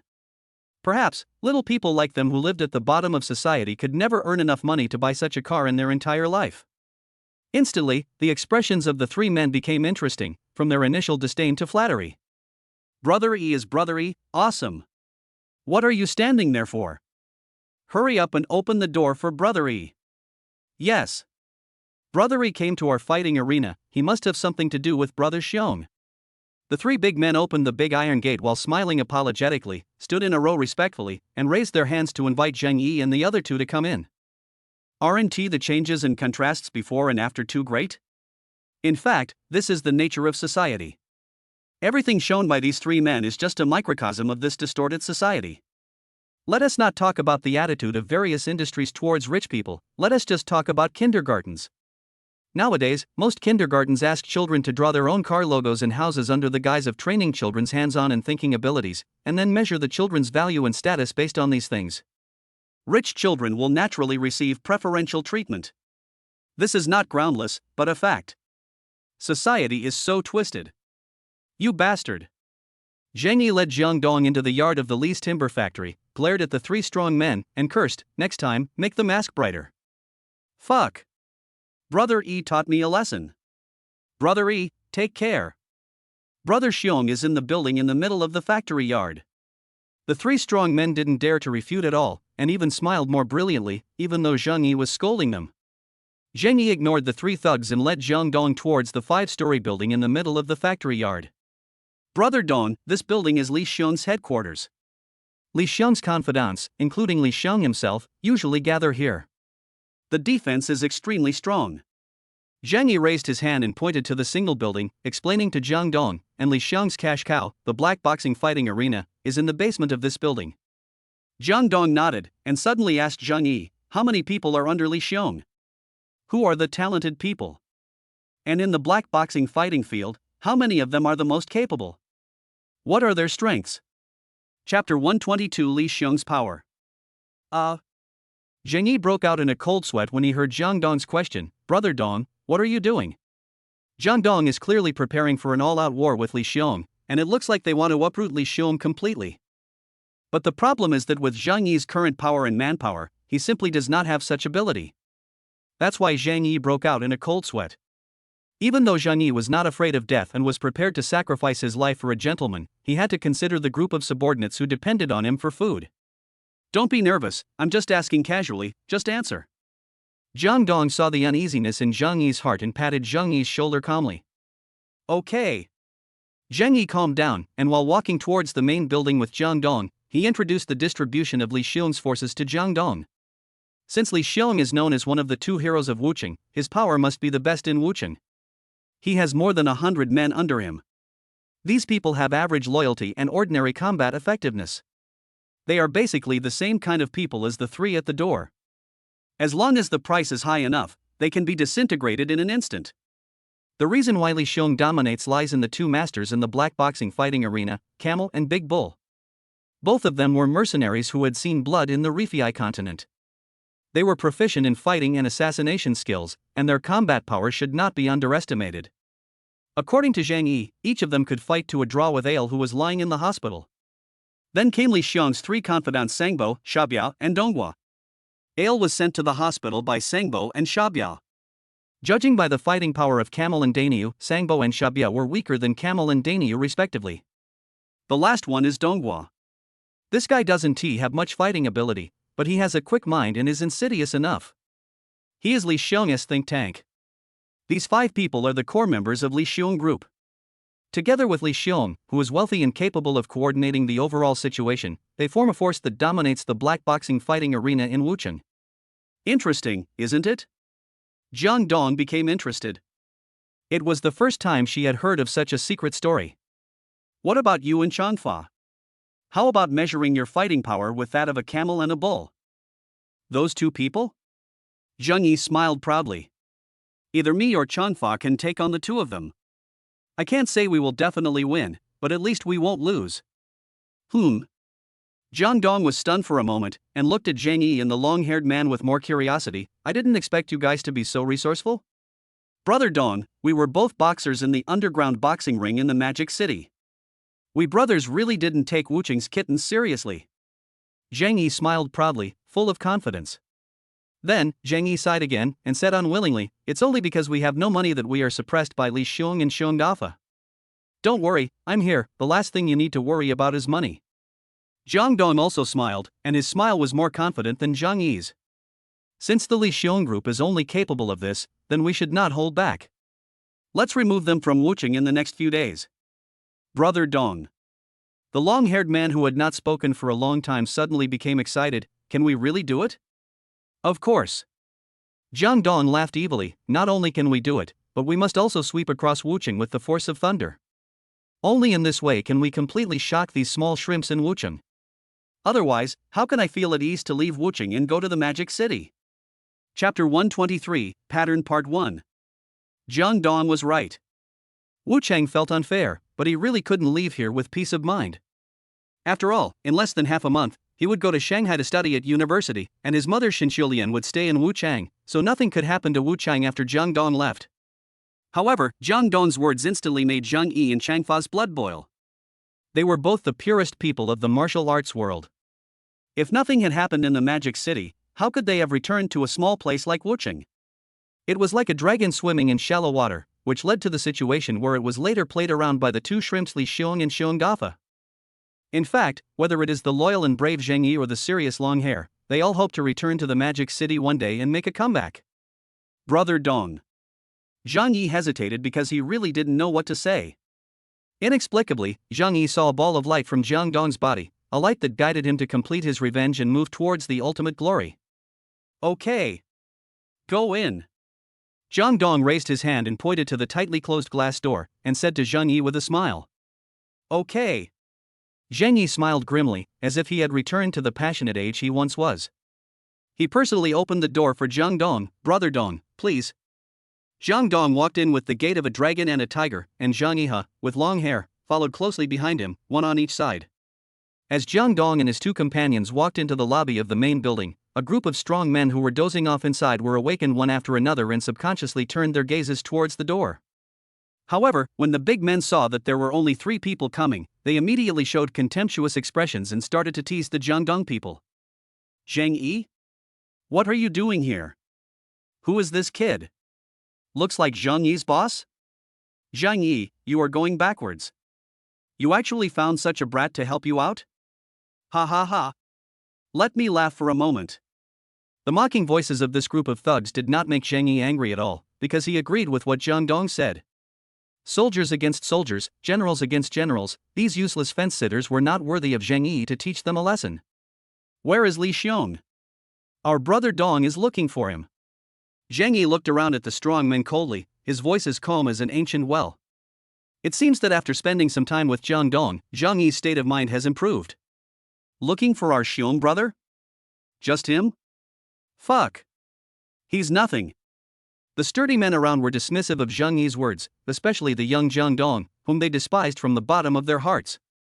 A young boy wants to meet Li Xiong? What is the place now of Li's lumber mill? What do you think of Li Xiong, one of the 2 heroes of Wucheng? It seems that this Li Xiong is really not that good. Jang Dong curled his lips and laughed disdainfully. His subordinates are blind, and it is destined that such a person will not have a big vision. In fact, Jang Dong also despised Li Xiong from the bottom of his heart. However, Jang Dong's words immediately attracted the angry glares of his men, who surrounded him with their hands rubbed, and it seemed that they could attack Jang Dong and the other 2 at any time. Jang Dong still stood there calmly, not taking the dozen or so thugs in front of him seriously at all.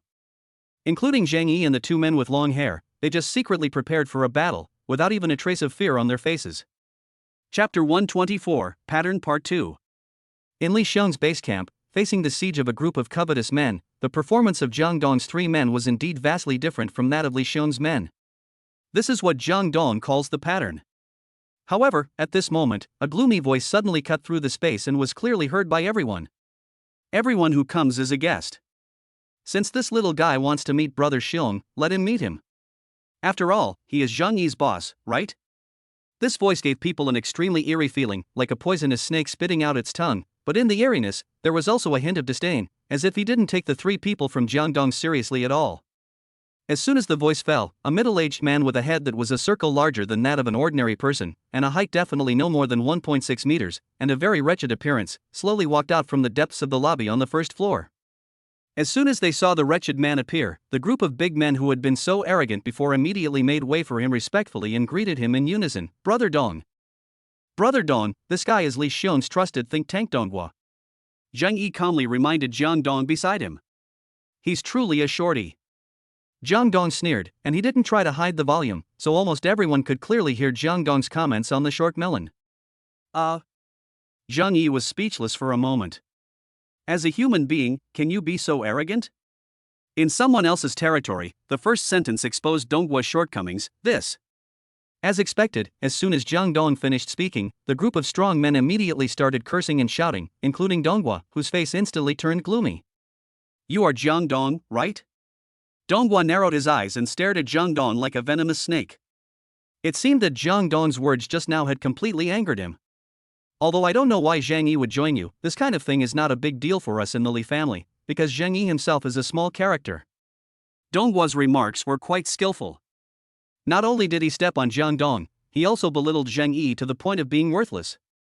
At the same time, he also infinitely elevated Li Xiong and the Li family. This also helped him to regain some face for Jang Dong's ridicule just now. As for Donghua knowing Jang Dong's identity, this is normal. Jang Dong had such a serious conflict with Li Feng at the Ocean Automobile Wuching branch before. It would be strange if Li Xiong and his gang did not investigate Jang Dong. It is precisely because of the investigation of Jang Dong that Donghua looks down on Jang Dong so much, because Jang Dong is just a stray dog whose family property has been taken away. The so-called Dong Jiang group is not even worth a fart in Li's eyes, so Jang Dong cannot be described as the abandoned young master of a wealthy family. As for the relationship between Jang Dong, Du Mingho, and Zhao Gang, Li only received some superficial information. At most, he knew that Jang Dong sold Zuoxianju to Zhao Gang. As for the relationship between Hao Hai and Du Mingho, Li did not find out at all. Ha ha. Jang Dong smiled faintly. It seems that you are just like them, with a narrow mindset. I guess Li Xiong is the same, right? Perspective? Donghua suddenly laughed wildly. Boy, you want to talk to me about perspective? What qualifications do you have? Just Zhang Yi? A little bully who has passed his prime and was beaten by us like a stray dog? Chapter 125, Minor Role. Fuck. Although Zhang Yi's mood improved, he still couldn't stand Donghua's humiliation. After all, he was a man of the world who believed in revenge and killing without slapping his face. Donghua, you're looking for death. I.e. Jang Dong raised his hand and pressed it on Zhang Yi's shoulder. We are here to find Li Xiong. There is no need to waste time on such a small character. I understand, Brother Dong. Zhang Yi took a deep breath and suppressed the anger and impulse in his heart. Looking for Brother Xiong, okay? I'll take you to find Brother Xiong. Donghua laughed coldly. Brother Xiong hasn't contacted you about the young master's matter yet, but I didn't expect you to come to me on your own initiative. It's true that there is a road to heaven but you don't take it, and there is no door to hell but you break in. A small character like me would not make such a low-level mistake, but you, a big shot who thinks you are so great, made it. Haha, how ironic. Little guy, lead the way.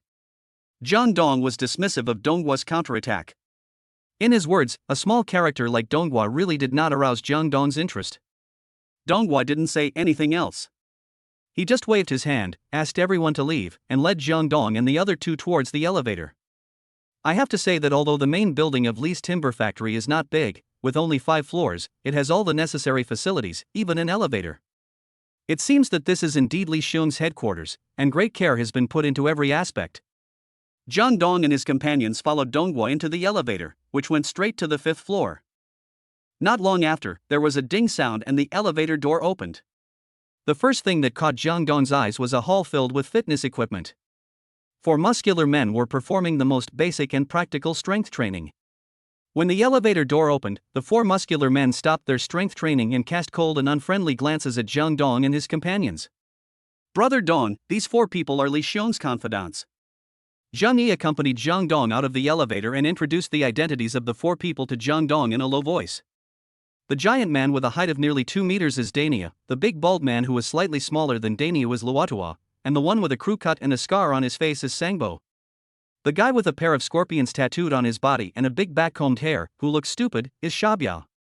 Jang Dong didn't say anything, but just nodded slightly. Of course, as for Li Xiong's 4 confidants, Jang Dong only glanced at them coldly and didn't even bother to remember their appearance.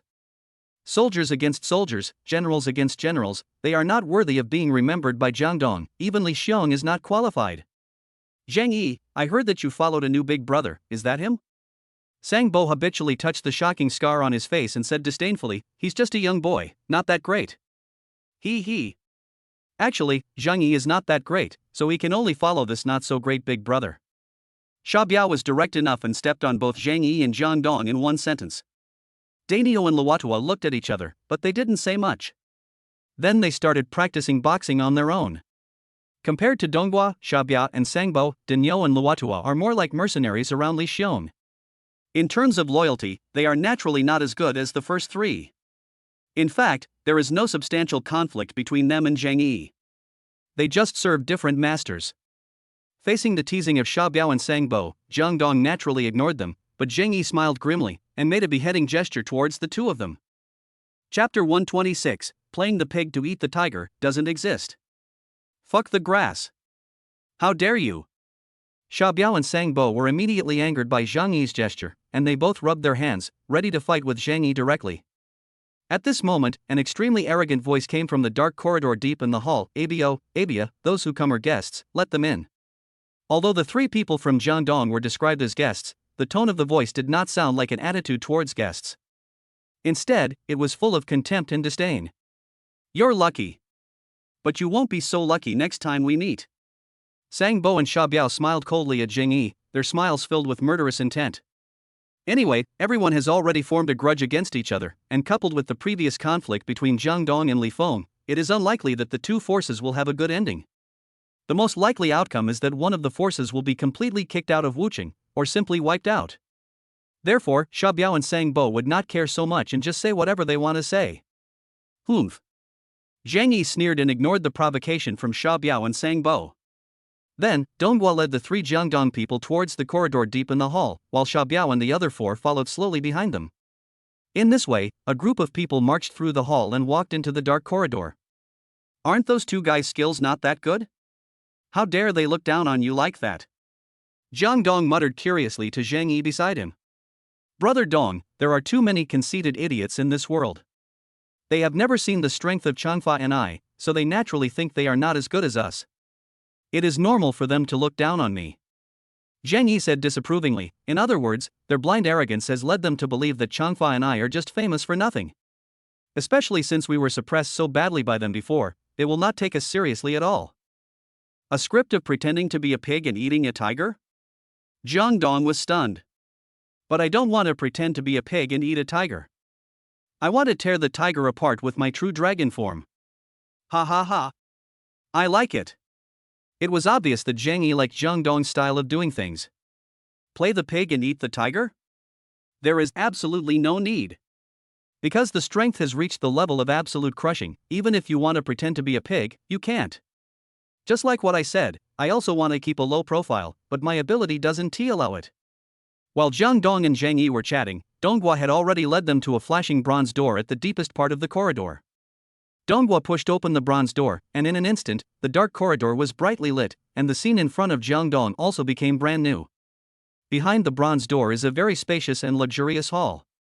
How luxurious is it? The roof is made of white jade, like the sky, the ground is paved with black gold, like mountains, there are all kinds of antiques, calligraphy and paintings, and all kinds of modern technologies are emerging one after another. It is no exaggeration to say that this hall is a combination of ancient charm and modern technology.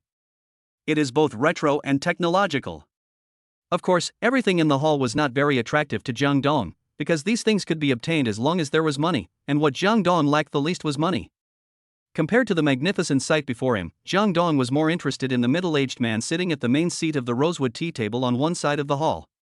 Chapter 127. I also want to keep a low profile, but my strength does not allow it. This middle-aged man was wearing an expensive Armani suit. The body hidden under the suit was quite strong, making the suit bulge out. His shiny slicked-back hair, serious face, and calm demeanor all showed his composure and sophistication. This man, whether in temperament, appearance, or aura, crushes all the big guys Jang Dong has ever seen, including local rich men like Du Mingho and business tycoons like Zhao Gang. You are Jang Dong, right? The man put down the teacup in his hand and looked up at Jang Dong. I have heard about you, but I didn't expect that you are younger than I thought. You are Li Xiong, right? Jang Dong was not affected at all. He just imitated the middle-aged man's tone and attitude and said calmly, You are older than I thought, and even more rude. As soon as Jang Dong finished speaking, the atmosphere in the hall suddenly became full of gunpowder. Everyone on Li Xiong's side was waiting with their eyes fixed on Jang Dong, while Zhang Yi and Chanfa were secretly gathering strength to protect Jang Dong. A tense atmosphere instantly swept through the entire hall. Ha ha ha. Li Xiong did not get angry like everyone else. Instead, he raised his head and laughed. Young man, you have the courage. Come and sit down. Jang Dong was not polite and strode to the other side of the tea table and sat opposite Li Xiong. Zhang Yi and Changfa were still protecting Jang Dong, while Donghua and the other 5 stood in unison behind Li Xiong. None of the 7 people dared to sit on the tea table. It was just because this was a conversation between Jang Dong and Li Xiong. The 7 of them, as his subordinates, were not qualified to participate, let alone sit at this table without permission and authorization. This was the rule of the underworld.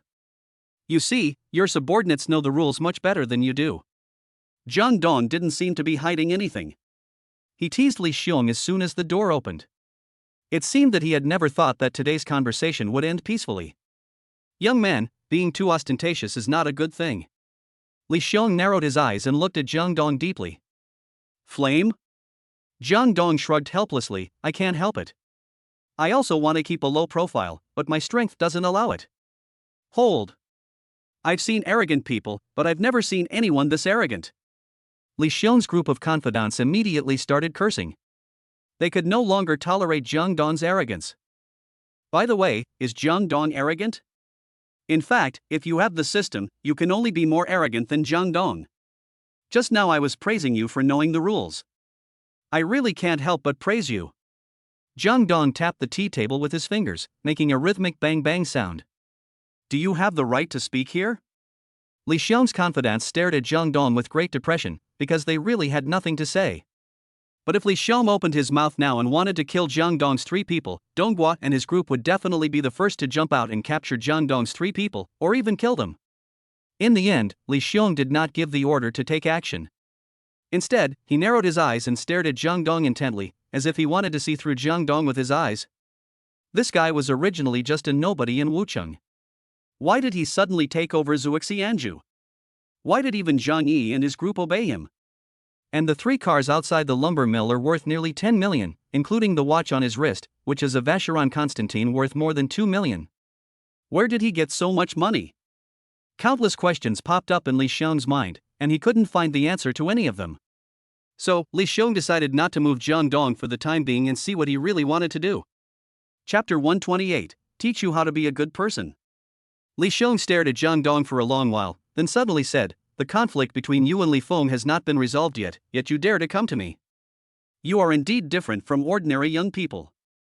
At least in Wucheng, no young person has your courage and boldness. Are you complimenting me? Jang Dong smiled jokingly, since you mentioned Li Feng, let's solve this matter today. Oh? Tell me how to solve it? Li Xiong stared at Jang Dong curiously. He really wanted to know how Jang Dong would solve this matter, including what was Jang Dong's purpose of coming to Li's timber factory this time? At Ocean Automobile, I beat up Li Feng and made him kneel down in front of me. I admit that this was a big conflict, but before resolving this matter, should I meet the person involved? Jang Dong looked at Li Xiong with a smile and began to set a trap for Li Xiong.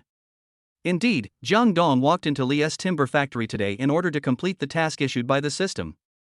In this case, the prerequisite is that he must meet Li Feng first, otherwise how can he beat him? Therefore, Jang Dong's first goal is to lure Li Feng out. As for the solution, Jang Dong had indeed thought of it, but it was very different from what Li Xiong had in mind. On the other side, Li Xiong did not respond to Jang Dong immediately, but frowned and thought deeply. After a moment, Li Xiong nodded and said to Donghua behind him, "Go and call Li Feng.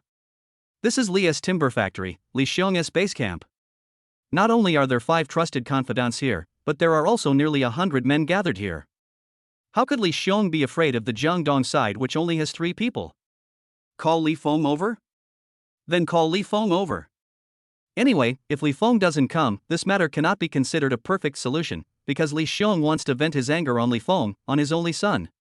Donghua took the order and left. Neither Li Xiong nor Jang Dong spoke again. Li Xiong was making tea silently and even pushed a cup to Jang Dong, but Jang Dong didn't drink it.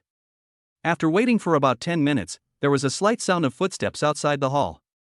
Then, Donghua led Li Feng in, who was wearing a bathrobe, had sleepy eyes, and was obviously not awake yet. Although Li Feng didn't seem to be awake, the moment he saw Jang Dong, he immediately turned into a wild cat with its fur standing on end. He jumped up and pointed at Jang Dong and cursed, "Fuck! Little bastard! How dare you come to our Li's timber factory? I think you are an old man who wants to hang yourself because you think your life is too long." There is no doubt that Li Feng's hatred for Jang Dong has reached a point that cannot be described in words. After all, Jang Dong made Li Feng taste the humiliation he had never tasted in his life. "What about your quality?" Jang Dong glanced at Li Feng indifferently and said disdainfully, "Is this how your father usually teaches you to behave? If that's the case, I don't mind teaching you how to behave again." "What? You're talking to me about character?" Before Li Xiong could even open his mouth, Li Feng was already completely furious. Especially in his own base camp, Li Feng became even more unscrupulous. He took a step forward and stood directly beside Jang Dong. He arrogantly put his finger on Jang Dong's head and cursed viciously, "This young master doesn't want to talk about character with you today. This young master just wants to have sex with you today." However, just as Li Feng was pointing at Jang Dong's head and cursing, Jang Dong suddenly moved. Then, a scene that no one in the audience expected happened. Chapter 129, A Slap and a Fly. Li Feng arrogantly put his hand on Jang Dong's head, looking so insolent. But at this moment, something no one expected happened. Jang Dong moved without warning. With one hand, he quickly knocked away Li Feng's hand that was pointing at him, and with the other hand, he swung towards Li Feng without hesitation like a bow pulled by a full moon. Bang! A sound as clear and crisp as porcelain falling to the ground and breaking suddenly occurred, echoing throughout the venue. In an instant, everyone in the hall was petrified. Even the air seemed to be frozen, dead silent.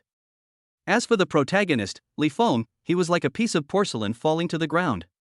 He was hit by Jang Dong's powerful slap and flew away. He lay straight on the ground like a dead dog. The funniest thing was that Li Feng even spat out a mouthful of bloody phlegm, which actually contained a big tooth. I have to say that Jang Dong's strength has really increased. The speed visible to the naked eye was instantly transformed by the system. Otherwise, Jang Dong would never be able to deliver such a powerful slap.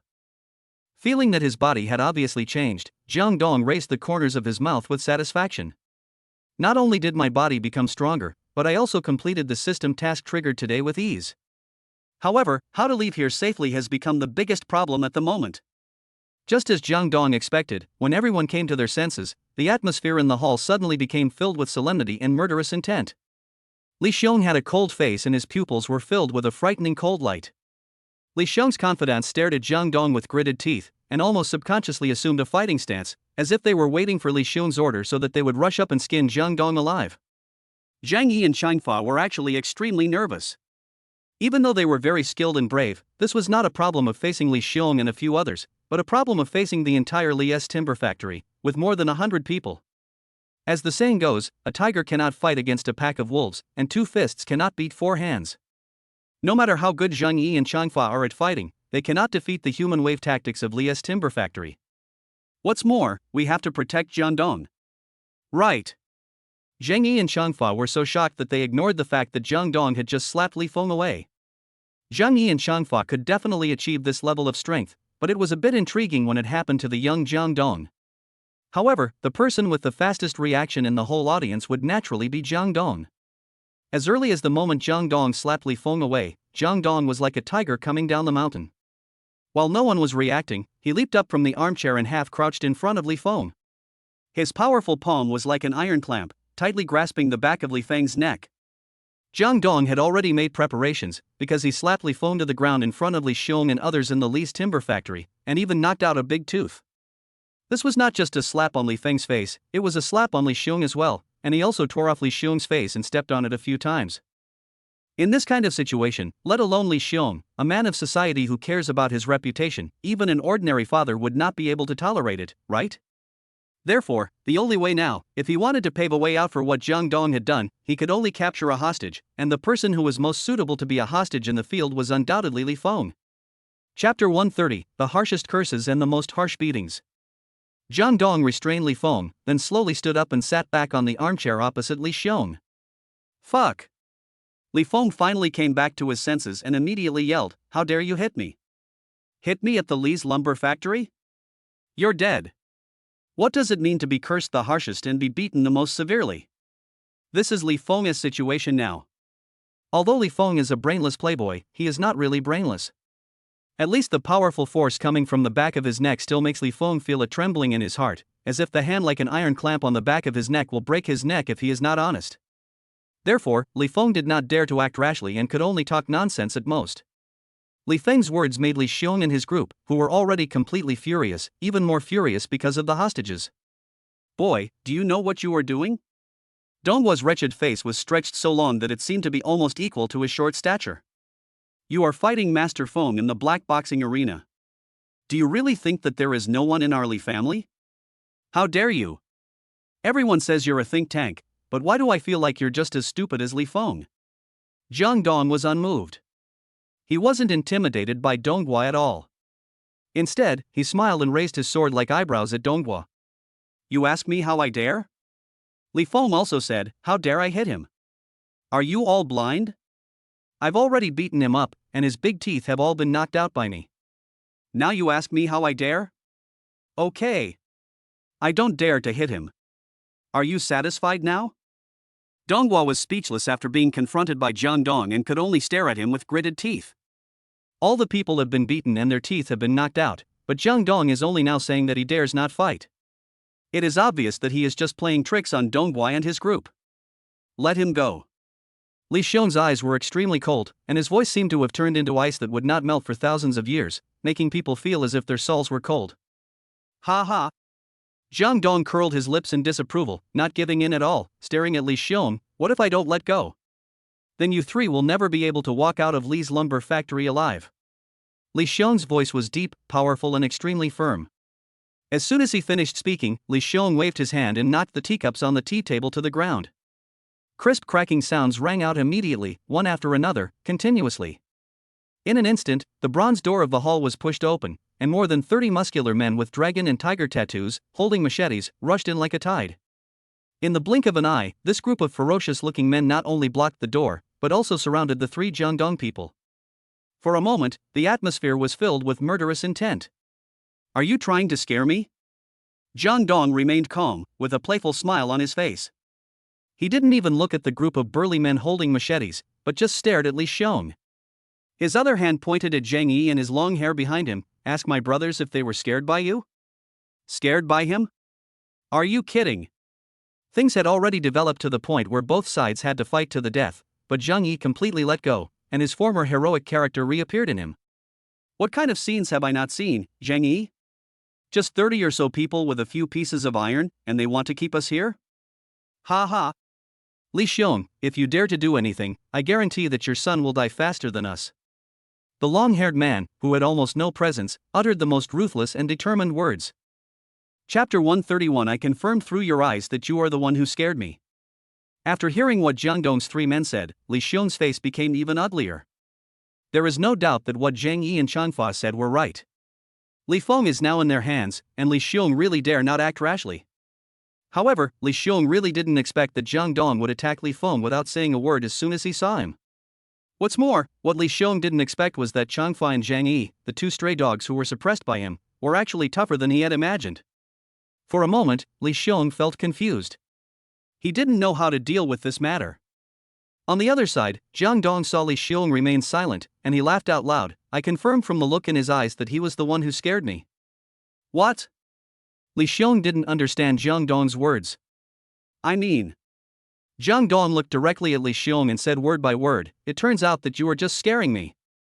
Li Xiong was silent. Because he was indeed trying to scare Jang Dong. Just as Changfa said, if Li Xiong and his men dared to move, the first person to die would definitely not be the three Jang Dong people, but Li Xiong's only son Li Feng. The importance of Li Feng to Li Xiong is self-evident. Li Xiong is now caught in a weak spot by Jang Dong and has no way out at all. On this side, Li Xiong didn't say anything, but on the other side, Li Feng was scared. "Dad! Save me!" Li Feng cried out like a chicken. It was so miserable, snot and tears came out instantly. In fact, even Li Feng himself didn't know why he was so scared, as if Jang Dong could really kill him. "Jang Dong, right? Is this the solution you want?" Li Xiong was angry and annoyed seeing Li Feng like this, but he had to save Li Feng. In desperation, he had to talk to Jang Dong about his attitude. "This? Of course not." Jang Dong raised his head and laughed loudly, looking extremely heroic. "The solution in my mind is to torture that bastard Li Feng to death and let the entire Li family collapse. Ling Qi Li Feng to death. Let the Li family collapse." These two short sentences exploded in everyone's ears like thunder. You know, throughout the entire Wucheng, no one dares to make such bold statements. Even Xiong Dafa, who is one of the two heroes of Wucheng together with Li Xiong, does not have the strength and qualifications to do so. Now, this declaration was made by a young boy who had just started out. Instantly, everyone in the hall was stunned for a moment. Jang Dong's declaration echoed in the hall like a resonant sound. To be honest, Jang Dong at this moment does have the aura of a hero, and is countless times stronger than the previous Li Xiong. It is no exaggeration to say that at this moment, Jang Dong, with his own strength, suppressed the aura of dozens of people including Li Xiong. "You don't think that if you control Li Feng, you can control our entire Li family?" Li Xiong narrowed his eyes. At this moment, he also showed his heroic nature to the fullest. "Don't you know? People are selfish. Between Li Feng and Li family, I will choose Li family without hesitation. Even if you kill Li Feng, I can still give birth to a second son, right?" "Yes." Jang Dong seemed to have expected Li Xiong to say that. He just smiled in reply to Li Xiong, "So, I won't kill Li Feng, at least not now. I just want 3 people to walk in and 3 people to walk out. It's that simple." Chapter 132, What is Legitimate Defense? After hearing Jang Dong's words, Li Xiong secretly breathed a sigh of relief, nodded firmly, and said, "Okay." Although Li Feng could not be compared with the Li family in Li Xiong's mind, Li Xiong would naturally not hesitate if there was a chance to save Li Feng. Moreover, the conditions offered by Jang Dong were not very difficult to meet, so Li Xiong was happy to agree. "This is the best choice." Jang Dong gave Li Xiong a faint sneer. Everything was under control. After saying that, Jang Dong threw Li Feng into Zhang Yi's hands and strode out the door. Zhang Yi grabbed Li Feng's neck and followed Jang Dong carefully, while Changfa walked at the end of the group. His muscles were tense and his lightning-like eyes kept scanning the people around him. He could transform into a fighting beast at any time. When Jang Dong walked to the door, the group of thugs holding machetes seemed to have not yet recovered from their shock. They stared at Jang Dong and his companions in amazement, with no intention of moving away. There was nothing they could do. Their old rival suddenly showed up to slap them in the face, and Li Xiong let them leave safely. This was really hard for these thugs to accept. "Your henchmen are not very obedient. It seems your upbringing is not that good either." Jang Dong turned around and looked at Li Xiong, challenging him again. When Li Xiong heard this, the corners of his mouth twitched fiercely. The hot-tempered Sha Biao and Sang Bo simply couldn't stand it anymore, so they jumped out and cursed at Jang Dong. "Fuck! Boy, don't be so arrogant. Don't you want to get out of this alive?" The veins on Sha Biao and Sang Bo's faces were bulging, and it was obvious that their anger had reached a critical point. "Don't want to get out alive? Do you really think you can keep us here?" Jang Dong looked at Sang Bo and Sha Biao as if they were idiots. "I'm going out now, let's see who dares to stop me." Jang Dong took a step forward, and the gangsters instantly came back to their senses. However, they did not greet Jang Dong with the machetes in their hands, but instead subconsciously took a step back. "Ha ha!" Jang Dong sneered, then turned sideways, looking at Li Feng and the others with a provocative look in his eyes. "Oh, by the way, let me give you some knowledge. You are surrounding me with machetes, which has already posed a threat to my life. It doesn't matter if I kill Li Feng now. This is called self-defense. Do you understand? Legal illiterates? Hiss. Li Xiong and the others all took a deep breath. They really didn't expect that Jang Dong could come up with such a sinister trick. Put away your knives. Let them go. Li Xiong shouted, and his men put away their knives and made way for Jang Dong and his men. Jang Dong then led Zheng Yi and Chanfai and walked out of the fifth-floor lobby with satisfaction. However, Li Xiong and others kept following them from behind, as if they were afraid that Jang Dong would play tricks. It was not until Jang Dong and his companions walked into the elevator that the figures of Li Xiong and others disappeared from Jang Dong's sight. The elevator door closed. Li Feng was paralyzed with fear, but Zhang Yi and Chanfa showed an excitement that could not be described in words. Fuck! Brother Dong! Today is the happiest day since I returned to Wuching. Zheng Yi growled with gritted teeth. His excessive excitement caused his whole body to tremble. He couldn't help but increase the strength of his hands, pinching Li Feng so hard that his face turned pale. Chapter 133, Mr. Li, are you still pretending? Be careful, don't strangle him to death. Jang Dong reminded Zheng Yi, this guy can't die for the time being, it would be too easy for him. He. Zheng Yi immediately loosened his hand, allowing Li Feng to catch his breath. Brother Dong, my life, Chanfa, is yours from now on. Chanfa doesn't talk much and isn't good at talking, but today Jang Dong helped him find the direction and light of life. It is no exaggeration to say that Jang Dong is now the only light in Chanfa's life. It's not that serious. Jang Dong waved his hand and said to the two with a smile, today I just want to let you know that Wuching's group of small shrimps are nothing. Our future goal is the Magic City and even the entire Dragon Country. I understand. Zheng Yi growled grimly, the blood in his body boiling. With a ding sound, the elevator reached the first floor. As the elevator door opened, dozens of strong men holding machetes surrounded the elevator. The leader was actually Li Xiong's group. Oh. Jang Dong couldn't help but tease as he walked out of the elevator, you guys went downstairs pretty fast? Faster than the elevator? Stop talking nonsense. Let him go. Li Xiong roared. Are you stupid? Jang Dong glanced at Li Xiong jokingly, we haven't left here safely yet. If you let me go now, do you think this is my first day out here? In fact, today is indeed Jang Dong's first day out. Get out of the way. Li Xiong's face was extremely ugly. After he drove away all his men, he shouted at Jang Dong in a sinister voice, I, Li Xiong, will remember what happened today. We have a long way to go. Don't rush to write it down, because there will be more things you will be asked to remember in the future. Jang Dong narrowed his eyes and smiled playfully. Jang Dong's attitude left Li Xiong speechless. Because Jang Dong clearly didn't take Li Xiong seriously, and even communicated with Li Xiong with a playful attitude from beginning to end, which made Li Xiong experience unprecedented humiliation, but he was powerless to do anything, not to mention how aggrieved he was. You. Li Xiong glared at Jang Dong with gritted teeth. After holding back for a long time, he finally blurted out these words, good. You are very good. Jang Dong raised one corner of his mouth, sneered, and said softly, let's go. Under the attention of the crowd, Jang Dong, Zhang Yi and Chang Fei held the paralyzed Li Feng hostage and swaggered out of the crowd. The three people at the main entrance of Li's timber factory were so scared that they didn't even dare to come out of the security room, as if they were afraid that Li Xiong would give them an order to intercept Jang Dong. As arrogant as Li Xiong's gang were before, they are now as cowardly as before. There were dozens or even hundreds of people, and each of them had weapons in their hands, but they had no way to deal with the three Jang Dong people. After being severely humiliated, they left in a swagger. This was absolutely a great shame. When Jang Dong and his two companions walked back to the other side of the road, Zheng Yi, at Jang Dong's signal, loosened his grip on Li Feng's neck.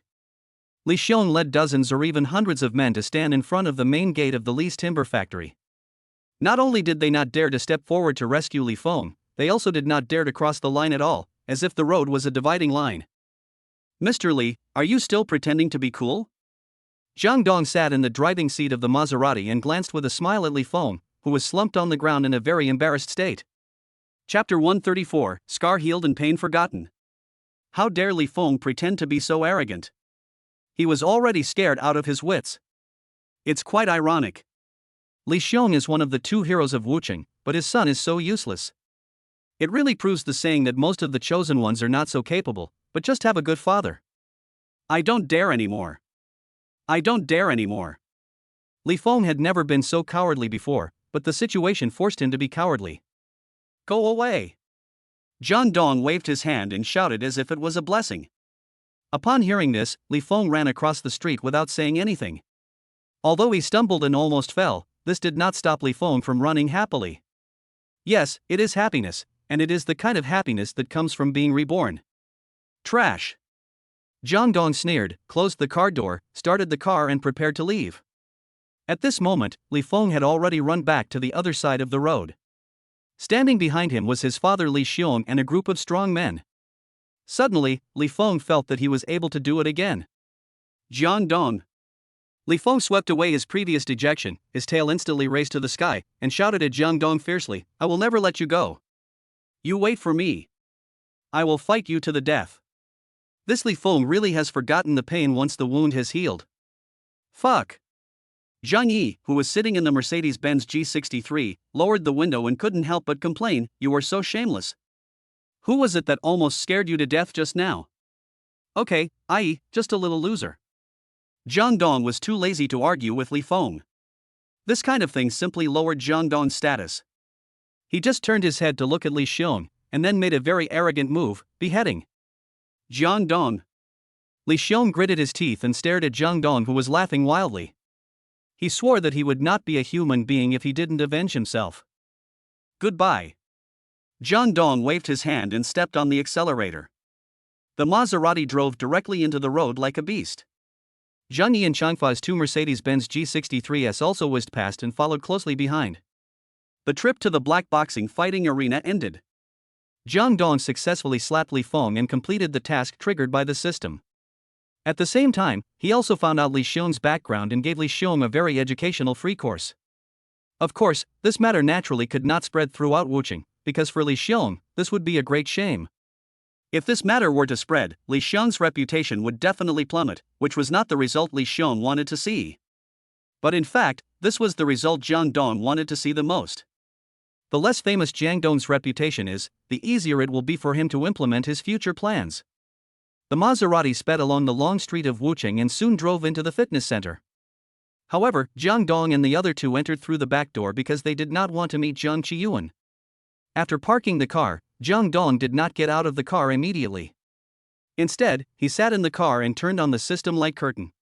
As soon as the light curtain appeared, Jang Dong saw the prompt for completing the task, and the reward for completing the task and a repeated sign-in card appeared in his backpack. Jang Dong took the card without hesitation, and spent 9.9 yuan to buy the second option for today's sign-in. Basic Muay Thai fighting skills. After confirming the activation, Jang Dong's mind instantly flooded with countless images, all of which were about Muay Thai fighting. Moreover, his muscles began to tremble abnormally at this moment, as if something was constantly moving through his muscles. Chapter 135 Jang Dong vs. Zhang Yi Part 1. In fact, this phenomenon is called muscle memory. The system has completely integrated basic Muay Thai fighting skills into Jang Dong's muscles. Even though Jang Dong has never practiced Muay Thai, his muscles have formed memories and he can use Muay Thai to fight based on his body's instincts. After absorbing the basic Muay Thai fighting skills, Jang Dong let out a long breath, and his eyes immediately burst into excitement. What he wanted to do most now was to test his true combat effectiveness. Instantly, Jang Dong fixed his eyes on Zhang Yi and Chang Fa, who were waiting for him outside the car. Aren't these two the best touchstones? Brother Dong. Zhang Yi felt a little uncomfortable being stared at by Jang Dong with such a strange look. Is there a fighting arena here? Jang Dong got out of the car with a smile and asked Zhang Yi. Of course. Zhang Yi didn't understand what Jang Dong meant, but still answered truthfully.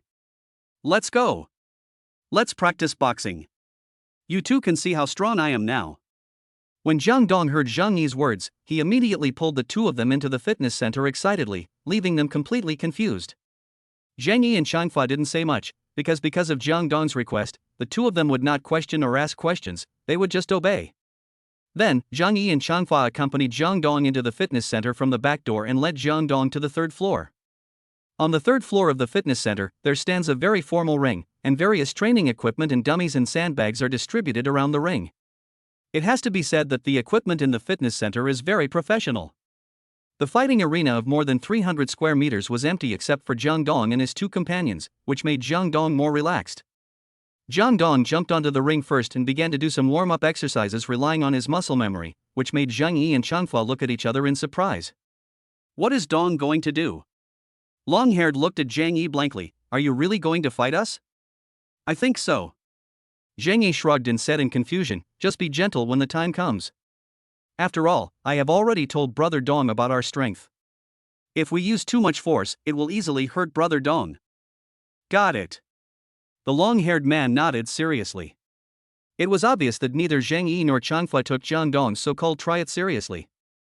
After all, Jang Dong had never shown any signs of training before, and he was a young master from a small company and a prospective college student, so how could he have time to practice boxing? Similarly, it was even more impossible for him to get involved in such fighting and killing.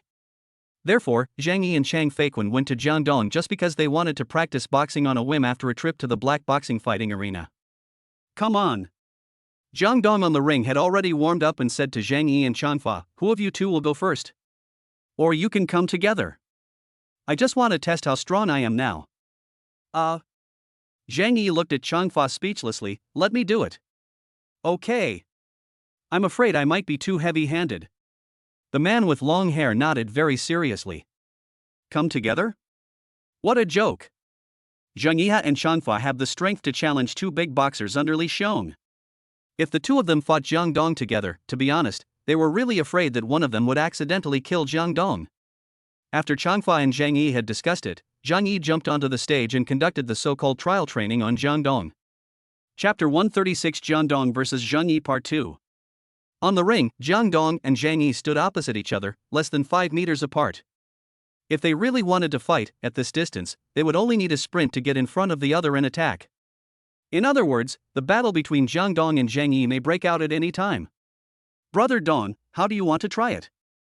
Zhang Yi said nonchalantly. How about this? Jang Dong thought for a moment, then said, let's just do a few simple moves first, and when I say continue, you increase your strength, how about that? Jang Dong now has no idea how strong he is, and he has no idea of Zhang Yi's strength. In order to avoid accidentally hurting the opponent and himself, Jang Dong decides to test the waters first and then gradually increase his strength according to the situation of both sides. And this is exactly in line with Zhang Yi's idea. Okay. Zhang Yi raised his fists and crossed them in front of his chest. His legs also kept crossing and jumping back and forth, a typical free fighting style of boxing. Brother Dong, you go first. I will only defend and not attack. Zhang Yi was really afraid of hurting Jang Dong, and Zhang Yi really didn't think Jang Dong could hurt him, so he said just defend, don't attack. Then I'll do it. Jang Dong responded to Zhang Yi without any hesitation. Jang Dong clenched his fists, bent them and raised them high. One leg was bent and raised high, forming a 90-degree angle with his waist, and the other leg was like an axis, firmly nailed to the ring. It must be said that Jang Dong's opening move was very professional and full of momentum. Not only did Zhang Yi freeze in place, but even the long-haired girl under the ring stared at Jang Dong in amazement. This is Muay Thai. Zhang Yi is well informed and naturally knows the meaning of Jang Dong's opening moves. Brother Dong, when did you learn Muay Thai? I just learned it. Jang Dong explained casually. You just learned it? That's right. Zhang Yi also showed a relaxed smile on his face. Muay Thai fighting is mainly based on the limbs and 8 parts of the body. Punches, kicks, knees and elbows are known as life-destroying training. It is a way of training that almost overdraws life. Real Muay Thai fighters simply don't live past the age of 50. This also leads to the fact that there are very few Muay Thai fighters nowadays. I didn't expect that Brother Dong would know this kind of boxing. You know a lot, don't you? Jang Dong said. I understand a little bit. I'm coming. Jang Dong didn't give Zhang Yi a chance to talk nonsense. He suddenly turned into a tiger coming down the mountain and pounced towards Zhang Yi. Jang Dong jumped high, and his elbows were like the sharp teeth of a tiger, smashing straight down towards Zhang Yi's shoulders. As Jang Dong launched this fierce attack, Zhang Yi's expression changed from initial indifference to solemnity. There is no doubt that Jang Dong's first move has already brought Zhang Yi a lot of pressure. Zhang Yi used 50% of his strength, raised his arms with bulging veins, and prepared to block Jang Dong's move in Muay Thai, which is called War Elephant Teeth. Bang!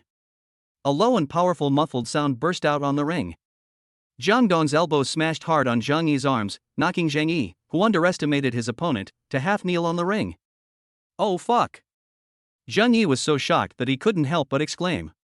He really didn't expect that after using 50% of his strength to defend against Jang Dong, he was knocked to his knees by Jang Dong's elbow. Chapter 137 Jang Dong vs Zhang Yi Part 2. Almost in an instant, Zhang Yi instinctively exerted all his strength. Not only did he bounce up from the ground instantly, but he also used his terrifying physical fitness and powerful strength to forcibly shake Jang Dong's elbows apart. However, Jang Dong's fighting instinct was even more terrifying than Zhang Yi's. At the same moment when his elbows left Zhang Yi's arms, Jang Dong subconsciously growled, "Look back at the moon."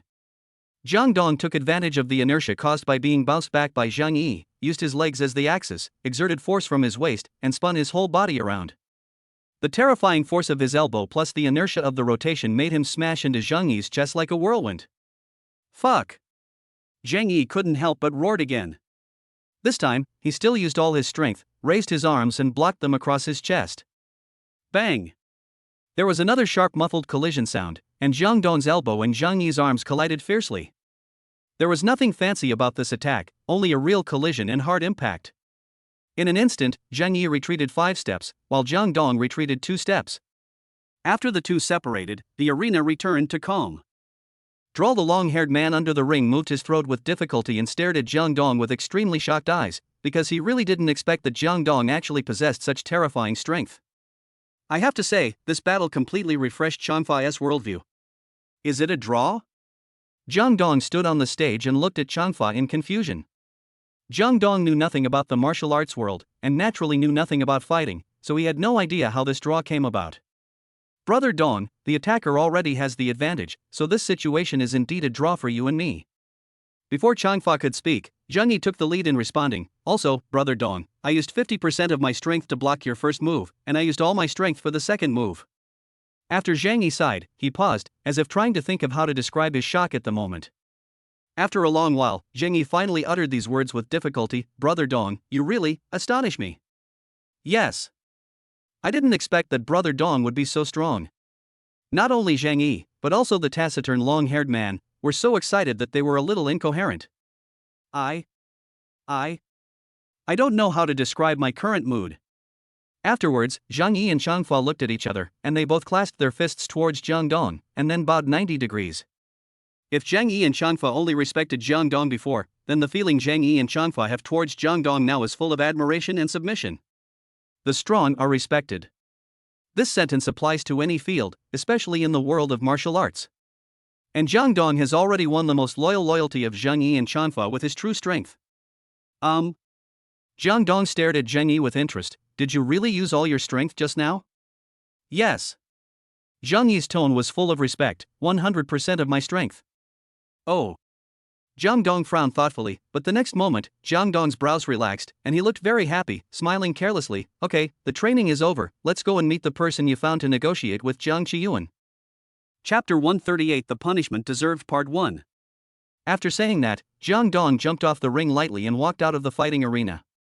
Zhang Yi and Changfa looked at each other again. They were increasingly unable to see through Jang Dong's tactics. Of course, neither Zhang Yi nor Changfa thought much about it, because they didn't think Jang Dong didn't use his full strength just now. Considering Jang Dong's age and living environment, it was a miracle that he could fight Zhang Yi to a draw. As for Jang Dong not using his full strength, what a joke. Is it possible? As for this question, I'm afraid only Jang Dong himself knows the real answer.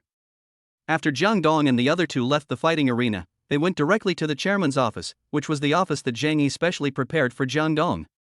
Rather than an office, it is more like a suite, with a lounge, bathroom, tea room, reception room, and even a small private cinema, but there is no office space. Jang Dong looked around the office, nodded with satisfaction, and said to Zhang Yi jokingly, "It's strange that there is no place to work in the office." "It's okay, Brother Dong, if there's anything we're not satisfied with, we can change it. We're discussing the renovation with Jiang Qiyuan anyway." Zhang Yi gave a wicked smile and turned on the 80-inch TV directly. However, no program was broadcast on TV. Instead, a conference room appeared, and among the people in the conference room, there was Jiang Qiyuan. All I saw was Jiang Qiyuan's face that was flattering but smug, and a middle-aged man with a pointed chin and a monkey-like face, whose ugliness was no less than that of Donghua. "Brother Dong, Jiang Qiyuan is talking to our people. There are surveillance devices installed in the conference room, so we can see everything inside from here. Zhang Yi explained to Jang Dong. Also, the man who is negotiating with Zhang Qiyuan is called Wei Yu. He was the former general manager of this center. Although he is a bit ugly, he is very smooth. Pushing him to the front to negotiate with Zhang Qiyuan will be the least likely to arouse suspicion. Since he is capable, let him stay on. Jang Dong waved his hand, staring at Zhang Qiyuan on TV with a joking look on his face. Anyway, our goal is not Wucheng. This is just a stopover for the transition period. Letting Wei Yu take care of it is also a good use of his talents. After all, he is very familiar with everything here. Listen to Brother Dong's arrangements. Zhang Yi nodded. In fact, he also wanted to let Wei Yu stay, but he needed Jiang Dong's approval. He didn't dare to make the decision on his own. Jiang Dong didn't say anything, but just waved his hand, signaling Zhang Yi to be quiet and listen to what Wei Yu and Zhang Qiyuan were talking about in the surveillance video. Mr. Jiang, our fitness center is going to be renovated. This is a big project. I wonder if you can afford it. Wei Yu's voice came from the TV. No problem at all. Zhang Qiyuan laughed confidently on the TV screen. Mr. Wei, you don't know yet? Just now, the renovation project of Zuoxianju has been won by our Yuanqi group. Even the Zhao group trusts our Yuanqi group's ability so much. What else does Mr. Wei have to worry about? Then I have to remind Mr. Jiang. Wei Yu showed a surprised and somewhat relieved expression and seemed to be immersed in the role. We have taken on 2 big projects at the same time. Are you sure Mr. Jiang can handle it? Chapter 139 The Punishment Deserved Part 2. What's the big deal? Zhang Qiyuan was completely inflated. We at Yuanqi Group are not afraid of more work. Even if there is another big project, I can handle it. That's good. Wei Yu smiled faintly and pushed the contract in front of Zhang Qiyuan. Then please sign the contract, Mr. Jiang. Our fitness center is in a hurry to open, so we are very tight on time. If Yuanqi Group cannot deliver the work on time, we will sue Yuanqi Group. No problem at all. Zhang Qiyuan glanced at the contract, his eyes suddenly shining with greed. I'll sign it right away and start renovating the fitness center right away. Then came the signing ceremony between Zhang Qiyuan and Wei Yu, which Jiang Dong had no interest in. I.e., Zhang Qiyuan is not a fool. Would he sign a contract with Wei Yu so quickly? Jiang Dong asked Zhang Yi with interest, is there something wrong with that contract? Brother Dong has a keen eye. Zhang Yi laughed immediately. This was Wei Yu's idea. He knew about the feud between Brother Dong and Zhang Qiyuan's family, so he came up with this trick to make Zhang Qiyuan get the punishment he deserves. As for the contract, in fact, to let Zhang Qiyuan sign it immediately, we only need to add one clause, that is, Zhang Qiyuan does not need to advance the money, and the renovation and decoration money will be paid in full by Party A, that is, the fitness center. Sure enough. Jiang Dong laughed expectantly. At first I just wanted to dig a hole and make Zhang Qiyuan lose everything to pay the bill. I didn't expect that Wei Yu thought more thoroughly than me. Is he going to give Zhang Qiyuan a fatal blow and send him to jail in one go? Jang Dong is also very knowledgeable about decoration. Basically, large projects are carried out by Party B, that is, the construction party, who advances the money. Only after Party A has accepted the project will the funds be dispersed in batches. This time, the full payment from the fitness center was a piece of fat meat that Zhang Qiyuan could not give up or part with, so he was so anxious to sign the contract on the spot. Wei Yu said that the prison is where Zhang Qiyuan should go. Zhang Yi was also very satisfied with Wei Yu's methods. Brother Dong, Wei Yu is a talented person. After he heard that we had been disrupting Yuanqi Group's projects, he came up with this plan. Because Yuanqi Group's capital chain has been broken after our disturbance, many projects can't continue, and there are no new projects coming. It is basically at the point of running out of energy. At this time, Zhang Qiyuan has no reason to refuse the big project of the fitness center, especially when the conditions are so generous. Not bad. He is indeed a talent. Jiang Dong nodded and praised. Wei Yu, focus on training him. When we leave Wucheng in the future, let him take care of this place. With just one sentence, Jiang Dong had already elevated Wei Yu to a position that he had never dared to imagine before. For Wei Yu, this is more exciting than gambling on stones where one cut can make you rich or poor. After all, Wei Yu is gambling his entire life. Zhang Yi didn't say much, just nodded towards Jiang Dong as a response. Afterwards, Jiang Dong took out his cell phone and dialed Zhao Gang's number. After a few rings, the call was connected. Brother Jiang, what's going on? Zhao Gang's smile was still generous. Boss Zhao has already talked to Zhang Qiyuan? Jang Dong asked with a smile. Chapter 140 Peak and Abyss. We've finished the discussion and signed the contract. Zhao Gang couldn't help but sneered. Zhang Qiyuan is so poor now that he dares to take any job. Does he really think I, Zhao Gang, am a fool? Boss Zhao, please tell me the details. I gave Zhang Qiyuan a budget that was 20% higher than the market price, and he was so happy that he signed the contract. It seems that he was really short of money, and even thought that pie would fall from the sky. Zhao Gang said sinisterly, after the contract is signed, Zhang Qiyuan is finished. I have already informed those material suppliers to delay the delivery of all the materials Zhang Qiyuan needs indefinitely, causing him to delay the construction period, and then compensate me according to 5 times the contract amount, which is about 25 million. Boss Zhao understands me. Jang Dong couldn't help but burst into laughter after hearing what Zhao Gang said. In fact, Zhao Gang's method was Jang Dong's original intention, but it was changed by Wei Yu and became a truly enhanced version. Brother Jiang, I have handed this matter over to that brat in our family to handle. The reason why Zhang Qiyuan was able to sign the contract with us so smoothly was because that brat Zhao Yihong completely fooled the Zhang Ting. Zhao Gang's words were clearly meant to save face for Zhao Yihong and to make Jang Dong completely let go of the grudge between him and Zhao Yihong. In fact, Jang Dong really didn't take Zhao Yihong seriously. The situation was different, and Jang Dong was destined not to regard people like Zhao Yihong as an opponent. Of course, the same is true for Zhao Gang. Because Zhao Gang's pattern seemed much more cramped compared to Jang Dong, he was destined not to become Jang Dong's opponent. They don't deserve it. Then, according to Boss Zhao's plan, how long will it take to pin Zhang Qiyuan to death? Jang Dong asked again. Zhao Gang thought for a moment and responded to Jang Dong, 3 to 5 days will be enough. As long as the first few days are delayed, Zhang Qiyuan will definitely not have time to complete the renovation of Zuoxianju. So, Zhang Qiyuan only has 3 to 5 days to show off? Jang Dong said with a half smile, I seem to have seen Zhang Qiyuan take on 2 big projects in a row and start showing off. Of course. Zhao Gang said with a smile, I don't know how Brother Jiang arranged it, but the profit margin I left for Zhang Qiyuan is a full 2 million. I understand. Jang Dong smiled faintly. Boss Zhao has been so dedicated to Zhang Qiyuan's matter, and I will not delay for Li Shion's side. Brother Jiang is a quick-witted person.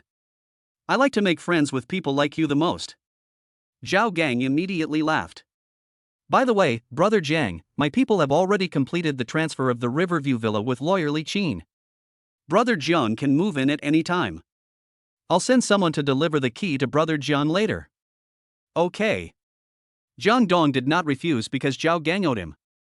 Afterwards, Jang Dong hung up the phone and looked at the TV screen with a half smile, where Zhang Qiyuan was shaking hands with Wei Yu and saying goodbye. I'm sure you feel like you've made a lot of money from these 2 big projects. When you think you've reached the pinnacle of your life, I will personally send you down into the abyss. Brother Dong, what should we do next? Zheng Yi laughed grimly, as if he had already seen the final outcome of Zhang Qiyuan's family. No rush, let him be arrogant for a few days. Jang Dong stretched out his fingers and slowly tapped the table. Let's deal with Li Xiong first, and then make arrangements for Zhang Qiyuan's family. Chapter 141 Speculations. Jang Dong decided to let Zhang Qiyuan's family taste the joy of impending wealth first, and then push them into the abyss with his own hands. After that, Jang Dong chatted with Zheng Yi for a few more words, and then there was a knock on the office door. The man with long hair walked to the door and opened it. Wei Yu, who was indeed ugly, appeared in front of Jang Dong. Brother Dong. As soon as Wei Yu saw Jang Dong, he immediately put on his signature flattering smile, rubbing his hands as he walked quickly into the office. We have signed the contract with Yuanqi Group, and I have deposited the 4 million yuan of project funds into Yuanqi Group's account without missing a cent. Now, it's Brother Yi's turn to perform. Sit down. Jang Dong pointed casually, motioning Wei Yu to sit down, and then looked at Zheng Yi. That 4 million, is it the remaining money from the acquisition of the fitness center? Yes. Zheng Yi grinned. I asked Wei Yu, the renovation of the fitness center will cost at most 2 million. We directly took out 100% of the profit as bait. In addition, Zhang Qiyuan's current situation is indeed not good. He has no reason and no courage to refuse. Then how will you perform next? Jang Dong asked again. Let Wei Yu talk about this. He was the one who came up with the idea. Zheng Yi smiled slightly and pointed at Wei Yu. Zhang Yi is very knowledgeable about the ways of the world. How could he have the nerve to snatch this opportunity to take credit from Wei Yu? When Zhang Yi pointed at him, Wei Yu immediately showed a look of gratitude on his face. He knew very well that Zhang Yi was giving him a hand and giving him a chance to show his abilities in front of Jang Dong. Okay. Wei Yu, you tell me. Jang Dong didn't care about these little things. The situation determined everything. Jang Dong didn't care about the small Wuching, let alone Wei Yu and Jiang Qiyuan. Yes. After getting Jang Dong's permission, Wei Yu's ugly face immediately turned red because he was too excited. Brother Dong, this is what happened. I have prepared 2 plans. The first plan is the old way. Brother Yi will continue to cause trouble in our own fitness center. Because the deadline I arranged for Jiang Qiyuan is very tight, as long as Brother Yi can delay him for a few days, Jiang Qiyuan will definitely not be able to hand in the work on time, which is equivalent to breach of contract. Then we can send him to jail, because Jiang Qiyuan can't afford the liquidated damages in the contract, 10 times, 40 million. Jiang Qiyuan, the old fox, should have seen this, but he still couldn't resist the bait we put out. He still took on the project even though he knew Brother Yi might be able to trick him. This means that either Jiang Qiyuan has a backer and is no longer afraid of Brother Yi, or he has been completely blinded by the benefits. Of course, I am more inclined to the former. After all, Jiang Qiyuan has been in society for so many years, he is definitely not a brainless idiot. After saying so much, Wei Yu couldn't help but breathe a sigh of relief. While Wei Yu was catching his breath, Jang Dong asked, "You mean, Wei Yu contacted De Shu, who is more powerful than AE, so he is no longer afraid of AE causing trouble for him? That's why he dared to take on this project?" "Brother Dong, this is just my guess." Wei Yu responded modestly. "Your guess is very accurate." Jang Dong nodded in agreement with Wei Yu's guess. If Jiang Qiyuan hadn't found a backer, how could he have taken on the 2 projects of Zuoxianju and the fitness center? Chapter 142, It's just a waste of money, I'm good at it.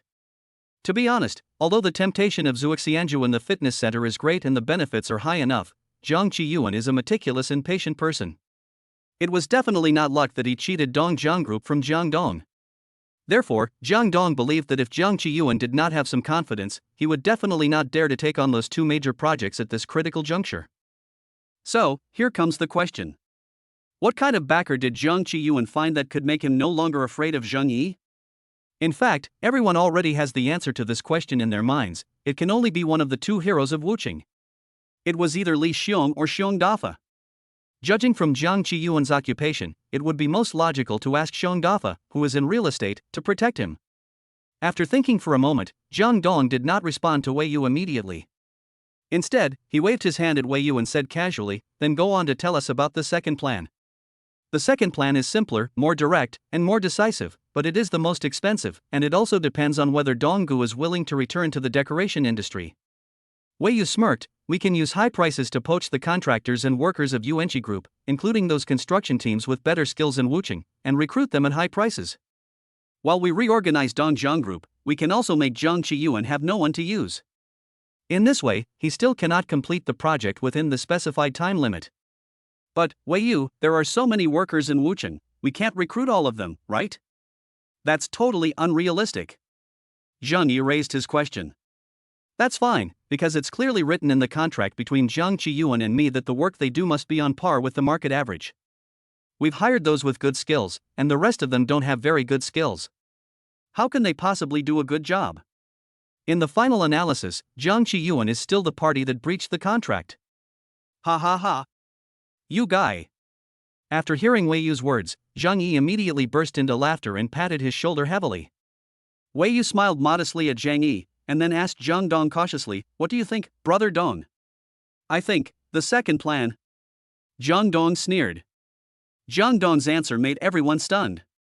Because everyone believed that Jang Dong would choose the first conservative plan, which would not result in too much loss and was almost an invincible plan.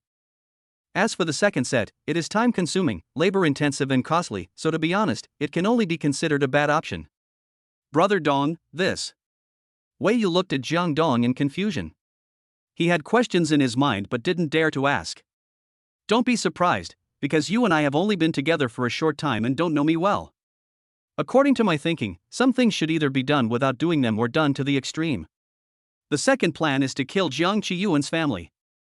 Even if they can really come up with the liquidated damages and avoid jail time, they will no longer have a place to stand in Wuchang. Jang Dong's aura suddenly changed, as if he was a real master. In his powerful aura, there was also a hint of cynicism. He said carelessly, "Isn't it just burning money? I'm good at it." Indeed, Jang Dong has nothing else now but money. There is still more than 6 million in cash in the bank card. What's more, if all else fails, just go to the bank to sign in tomorrow. The system may directly filter out the option of buying huge amounts of cash for 9.9 yuan.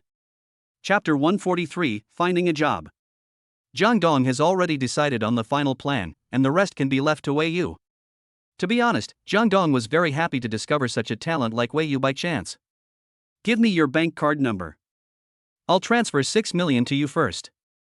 If it's not enough, ask me again." Jang Dong asked for Wei Yu's bank card number and transferred 6 million in cash to Wei Yu using his mobile phone on the spot. Wei Yu left the office happily. After all the trouble, Jang Dong only had a few 100,000 in cash left. It seemed that he really needed to go to the bank to sign again tomorrow. Jang Dong stood in front of the huge floor-to-ceiling window, looking at the scene outside thoughtfully. Suddenly, a courier company not far from the fitness center caught his interest, because the large LED screen of the express company was scrolling recruitment information, and what attracted Jang Dong's attention the most were the 4 words daily salary. "It's time to find a job.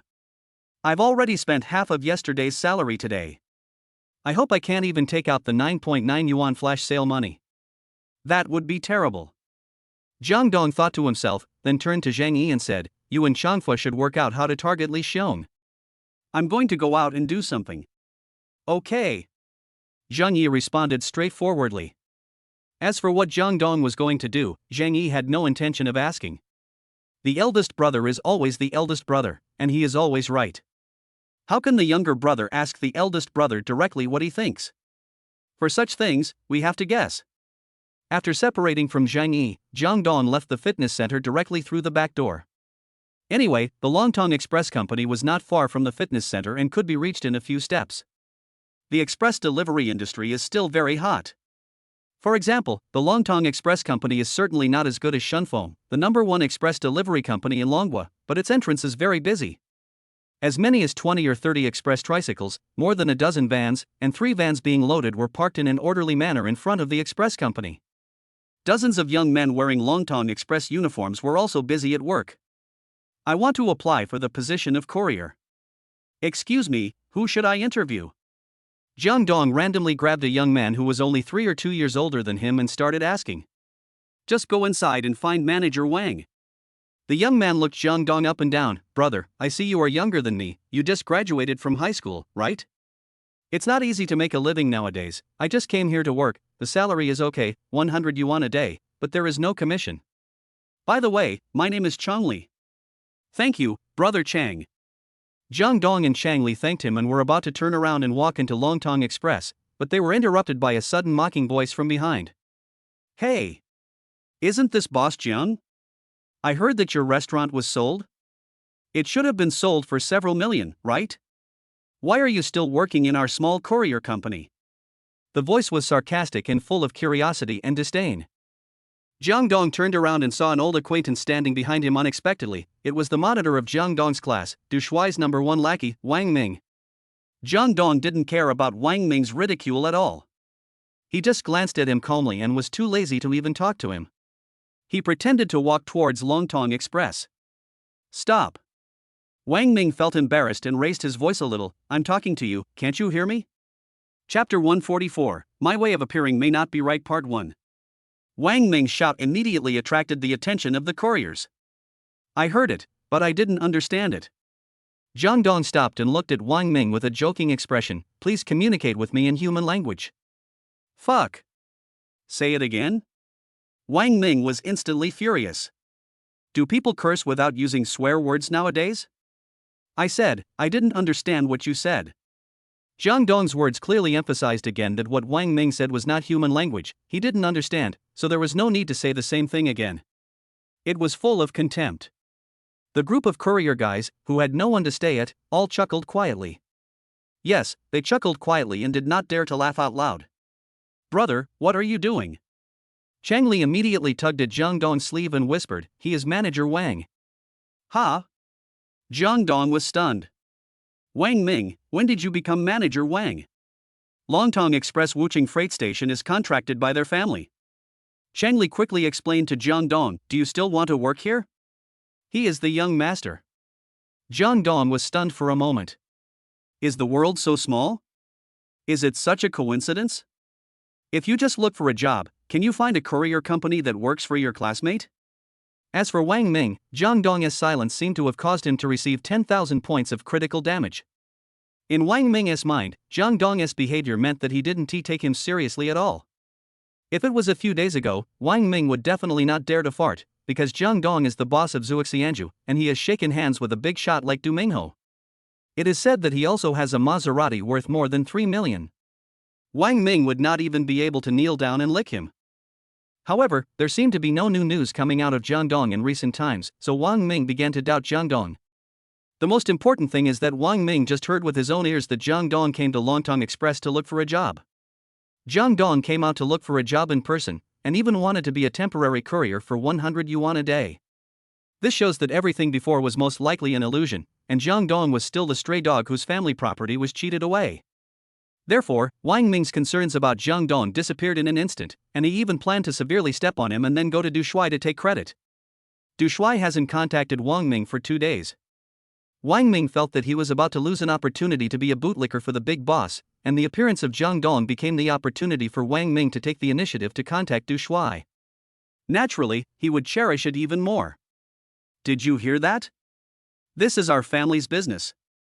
Although Jang Dong's silent attitude made Wang Ming very unhappy, Chang Li's brilliant finishing move made Wang Ming instantly regain his face. You want to come to work in our courier company? Jang Dong, beg me, and I will make an exception and accept you. Wang Ming smiled so proudly, as if he had already seen the scene of Jang Dong begging him.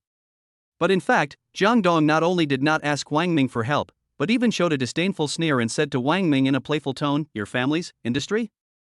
Jang Dong emphasized the word industry and his tone was full of sarcasm. When did a courier company qualify as an industry?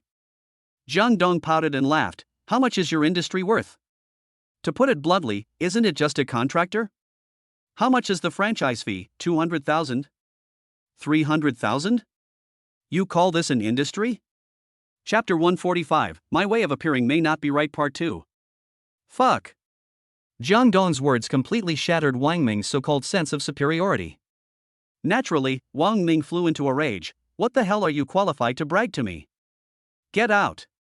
Our company doesn't want braggarts like you. Pretender? Jang Dong couldn't help but burst into laughter. If pretender can be sentenced, I'm afraid you can be sentenced to death by slow slicing. Compared with you, I'm really nothing. Although Jang Dong admitted that he was not as good as Wang Ming in this aspect, the key point was that this aspect represented pretending to be arrogant, which was not a good thing in this situation. You. Wang Ming was completely pissed off by Jang Dong. For a moment, he didn't know how to refute Jang Dong. After a few quick breaths, Wang Ming gradually calmed down and began to sneer at Jang Dong. Jang Dong, do you still think you are the same Jang Dong who was yelling at Zhuxianju? I heard that Zhuxianju was sold for several million. Did you use it to pay off your debts? If I'm not mistaken, you should have become the stray dog who can't even afford to eat. What qualifications do you have to yell at me here? Poor? Do you always habitually measure a person by money? Jang Dong stared at Wang Ming with disdain. Nonsense. What does this society value?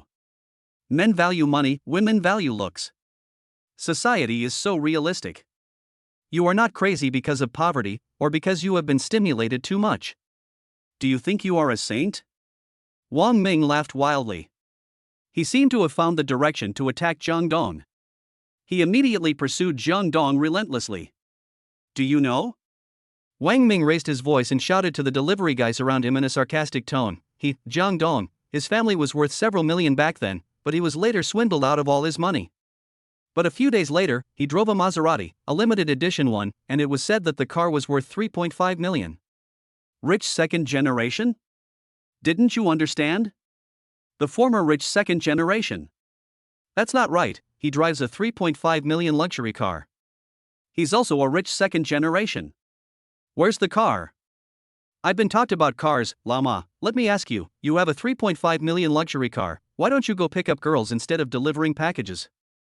Ha ha ha. That's right. I guess I've watched too many short videos. Those people in the video driving Ferraris to deliver food were deliberately doing it to attract attention and make videos, which is why they took such pictures. Anyway, people who can afford a Maserati will definitely not come back to deliver packages. They make 100 yuan a day, which is not even enough for gas. That's right, if you have this much time, you might as well go to a bar and pick up girls. In order to agree with Wang Ming, a group of couriers began to mock Jang Dong. Brother, let's go. Chang Li was quite different. He pulled Jang Dong's sleeve and whispered to him, this place is very realistic. A higher-ranking official can crush people. There are too many people who use chicken feathers as a token of authority. No one will give up the opportunity to please Manager Wang. It's okay. Jang Dong looked at Chun Li, the only one standing next to him, with some curiosity, and smiled faintly. Maybe the way I came out was not right. What do you mean? Chang Li looked at Jang Dong in confusion. Jang Dong waved his hand and didn't say anything to Chun Li. Instead, he turned around and looked at Wang Ming, who looked very proud, like a winner. Since you like to measure a person by money, then I will fulfill your wish. After saying this, Jang Dong shook his head helplessly. Hey. Life, is it so difficult to keep a low profile? Chapter 146, give you a chance to reorganize your language. Fuck. Jang Dong's expression made Wang Ming deeply understand what it meant to be unhappy and pretentious. Can you please stop bragging in front of me? It's as if I'm begging you to show off your wealth and show off? Isn't it? Jang Dong shrugged and said helplessly, okay, wait for me, I'll change the way I appear. After saying that, Jang Dong no longer paid attention to Wang Ming and the others. He put his hands in his pockets and walked slowly towards the fitness center. Fuck. Wait for you. I want to see what tricks you can come up with. Wang Ming roared at Jang Dong's back. I have seen people who pretend to be cool, but I have never seen anyone who pretends to be cool like this. Wang Ming now just wants to slap Jang Dong in the face. That's all. As for Jang Dong, he ignored Wang Ming and just went back the same way, walked into the fitness center from the back door, and then got into the Maserati GT. As the accelerator was stepped on, the engine made an extremely wild sound, and the Maserati GT turned into the wildest beast, driving out of the fitness center madly and rushing towards Longtong Express. Boom boom boom. A strong sound wave swept around Longtong Express like thunder. Then, an ink-blue Maserati supercar was parked in front of the main entrance of Longtong Express in an extremely cool manner. In an instant, everyone at Longtong Express, led by Wang Ming, stared at the Maserati in a daze. At this moment, it was as if the air had frozen, and everyone was petrified. Some even forgot to breathe. At the same time, Jang Dong opened the car door, walked down from the supercar leisurely, walked slowly to the front of the car, and sat on the hood of the Maserati GT. He stared at the stunned Wang Ming with a half-smile. Come on, I'll give you a chance to reorganize your words and re-evaluate me. In front of the silent Longtong Express main entrance, only Jang Dong's voice was still echoing. No one knew how long it had been, or who had heard a violent cough, which woke everyone up from their state of shock and astonishment. Gurgle. Wang Ming moved his throat with difficulty and swallowed his saliva. He stared at the Maserati under Jang Dong's but with his eyes glowing with blue light. For a moment, Wang Ming's brain was working rapidly. It was simply a winding mountain road with 18 bends. Jang Dong. There really is a Maserati. A luxury car worth 3.5 million. Then the photos of him shaking hands with Du Mingho or discussing cooperation must be real? This proves that Jang Dong's current strength is definitely not weaker than the Du family. Otherwise, what qualifications does he have to shake hands with Du Mingho face to face? So, Jang Dong is now more powerful than Master Du? No. I have to lick him. In just a moment, Wang Ming made up his mind. He changed from planning to step on Jang Dong to lick Du Shuai, to directly giving up Du Shuai and licking Jang Dong. Brother Dong. Wang Ming's expression changed instantly, and the speed was faster than Sichuan opera. Then, Wang Ming was seen rubbing his hands, bending down, and running towards Jang Dong happily. When Wang Ming ran to Jang Dong, he looked at the luxury car that he could not afford with envy. Then he came straight to the point and flattered Jang Dong. Brother Dong is really as awesome as the legend says. I just deliberately provoked Brother Dong because he is too low-key. I feel so bad for him. Chapter 147, Fighting Dogs Among Licking Dogs. I have to say that Wang Ming's method of licking people is really not simple. It is not unreasonable that Coach Du regards him as his number one lackey. However, Wang Ming's change of attitude made the couriers dumbfounded. Didn't you promise to deal with them? Didn't you agree to ask him to get out? Now, let alone asking Jang Dong to get out, even if Jang Dong asked Wang Ming to crawl on the ground, Wang Ming would crawl on the ground without hesitation. However, no one dared to gossip about Wang Ming. After all, they were employees of Wang Ming's family. If they wanted to eat, they had to lick Wang Ming. In shock, the couriers discovered a fact: the young man whom they looked down upon before has now become a god whom they are not even qualified to lick. Right. That's it. Instantly, the couriers dispersed awkwardly, doing what they were supposed to do, as if the incident of agreeing with Wang Ming to step on Jang Dong had never happened. And Wang Ming, with the same facial features squeezed together, smiled brighter than a blooming chrysanthemum. Jang Dong glanced at Wang Ming with disdain and said with a joking smile, "Is this your re-evaluation of me? How can I be qualified to judge Brother Dong? Wang Ming is definitely a fighting dog among lickers. Brother Dong's car, if it is bought by our small express delivery company, it will cost at least 6, if not 8. In front of Brother Dong, I am nothing, right, Brother Dong? I can't find any reason to refute you." Jang Dong was slightly stunned. To be honest, he was really surprised by Wang Ming's dog licking skills. No wonder Coach Du liked to have Wang Ming around him so much. The way he licked was unbearable for anyone. Brother Dong, that's because what I said is the truth. Wang Ming seemed to be getting more and more excited as he licked. Okay. Jang Dong didn't have time to talk nonsense with Wang Ming. I'm here to apply for the courier position. Brother Dong is joking. Shoot you. Jang Dong slapped Wang Ming on the head. After being slapped in public by Jang Dong and being cursed with an extremely insulting remark, Wang Ming was not angry at all. Instead, he continued to smile and said, "If Brother Dong really wants to come to work, that's totally fine. I fully support you. Then I'll come to work tomorrow." Jang Dong stood up and glanced at Wang Ming, who was smiling. "Also, since we are classmates, I'll give you a piece of advice. A person's value is not necessarily linked to the amount of money he or she has." "Oh. I understand. What Brother Dong taught me is right." Wang Ming nodded repeatedly, smiling brightly. But does he really understand? You know shit. In Wang Ming's eyes, or in the eyes of most people, the value of a person is still measured by money. Of course, Jang Dong was too lazy to pay attention to him. He didn't really care whether he understood or not.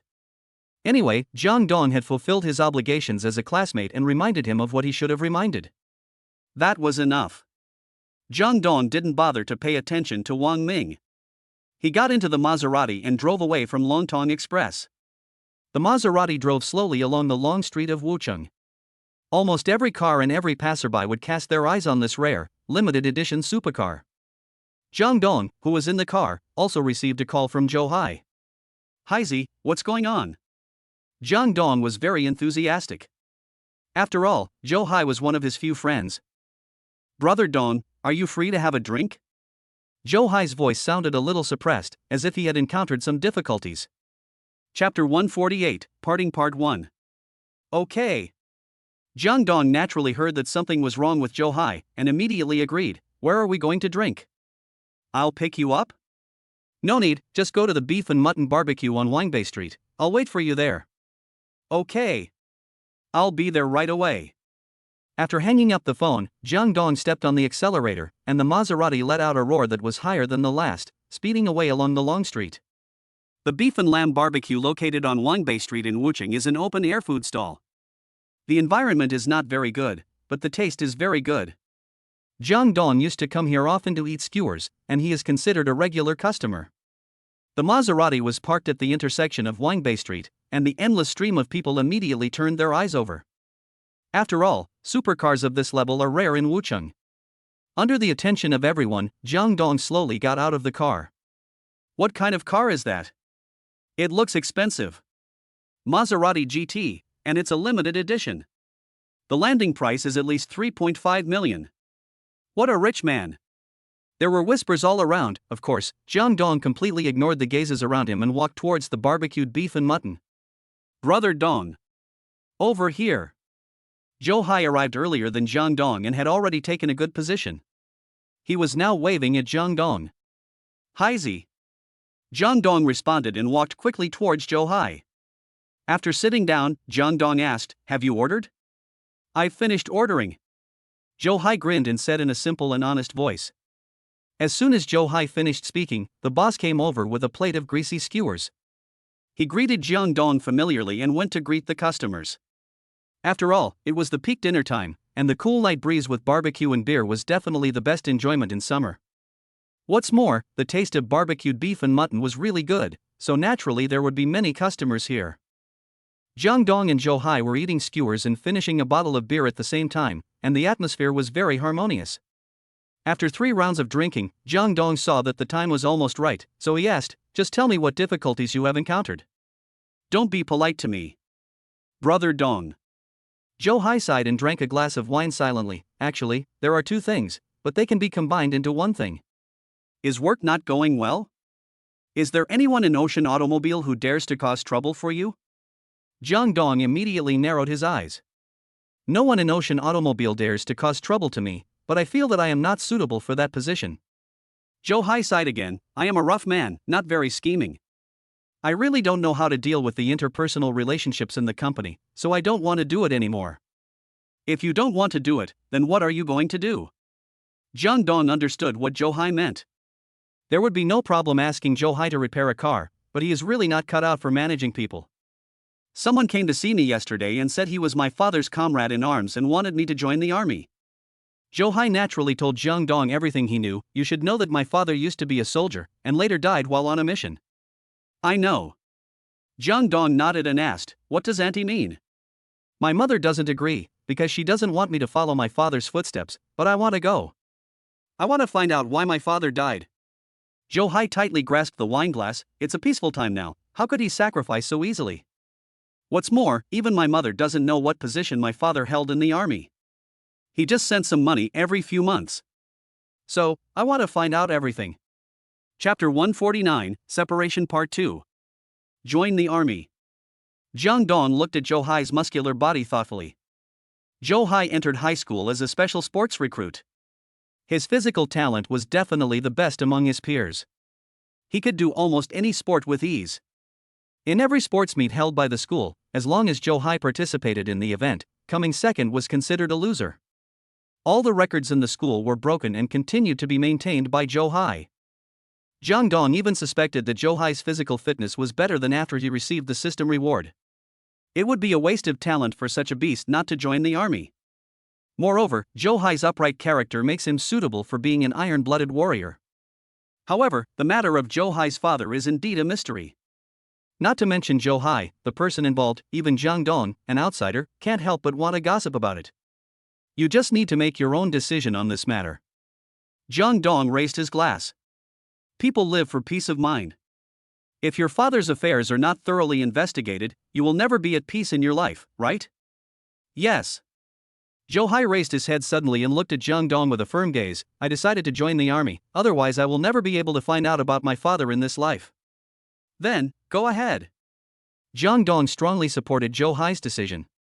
Cheers. Joe Hai's heart knot was untied, and his mood improved a lot. He clinked glasses with Jang Dong and drank it all up. "When are we leaving?" "Tomorrow. That person is waiting for me in Wucheng." Jang Dong didn't say anything else, because he suddenly realized that when it came to the real parting time, he had nothing to say. Next, the two of them avoided the topic of their own and chatted about some interesting things, such as how Jang Dong had slapped Du Shuai in the face in recent days and the conflict with Wang Ming just now. Before they knew it, the two of them had drunk almost 2 boxes of beer and were already drunk. "Brother Dong, let's just leave it at that. I can't do it anymore." Joe Hai's tongue was a little knotted. "I'm going home first. My mom wants to talk to me about something." "Oh, Brother Dong, I don't know when I can come back after I leave." "My mom." "Don't worry, as long as I'm here, Auntie won't be wronged." Jang Dong said righteously, "Oh, I forgot to tell you, I bought a new house for my mother. It's a bit big, let Auntie live with my mother in our house, because I'm going to Shanghai to go to college soon." "How can that be possible?" "No. No." Joe Hai quickly refused. "I know that Auntie is not a lazy person, and she would not feel comfortable if she moved into my house for no reason. Jang Dong added, then let auntie be my housekeeper and spend time with my mom. It's the best of both worlds, how great. Forget about the housekeeper. My mother is just like me and doesn't understand the ways of the world. Just let her clean, wash and cook. You can pay her enough to support her life. 10,000 a month, for food and shelter. Fuck. Joe Hai almost dropped his jaw in shock. This treatment was better than even that for him as a workshop director. It's settled. Jang Dong was afraid that Joe Hai would refuse, so he stood up quickly and patted Joe Hai's shoulder heavily. I don't know when we will meet next time, but if you have any difficulties, come back. You will always be my brother. Thank you, Brother Dong. A layer of mist covered Joe Hai's eyes. Chapter 150, Beautiful Driver. Jang Dong didn't like this kind of scene, so he just waved his hand and left gracefully. We have to experience separation several times in our life. If there is no separation, how can there be reunion in the future? Brother Dong. You can't drive after drinking. Looking at Jang Dong's back, Joe Hai shouted foolishly. I know. I'll find a designated driver. Jang Dong still didn't turn around, because he felt it was unnecessary. People should live freely and easily, and this is the life Jang Dong pursues. Without even a formal goodbye, the two parted ways on Wangbei Street. As Jang Dong walked, he used his cell phone to call a designated driver. Coincidentally, the designated driver was near Wangbei Street. Jang Dong walked to the Maserati car. Feeling bored, he went to the small supermarket next to it and bought a pack of Zuanheman. As the saying goes, only smoke Zuanheman and only love one person in your life. Although Jang Dong couldn't guarantee that he really only loved one person, Xian Heman still wanted to give it a try, even though this was his first time smoking. Leaning against the Maserati, Jang Dong frowned and smoked, because he didn't know how to smoke at all. Are you Mr. Jiang, the designated driver? Suddenly, a voice like a yellow warbler came into Jang Dong's ears without warning. Upon hearing this, Jang Dong subconsciously turned his head to look in the direction where the voice came from, and saw a young girl wearing a cartoon white t-shirt, light-colored jeans, canvas shoes, and her long black hair tied into a ponytail, standing in front of him. This girl has eyebrows as dark as spring mountains and eyes as clear as autumn water. Her appearance is even better than Chen Shanshan and Ning Siki. She is definitely a top beauty. If we have to evaluate her with a score, Jang Dong thinks that this face alone would get at least 99 points. As for this girl's figure, it is even more exaggerated. The goddess Ning Siki's figure is already very hot, right? Especially the pair of D keys that exceed the age limit, it is simply a boy killer. The girl in front of Jang Dong was more vigorous than Ning Siki and a whole size bigger. Jang Dong felt that she should start at E gear. And that pair of long and straight beautiful legs is a blessing for those who love legs. If it is paired with various silks that increase attack speed and critical strike, it will definitely be a knife that kills without leaving any blood. In terms of figure, a girl must start with 99 points. As for temperament, the girl is different from Chen Shanshan, who is half royal sister and half pure, and Ning Siki, who is full of goddess style. The temperament she exudes is that kind of natural wildness. If you ask what kind of wildness it was, Jang Dong didn't know. Anyway, it gave Jang Dong the feeling of a ferocious beast that had retracted its claws and fangs. However, such a nearly perfect and beautiful girl is actually a designated driver? And you're working late at night? Jang Dong is really curious about her. I am. Jang Dong's gaze only stayed on the girl's beautiful face for a few seconds before returning to normal. Jang Dong, who often met Ning Siki and Chen Shanshan, would naturally minimize the impact of the girl's looks on him.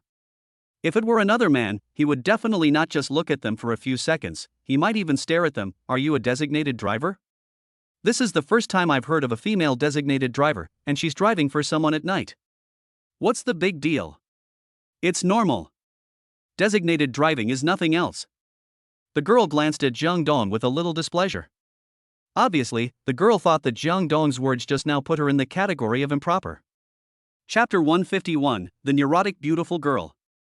Originally, the girl was very fond of Jang Dong for not being affected by her beauty. Moreover, Jang Dong had a tall and handsome figure, which made her feel doubly touched. But because of what Jang Dong said just now, the girl's affection for Jang Dong suddenly dropped to the level of a passerby. However, facing the girl's questioning, Jang Dong did not explain much, but just shrugged and smiled indifferently. Jang Dong's attitude made the girl even more upset. Why don't young people nowadays know how to apologize? Humph. The girl snorted in dissatisfaction, and her eyes fell on the Maserati. She blinked her beautiful eyes in horror and asked Jang Dong, "Is this your car? What's the big deal?" "It's normal." Jang Dong deliberately repeated the girl's words to her verbatim, and before the girl could come up with a rebuttal, he threw the car keys to her. "TSK. What's the big deal?" The girl became even more dissatisfied with Jang Dong's attitude. Not only did he not apologize, he also arrogantly threw the car keys to her. It showed that he didn't take the girl seriously at all. Yes, this girl's reaction was indeed a bit excessive, one could even call it neurotic. Jang Dong was unaware of the girl's mental activities. He just casually told her the destination: drive to the fitness center, Longtong Express. Jang Dong suddenly realized that he had forgotten the name of his fitness center. He had no choice but to go to Longtong Express. Set a destination? Doesn't exist. In order to get the designated driver to arrive as soon as possible, Jang Dong simply marked a location he remembered on the software and increased the reward. Fitness center? Longtong Express? The girl pondered over Jang Dong's words, because there were several Longtong Express stores in Wuchang, almost one in every district, but there was only one place that had both Longtong Express and a fitness center. "You're going to Taishan Fitness Center? The one with a Longtong Express store next to it?" "Yes," Jang Dong said with a smile, and sat in the passenger seat of the Maserati. "Really? Not only is he rude, he also looks down on others and is a drunkard. What a waste of his life." The girl slandered Jang Dong in her heart for a while, but in the end she still sat in the driver's seat of the Maserati, because the reward Jang Dong offered for the designated driver was 5 times that of an ordinary designated driver, and she had no reason to refuse this business. When the girl started the car, Jang Dong, who was drunk, became more talkative and asked casually, "Is this business profitable?" "What did you say?" The neurotic girl misunderstood Jang Dong's meaning again. She thought Jang Dong was asking her if those shady businesses were profitable. "What did I say?" Jang Dong blinked and looked at the girl in confusion. "I have my bottom line." The girl stared at Jang Dong, her pretty face full of anger. "I'm warning you, if you keep talking nonsense, I will be rude to you." "Ah?" Jang Dong was completely confused. "You can't even talk?" "Just chat, otherwise it would be so boring on this journey." "Shut up." The girl didn't give Jang Dong a chance to explain, and she didn't want to listen to Jang Dong's explanation. Jang Dong looked at the girl in bewilderment. After a long pause, he finally blurted out, "Can I ask your name, please?" "No." The girl rejected Jang Dong flatly. Then, he adjusted the seat position and prepared to set off. Chapter 152, Wangbei Street, Snake Brother. Poor Jang Dong, he had no idea how he had offended this neurotic beautiful girl, and was inexplicably scolded by the girl. But at this moment, 5 energetic young men wearing flowery shirts and colorfully dyed hair stopped in front of the Maserati without warning, staring at Jang Dong and the girl in the car with ill intentions. Xin Xiao Xiao. Among the 5 spirited young men, the one standing in the center had dyed his hair red. He looked quite handsome. He smiled as if he thought he was very cool and awesome. He also shook the red hair that covered half of his face. "I've been liking you for a long time. Do you want to go play with me?" Jang Dong looked at the red-haired young man standing in front of the car with a question mark on his face. What the fuck is this Martian language? Anyway, Jang Dong didn't quite understand. Just when Jang Dong was wondering what the energetic young man's Martian language meant, the beautiful girl sitting in the driver's seat, Xin Xiaoxiao, moved. Xin Xiaoxiao got out of the Maserati without saying anything, pointed at the red-haired young man without any fear, and shouted coldly, "Say it again if you dare?" "Ha! I didn't expect you to be such a hottie." The red-haired young man looked at Xin Xiaoxiao as if he had discovered a new world. "You usually seem pretty cool, don't you?" Xin Xiaoxiao didn't say anything, but just stared at the red-haired young man coldly. The red-haired man glanced at Xin Xiaoxiao with a half-smile, then turned his head to lock his gaze on Jang Dong, and patted the hood of the Maserati with his hand. "Boy, you are very rich, right? You think that you can flirt with any girl just because you are rich, right? Have you ever heard that barefoot people are not afraid of those wearing shoes? Have you ever heard of Brother Snake from Wangbei Street?" Jang Dong didn't expect that Hong Mao would point the finger directly at him. Surprised, the followers around Hong Mao immediately jumped out and started pointing fingers at Jang Dong. "Fuck! Our snake brother is talking to you, didn't you hear me? This area of Wangbei Street is under the protection of our snake brother. You think you have a lot of money and you can flirt with the woman that Snake Brother likes? Are you tired of living? Let me tell you, whether you have money or not, in our Snake Brother's eyes, no matter you are a pauper or a tycoon, you only have one life. If you are not afraid of death, then continue to flirt with Qin Xiao Xiao. You will see whether Snake Brother will do it or not, and you will be finished. A group of energetic young men threatened Jang Dong one after another. What they mean is actually very simple. First, tell Jang Dong, don't think that just because you are rich, Brother Snake won't dare to touch you. No matter how rich you are, you can't buy back your life. The saying a person with bare feet is not afraid of a person with shoes means this. Then he told Jang Dong that it was because Jang Dong had hooked up with Qin Xiao Xiao that Snake Brother was angry. By the way, I also licked this red-haired snake guy, a tough guy that no one in Wangbei Street dares to mess with. Finally, after a brief moment of shock, Jang Dong came back to his senses. Jang Dong immediately opened the car door, slowly got out of the car, leaned against the car with a smile, and leisurely lit a cigarette for himself. He said lightly, barefoot people are not afraid of those wearing shoes. Do you think that people wearing shoes are afraid of barefoot people? Just throw out a few million and you can be hunted down like rats crossing the street. And, Wangbei Street Snake Brother, I'm sorry, I'm ignorant, I really haven't heard of it. As soon as Jang Dong finished speaking, the atmosphere suddenly became cold, as if the air had stopped at this moment. Chapter 153, Take Off Your Leg. The energetic young men looked at Jang Dong in amazement, because none of them expected that Jang Dong would say such words in such an obviously disadvantageous situation.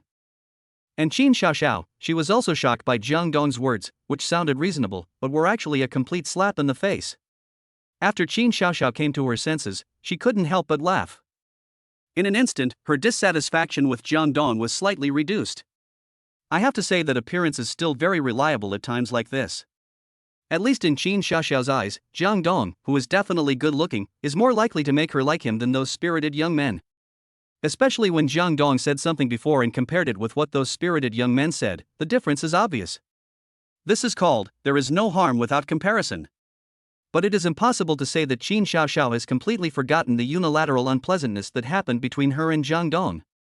At most, it is like two annoying people standing together, one of whom she doesn't hate so much, while the other one makes her hate him very much. However, Qin Xiao Xiao's smile completely aroused the viciousness in the hearts of Snake Brothers' group of spirited young men, because they felt very embarrassed that Jang Dong had slapped them in the face in front of Qin Xiao Xiao. Kid. Brother Snake gnashed his teeth and took a step towards Jang Dong, his chest almost colliding with Jang Dong's. However, Brother Snake was half a head shorter than Jang Dong, so he was a little weaker in momentum. Helplessly, Brother Snake took another step back in disgrace, and then he shouted at Jang Dong viciously, "If I don't teach you a lesson today, you will never know how powerful Brother Snake from Wangbei Street is." "Oh? Then how powerful are you?"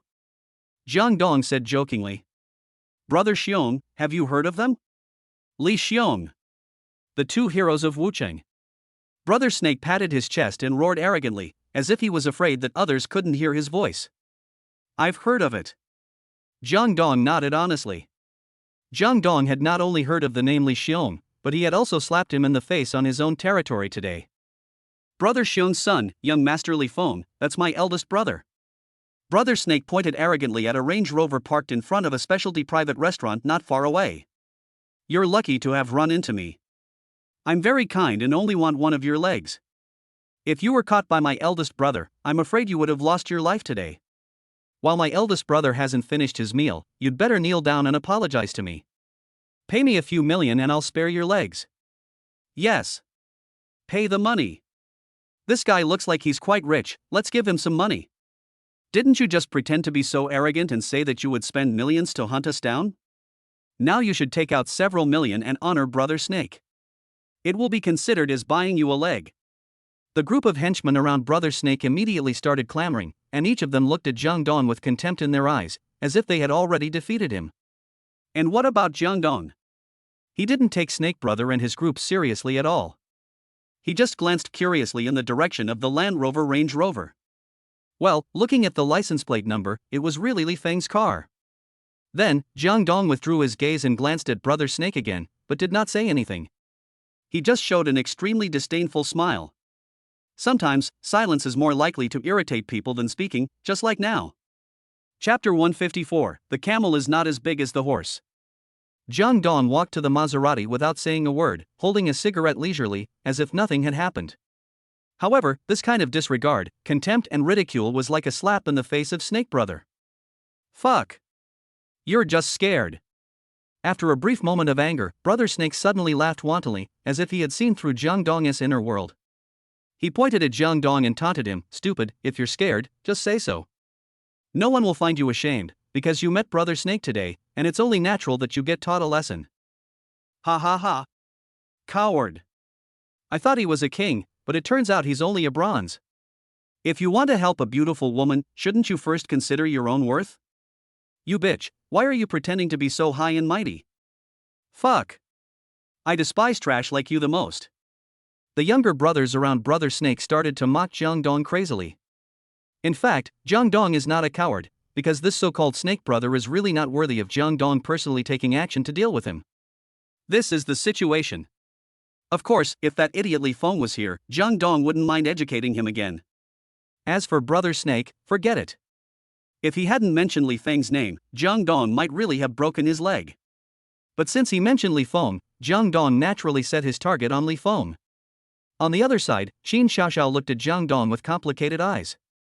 Originally, Xin Xiaoxiao's dislike for Jang Dong had decreased a lot because he had confronted Snake Brother, but now, after hearing that Snake Brother's eldest brother was Li Feng, Jang Dong actually backed off.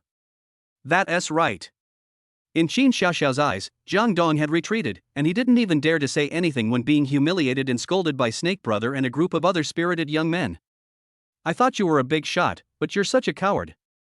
Xin Xiaoxiao glared at Jang Dong with disgust. Me? A coward? Jang Dong pointed at himself and laughed at Xin Xiaoxiao. Beauty, did you misunderstand something? I just don't want to lower my status. You mean, having a conflict with this group of people will lower your status? Xin Xiaoxiao laughed. She was amused by Jang Dong's remarks. What time is it? Still saying this? If you want to find an excuse or save face, there is no need to use such a lame reason, right? It's true. Jang Dong shrugged helplessly. He also realized that Xin Xiaoxiao didn't believe what he said at all. But what can Xin Xiaoxiao do whether she believes it or not? The world is full of contradictions. Even a saint cannot gain the praise and understanding of everyone, let alone an ordinary person like Jang Dong. We can't let Jang Dong force everyone to believe him, right? Jang Dong is not the kind of person who is so stubborn that he would rather die than give up, although there are many such people in the world. It is said that a lean camel is bigger than a horse, but this kind of person has seen some horses that are bigger than newborn camel calves, and then he tells everyone he meets that camels are not as big as horses. If someone doesn't believe it, he will keep talking until the unbeliever believes it, as if he is the only one in the world who holds the truth. Little do they realize that there is no comparison between an old horse and a newborn camel calf, and the saying a lean camel is bigger than a horse is not directed at camel calves. There are many idiots like this. Fortunately, Jang Dong is not. Chapter 155, Female Warrior. Xin Xiaoxiao didn't know the story that a lean camel is bigger than a horse. She has now determined that Jang Dong is a coward. He chose to hide behind the woman because he was afraid of Li Feng and did not dare to confront Snake Brother and his gang head-on. Alright. You're awesome. Xin Xiaoxiao sneered, with the word contempt written all over her pretty face. Isn't it just admitting that you're a coward? Is it that hard? Humph. With a cold snort, Xin Xiaoxiao no longer paid attention to Jang Dong, because she felt that Jang Dong was just like that. Afterwards, Xin Xiaoxiao turned around fearlessly and faced Snake Brother and the other energetic young men. In stark contrast to Jang Dong's attitude, Xin Xiaoxiao not only had no intention of retreating, but instead began to simply move her seemingly slender body. It seemed that she was going to fight with Snake Brother and the others? Jang Dong stared at Xin Xiaoxiao's almost perfect back with great curiosity. At this moment, she felt an unprecedented curiosity in her heart. Even towards Chen Shanshan and Ning Siki, Jang Dong had never felt such a curiosity that struck her heart. On the other side, Xin Xiaoxiao's actions also made Snake Brother and the others slightly stunned, but the next moment, when Snake Brother and the others came to their senses, they immediately burst into laughter. Beauty, you want to fight? Brother Snake mocked Xin Xiaoxiao unscrupulously. Let me advise you, wouldn't it be better to save your energy for the things you love to do? Ha ha ha. Brother Snake's words caused the group of thugs to laugh even crazier. Some of them even looked at Xin Xiaoxiao's perfect body unscrupulously. Congratulations, you've succeeded in irritating me. Qin Xiaoxiao suddenly narrowed her eyes, and a smile as cold as ice appeared on her beautiful face. Did I succeed in irritating you? Snake laughed out loud, almost crying. Then, he waved his hands and said to the men around him, "Who of you will go and take care of her?" "I'll go. I love communicating with little beauties the most." I'll do it. The group of thugs seemed to have taken a bite of chicken blood, and they were screaming and howling in excitement. On the other side, Qin Xiaoxiao had no intention of giving them the chance to show off. She sneered, took a step forward, and rushed directly towards Snake Brothers' group without saying a word. The seemingly delicate Qin Xiaoxiao, however, moved in front of Snake Brother and the others like a dragon and a tiger. Her white fists were like sleeves fluttering in the wind, which was not only unpredictable, but also revealed a kind of beautiful fairy spirit. Qin Xiaoxiao suddenly attacked, catching Snake Brother and his group off guard. However, when Qin Xiaoxiao's pink fist landed on them, Snake Brother and his group realized how wrong they were. There was a series of muffled bang bang bang sounds in the air, and the next moment, 3 spirited young men around Snake Brother were knocked down by Qin Xiaoxiao, one by one, and each of her punches accurately hit the left chest of the group of people, that is, the position of the heart. Woo! Woo woo! The 3 energetic young men trembled all over as if they were electrocuted and even suffocated for a short time. Then they fell straight to the ground and fainted cleanly. In just a short moment, a delicate and weak girl actually knocked down 3 energetic young men. The comparison and contrast made Jang Dong so shocked that he was speechless. She is simply a female warrior. Chapter 156, The Female Warrior with a Story. Qin Xiaoxiao displayed her extraordinary power, causing Jang Dong to be so shocked that he was completely speechless. However, just as Jang Dong was stunned, Snake Brother and the last henchman, driven by the desire to survive, remained calm as never before. Fuck! Who the hell is she? Snake, brother, run! Run quickly! While Brother Snake was still standing there screaming, the henchman had already run away and disappeared in Wangbei Street in a flash, leaving Brother Snake alone, all alone and disheveled in the night wind. That's it? Qin Xiaoxiao curled her lips in disdain. Her eyes reflected the image of Snake Brother, who was in panic and even began to tremble all over. You. Brother Snake was already scared silly.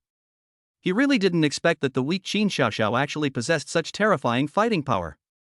However, is Qin Xiaoxiao's fighting ability really as simple as it seems on the surface? Not at all. Brother Snake is hanging out with Li Feng, so Brother Snake must have been to Li Xiang's black boxing fighting arena. Brother Snake has definitely seen a lot of boxers fighting in the ring. Even though he has seen that kind of bloody fighting scenes, Brother Snake can still be shocked by Qin Xiaoxiao's thundering methods. This shows that the fighting power displayed by Qin Xiaoxiao has exceeded Brother Snake's comprehension. I wanted to beat you up when we were at the racetrack, but I just didn't want to cause any trouble. Since you're so rude, I don't mind guiding you down the right path. Qin Xiaoxiao had already started, so she just let herself go. At this moment, she no longer restrained herself, but completely released the arrogance that she had concealed and hidden in her bones. Some people are just so mean. If you don't beat them up, they'll never be able to tell the difference between a big king and a small king.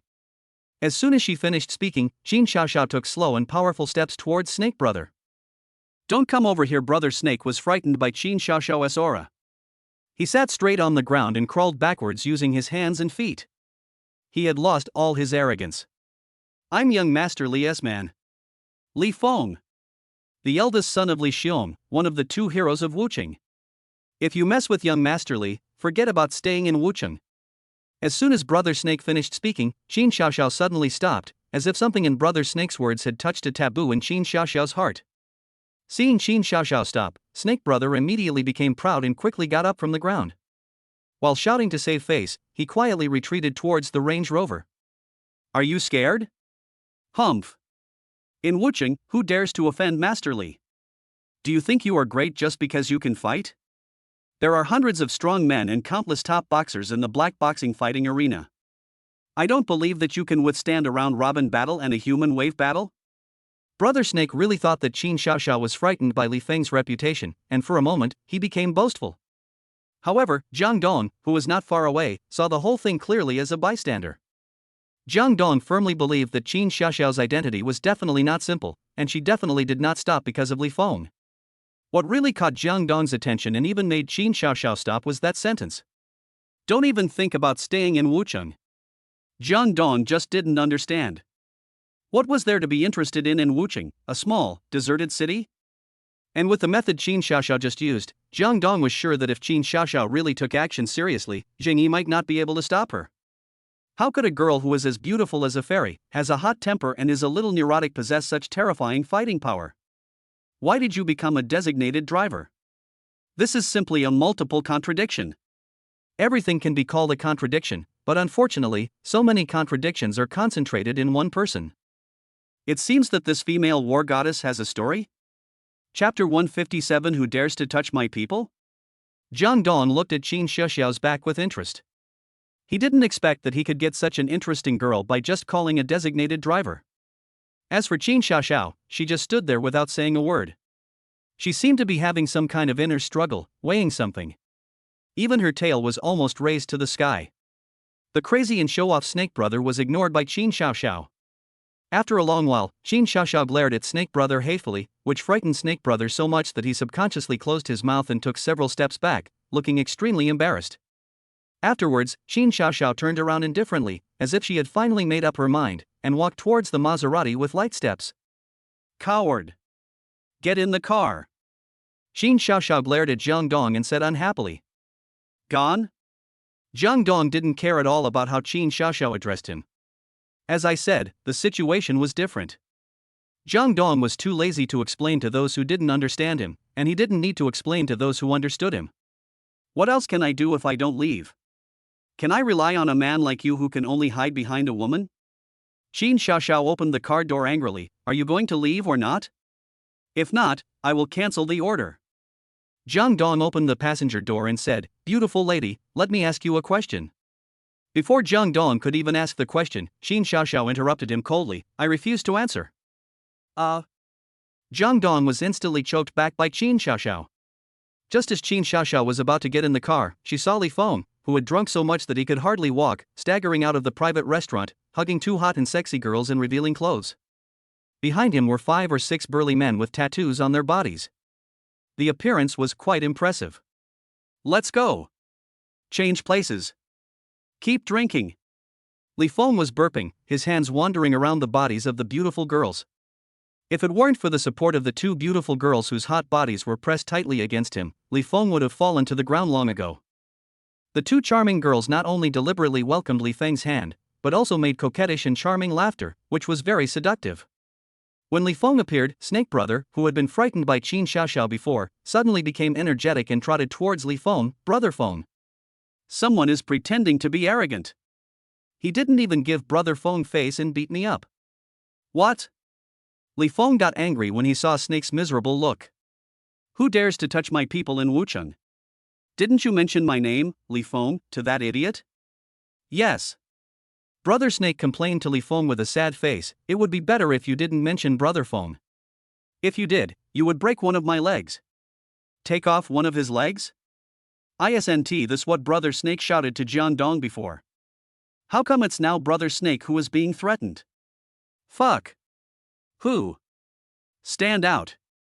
I'm going to chop him up. Li Feng naturally didn't know about these things. He was drunk and now he only knew that someone had touched his people and slapped him in the face. He wanted to get his face back. It's the one. Brother Snake raised his hand and pointed directly at the Maserati. Li Feng and the others also looked in the direction of Brother Snake's finger.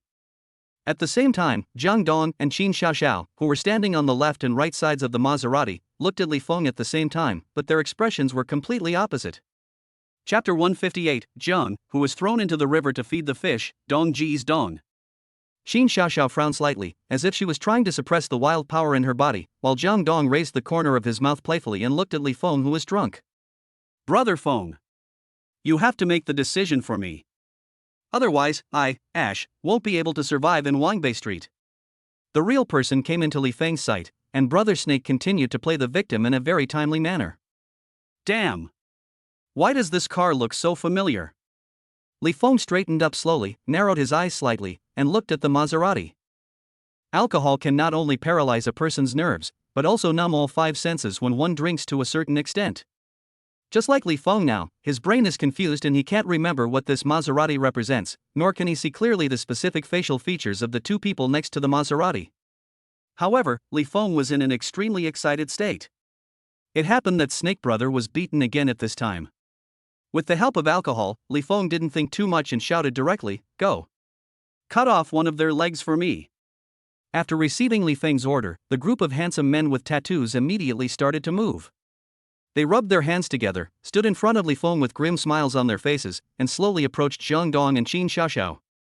Although Jang Dong and Qin Xiaoxiao had different expressions, they were both very calm and did not feel nervous or uncomfortable because of the threat from a group of strong men.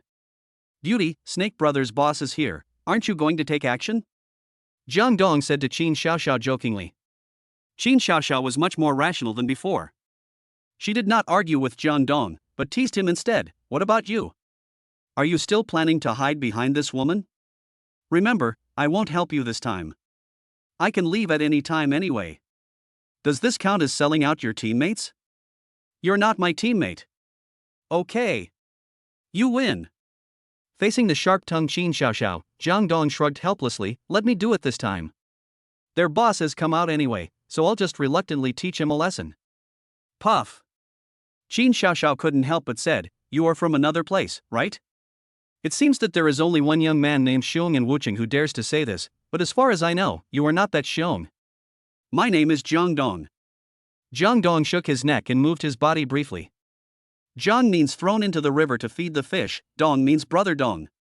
"You're not a very good person, but you're quite articulate." Qin Xiaoxiao sneered, "Are you trying to attract my attention with this old-fashioned method? It's useless, because in my eyes you're just a coward that it's best if we don't meet again in the future."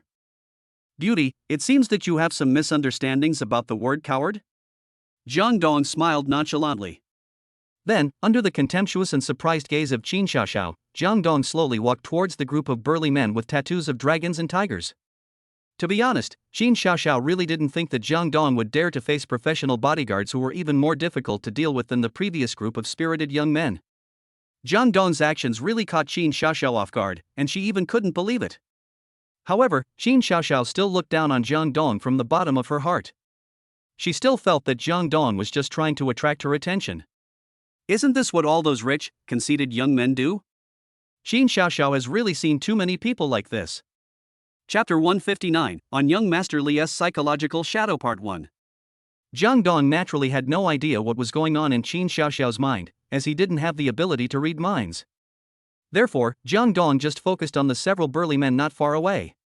After all, this was his first time to fight with someone in the true sense. "What do you mean, kid? Want to take action?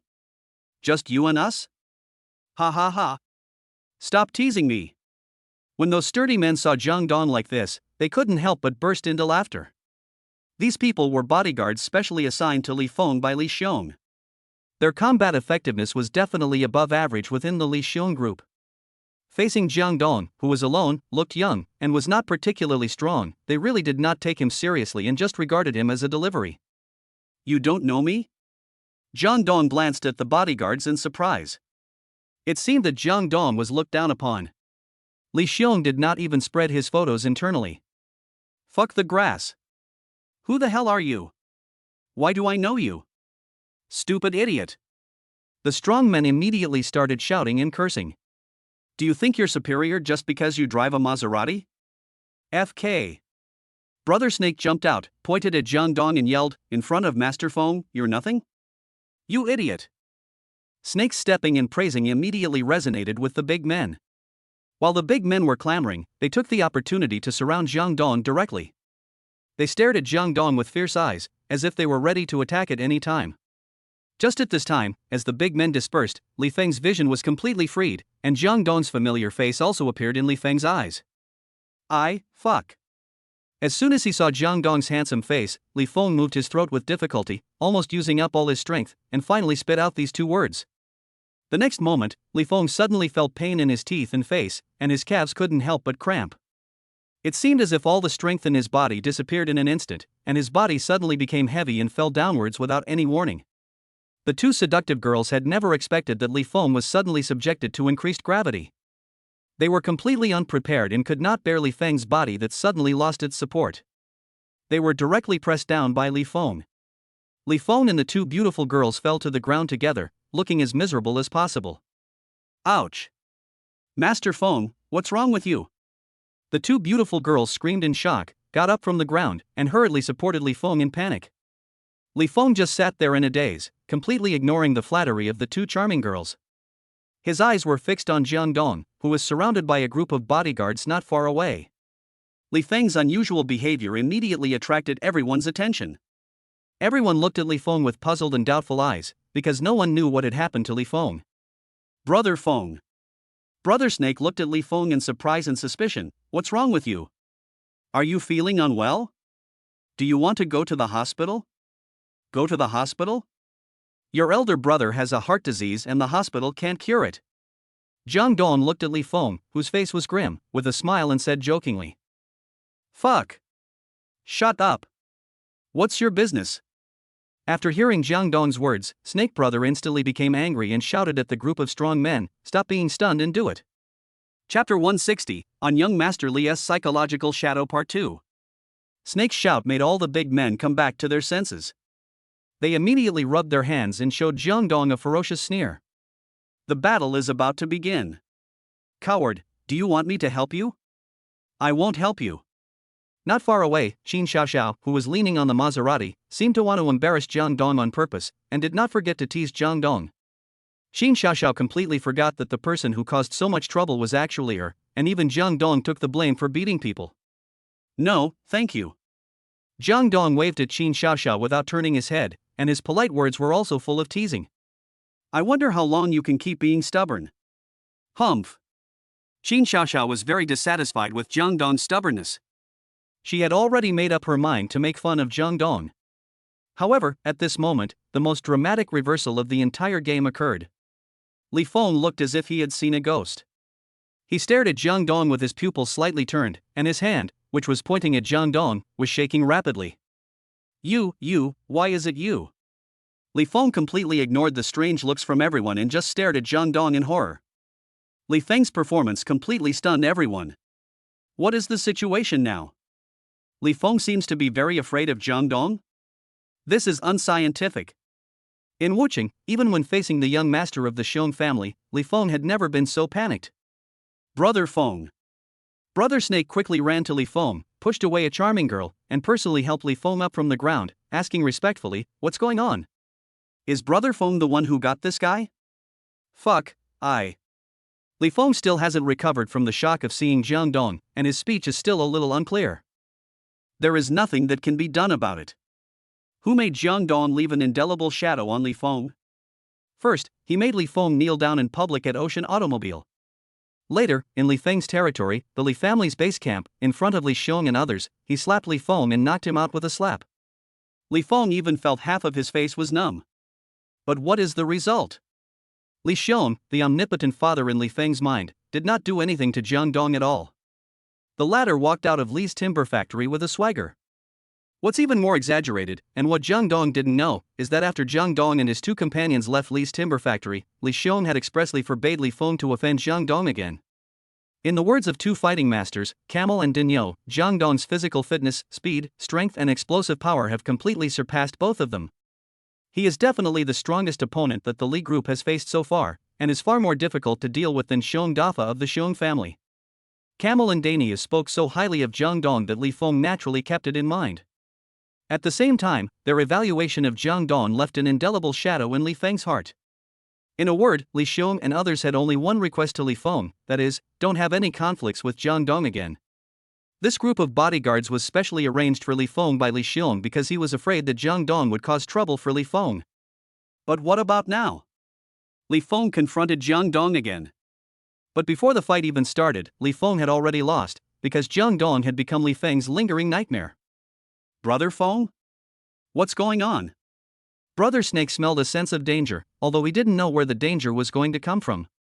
Chapter 161. What are you looking at? Huff, huff, huff. Li Feng did not answer Snake Brother's question, but took a few sharp and rapid breaths. After his mind calmed down a little, he let out a long breath. There is no doubt that Li Feng's attitude was very solemn, and there was even a hint of fear in his solemnity, which made everyone even more confused. Master, shall we do it? Master, do you want to go to the hospital? Are you feeling unwell? The strong men who had surrounded Jang Dong no longer cared about Jang Dong at this time and retreated to Li Feng. After all, Li Feng's safety was their top priority. As for teaching him a lesson, they had to step back and at least make sure that Li Feng was okay before doing so. It's okay. Li Feng waved his hand, but his eyes were still fixed on Jang Dong. His eyes were slightly evasive, giving people a feeling that he wanted to look but didn't dare to look. To be honest, the damage and psychological trauma that Jang Dong caused to Li Feng was beyond imagination. However, because of Li Feng's unusual behavior, the scene fell into a strange silence. In the end, it was Jang Dong who broke the silence. What are you looking at? Jang Dong stood there calmly and glanced at Li Feng lightly. Just a word and a look made Li Feng shudder for no reason. Li Xiong, Camel and Dainio all warned Li Feng that Jang Dong's skills were definitely not those of ordinary people. And to be honest, the bodyguards around Li Feng could not even beat Dainio or Camel, let alone be the opponents of Jang Dong, who was highly respected by Dainio and Camel. Li Feng was filled with hatred. On the one hand, he hated Snake Brother for provoking Jang Dong when there were so many people he could mess with. On the other hand, he hated that the number of people he brought today was too small. If he had brought more people, he would not have been humiliated in the street by Jang Dong. But there is no way, this is the reality and Li Feng has to accept it. Here, Li Feng was about to run away, and over there, Brother Snake, who didn't know what was going on, couldn't stand it anymore. There has to be a limit to being cocky, okay? When Li Feng was not around just now, Jang Dong was hiding behind Qin Xiaoxiao and watching the show, which made Brother Snake very ashamed. He didn't take Jang Dong seriously at all. Now that Li Feng has arrived with a group of bodyguards, Brother Snake has even less reason to tolerate Jang Dong. Let us take revenge on both old and new grudges together. Thinking of this, Brother Snake immediately jumped over, pointed at Jang Dong and cursed, "Fuck. What are you looking at?" However, as soon as Snake Brother finished speaking, Li Feng seemed to be provoked and kicked Snake Brother to the ground. "Shut up. FK. You're a piece of shit. Useless thing." Li Feng seemed to want to vent all the shame that Jang Dong had brought upon him on Brother Snake. After a long scolding, he didn't even dare to look at Jang Dong again, and quickly waved his hand and said, "Go. Let's go?" A group of bodyguards looked at Li Feng in confusion, as if they were meeting this playboy for the first time. "Let's go. He's Jang Dong." Li Feng roared viciously, not caring about the two charming girls beside him. He rolled and crawled onto the Land Rover Range Rover, stepped on the accelerator, and drove away as a sign of respect. Jang Dong? Which Jang Dong? Fuck. That Jang Dong who came to mess things up today. The bodyguards had never seen Jang Dong, but they knew that someone came to disrupt the place today. After all, this was a big event that shocked the entire black boxing fighting arena. Chapter 162, The Name of a Man, The Shadow of a Tree. A person's name is like a tree's shadow.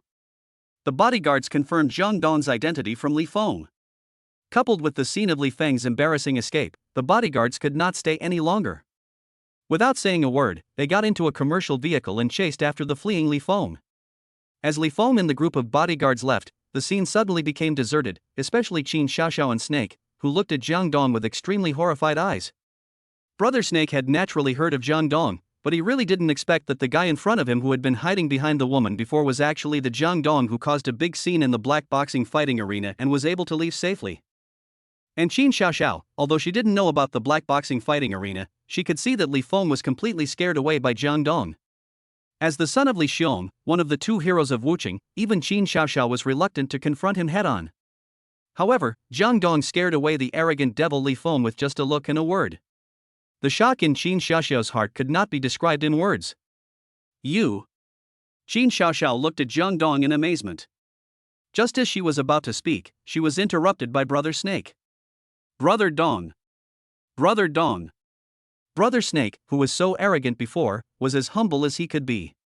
He crawled to Jang Dong's side, crying and begging for mercy. "I didn't know Qin Xiaoxiao was Brother Dong's woman. If I knew, I would definitely not dare to act so arrogant. Brother Dong, please give me a chance and let me start a new life." Brother Snake is definitely a smart man, because he heard about Jang Dong holding Li Feng hostage today and almost beating Li Feng to a pulp. People didn't even take Li Feng seriously, let alone a mere Brother Snake. Just as Jang Dong said just now, just throwing out a few million can make a guy like Snake Brother suffer a fate that neither allows him to live nor die. Get lost. Jang Dong was too lazy to bother with a fellow like Snake Brother. He simply kicked him to the ground and ignored him, going straight back into the car.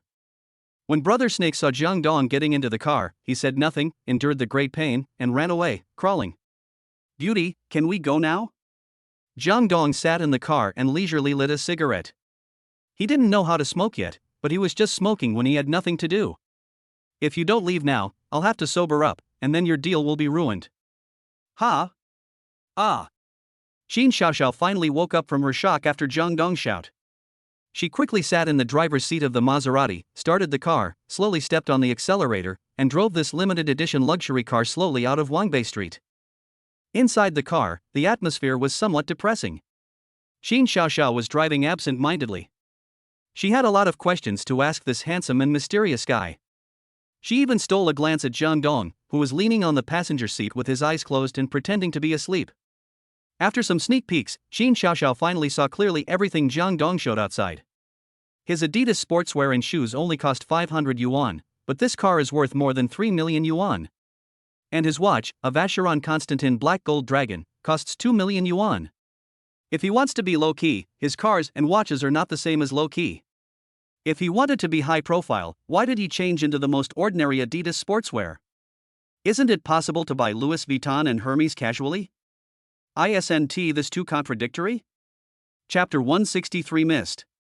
Qin Xiaoxiao's inner world was still full of thoughts. The most important thing is Li Feng's attitude towards him. It's like a mouse meeting a cat. Li Feng is one of the top playboys in Wucheng. He has never bowed his head to anyone, but today he was frightened to the point of rolling on the ground. This is too unusual. Jang Dong. Is there such a person in Wucheng? Countless mysteries were like fog, lingering in Qin Xiaoxiao's heart, as if covering Jang Dong with another layer of mysterious veil, making it impossible for her to see through him. As a result, Qin Xiaoxiao developed an unprecedented strong interest and curiosity in Jang Dong. Here, Qin Xiaoxiao was thinking about Jang Dong, and there, Jang Dong was actually thinking about her.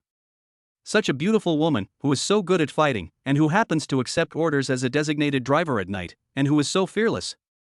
I can guarantee that Qin Xiaoxiao didn't continue to attack Brother Snake, not because she was afraid of Li Feng, but because of what Brother Snake said.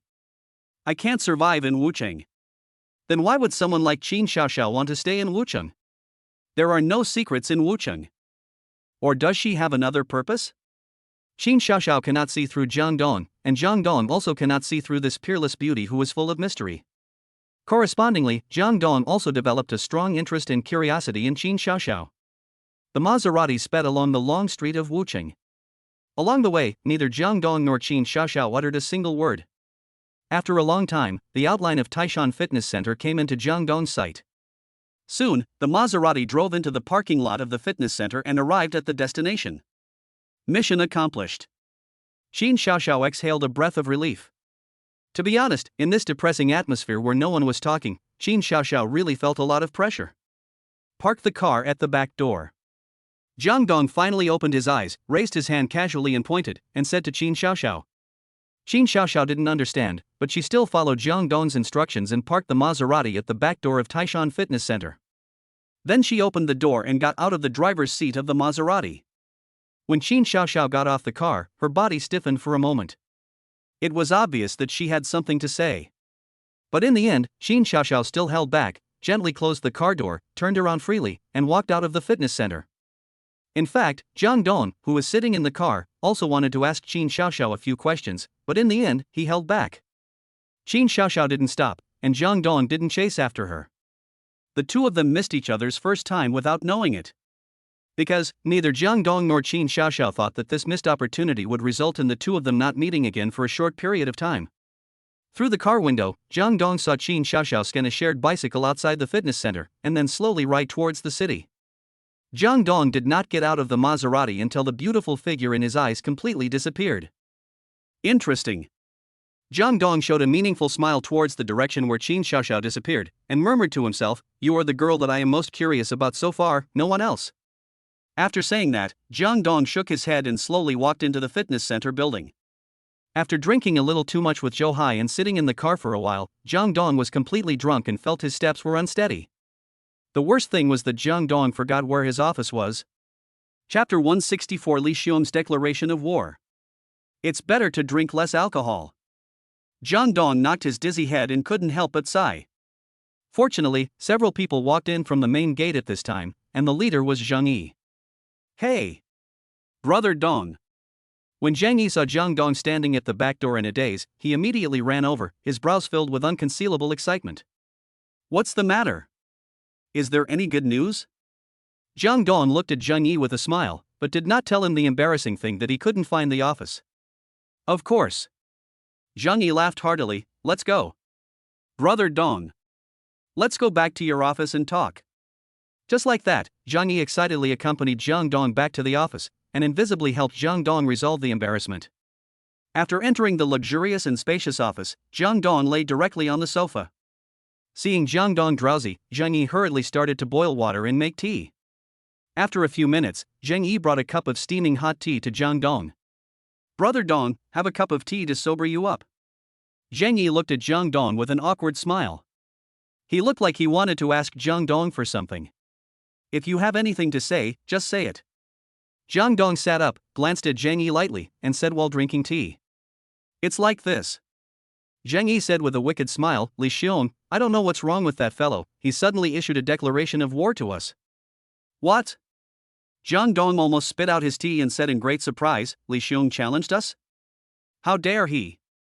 Who said it wasn't? How dare he? With those useless guys under him, how dare they?"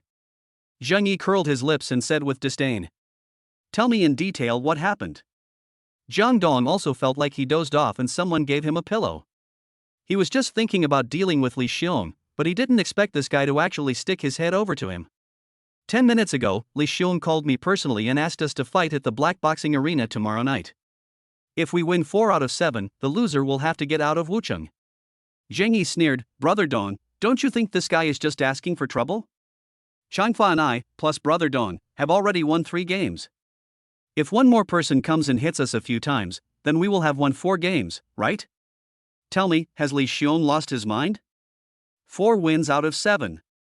Jang Dong was not as optimistic as Zhang Yi, because he sensed a hint of conspiracy from Lieon's sudden declaration of war and the high stakes. "I'm afraid the problem lies in the rule of 4 wins out of 7. Brother Dong, is there a conspiracy?" Zhang Yi's expression suddenly became serious. "But, Brother Dong, we can't refuse Lieon's letter of challenge, right? If so, once the news spreads, we won't be able to survive in Wucheng. Even if we go to the Magic City to develop in the future, we will be ridiculed by the underworld. No. We have no reason and we can't refuse." Jang Dong said firmly, "Tomorrow night, at the black boxing fighting arena, we will have a 7-match 4-win showdown with Lieon." "Okay. I'll arrange it right away." Zhang Yi received Jang Dong's order and immediately left the office to start arranging the boxing match for tomorrow night. Jang Dong, sitting alone on a soft leather sofa, drank tea and muttered to himself, Lieon, that loser Li Feng must have said something to you after he returned, right? Otherwise, you would never have started a war with me so soon. Chapter 165 4 Rules. Jang Dong placed the teacup in his hand on the coffee table, closed his eyes slightly, and continued to talk to himself. "But it's good this way. Meeting that loser Li Feng tonight gives me a chance to deal with you in advance. I wanted to deal with Chen Mu and Jiang Qiyuan first before dealing with you. Since you are so anxious, I will send you off first. 4 wins in 7 games, whatever tricks you have, just use them. There is no need to think about Lieon's proposal of 4 wins in 7 games. There must be a conspiracy. Considering how much Lieon fears Jang Dong, he would not declare war on Jang Dong so easily without complete preparation. So, here comes the question. What kind of trump card did Lieon have that could prompt him to declare war on Jang Dong so eagerly? Just when Jang Dong was puzzled, his cell phone rang without any warning. Jang Dong calmly glanced at the number on the phone. It was a local number of Wucheng, and it had a very arrogant last digit 9999. It was obvious at a glance that the owner of this phone number was not simple. Lieon? Jang Dong smiled faintly and answered the phone. Jang Dong guessed that there were only a few people in Wucheng who had this number, and the only one who could call him during this time period was Lieon. "It's me." Lieon's rather proud voice was heard over the phone. It was unclear whether he was proud of tomorrow's 7 fight, 4-win boxing match or of his arrogant phone number. "If you have something to say, say it quickly. If you have to fart, fart quickly. I'm going to sleep." Faced with Li Xiong's arrogance, Jang Dong really didn't give him any face. He directly used a rude word to hit back at Li Xiong's arrogance. You. Li Xiong took a deep breath, as if trying to calm down his unhappy mood. Jang Dong, Zhang Yi has already told you about tomorrow's boxing match, right? Yes. I'm calling you to tell you the specific rules of the boxing match. Hurry up. Li Xiong exhaled heavily, and then said in a deep voice, the rules are very simple. One side sends out 7 people. Whoever wins 4 games first will win the final victory. The losing forces will get out of Wuching and will never set foot in Wuching again. The second rule is that you cannot kill anyone in the ring. Anyone who kills someone will be deemed the loser. The winner will be determined if one party falls off the ring or admits defeat. The third rule is that each of our 2 forces can only participate in one battle. Regardless of winning or losing, each of us only has one chance to go on stage. The fourth rule is that those who participate in the boxing match must be locals of Wucheng. After all, this is a civil war in Wucheng. What do you think of the 4 rules I proposed? Li Xiong returned to his previous smug state, as if he had everything planned out, very confident. Of course, if you are afraid, you can refuse my challenge. Although Zhang Yi just sent me a message saying that you have accepted my letter of challenge, Zhang Yi is not the one in charge after all, and his words don't count. Ha ha. Jang Dong couldn't help but laugh out loud after hearing what Li Xiong said. Now, Jang Dong can be sure that Li Xiong has a conspiracy, and his conspiracy is definitely related to the third and fourth rules. The third rule restricts Jang Dong and others from appearing on the stage repeatedly. The fourth rule restricts Zhang Yi from going to Shanghai to seek external assistance. After all, Zhang Yi once fought in Shanghai. Even if Zhang Yi really happened to find a fellow villager from Wuching to come back for help, wouldn't Li Xiong look for him? Chapter 166, Life and Death Sign. From any angle you look at it, this boxing match is full of Li Xiong's conspiracy. But will Jang Dong refuse Li Xiong's challenge? Definitely not. Jang Dong's power has just started, and it has taken a lot of effort to bring everyone together. Morale is high. If they reject the challenge from the hostile force Li Xiong, the morale of the Jang Dong group will definitely plummet.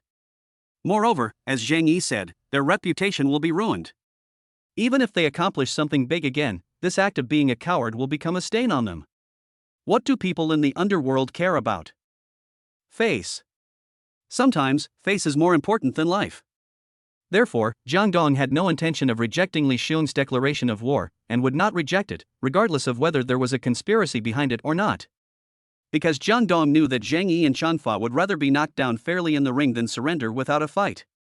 The underworld nowadays is full of chaos and money-oriented. The bloodiness has long been worn away by the smell of money.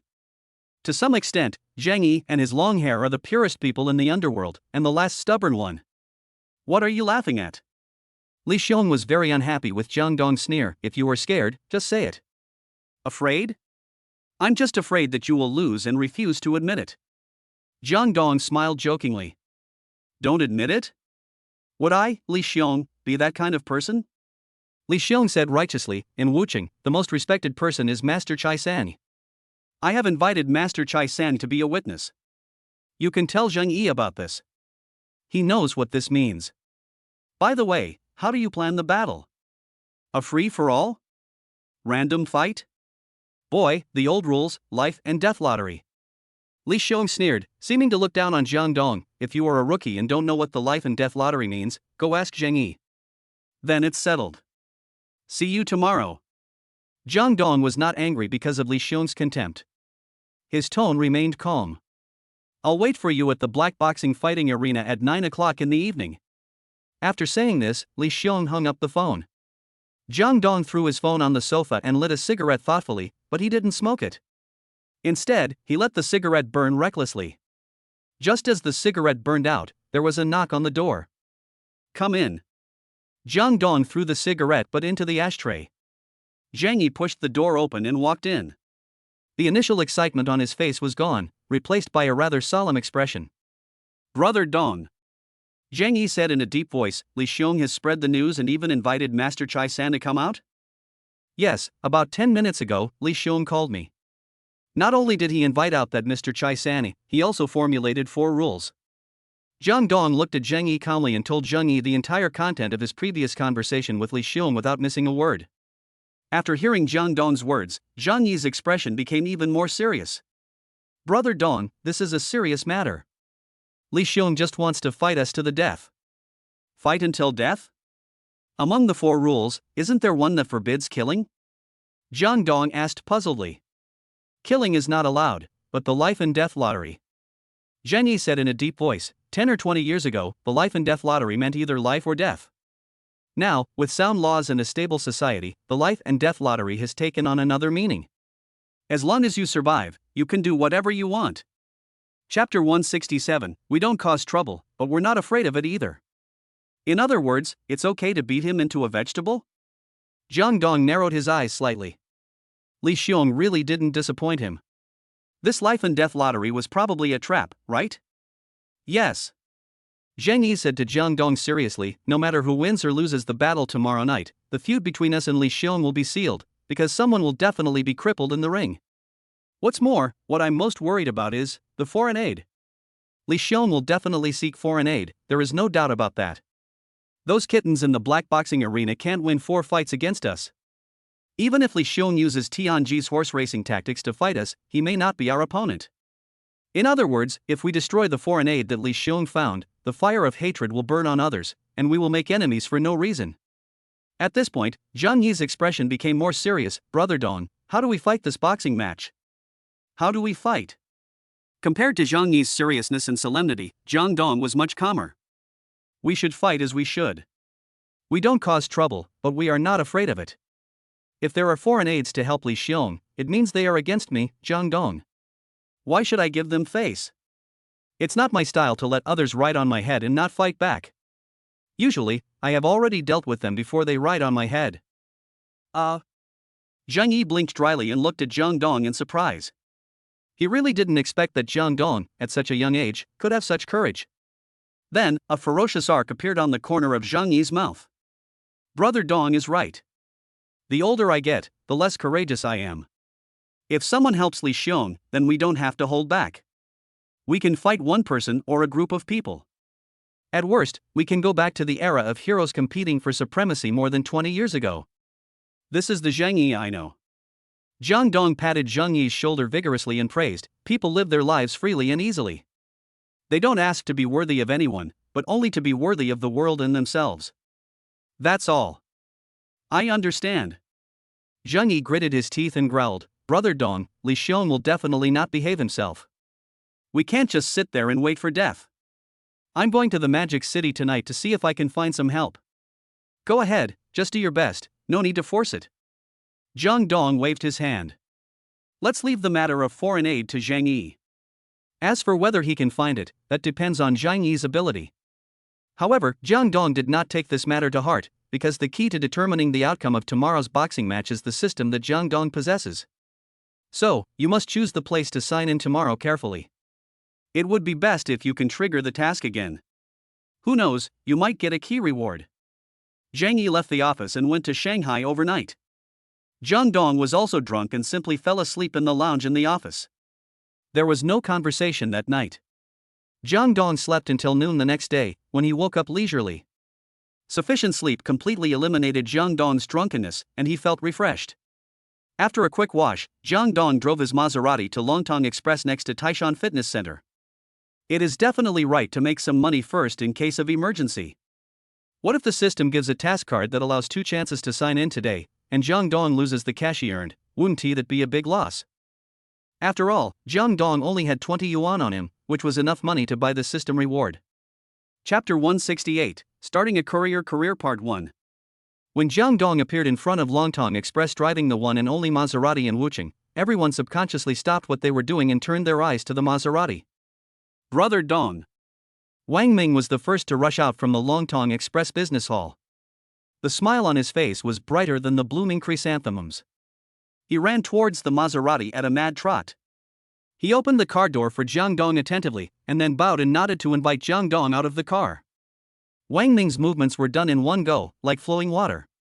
He was indeed a fighting dog among lickers, with the slave nature deeply imprinted in his bones. In society, there are really quite a few people like this. Whoever has money is the father, whoever has milk is the mother. No matter what is right or wrong, whoever has money and is powerful is right. If you are successful, even your fart will smell good. If you are unsuccessful, even if you speak the truth, it will all be nonsense. This is the ironic state of affairs. Brother Dong, are you really here for work? Wang Ming said with a flattering smile, I thought you were joking. I don't have time to joke with you. Jang Dong curled his lips and looked at Wang Ming with disdain, then said, How do you deliver the express? Do you deliver it in different areas, or do we all come together? Divide into areas. Each courier will be responsible for delivering packages in a certain area. If Donggo has nothing to do, he can deliver a few packages. It's just a way to kill time. Wang Ming rubbed his hands and rolled his eyes. Then, Wang Ming shouted to Changli, come here. Hearing Wang Ming's call, Changli in the crowd immediately ran over and looked at Wang Ming nervously. Manager Wang, what's the matter? I'm telling you, Brother Dong will deliver the express with you. You should help Brother Dong get familiar with the business. You know what you should and shouldn't do. Wang Ming spoke to Changli in a very impolite manner. His attitude was completely different from that when he faced Jang Dong. As for why Wang Ming called Changli over to deliver the express with Jang Dong, the reason is very simple. Yesterday, Wang Ming noticed that Jang Dong was very indifferent to everyone except Changli. So, in order to please Jang Dong, Wang Ming transferred Changli over to help Jang Dong familiarize himself with the business. It can be considered as a good choice for Jang Dong. I understand, Manager Wang. Changli nodded repeatedly. Brother Dong. Wang Ming turned to look at Jang Dong again. His attitude changed instantly. His face turned into a chrysanthemum again. Changli is very familiar with our business. You can deliver express with him. Of course, you can do whatever you want. I will ask the finance department to prepare today's salary. You can come to pick it up anytime. You can leave work whenever you want. Okay. Although Jang Dong didn't like Wang Ming very much, he still nodded towards Wang Ming. After all, it was Wang Ming who created such a comfortable working environment for Jang Dong, wasn't it? Well, Brother Dong, you are busy. Wang Ming bent over, leaned his head, gestured goodbye to Jang Dong, and then tactfully retreated. After Wang Ming left, the group of salesmen did not dare to take the initiative to talk to Jang Dong. After all, he was a super rich man, and even the young master was kneeling and licking him like a dog. What were they? In addition, this group of people had trampled on Jang Dong together with Wang Ming yesterday, and they were not sure whether Jang Dong would bear a grudge. Chapter 169, Beginning the Courier Career Part 2. For these employees of Longtong Express, the best choice now is to act as invisible people, try not to let Jang Dong see them, and certainly not let Jang Dong remember them. As for Jang Dong, he naturally didn't bother to argue with the group of employees. He just smiled and patted Chang-Li's shoulder. Brother Chang, what is our work process? Chang-Li, who was still a little confused, trembled all over when Jang Dong called him Brother Chang. He waved his hands repeatedly and said in panic, Don't call me that, just call me Chang-Li. It's okay. Jang Dong waved his hand generously, not caring about these details at all. What should we do now? I have sorted the express deliveries and loaded them into the truck. You can come with me to Longshengji to deliver them. Chang-Li smiled honestly and said, Of course, if you have something else to do, you don't have to go. I'm fine. Jang Dong said he was fine, but in his heart he was planning something really big. When he came to work today, in addition to wanting to earn a steady salary of 100 yuan a day, Jang Dong mainly wanted to take the opportunity of delivering the express package to take a good look around Wuching and see if there were any good places worth signing in.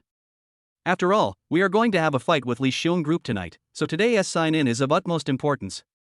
Especially the special sign-in locations that can trigger system tasks. Based on Jiang Dong's check-in experience in the past few days, as long as there are acquaintances where he signs in, he can basically trigger the tasks issued by the system, such as Zhou Hai, Du Shuai, and Li Feng before. As for the fact that the system task was not triggered when he signed in for the first time, Jiang Dong analyzed that it was because Jiang Qiyuan's family had a direct blood relationship with him, so the system task was not triggered. If we analyze it in this direction, we definitely can't go to the hospital today, because Xin Qiulian will not trigger the system task either. Jang Dong doesn't want to waste this critical task. Jang Dong was still thinking about where to sign in. Chang-Li had already ridden a tricycle full of parcels over. Brother Dong, if there's no problem, shall we go? Jang Dong looked at Chun-Li's tricycle, then looked at his own Maserati. It seemed that they didn't match well. Brother Chang, how about getting me a tricycle as well? Forget it. Just drive your Trident and go with me. Chang Li quickly rejected Jang Dong's proposal. He didn't dare to get a tricycle for Jang Dong. He was afraid that Wang Ming would come back and deal with him.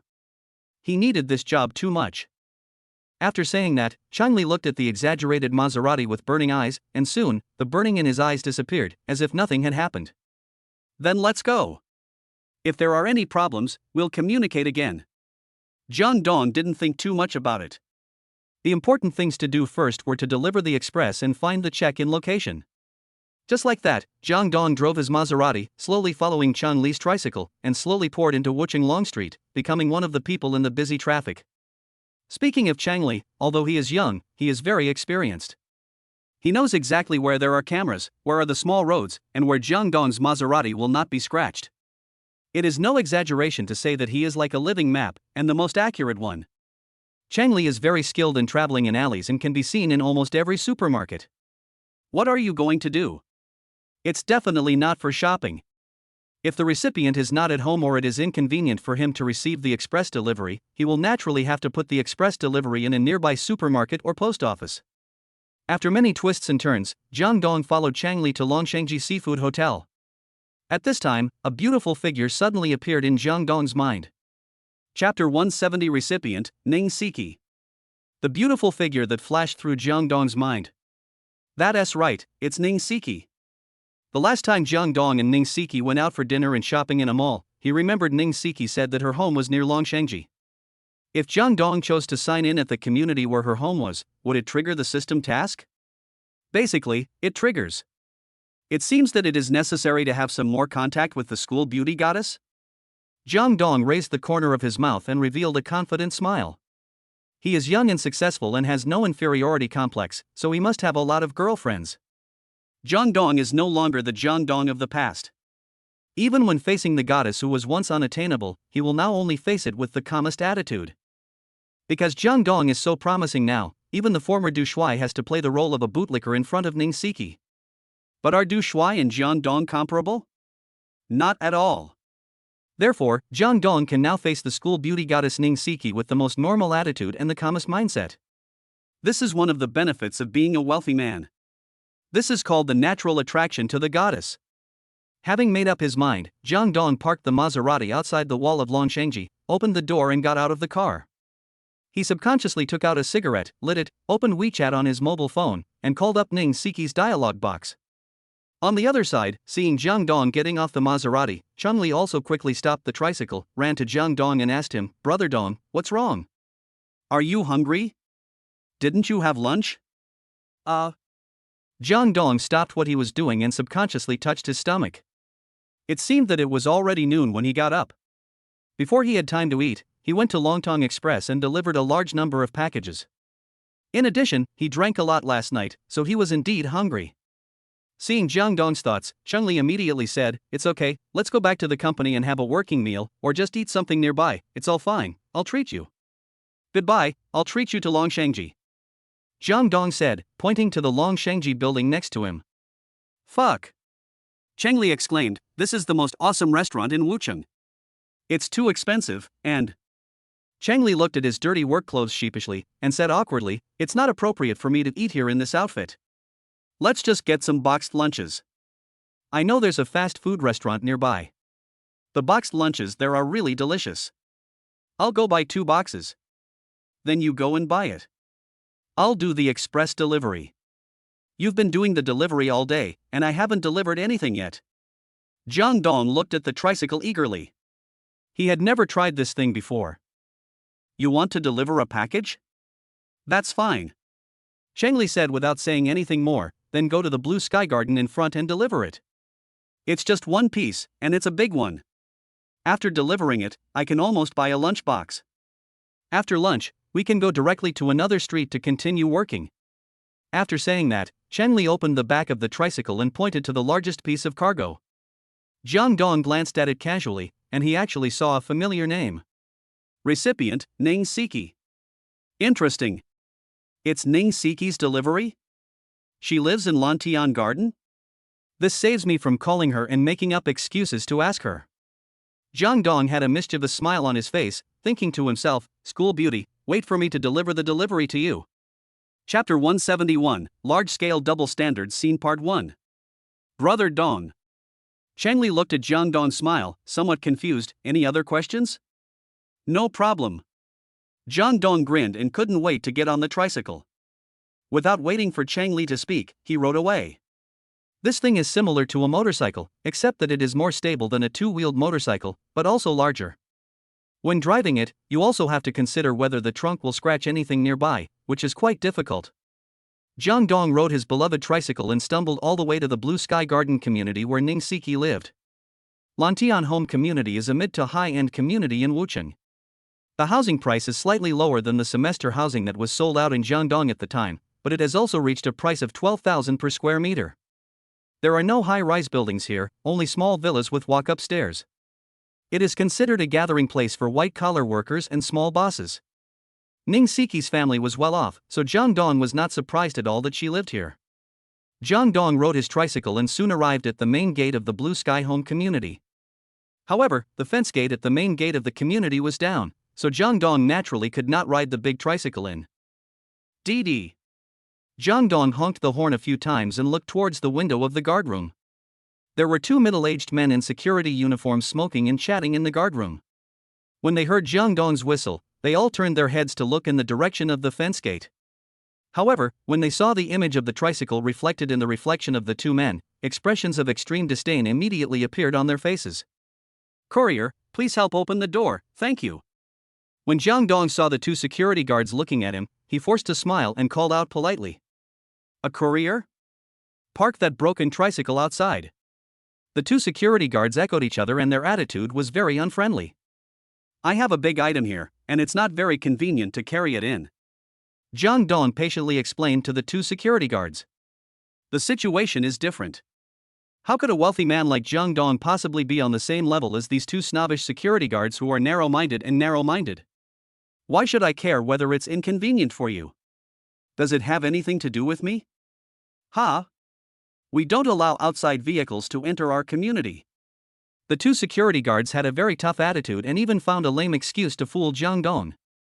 No outside vehicles allowed in? Which community would have such an unfair rule? Jang Dong was a little angry, and just as he was about to speak, a familiar beep sound came from the back of the tricycle. Jang Dong subconsciously looked back and saw a Mercedes-Benz C-Class with a Shanghai license plate parked behind Jang Dong's tricycle. It was honking the horn continuously, as if it was urging Jang Dong, or asking the security guard in the guardroom to open the door. At this time, the two security guards in the guardroom also walked out quickly. They ignored Jang Dong and ran to the Mercedes-Benz car. Excuse me, is there anything I can help you with? The security guard asked. I'm going in to deliver something to a friend and will be out soon. The Mercedes owner responded. Okay, please register. The security guard's attitude towards the Mercedes-Benz owner was completely opposite to his attitude towards Jang Dong. He only needed to register to enter the community. A Mercedes-Benz, even though it is only a C-Class car that can be purchased for only 300,000 yuan, is still called a Mercedes-Benz. Tricycles are a very cheap means of transportation. It is no exaggeration to say that people in modern society look upon this means of transportation with contempt. At this time, the two means of transportation, the Mercedes-Benz and the tricycle, formed two completely opposite extreme contrasts. This also caused this place to become a large-scale double standard scene. Chapter 172, Large-Scale Double Standards Scene Part 2. Not long after, the registration seemed to have been completed at the Mercedes-Benz behind Jang Dong. Afterwards, the two security guards walked to the tricycle with an arrogant look on their faces, looked Jang Dong up and down with disdain, and then started talking to him one after another. Make way for the Mercedes. How come you're blocking the main entrance of our community with a broken tricycle? People who don't know would think our community is in decline. After hearing what the two security guards said, Jang Dong narrowed his eyes and said coldly, Didn't you say that outside vehicles are not allowed to enter the community? That car has a license plate from Shanghai, not Wucheng, and the owner also said that he came to deliver something to a friend, which proves that he is not an owner of the Blue Sky Home Community. Why did you let him in? Why do you talk so much nonsense? Don't you have any idea? How can your shabby tricycle compare to that big Mercedes? How can a courier like you compare to that guy who looks like the boss? Are you worthy? The two security guards seemed to want to drive Jang Dong away as quickly as possible to make way for the Mercedes-Benz, and their words immediately became impolite. "You guys are really hypocritical," Jang Dong said coldly. "A Mercedes worth more than 300,000 yuan scares you? Fuck. Do you have a Mercedes?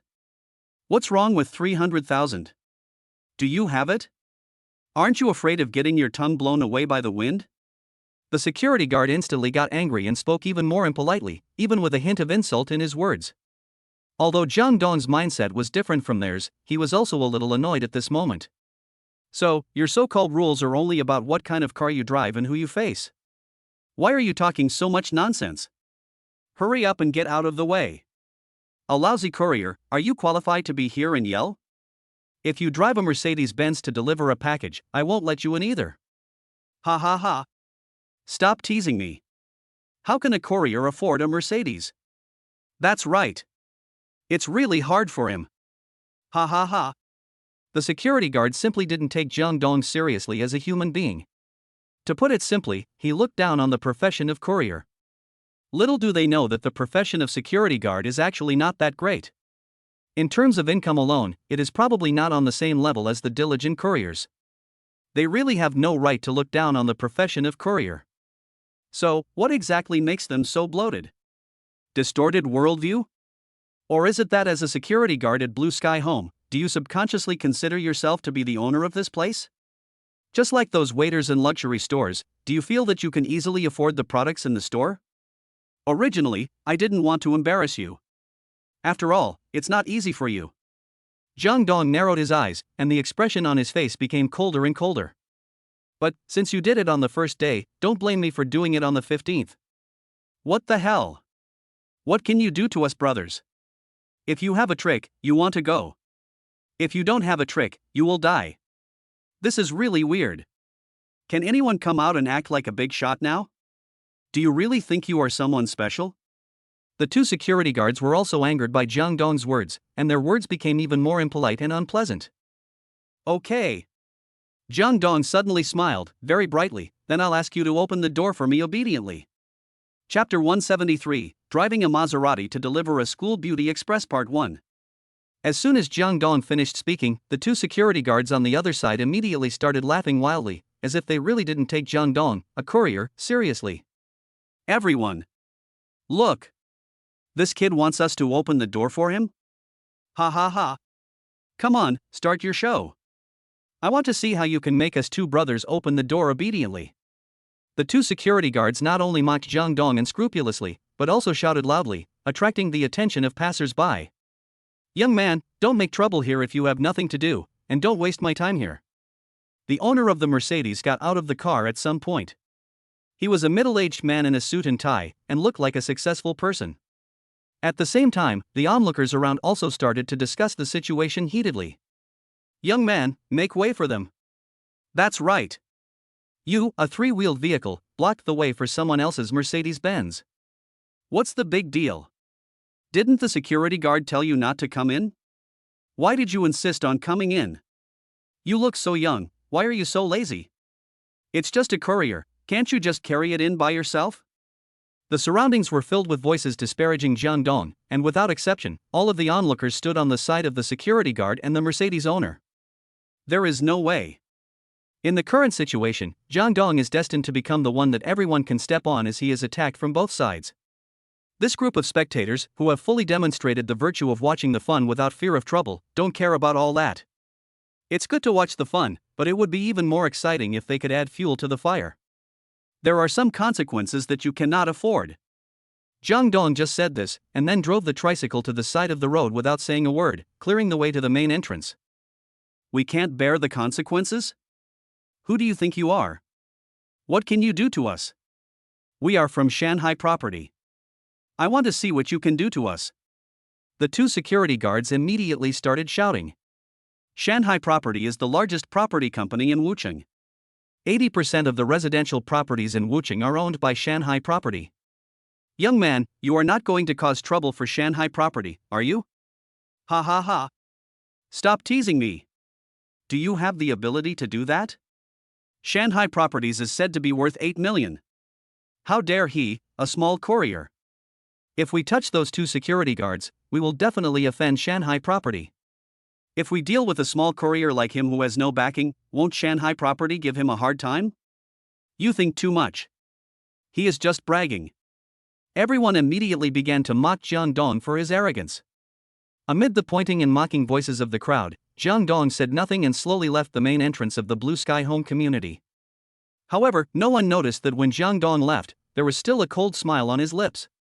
When Jang Dong returned to Longshengji, Changli hadn't bought lunch yet, which was exactly what Jang Dong wanted. Sitting in the Maserati, Jang Dong stepped on the accelerator, and this limited edition supercar immediately turned into a ferocious beast, rushing towards the direction of the Blue Sky Home community. Lantian Garden community was not far from Longshengji. In just a moment, the Maserati drove to the main entrance of Lantian Garden community. Jang Dong even saw the Mercedes-Benz C-Class car that had just found a temporary parking space in the community. Chapter 174, Driving a Maserati to Deliver a School Beauty Express Part 2. Boom boom boom. Maserati emits roars that resound through the sky. The low sound and wild sound waves all declare its uniqueness and expensive value. Naturally, the attention of the two security guards in the crowd who had not yet dispersed and were still discussing what had just happened was instantly attracted by this Maserati. What kind of car is this? It looks expensive. Very expensive? This is the Maserati GT Centennial Edition. Limited Edition.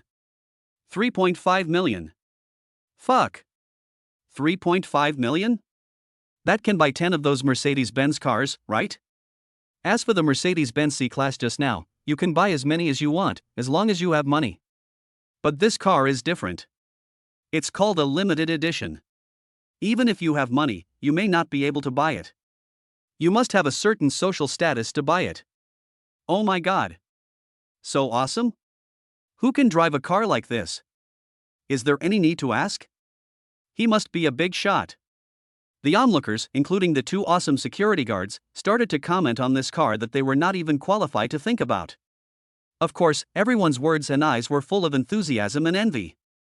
Under the attention of the crowd, Jang Dong opened the car door, with a teasing smile on his face, and slowly walked down from the main driving seat of the Maserati. The moment Jang Dong appeared, everyone in the audience was immediately enveloped in a strange silence. Some even forgot to breathe. No one could have imagined that the person who got out of this limited edition luxury car was the courier boy who couldn't even get into the community gate just now. Words could not describe the shock of the crowd, especially the two security guards, whose mouths became an O shape, so that they could put a light bulb in and pull it out easily. There was dead silence for a long while. Suddenly, someone coughed as if he was having trouble breathing. In an instant, the dead silence was broken and everyone was in an uproar. Fuck the grass. It's him. Is this car his? Couriers can afford such luxury cars? Why can't we think about it from another perspective? What if he is actually a wealthy person and just wants to deliver packages and experience life? Yeah. We don't understand the world of rich people. By the way, he's so handsome. The crowd of onlookers burst into the loudest shouts, as if they had completely forgotten how they had belittled Jang Dong before. At this moment, the crowd of onlookers only knew that they had to please the mysterious courier who got out of the luxury car. Reason? Don't ask. The reason I ask is because he is rich. Right. The reason is so simple and crude. The most embarrassed and ugliest looking people on the field were the two security guards. They witnessed with their own eyes that the courier, whom they had bullied and scolded so much, actually got out of a luxury car that they had no right to even think about. This shock had completely overturned their worldview. Well. Cough. The two security guards' faces turned purple and they looked a little helpless. Gradually, the crowd around also became quiet, and everyone subconsciously turned their eyes to the two security guards, because everyone was curious about how these two guys would end up. Chapter 175, There must be something hateful about pitiful people. Sir. Are you going into this neighborhood? Please cooperate with us and just register. The two security guards immediately put on their most innocent smiles and asked Jang Dong respectfully. It must be said that the two security guards were quite tactful. They quickly suppressed their previous embarrassment and replaced it with a shameless flattery. The change in attitude of the two security guards made the nearby onlookers laugh disdainfully, as if they were looking at a clown. Little did they know that they were doing the same thing not long ago, except that they hid the clown's mask and naively thought that no one would find it. This is simply a pathological state of self-deception. And what about Jang Dong? He just sneered and glanced at the two bowing security guards. I'm not going in. Well. Then sir, you want to. Jang Dong now said that he would not go in, which put the two security guards in a difficult position. Because these two security guards have no idea what Jang Dong is thinking, let alone what Jang Dong wants to do. The most important thing is to say that a rich man of Jang Dong's level is really not comparable to these two small security guards. Using their values to measure the current Jang Dong, there is a huge gap between them. Jang Dong can kill them with money in any minute. After hearing what the two security guards said, Jang Dong's mouth immediately raised a teasing arc. I just said, there are some things that you can't bear the consequences of. After saying this, Jang Dong got back into the Maserati, turned the steering wheel, and parked the supercar across the front of the main entrance of the Blue Sky Home community, blocking the entrance directly. The gap at both ends was only wide enough for Jang Dong's express tricycle to pass through, and it would be difficult for even the smallest QQ car to pass through. This directly resulted in the cars outside being unable to enter and the cars inside being unable to leave. After finishing these things, Jang Dong slowly got out of the Maserati, locked the car, and sat directly on the express tricycle.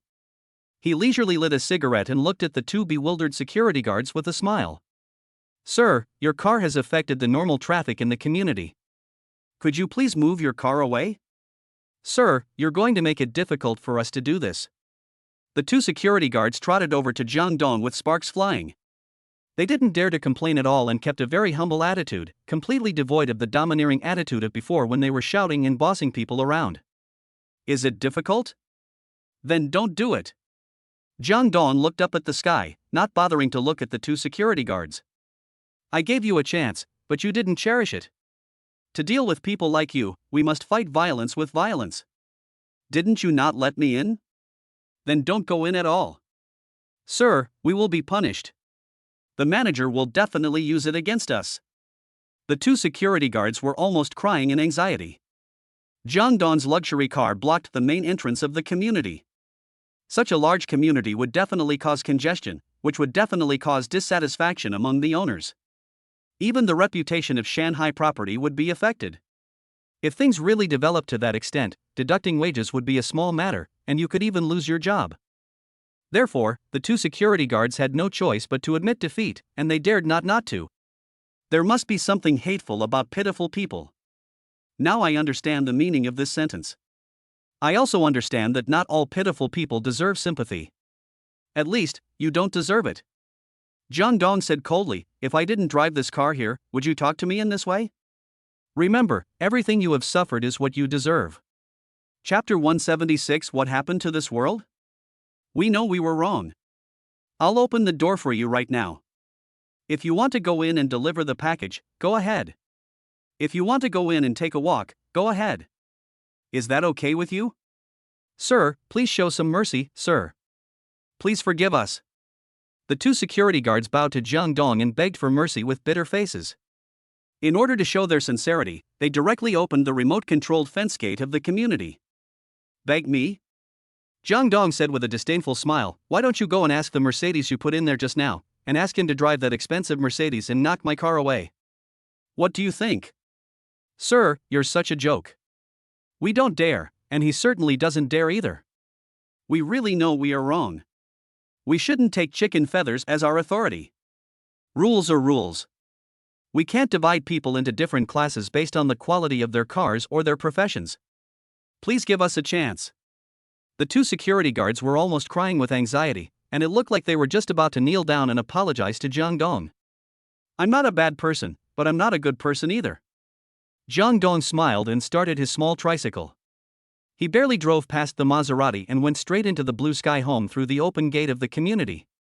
Only the onlookers and the two security guards who were still disheveled in the wind were left. There is nothing wrong with not allowing outside vehicles to enter the community. But the mistake these two security guards made was that they humiliated Jang Dong. Jang Dong could tolerate this, after all, the situation was there. How could the elephant get angry when an ant laughed at it? The most important thing is that after rejecting Jang Dong on the grounds that no outside vehicles are allowed to enter the Blue Sky Garden community, he shamelessly let in a vehicle that was not only not owned by an owner of the Blue Sky Garden community, but also from another city, simply because the owner was driving a Mercedes-Benz. This is what makes Jang Dong most angry. What is wrong with this world? Why do people in society become like this? Jang Dong no longer cared what would happen to the two security guards. If you make a mistake, you must admit it. If you get beaten, you must stand at attention. They chose their own path. Jang Dong is only responsible for educating them. Once upon a time, Jang Dong was powerless to resist social injustice, but now, Jang Dong has the ability to resist and has transformed from a rebel to a judge. So why doesn't Jang Dong let the world adapt to him? What they say is that if you can't resist the cruelty of society, then you should adapt to it. But Jang Dong has the ability to resist, so why should he adapt to society? Why doesn't society adapt to Jang Dong? In general, it is still a reflection of the lack of both strength and ability. Just like what Prince Wang said, I don't mind how much money my friends have, because they definitely don't have as much as I do. The current Jang Dong and the future Jang Dong will be willful to the end. Beat up anyone who disobeys you, and step on anyone who shows off, because he is no longer the same person he used to be. Anyone who encounters the system possession will do all the things they never dared to think of or do in their heart, and that's the real pleasure. Live your life freely and easily. After taking a few breaths, Jang Dong quickly put the matter behind him and rode his tricycle to the downstairs of Ning Siki's house according to the address on the express delivery. While dialing Ning Siki's number, he opened the system panel and prepared to sign in for today. Chapter 177 Today's Sign-In, Blue Sky Home. On this side, Jang Dong had just opened the system panel, and on the other side, Ning Siki answered the call. Jang Dong. Is there something you want to talk to me about? Ning Siki answered the phone very quickly, almost brilliantly, as if she was just playing with her phone. Her voice was also full of complexity, with a hint of resentment mixed in with her surprise. You answer the phone so quickly. Jang Dong couldn't help but tease Ning Siki. No way. I was just playing with my phone. Ning Siki's voice sounded awkward and shy, and a little panicked, as if she had lied. There is no other way. After Jang Dong possessed the system, his brilliance could no longer be concealed.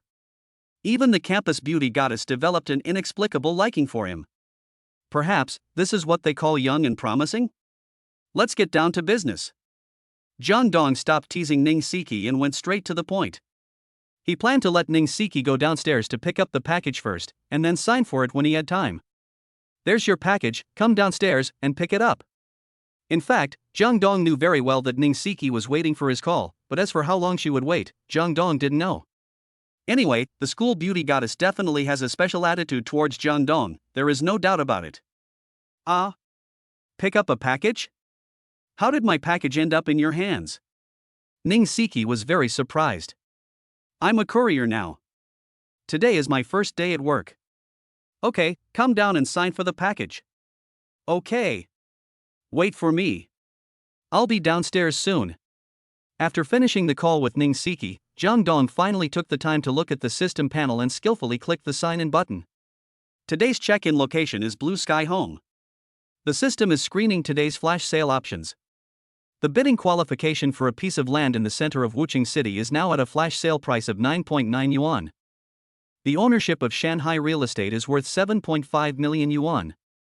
Today's flash sale price is 9.9 yuan. Unit 2, Building 3, Lantianyuan Community, 5 floors and 10 units, valued at 8 million yuan. Today's flash sale price is 9.9 yuan. The familiar royal sister's voice rang in Jang Dong's mind. The Level 3 system listed 3 flash sale options as usual, and the value of each was between 7 million and 8 million, which made Jang Dong very satisfied. But then again, what the hell is the first option? The qualification for a piece of land is worth 7 or 8 million. What kind of land is this? Even the qualification to bid for it is so expensive? Of course, curiosity aside, the first option Jang Dong ruled out was the first option. It's such a waste to use today's sign-in on something I have no idea what it is. The next option to be eliminated is the third one. What does Jang Dong need a unit for? For rent? He is not the flip-flop wearing big shot in Dongguan, so what is the point of having so many houses? Besides, there is no room for appreciation of the house in Wuchang.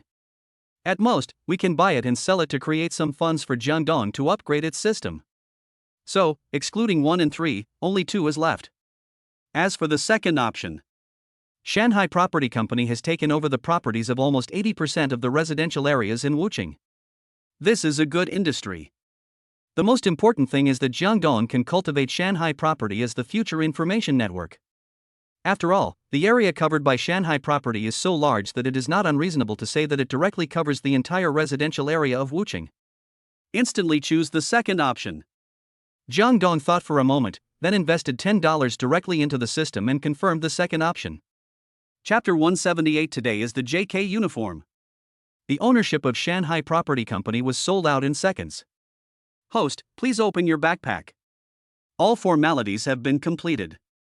The system quickly responded to Jang Dong, and then Jang Dong also got all the property rights certificates of Shanghai real estate from the system backpack. However, this was not the result Jang Dong expected. What's going on? Where is the system task? Jang Dong was a little anxious. The reason why Jang Dong chose to sign in at Ning Siki's house this time was mainly to trigger the system task and see if he could get a reward that would be helpful for the boxing match tonight. However, the system seemed to be a little unpredictable and no system task had been issued so far. Just as Jang Dong was waiting anxiously, the familiar royal sister's voice finally echoed in Jang Dong's mind. The host triggers the system task. Help resolve the crisis that Ning Siki's family is facing. The time limit is 12 hours. There is no penalty for mission failure. Mission successful, reward, a level 3 good luck card. Using this card, the host will be blessed by the goddess of luck within 3 hours, and good luck will come to him. Does the host accept the mission? When the system sound ended, questions started to arise in Jang Dong's mind. What is a good luck card? By using this card, Jang Dong will be favored by the goddess of luck within 3 hours? If luck suddenly turns good, how will it help tonight's boxing match? Jang Dong frowned subconsciously. For the time being, he had not thought about what impact this good luck card would have on tonight's boxing match. However, there was no punishment for failing the mission, so he might as well accept it. With the thought, Jang Dong immediately accepted the task issued by the system, accept the task. The host has successfully accepted the task, and the system has started counting. After Eugene finished speaking, the page on the system panel changed to a countdown clock, the kind with a 12-hour format. It's starting already? Jang Dong muttered to himself, I'm not ready yet. Forget it. Let's just start. It seems that I need to get to know school beauty Ning better later. Otherwise, how can I know what troubles her family has encountered? Jang Dong guessed correctly. Signing in at a place where there were acquaintances could indeed violate the system tasks, and the tasks issued by the system were all related to that acquaintance. With this direction, Jang Dong's future check-in destination became gradually clear. Here, Jang Dong completed the sign-in and triggered the system task as he wished. Over there, Ning Siki finally arrived. Logically speaking, wouldn't 1 or 2 minutes be enough to go downstairs? But Ning Siki dawdled for more than 10 minutes, It was not until Jang Dong saw Ning Siki that he finally had the answer in his heart. Ning Siki was wearing a pink and white pleated plaid skirt, paired with a white shirt with a bow. Her long and straight legs were wrapped in white over the knee socks, and she was wearing a pair of black calfskin shoes. Her long hair was tied into a high ponytail, and she looked very delicate and attractive, an almost perfect fusion of goddess and purity. Etc. Isn't this the legendary JK uniform? And it was worn by Ning Siki, who has a very beautiful face and a hot body. Fuck. Jang Dong blinked rapidly, looking Ning Siki up and down, secretly exclaiming in his heart, this makes me have wild thoughts. Finally, Jang Dong found out the reason why Ning Siki was late. It turns out that she was changing her clothes. This made Jang Dong subconsciously think of the popular saying on the internet a while ago, today is also a chicken K. Chapter 179, A Smile That Allures the City. What are you looking at?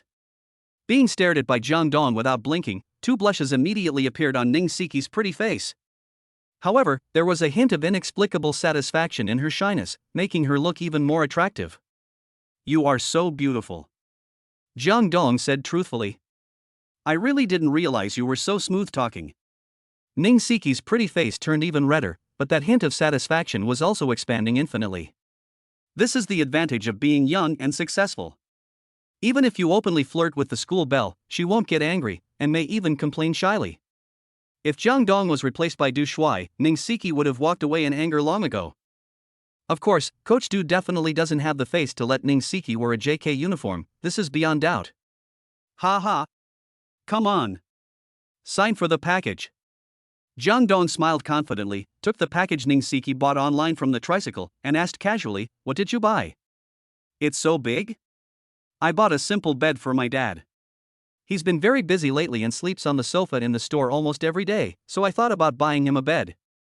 At this point, Ning Siki's beautiful face also flashed a trace of worry. "Not only my dad, but even my mom seems to be very busy recently. I don't know what happened." After hearing what Ning Siki said, Jang Dong couldn't help but cry out inwardly. It seemed that he would soon get the main clue of the mission from Ning Siki. Is that so? Jang Dong didn't ask directly. He was afraid that Ning Siki would resist, so he thought it would be best to persuade her. After all, getting along well with the school beauty was something every boy wanted to do. "Then why don't you send this express directly to your father's store? My family's store has suddenly moved to a new location, and I don't even know the address of the new store." Ning Siki stuck out her tongue in embarrassment. "It's also my fault. I'm too thick-skinned and never care about family matters. Of course we have to focus on our studies." Jang Dong said casually, "You must not have had lunch yet, right? It's better to meet by chance than to invite each other." "I haven't eaten either. I'll treat you to a meal." "You guessed it right, I really didn't eat." Ning Siki rubbed her flat waist without a trace of fat, and said a little embarrassedly, Jang Dong, can you do me a favor? Send this thing to your store?" Jang Dong thought with his toes, and he knew what Ning Siki wanted to do. "Why didn't I realize you were so smart before?" "That's because we didn't have much contact before. The more we contact each other, the more you will find that I am really smart. TSK. I've never seen anyone praise themselves like this. However, my car can't fit it all. I can find someone to deliver it for you. Just tell me the address then." "Okay. Thank you." Ning Siki put her hands behind her waist and smiled coquettishly at Jang Dong. It was such a charming smile. "Wait a moment, I'll call my colleague first, ask him to ride the tricycle away first, put the express on the tricycle, and then ask him to help deliver it to your store later," Jang Dong said, and was about to reach for his cell phone to call Chong Li. "I haven't asked you yet, why are you suddenly delivering express again? You shouldn't be short of money, right?" Ning Siki asked innocently and curiously. "I prefer to be self-reliant, especially I enjoy the process of making money with my own hands." Jang Dong smiled faintly. Chapter 180, A Dog Will Always Eat Shit Part 1. "I have to say, this costume is really round. With the little money he earns from working, he can't even afford the gas for his Maserati, so how can he support himself? But if you think about it from another perspective, there is nothing wrong with it. People rely on the system to kill instantly and make a living, right? Right. No problem." However, in Ning Siki's eyes, Jang Dong's declaration turned into a young master from a hidden wealthy family, who put aside his status to experience the sufferings of the world and worked hard to make money with his own hands. Involuntarily, the way Ning Siki looked at Jang Dong changed fundamentally. But at this moment, before Jang Dong had time to dial Chong Li's number, his cell phone rang without warning. It was a local Wuching number. "Who is it?" Jang Dong was a little unhappy. Why is this call coming at this time? Not only did it disturb the time that Jang Dong and the campus beauty of Ning University spent alone together, but it also affected Jang Dong's progress in completing the task. If Chang Li hadn't taken over this express delivery earlier, how would Jang Dong have dinner with Ning Siki? How can I use Ning Siki's words to complete the system task? On the other side, the person who called Jang Dong seemed to have not expected Jang Dong to be so angry. He was stunned for a few seconds, and then asked carefully, "Excuse me, is this Jang Dong, Mr. Jiang?" "I am Su Yang, the general manager of Shanghai Property Company. I would like to report to you the recent situation of Shanghai Property Company." It turned out to be the general manager of Shanghai Property Company. Jang Dong's anger subsided a little. "I'm at Blue Sky Home. If you can get here within 5 minutes, you can report to me. If you can't come, we can talk about it tomorrow." Jang Dong doesn't have much time to learn about Shanghai Property Company. Anyway, Jang Dong won't manage this kind of thing personally. Is it necessary to understand it? Okay. No problem. I'm in Blue Sky Home too. The male voice on the phone responded to Jang Dong with joy. "Ha! You're here too? Okay then. Go wait for me at the main gate." Jang Dong really didn't expect it to be such a coincidence that a guy named Su Yang was also in Blue Sky Home. "Okay. I'll be there right away." Su Yang said and quickly hung up the phone. Is there something wrong? Ning Siki looked at Jang Dong with a little disappointment. She thought Jang Dong had something urgent to do, so Jang Dong couldn't help her deal with such a large express. Most importantly, she had been waiting for Jang Dong for several days. It was rare for Jang Dong to take the initiative to find her and even invite her to dinner. If she missed it, then she would see Jang Dong next time. Ning Siki's pretty face turned red for no reason, and she didn't know why she was thinking about this. It's okay. Jang Dong didn't notice the change in Ning Siki's expression. He just waved his hand casually, got on the tricycle, and said to Ning Siki, I'll wait for you at the main entrance. My tricycle is parked there. As for this tricycle, you're not suitable to ride it in your clothes. Okay. Ning Siki shrugged playfully. Her JK uniform was indeed not suitable for riding a tricycle, as it would be easy for her to expose herself. Let's go. Jang Dong waved his hand and rode his tricycle towards the main entrance of Blue Sky Home. Jang Dong didn't notice that Ning Siki's eyes, full of admiration and shyness, always stayed on this tricycle. As I said, being young and promising is awesome. Even if you ride a tricycle, you will become a unique landscape in the eyes of the school beauties, as if it is a synonym for low-key. Soon, Jang Dong arrived at the main gate of Blue Sky Home. At this time, there were several cars blocking the main entrance of Blue Sky Home inside and outside. Of course, what attracted Jang Dong's attention the most was a middle-aged man in a suit and tie who looked quite imposing. He stood in front of the Maserati with an unpleasant look on his face, and the two security guards were crying to him. Chapter 181, A Dog Will Always Eat Shit Part 2. Manager Su, you have to make the decision for us. It's this guy who drives a luxury car. It's fine if he bullies us security guards, but he even looks down on our Shanghai property company. He said that no one can stop him and he will block the gate of Blue Sky Home. They were the two security guards who had a conflict with Jang Dong before. At this moment, these two guys were crying and complaining to the middle-aged man in a suit, confusing right and wrong. The scene that came into his eyes and the words that reached his ears made Jang Dong suddenly laugh. The wicked ones complain first? It's true that a dog can't change its nature. Unfortunately, the case hit a wall. No, the case hit a steel plate. After hearing what the two security guards said, the middle-aged man in a suit, Manager Su, also frowned slightly. It seems that Manager Su did not expect that besides those playboys, there are such arrogant people in Wucheng. Before Manager Su could respond, the onlookers around him began to whisper. That guy was too arrogant just now. Does he think he's so great just because he has a few bucks? Can you be so arrogant just because you drive a Maserati? There are a lot of rich people out there, so who is he? The crowd at this moment showed their hatred of the rich to the fullest extent, not caring about right or wrong at all, and directly supported the two security guards who could not change their bad behavior. On the one hand, it is because the spectators hate the rich, which is normal, because in modern society, this kind of hatred against the rich is happening almost every moment. The other reason is jealousy, pure jealousy. Why can Jang Dong, at such a young age, drive a luxury car and act so arrogantly? Why can't they?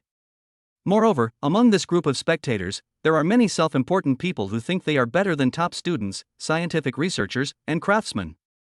It seems that they are the representatives of omnipotence and the real elites of the society are just submerged. Brother, wake up, you have already died early. It is true that gold will shine sooner or later. However, being lazy and greedy, only knowing how to daydream and waiting for pie to fall from the sky, that is not gold, at most it is just sand, fool. People seem to have become accustomed to this daydreaming lifestyle and have forgotten the 4 words down to earth. There are really quite a few people like this. As for Manager Su, after listening to the discussions around him, his brows furrowed even more, and he became more and more disgusted with this Maserati owner whom he had never met before. Xiao Wu. Manager Su said in a deep voice. Su Yang waved his hand, and 6 or 7 burly young men with tattoos of dragons and tigers walked out of the crowd. The man in the lead had a big, shiny bald head and a very hideous scar on his head that looked like a centipede. He looked like a ruthless character. Manager Su, what's the matter? The bald man grinned, with a hint of disdain in his indifference. He is Xiao Wu, also known as Wang Laowu, a man who worked his way up from the bottom of society and, relying on ruthless means and extraordinary courage, climbed step by step to the position of one of the top thugs in Shanghai property. Right. It is normal for Shanghai property to have thugs. Otherwise, how could Shanghai property take over 80% of the property business in Wucheng? Call a tow truck and take this car away. Manager Su is not a simple character. Even when faced with a limited edition luxury car worth millions, he does not show mercy. Chapter 182, One Phone Call, Everyone Kneel Down Part 1. Okay. Manager Su had given the order, so Xiaowu was not afraid at all. What a joke. He is the kind of player who can feed his whole family by feeding himself. What's so scary about him? This is the real desperado who is not afraid of those who wear shoes when they are barefoot. However, at this moment, Jang Dong rode a courier tricycle out of the Blue Sky Home community. In an instant, everyone's attention was drawn to Jang Dong. It's him. It's him. Manager Su. This guy parked his Maserati in front of the main entrance of our community. After the two security guards saw Jang Dong, they immediately changed from their previous crying state to a ferocious state. Looking at their expressions, they wished they could rush up and tear Jang Dong to pieces. Manager Su looked in the direction the two security guards pointed, and Jang Dong's handsome appearance was reflected in his eyes. However, Manager Su did not know Jang Dong. Simply put, he did not know what Jang Dong looked like. He only knew Jang Dong's contact number and name. After all, Shanghai Property Company had just been transferred to Jang Dong's name, and Jang Dong's contact information was provided to Manager Su by the law firm. That's right, this man was Su Yang, who had called Jang Dong before, the general manager of Shanghai Property Company, and the number 2 person in charge. Speaking of which, Manager Su Yang was not as short-sighted as the security guard. The moment he saw Jang Dong, he noticed the Vacheron Constantin black gold dragon watch on Jang Dong's wrist. Thinking of this luxury car worth 3.5 million, Su Yang couldn't help but frown. It would be fine if it was just a luxury car, some wealthy young men could afford it, after all, it is a way to show off wealth. But a watch worth 2 million is not something that ordinary rich people are willing to buy. After all, a watch is worn on the hand, and there are not many people who really know the value of it. It gives people a feeling of walking in the night in fine clothes, which is not worth the loss.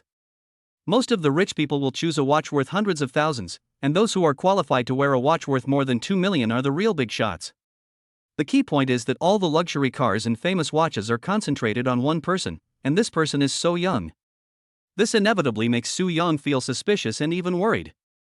However, although Su Yang had some concerns about Jang Dong in his heart, he would never choose to lose face for Shanghai Property Company in front of so many people. In addition, Jang Dong was a stranger in Su Yang's eyes and was very likely a wealthy man from outside the area.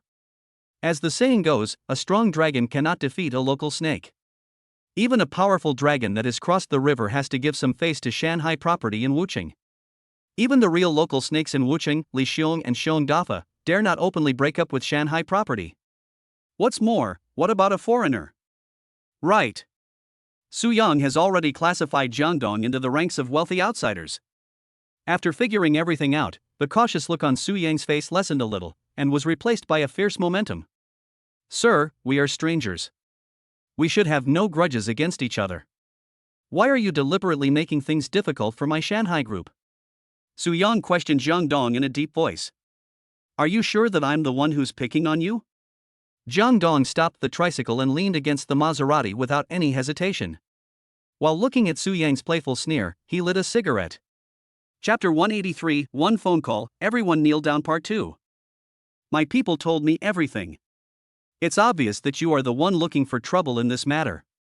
Seeing Jang Dong so calm and composed, as if he didn't take him seriously at all, Su Yang couldn't help feeling angry and spoke a little harshly. People are always talking nonsense. Are you so sure that what your people say is true? Compared with Su Yang's attitude, Jang Dong was not angry at all. If they lied, have you thought about the consequences? In fact, Jang Dong had already guessed from the time Su Yang appeared here and the way that group of people addressed him that the manager Su in front of him was the Su Yang who had called him just now. After Jang Dong said this, Su Yang began to feel a little nervous. It was not because he was afraid of offending Jang Dong, but because he thought of a real big shot who was also in the Blue Sky Home. When he thought of that person, Su Yang's already weak heart became even weaker. If the two security guards were lying, why would Su Yang go to such lengths to accuse them? What if the young man in front of him turned out to be the big shot? How would Su Yang end up? Leaving Shanghai Property? If this happened, Su Yang would be dead on the street the next day. Moreover, Su Yang would never do this because the previous boss of Shanghai Property saved his life. He swore that this life would belong to Shanghai Property for the rest of his life. Su Yang took a deep breath and was about to confront the young man in front of him, but unexpectedly, the two security guards took the initiative to attack. "You little brat! Who do you think you are? How dare you talk to Manager Su like that? You are from another place, right? It's normal that you have never heard of Manager Su's name. How dare you be so presumptuous in front of Manager Su? I think you are an old man who wants to hang himself because you think his life is too long." The two security guards immediately started shouting, but they never mentioned the Maserati blocking the door, and instead directed the fuse to Jang Dong's attitude towards Su Yang. It must be said that these two seemingly careless snobs reacted faster than normal people in a real life and death situation. It seems that they are planning to make a big fuss about Jang Dong's attitude towards Su Yang. Disrespect him? Jang Dong pointed at Su Yang, whose face gradually turned ugly, and laughed jokingly. "Just because I disrespected him, you can still attack me in the street? Is he some kind of royal relative? Stop it, he died early in the morning. You're done. Not even the gods can save you now." After hearing Jang Dong's shouting, the two security guards not only did not show any anger, but instead showed a meaningful sneer, especially the look in their eyes. It was as if they were looking at a dead person. "Shut up!" Finally, Su Yang couldn't help it and shouted at the two security guards who were taking advantage of their power. The two security guards were so frightened by Su Yang's shout that they quickly shrank their necks, and their breathing became weak. The scene quieted down, and Su Yang once again turned his gaze to Jang Dong, but this time his tone suddenly lowered, and he immediately asked Jang Dong tentatively, "Excuse me, are you Jang Dong, Mr. Jang?" Jang Dong didn't say anything. He just took out his phone and called back the number Su Yang had just called him. In an instant, Su Yang's cell phone rang without warning. Chapter 184, One Phone Call, Everyone Kneel Down Part 2. The ringtone was not too loud, but to Su Yang it sounded like thunder. Su Yang's body shuddered for no reason, especially when he saw the phone number displayed on the phone. He felt unwell at first. His face, which had been quite imposing, collapsed in an instant and his expression became extremely ugly. Su Yang held the phone with his arms stiffly. His throat moved a few times with difficulty, but he couldn't utter a word. Jang Dong said nothing, but just hung up the phone with a smile. In an instant, Su Yang's cell phone stopped ringing abruptly. What is the situation now? Jang Dong made a call, and then Su Yang's phone rang? Then, Su Yang's face turned ugly, but Jang Dong acted as if nothing had happened? Everyone in the field, including the two security guards and Wang Laowu, who stood behind Su Yang without saying a word, cast inexplicable glances at Su Yang. Deathly silence completely enveloped the main entrance of Blue Sky Home. The person who finally broke the silence was naturally Jang Dong. "Manager Su, right? How do you think this matter should be handled? Or do you think I'm a person who likes to make trouble for no reason?" Jang Dong looked at Su Yang with a smile, as if he didn't care about anything at all. "Or, can you try to understand the situation again?" Gurgle. Su Yang swallowed hard and looked at Jang Dong in shock. It took him a long while to come back to his senses. The next moment, a nameless evil fire appeared in Su Yang's pupils. Of course, this evil fire was not directed at Jang Dong. Suddenly, Su Yang turned around, and his palm was like an iron clamp, directly strangling the neck of a security guard. His voice was like ice cold, and he said word by word, "Tell the truth." Su Yang's cold eyes were like a bloodthirsty beast, with veins bulging on his arms. The face of the security guard he pinched turned purple. Especially the invisible aura he exuded was like a knife, as if he could strangle the security guard to death on the spot at any time. This is called murderous aura, which can only be exuded by people who have truly seen blood. "Manager, Su, he." The security guard had been strangled by Su Yang, and it was very difficult for him to say these 5 words, let alone finish the sentence. Su Yang ignored him and didn't even intend to loosen his grip. Then, Su Yang turned his head sharply and looked directly at the other security guard with eyes as sharp as a knife. With just one look, the other security guard was immediately frightened by Su Yang and collapsed to the ground. His face was so pale that there was no blood at all, and even his tongue began to get tangled. "Manager Su, Fuck." Su Yang didn't need to listen to the whole story, because he had already guessed that it was these two security guards who were making up stories and slandering Jang Dong. Old 5. Take them away. How dare these idiots who were so bold as to offend Mr. Jang? Okay. Although Wang Laowu didn't understand why Su Yang's attitude changed so quickly, he still chose to carry out Su Yang's orders without hesitation. Wang Laowu waved to the men behind him and brought the two security guards into the property office of Blue Sky Home. On the other side, the onlookers were all staring at Jang Dong in stunned silence. A question popped up in everyone's mind at the same time: who is this young man? How could the famous Su Yang change his attitude with just a few words, and even dare not offend Jang Dong at the cost of losing face for Shanghai property? Is it because of the phone call just now? Just one phone call, before Su Yang even answered the phone, the whole audience knelt down? Do you have to be so exaggerated? Even novels don't dare to write like this. Chapter 185, Let Me Talk. The crowd of onlookers were completely stunned by the scene before them, but in addition to being frightened, a hint of unwillingness flashed across their faces and eyes. Why are they unwilling? It's very simple. Because they hate the rich. Also, there are things they cannot do, and they don't want others to do them. Jang Dong is so young and so arrogant, and they don't have everything he has. This makes them feel jealous like an abyss, with no bottom line at all. I thought Su Yang would defeat Jang Dong directly and teach him a lesson, but in fact, Su Yang couldn't even take on a single move from the other party and was defeated after just one phone call. In addition to being shocked, they were also naturally unwilling to accept it, because the person they envied deep in their hearts not only did not get hit, but instead seemed even more awesome.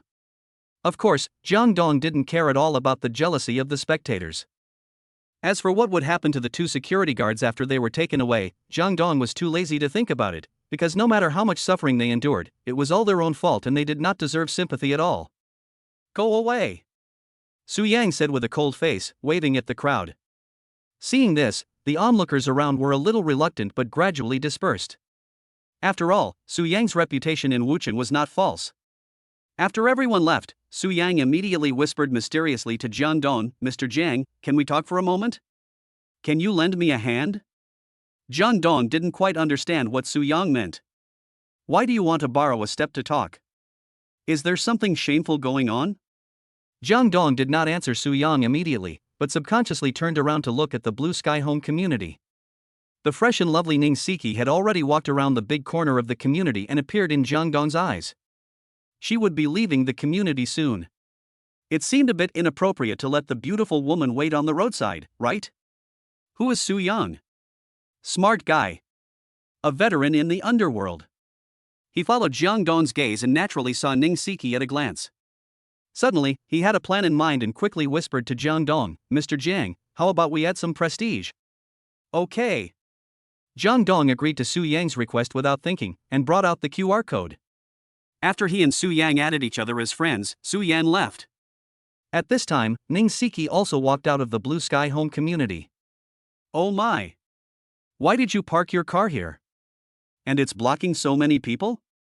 Ning Siki looked at the Maserati parked in front of the main entrance of the community, and said to Jang Dong in surprise, "Drive the car away quickly, the people from Shanghai property are very fierce." Ning Siki didn't know what had happened before. She was just speaking according to her heart. In her subconscious, she felt that the people from Shanghai property were very fierce and didn't want Jang Dong to have a dispute with that group of people.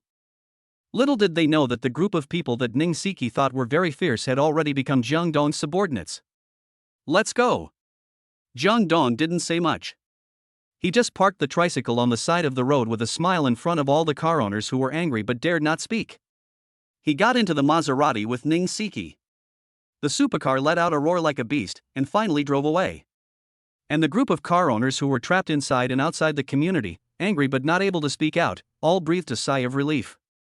A big boss that even Su Yan didn't dare to offend, they must have admitted defeat. Fortunately, the big boss left. Chapter 186, Not an Ordinary Property Company. After leaving the Blue Sky Home community, Jang Dong called Cheng Li, briefly explained the situation, and told Cheng Li that he would leave first and that Cheng Li should have his own lunch. He also told Cheng Li the location where the express tricycle was parked, and that he would send the address to Cheng Li later and ask him to help deliver the cot to the designated location. As for the tricycle parked outside the main gate of the community and the express delivery on it, well, no one dared to steal it. If Su Yang stole Jang Dong's express delivery on Jang Dong's territory, he would be in real trouble. Inside the Maserati, Ning Siki seemed a little shy. She kept turning her head to look at the scenery outside the window, with her hands placed on the hem of her skirt in a very reserved manner. Jang Dong hadn't even started his attack yet, but the school beauty had already been defeated. It seemed that the benefits and halo of being young and promising were really unexpected. Anyway, Jang Dong had never seen Ning Siki so reserved.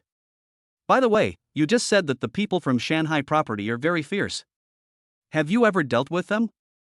Jang Dong picked up a random topic and got to know this group of new subordinates. No. The people in the property department are still very polite.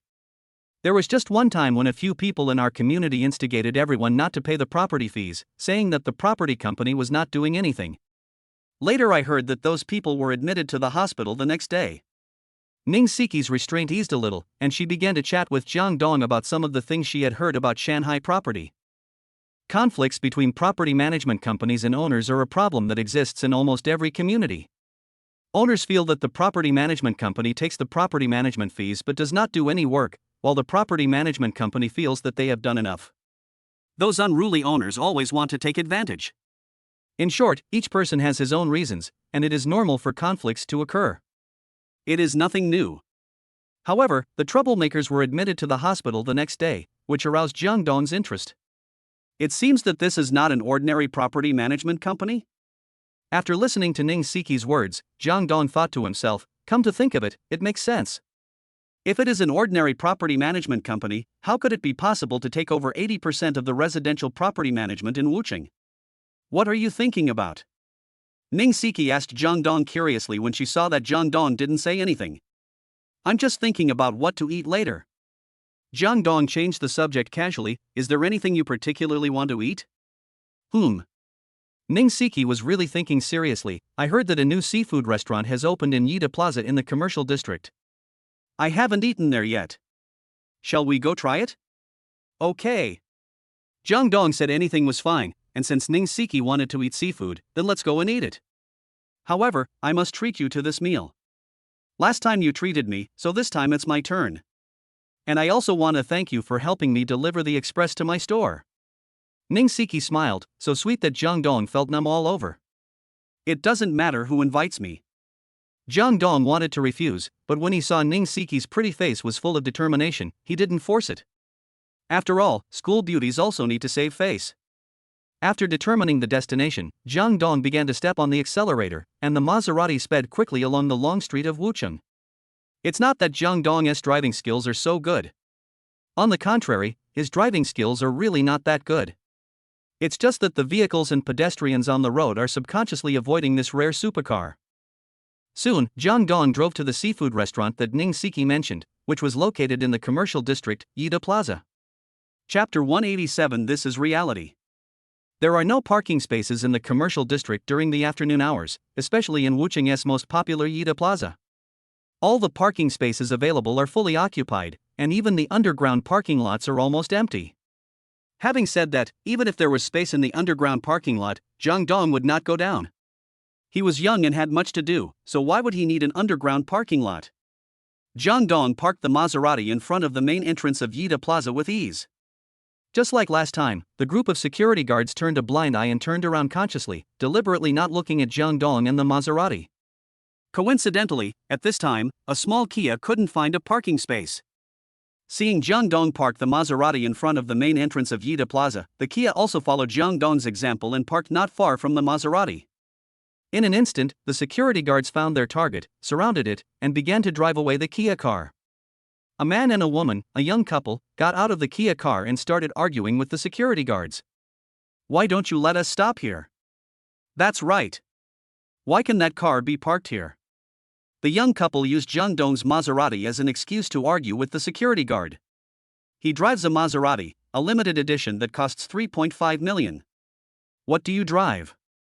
Can you bring some brains with you when you go out? Could Kia and Maserati be a treat? Stop talking nonsense and drive away. Otherwise we will lock the car. The security guards didn't buy it at all and acted as if they were impartial and just. Of course, using these 4 words to describe them is indeed a blasphemy. Here, it is just irony. The two sides were arguing endlessly. At this time, Jang Dong and Ning Siki also got out of the car. Instantly, the young couple who got out of the Kia saw this golden boy and jade girl, which also led to the man being attracted to Ning Siki wearing a JK uniform, and the woman being attracted to the handsome, sunny, and rich Jang Dong. The young couple looked at each other, and both of them read dissatisfaction in each other's eyes.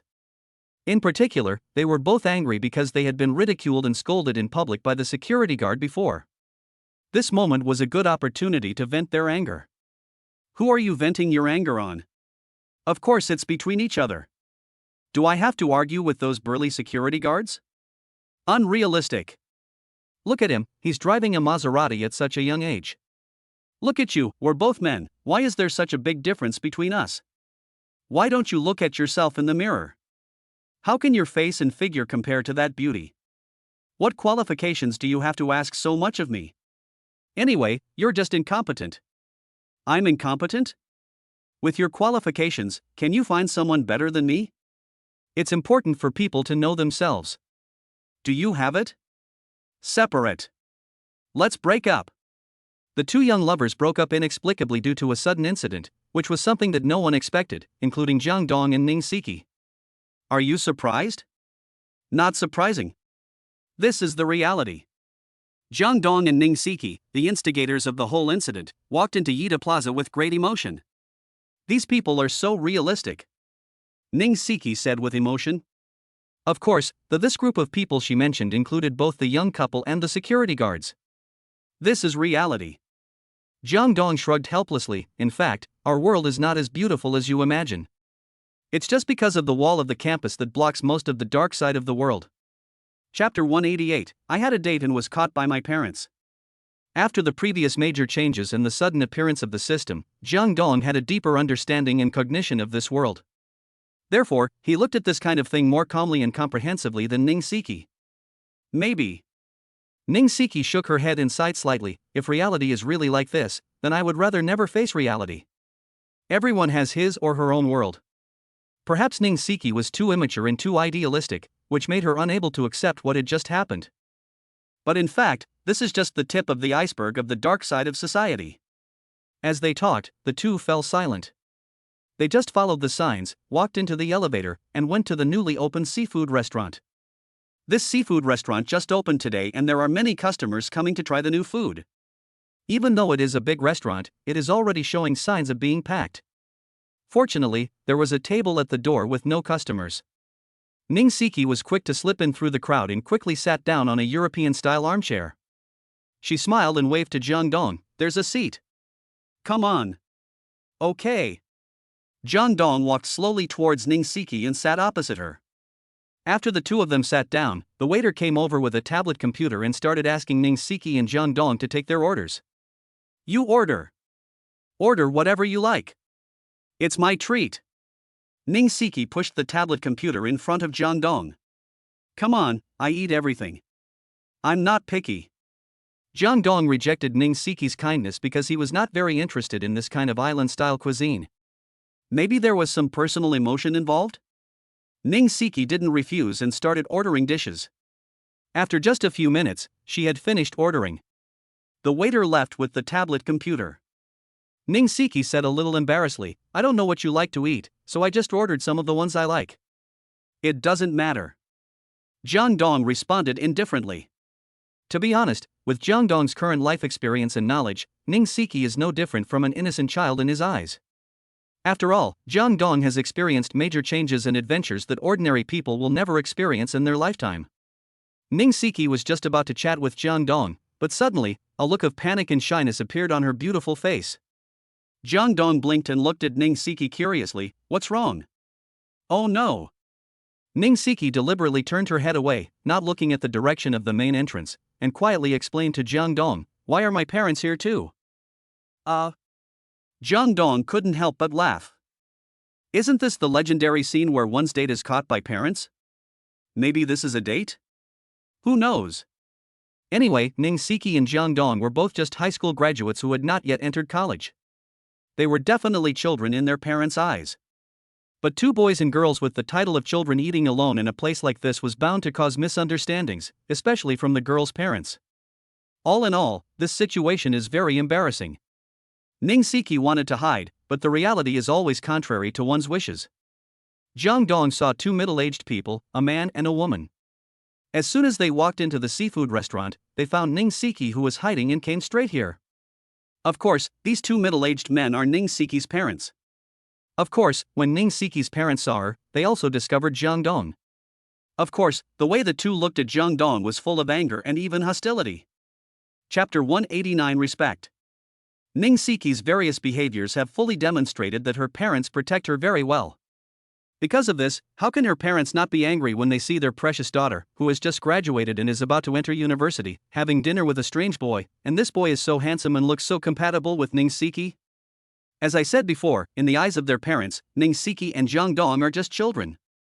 After all, few parents are as open-minded as Jang Dong's mother. Of course, before the big change, Jang Dong's mother Shin Xuelian was not very open-minded either. Seeing Ning Siki's parents walking quickly towards him, Jang Dong rarely showed an embarrassed look. Although Ning Siki didn't dare to look at her parents directly, she had already sensed with her keen sense that the scene she least wanted to see was about to happen. Siki. The middle-aged man was wearing a suit and tie.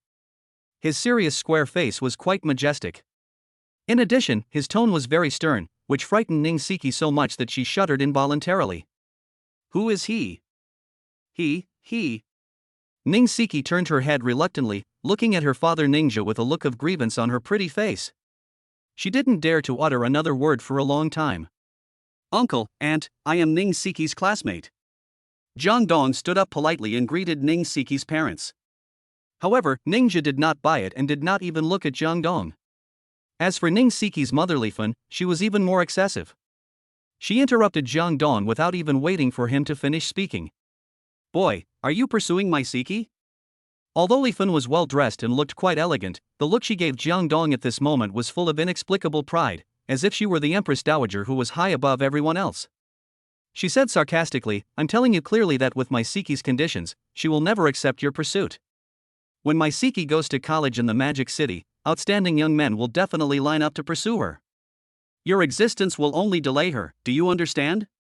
Although Lifun's words were unpleasant to the ear and full of contempt for Jang Dong, the key point was that she was telling the truth. With Ning Siki's conditions and the fact that she is going to a good school like Shanghai Aviation University, she must have countless suitors. This would still be a reality even in a big city like Shanghai where every inch of land is worth a lot of money and there are rich people everywhere.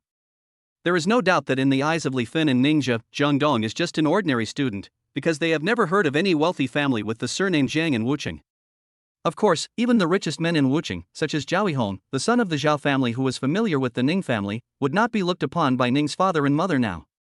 Ning Siki is about to go to the international metropolis of Magic City, where a bigger stage is waiting for her.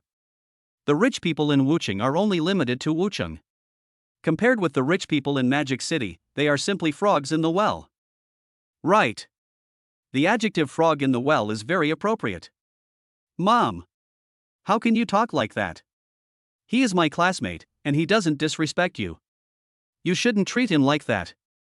After hearing Lifun's sarcastic words, Ning Siki was the first to lose her seat. Chapter 190, The Beating from Society. Ning Siki still had a good impression of Jang Dong, and had never used money or social relationships to measure the feelings between her and Jang Dong. She simply thought that Lifun's words were too much. How did we treat him? Lifun glared at Ning Siki fiercely, and then said to her earnestly, Child, listen to your mother, he really doesn't deserve you, you have a better future and a bigger stage. Siki, your mother is right. Ningja nodded firmly at Ning Siki, then turned to look at Jang Dong, and as if to show his magnanimity, his tone also slowed down a lot, Young man, you and Siki are really not suitable. Ning Siki was speechless after being scolded by her parents, and could only look at Jang Dong apologetically. Jang Dong naturally wouldn't be angry with Ning Siki, but Ningja and Lifun's attitudes made Jang Dong very unhappy. Not to mention that Jang Dong and Ning Siki haven't confirmed their relationship yet. Even if they have, can Ningja and Lifun talk to him in this way? This is a way of judging people based on their material qualities rather than their character. How ridiculous. I want to ask you too, do you plan to let your daughter marry for a man or for money? Jang Dong looked at Ning Siki's parents calmly and responded neither humbly nor arrogantly. Jang Dong's words caused Ningja and Lifun to be stunned for a moment. The next moment, the expressions of the two suddenly turned cold. Are you teaching me how to behave? I have eaten more salt than you have eaten rice. Do you think you have the qualifications to say such things in front of me so brazenly? Ningja was angry. Kids nowadays are so arrogant. Lifun laughed coldly and said sarcastically, You don't think that after graduating from high school, you have entered society, right? Society is not as simple as you think. People like you will definitely be beaten by society once they enter the real society. Really? Jang Dong curled his lips in disapproval. He had never been severely beaten, but he had beaten many people. Are you not convinced? Ninja became angry immediately upon seeing Jang Dong's disdain. He was about to teach this arrogant boy like Jang Dong a lesson on how to behave, but unexpectedly, Li Fen beside him quietly pulled him back. Boss Qian is here. Li Fen whispered to Ninja, now is not the time to waste time with this kid. Upon hearing this, Ninja immediately looked towards the main entrance of the seafood restaurant. A middle-aged man from Pingdingshan, wearing casual clothes and with half-bald hair, walked in arrogantly, surrounded by several middle-aged men in suits and leather shoes, like the moon surrounded by stars. As the bald man walked along, many guests at other tables greeted him respectfully, including the waiters and the head manager in the store, who all bowed and nodded to him as if they were meeting their ancestor. It seems that this Mr. Pingdingshan is not a simple person? Mr. Qian. Ninja ignored Jang Dong and immediately put on a smiling face and walked quickly towards Mr. Pingdingshan. Li Fen also put away her sarcastic look, stood there and nodded with a smile at Mr. Pingdingshan. It's not that Li Fen didn't want to go over and say hello to Mr. Pingdingshan, it's just that there were too many people around Mr. Pingdingshan, and she wouldn't be able to say a word if she went, which would make it even more awkward. It would be better for her to stay where she was and not cause trouble for her husband Ninja. Chapter 191, Destroying a person's financial resources is like killing his parents. Ninja walked quickly towards Mr. Pingdingshan, but Mr. Pingdingshan didn't seem to be willing to pay attention to Ninja. He just glanced at him out of the corner of his eye, and walked straight past Ninja without even saying hello. Ninja was ignored by Mr. Pingdingshan, but he was not embarrassed at all. Instead, the smile on his face was even brighter than before. He followed Mr. Pingdingshan, nodding and bowing, looking as humble as possible. There was no doubt that Ninja had something to ask Mr. Pingdingshan, and it was a matter of life and death for the Ning family. Otherwise, no adult would put aside his face and dignity and humble himself to please the other party if he was treated like this. This is the helplessness of adults, they have no dignity in face, all they have is a purpose. Mr. Qian.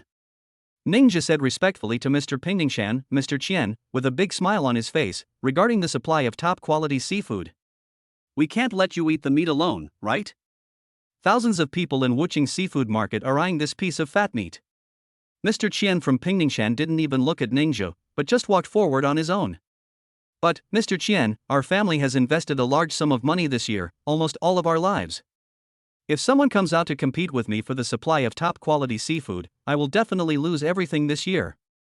Ninja laughed bitterly, how about this, Mr. Qian, I am willing to split the profit in half with Mr. Qian, how about this? Mr. Qian stopped and finally glanced at Ninja, who looked humble, and said with a cold smile, if your family takes out half of the profit, how much money will it be? 200,000? 300,000?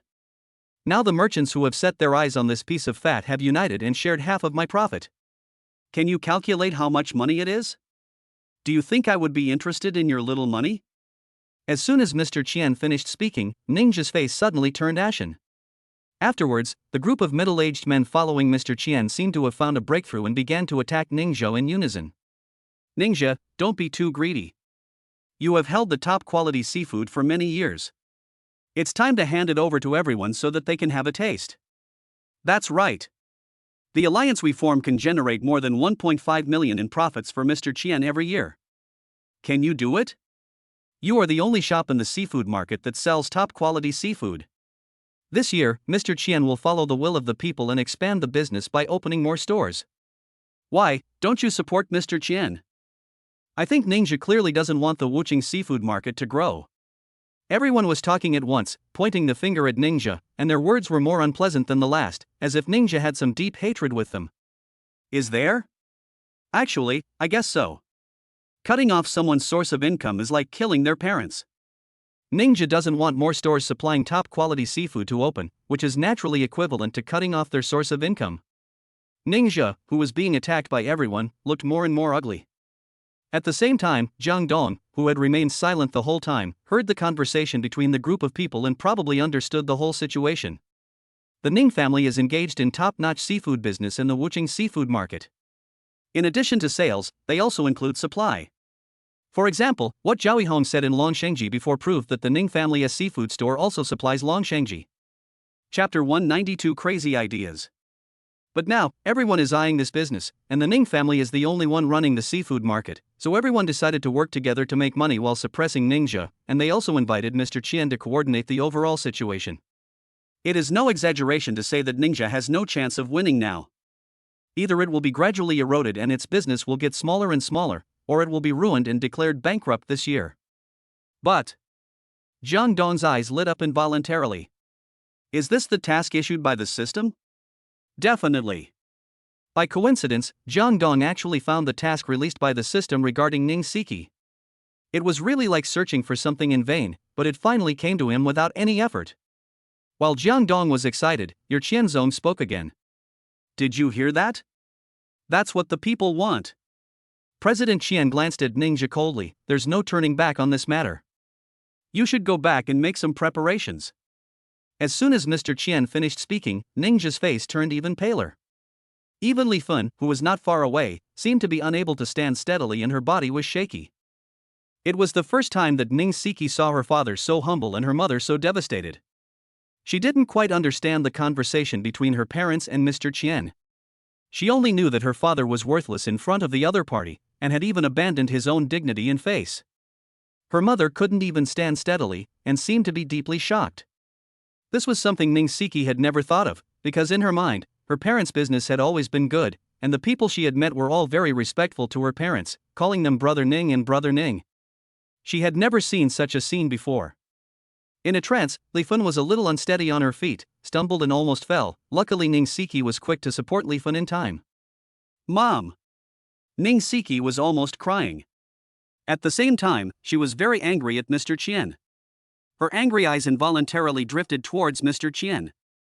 Coincidentally, when President Qian was about to walk to Li Fun's sudden fall, Ning Siki's sudden standing up, and her exclamation all attracted President Qian's attention. Naturally, Ning Siki's angry eyes also fell into President Qian's eyes. Ningxia, who had been observing the situation, immediately noticed the dissatisfaction in President Qian's eyes. When he was about to step forward to smooth things over for his wife and daughter, he unexpectedly discovered that the dissatisfaction in President Qian's eyes only lasted for a moment before completely disappearing without a trace, as if it had never appeared. What is even more exaggerated is that Mr. Qian's expression changed after he saw Jang Dong sitting at the same table with Ning Siki.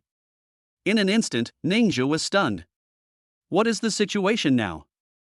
Why did Mr. Qian's mood and attitude change drastically the moment he saw the young man? Could it be that the young man knows Mr. Qian? Is he even a big shot that Mr. Qian dare not offend? The moment this crazy idea popped up in Ningxia's mind, it was rejected by Ningxia himself, because for Ningxia, this was simply an impossible miracle. Just as Ningxia was puzzled and stood there in a daze, Mr. Qian finally turned around and looked at Ningxia straight in the eye for the first time. Brother Ning, this must be your daughter, right? Mr. Qian's attitude towards Ningxia suddenly took a 180-degree turn.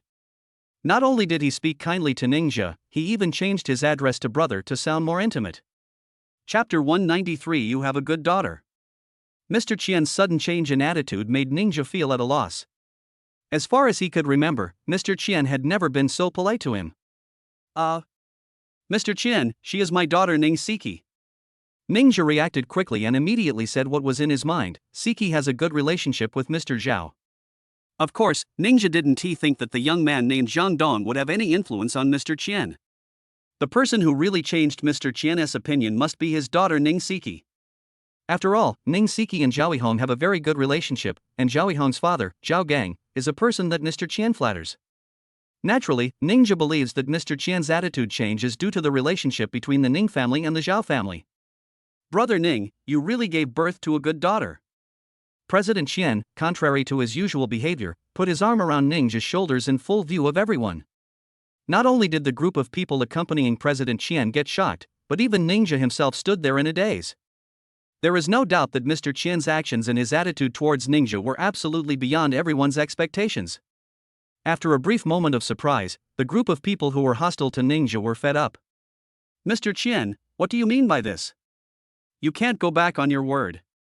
That's right. Mr. Qian.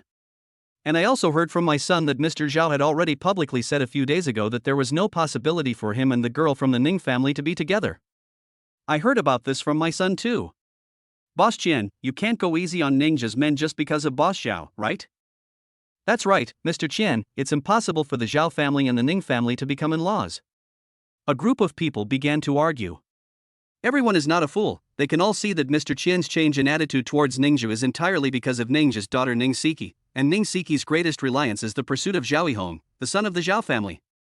But now, Zhao Yihong has publicly stated that he will no longer pursue Ning Siki, which is equivalent to the Ning family losing its backing. Now that the Zhao family is gone, the Ning family has no power anymore. In the eyes of this group of bosses who have formed an alliance, they are nothing more than fish on the chopping board. Shut up! Mr. Qian shouted coldly, sweeping his powerful eyes over the group of people who were shouting, "My brat and Mr. Zhao are inseparable every day. Do you think I don't know about this?" After Mr. Qian said this, everyone nodded, but at the same time they all looked confused. Initially, it was because Mr. Qian knew about this that he couldn't resist the temptation of interests and agreed to their request to expand into top-quality seafood. But now, why is he suddenly so friendly to Ningzhu? It seems that you have the idea of rejecting your previous idea? This is very contradictory. Unless the Ning family finds a more powerful backer than the Zhao family. But from Mr. Qian's previous attitude, it seems that Mr. Qian didn't know about the existence of that big backer until. Instantly, everyone couldn't help but cast their eyes towards Ning Siki. To put it simply, they were staring at Jang Dong, who was sitting at the same table with Ning Siki. Right. It's that young man. After Mr. Qian saw Ning Siki, his attitude changed drastically. Since Mr. Qian could see Ning Siki, he could naturally see Jang Dong, who was sitting at the same table with Ning Siki. This group of people are all experienced people, so they naturally discovered the root of the problem at the first time, and it was Jang Dong. Chapter 194, There are always people who are better than you, and there are always mountains who are better than you. Part 1. But the key point is that Jang Dong looks young and unfamiliar, and there is nothing special about him, not to mention that he is the big backer who is more powerful than the Zhao family. It's complete nonsense.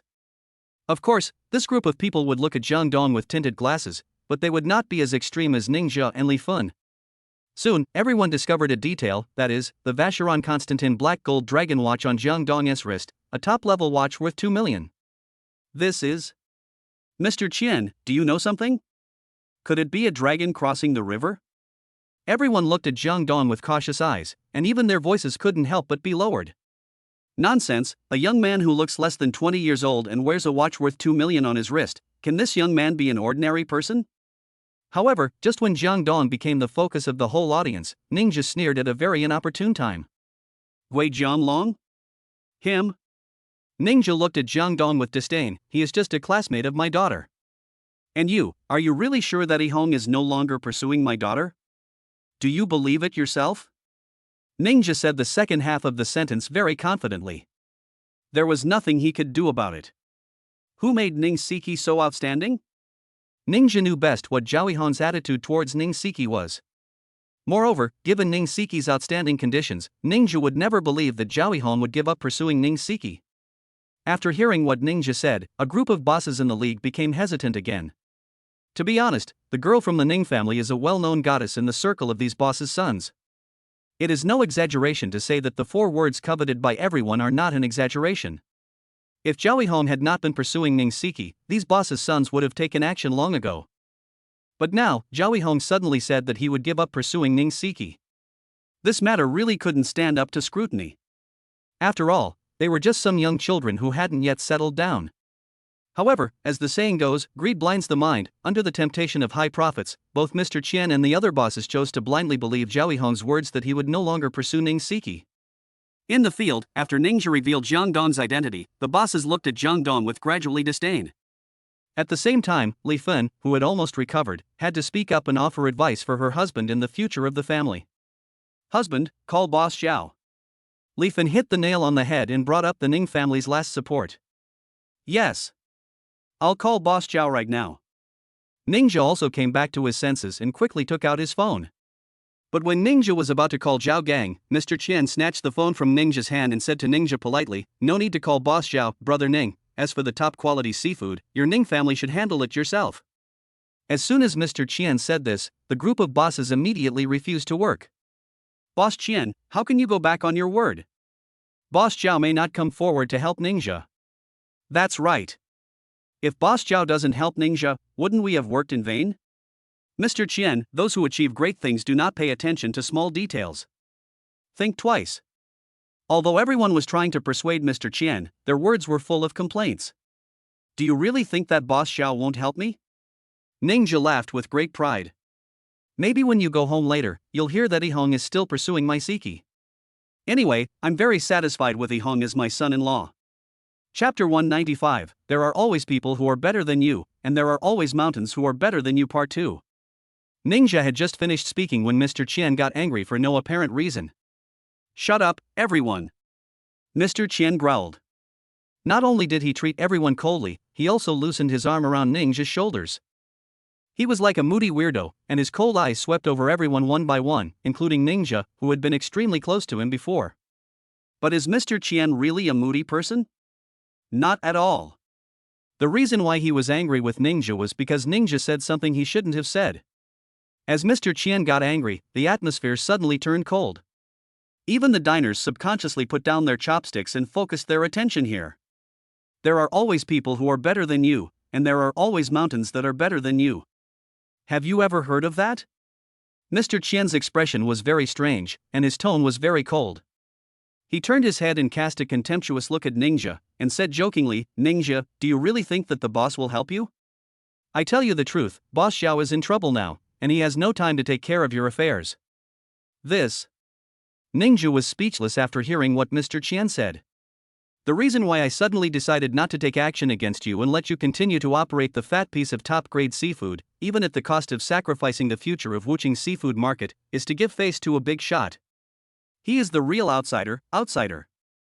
After President Qian finished speaking, the place suddenly became silent, because everyone was curious, who was the person who President Qian called outsider? Mr. Qian didn't want to hide anymore, because even he was standing up for the big shot. Mr. Qian simply fixed his eyes on Jang Dong, smiled at him in a flattering manner, and even bent his waist subconsciously. Mr. Jiang, let me introduce myself. My name is Qianhao, and my son Qianwen has met Mr. Jiang once. It turns out Qianhao is Qianwen's father. No wonder Jang Dong felt familiar when he heard about Wuching's seafood wholesale market. It turned out that when Ocean Automobile stepped on someone and slapped him in the face, the system read information from Qianwen, which showed that Qianwen's family's industry was Wuching's seafood market. So, that's what happened. Jang Dong smiled faintly, but said nothing. On the other hand, Qianhao's actions and the person he was facing shocked everyone in the audience. A young man, who looks to be only about 20 years old, can make Qianhao, a big shot in charge of Wuching's seafood market, bow down and smile in public. Who is he? It was okay for others, as they were simply shocked by Jang Dong's identity and power. The people who were truly shocked and speechless were naturally the three members of the Ning family, especially Ninja and Li Fun. Before, Ninja and Li Fun's ridicule and impoliteness towards Jang Dong, now thinking back, is so funny. Ninja tried his best to curry favor with Qianhao, but now in front of Jang Dong, he can only actively curry favor with him and actively build relationships with him. The contrast and disparity is really too great. Mr. Qian, have you made a mistake, him? Ninja pointed at Jang Dong in disbelief, the shock on his face reaching an unprecedented level. That's right. Mr. Qian. Li Fun couldn't help it any longer. She stared at Jang Dong in amazement and growled in a panic-stricken tone, Did you make a mistake? Chapter 196, Starting to Panic. Did you make a mistake? Qianhao glanced at Li Fun and Ninja, and said with a cold smile, Boss Zhao told me personally that in Wuching, you can offend anyone except young Master Jiang. Qianhao's words have completely confirmed Jang Dong's terror, because this is not only his opinion, but also includes Zhao Gang, one of the major giants in Wuching. This time, everyone in the field was dumbfounded. The craziest result still happened. The young man who looked the most inconspicuous turned out to be the final boss. Especially Ninja and Li Fun, their faces looked extremely ugly. Is Ninja satisfied with Zhao Yihong, his son-in-law? But compared with Jang Dong, what is Zhao Yihong? Even Zhao Yihong's father, Zhao Gang, has publicly stated that he dare not offend Jang Dong.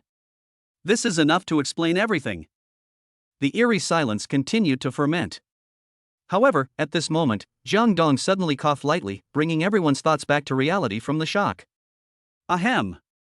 Jang Dong stood up slowly and looked at Qianhao with a little displeasure. Qianhao was frightened and shuddered. His waist also subconsciously bent a little more at this time. I just came here to have a meal. How can I eat now that you've messed things up like this? Jang Dong's voice was very calm, and there was even a hint of indifference in his calmness. Mr. Jang, please forgive me. I just can't stand them looking down on me like that. Xianhao apologized again and again. It's my fault. Please forgive me, Mr. Jang. Jang Dong didn't say much, but just walked straight towards the seafood restaurant. Young Master Jang, please stay. Xianhao hurried forward and said flatteringly, I have a private room here. If young Master Jiang doesn't mind, you can eat in the private room. It's quiet there. You drove it? Jang Dong curled his lips. Yes. Xianhao continued to smile apologetically. Please do me a favor, Mr. Jiang, otherwise I will be really sorry. Xianhao has realized his mistake. Jang Dong wanted to keep a low profile, but he carried Jang Dong out in public. If he fails to serve Jang Dong well today, Xianhao probably won't be able to sleep well for the next few days. Why? Not to mention that Zhao Gang had warned Xianhao before. Just talking about the boxing match tonight, Xianhao not only knew about it, but also received an invitation from Li Xiong to attend as a member of the audience. Just imagine, would Xianhao dare to offend a ruthless man who was so young but dares to challenge Li Xiong? Regardless of the numbers, at least before the boxing match started, Jang Dong was a well-deserved figure in Wucheng who was on par with Li Xiong and Xiong Dafa. Xianhao could not afford to offend him. Jang Dong looked at Xianhao but said nothing. Xianhao began to panic, and was very panicked, but he soon thought of another key point. Brother ninjas matter, there are still some details that have not been discussed. Why don't we eat together and talk while eating? What do you think, Mr. Jiang? Xianhao is not a fool, on the contrary, he is very smart. Jang Dong actually came to eat alone with Ning Siki, which means that Jang Dong has a good impression of Ning Siki. Furthermore, Jang Dong cannot ignore Ning's affairs. It doesn't matter even if Ning Zhao and Li Fun, the two idiots, have offended Jang Dong. After all, Ning Siki's face is there. As for what Zhao Yihong said publicly a few days ago that he would no longer pursue Ning Siki, Xianhao was now certain that it was definitely related to Jang Dong. Therefore, Xianhao moving out of the Ning family now would be the easiest way for Jang Dong to forgive him. Chapter 197 Get to know each other again. Jang Dong took a deep look at Xianhao. Naturally, Jang Dong knew Xianhao's little plan. Similarly, this was also the result Jang Dong wanted, because the task issued by the system was definitely related to this matter. If he could solve the Ning family's troubles directly here, that would be the best result. Okay. Jang Dong nodded. Young Master Jiang, please come in. Xianhao was overjoyed and immediately acted as a waiter, leading the way for Jang Dong. The three Ning family members just followed Jang Dong in amazement. As for those small bosses who were not convinced before, they no longer dared to talk nonsense and fled away one after another. The largest and most luxurious private room for seafood dishes. Xianhao respectfully let Jang Dong take the main seat, and he sat on Jang Dong's left. The right-hand side was naturally left for Ning Siki. As for Ning Zhao and Li Fun, Xianhao ignored them. They were still in a state of shock and daze, and just stood in a daze at the door of the private room. Mr. Jiang, Ms. Ning, I'll go and arrange the dishes. Please wait a moment. Xianhao apologized and hurriedly left the private room. Xianhao knew that it was Jang Dong's performance period and it would not be convenient for him to be there. When Xianhao closed the door of the private room, only Jang Dong, Ning Siki, Ning Zhao and Li Fun were left in this huge room that could accommodate 20 people. Jang Dong. Ning Siki didn't think too much, but asked innocently and curiously, I didn't expect you to be so powerful. Ning Siki's words immediately woke Ning Zhao and Li Fun from their dazed state. Because the two of them really didn't expect that Ning Siki knew nothing about Jang Dong? Daughter, you don't know anything? Li Fun immediately ran to Ning Siki, took Ning Siki's soft and boneless little hand, and asked nervously. What do you know? The naive Ning Siki didn't understand what Li Fun was saying at all. You know nothing about him? Li Fun secretly glanced at Jang Dong. When Li Fun found that Jang Dong was just sitting in his seat playing with his mobile phone attentively, she secretly breathed a sigh of relief. Her eyes changed from stealing glances to looking openly. However, the shock in her eyes still did not diminish in the slightest. I know. He is my classmate. Something happened in his family a few days ago. His father passed away and the family property was taken away by his uncle. By the way, his mother was also in the hospital. I went to see his aunt. Ning Siki blinked her beautiful eyes and responded quite naively. Li Fun was completely speechless. Something happened at home? The family property was taken away? How is that possible? He is obviously a big shot who has turned Qian Hao into a bootlicker, and even Zhao Gang doesn't dare to offend him. For a moment, Li Fun was confused, completely confused. Oh. Why do you care so much? Everyone has some secrets. Ninja was very insightful in this regard. Then, Ninja sat directly in the seat where Qian Hao had just sat, and said to Jang Dong with a big smile on his face, "Student Zhang, let me introduce myself again. I am Siki's father." Ninja did not follow Qian Hao in calling Jang Dong Mr. Jang, but changed it to classmate Jang. Ninja did this on purpose, and his purpose was very simple, which was to establish a good relationship with Jang Dong. As for Ninja's attitude towards Jang Dong at this time, he was extremely respectful, and his eyes were even glowing green, which formed a stark contrast to his previous belittlement and contempt. Chapter 198. What did you just say? Seeing Ninja's appearance, Ning Siki immediately frowned, because Ninja's attitude change made Ning Siki very uncomfortable. Didn't you act condescending and lecturing people before? How come he has become the second Qian Hao now? Dad. Don't you think you're being too much? Before Jang Dong could respond to Ninja, Ning Siki took the lead and expressed her strong dissatisfaction with Ninja. You just scolded Jang Dong, but now you're like this, you. Ning Siki really didn't know how to describe her father, because today's Ninja completely refreshed Ning Siki's understanding of this father with whom she had lived for 20 years. What's wrong with me? I'm doing this for this family. Ninja glared at Ning Siki. And you have such an outstanding boyfriend, why didn't you inform Dad earlier? Isn't the misunderstanding just now all because of you? Me? What does it have to do with me? Ning Siki was a little angry. She didn't expect that the blame would be placed on her in the end. However, when Ning Siki thought about Ninja's words again, a blush instantly appeared on her pretty face. He is not my boyfriend. What nonsense are you talking about? Siki, you don't have to be embarrassed. We are all family. There is nothing to be shy about. Ninja laughed. It seems that Ninja really misunderstood the relationship between Ning Siki and Jang Dong. Although Ning Siki is now nervously stealing glances at Jang Dong, and she does not deny that she does have a good impression of Jang Dong. However, Ning Siki discovered that Jang Dong was still looking at his phone, and he was looking at it very intently. Ning Siki was a little dissatisfied. Was she really that bad? In this situation, Jang Dong didn't even look at her? The self-confidence that Ning Siki had accumulated over the years suffered an unprecedented blow. Student Jiang. Ninja did not look at Ning Siki again, but started to talk to Jang Dong non-stop. I think you are handsome and capable, and you are a perfect match for our Siki. How about we find a time for the two of us to meet with student John's mother? Yes. Li Fun immediately agreed. Her previously sarcastic face turned into a flattering smile at this moment. In my opinion, today is worse than tomorrow. Jiang, why don't you invite your mother to come so that our parents can meet? Jang Dong still didn't respond, his fingers kept tapping on his phone, as if he was chatting with someone. Seeing Jang Dong like this, Ning Zhao and Li Fun subconsciously looked at each other. Of course, neither of them dared to get angry. After all, this was the mysterious boss that even Qian Hao and Zhao Gang had to worship. Student Jiang? Are you listening? Ning Zhao and Li Fun could only ask Jang Dong cautiously, even giving people the illusion that they were afraid of angering Jang Dong.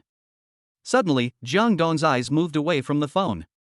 He glanced at Ning Siki, who looked quite angry, and then glanced at Ning's father and mother, who were smiling, and said something that made Ning Zhao and Li Fun want to vomit blood. What did you say just now? That's right. Jang Dong really wasn't listening to what Ning Zhao and Li Fun were saying just now, he was concentrating on talking about prestige. Well. Ning Zhao and Li Fun were speechless. For a moment, they didn't know where to start. Chapter 199, Awkward but Polite Smile. No one spoke again in the private room. The air seemed to freeze, silent and awkward. Fortunately, Qian Hao returned to the private room at the right time, finally breaking the awkwardness and silence. Qian Hao walked into the private room, followed by a group of waiters carrying trays.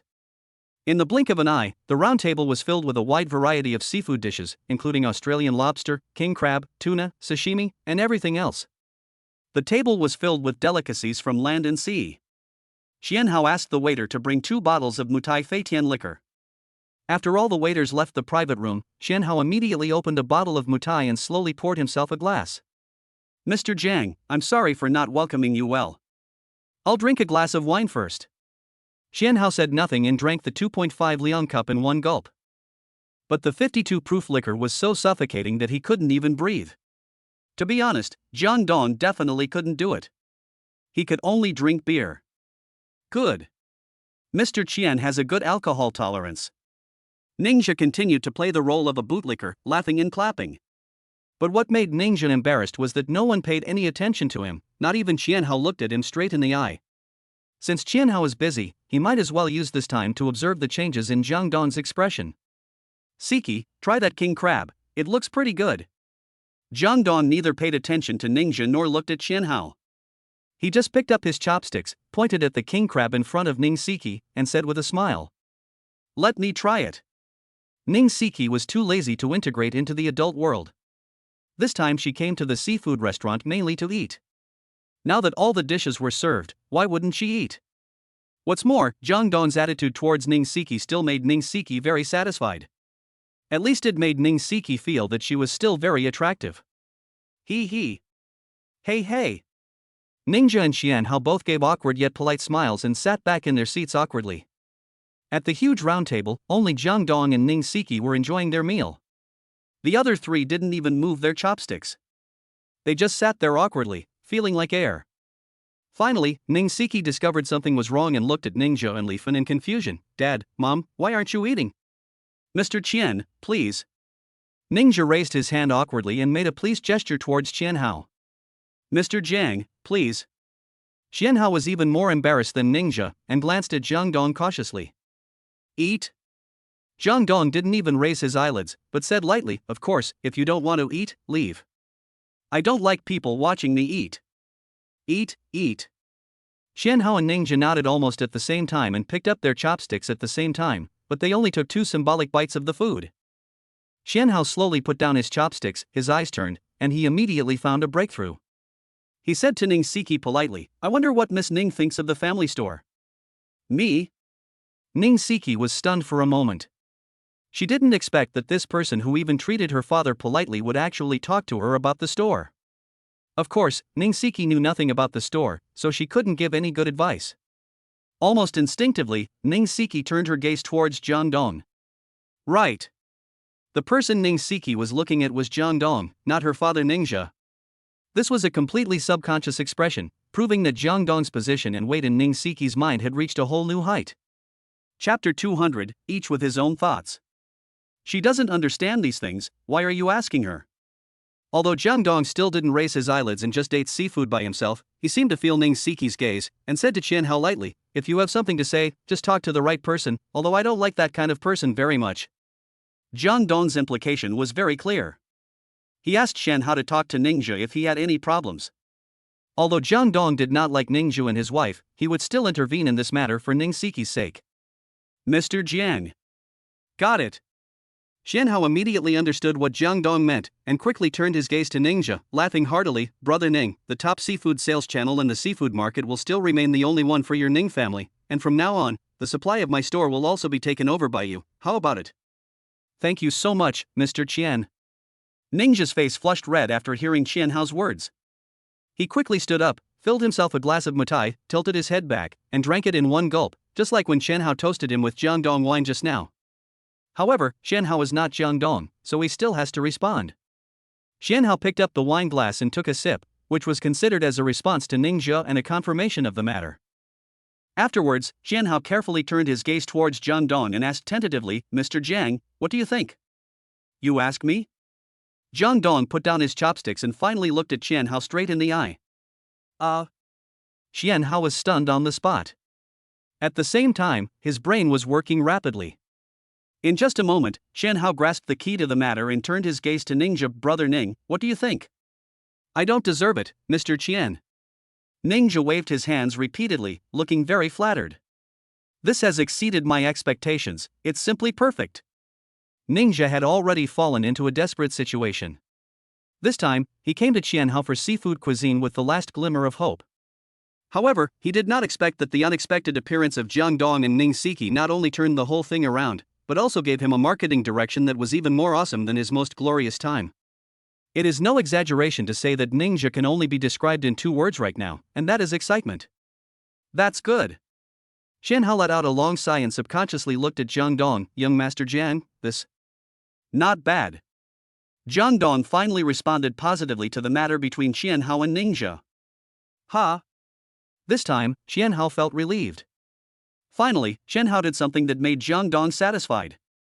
In fact, Xian Hao was not really working for Jang Dong. He was just delaying, at least until the boxing match was over tonight. If Jang Dong wins, everything will remain the same, but if Jang Dong loses, the outcome will be different. All the promises made to Ninja just now will come to nothing. Naturally, how could Jang Dong not know Xian Hao's little thoughts? Now, let alone Xian Hao, I'm afraid the entire Wucheng is waiting for the result of this boxing match tonight.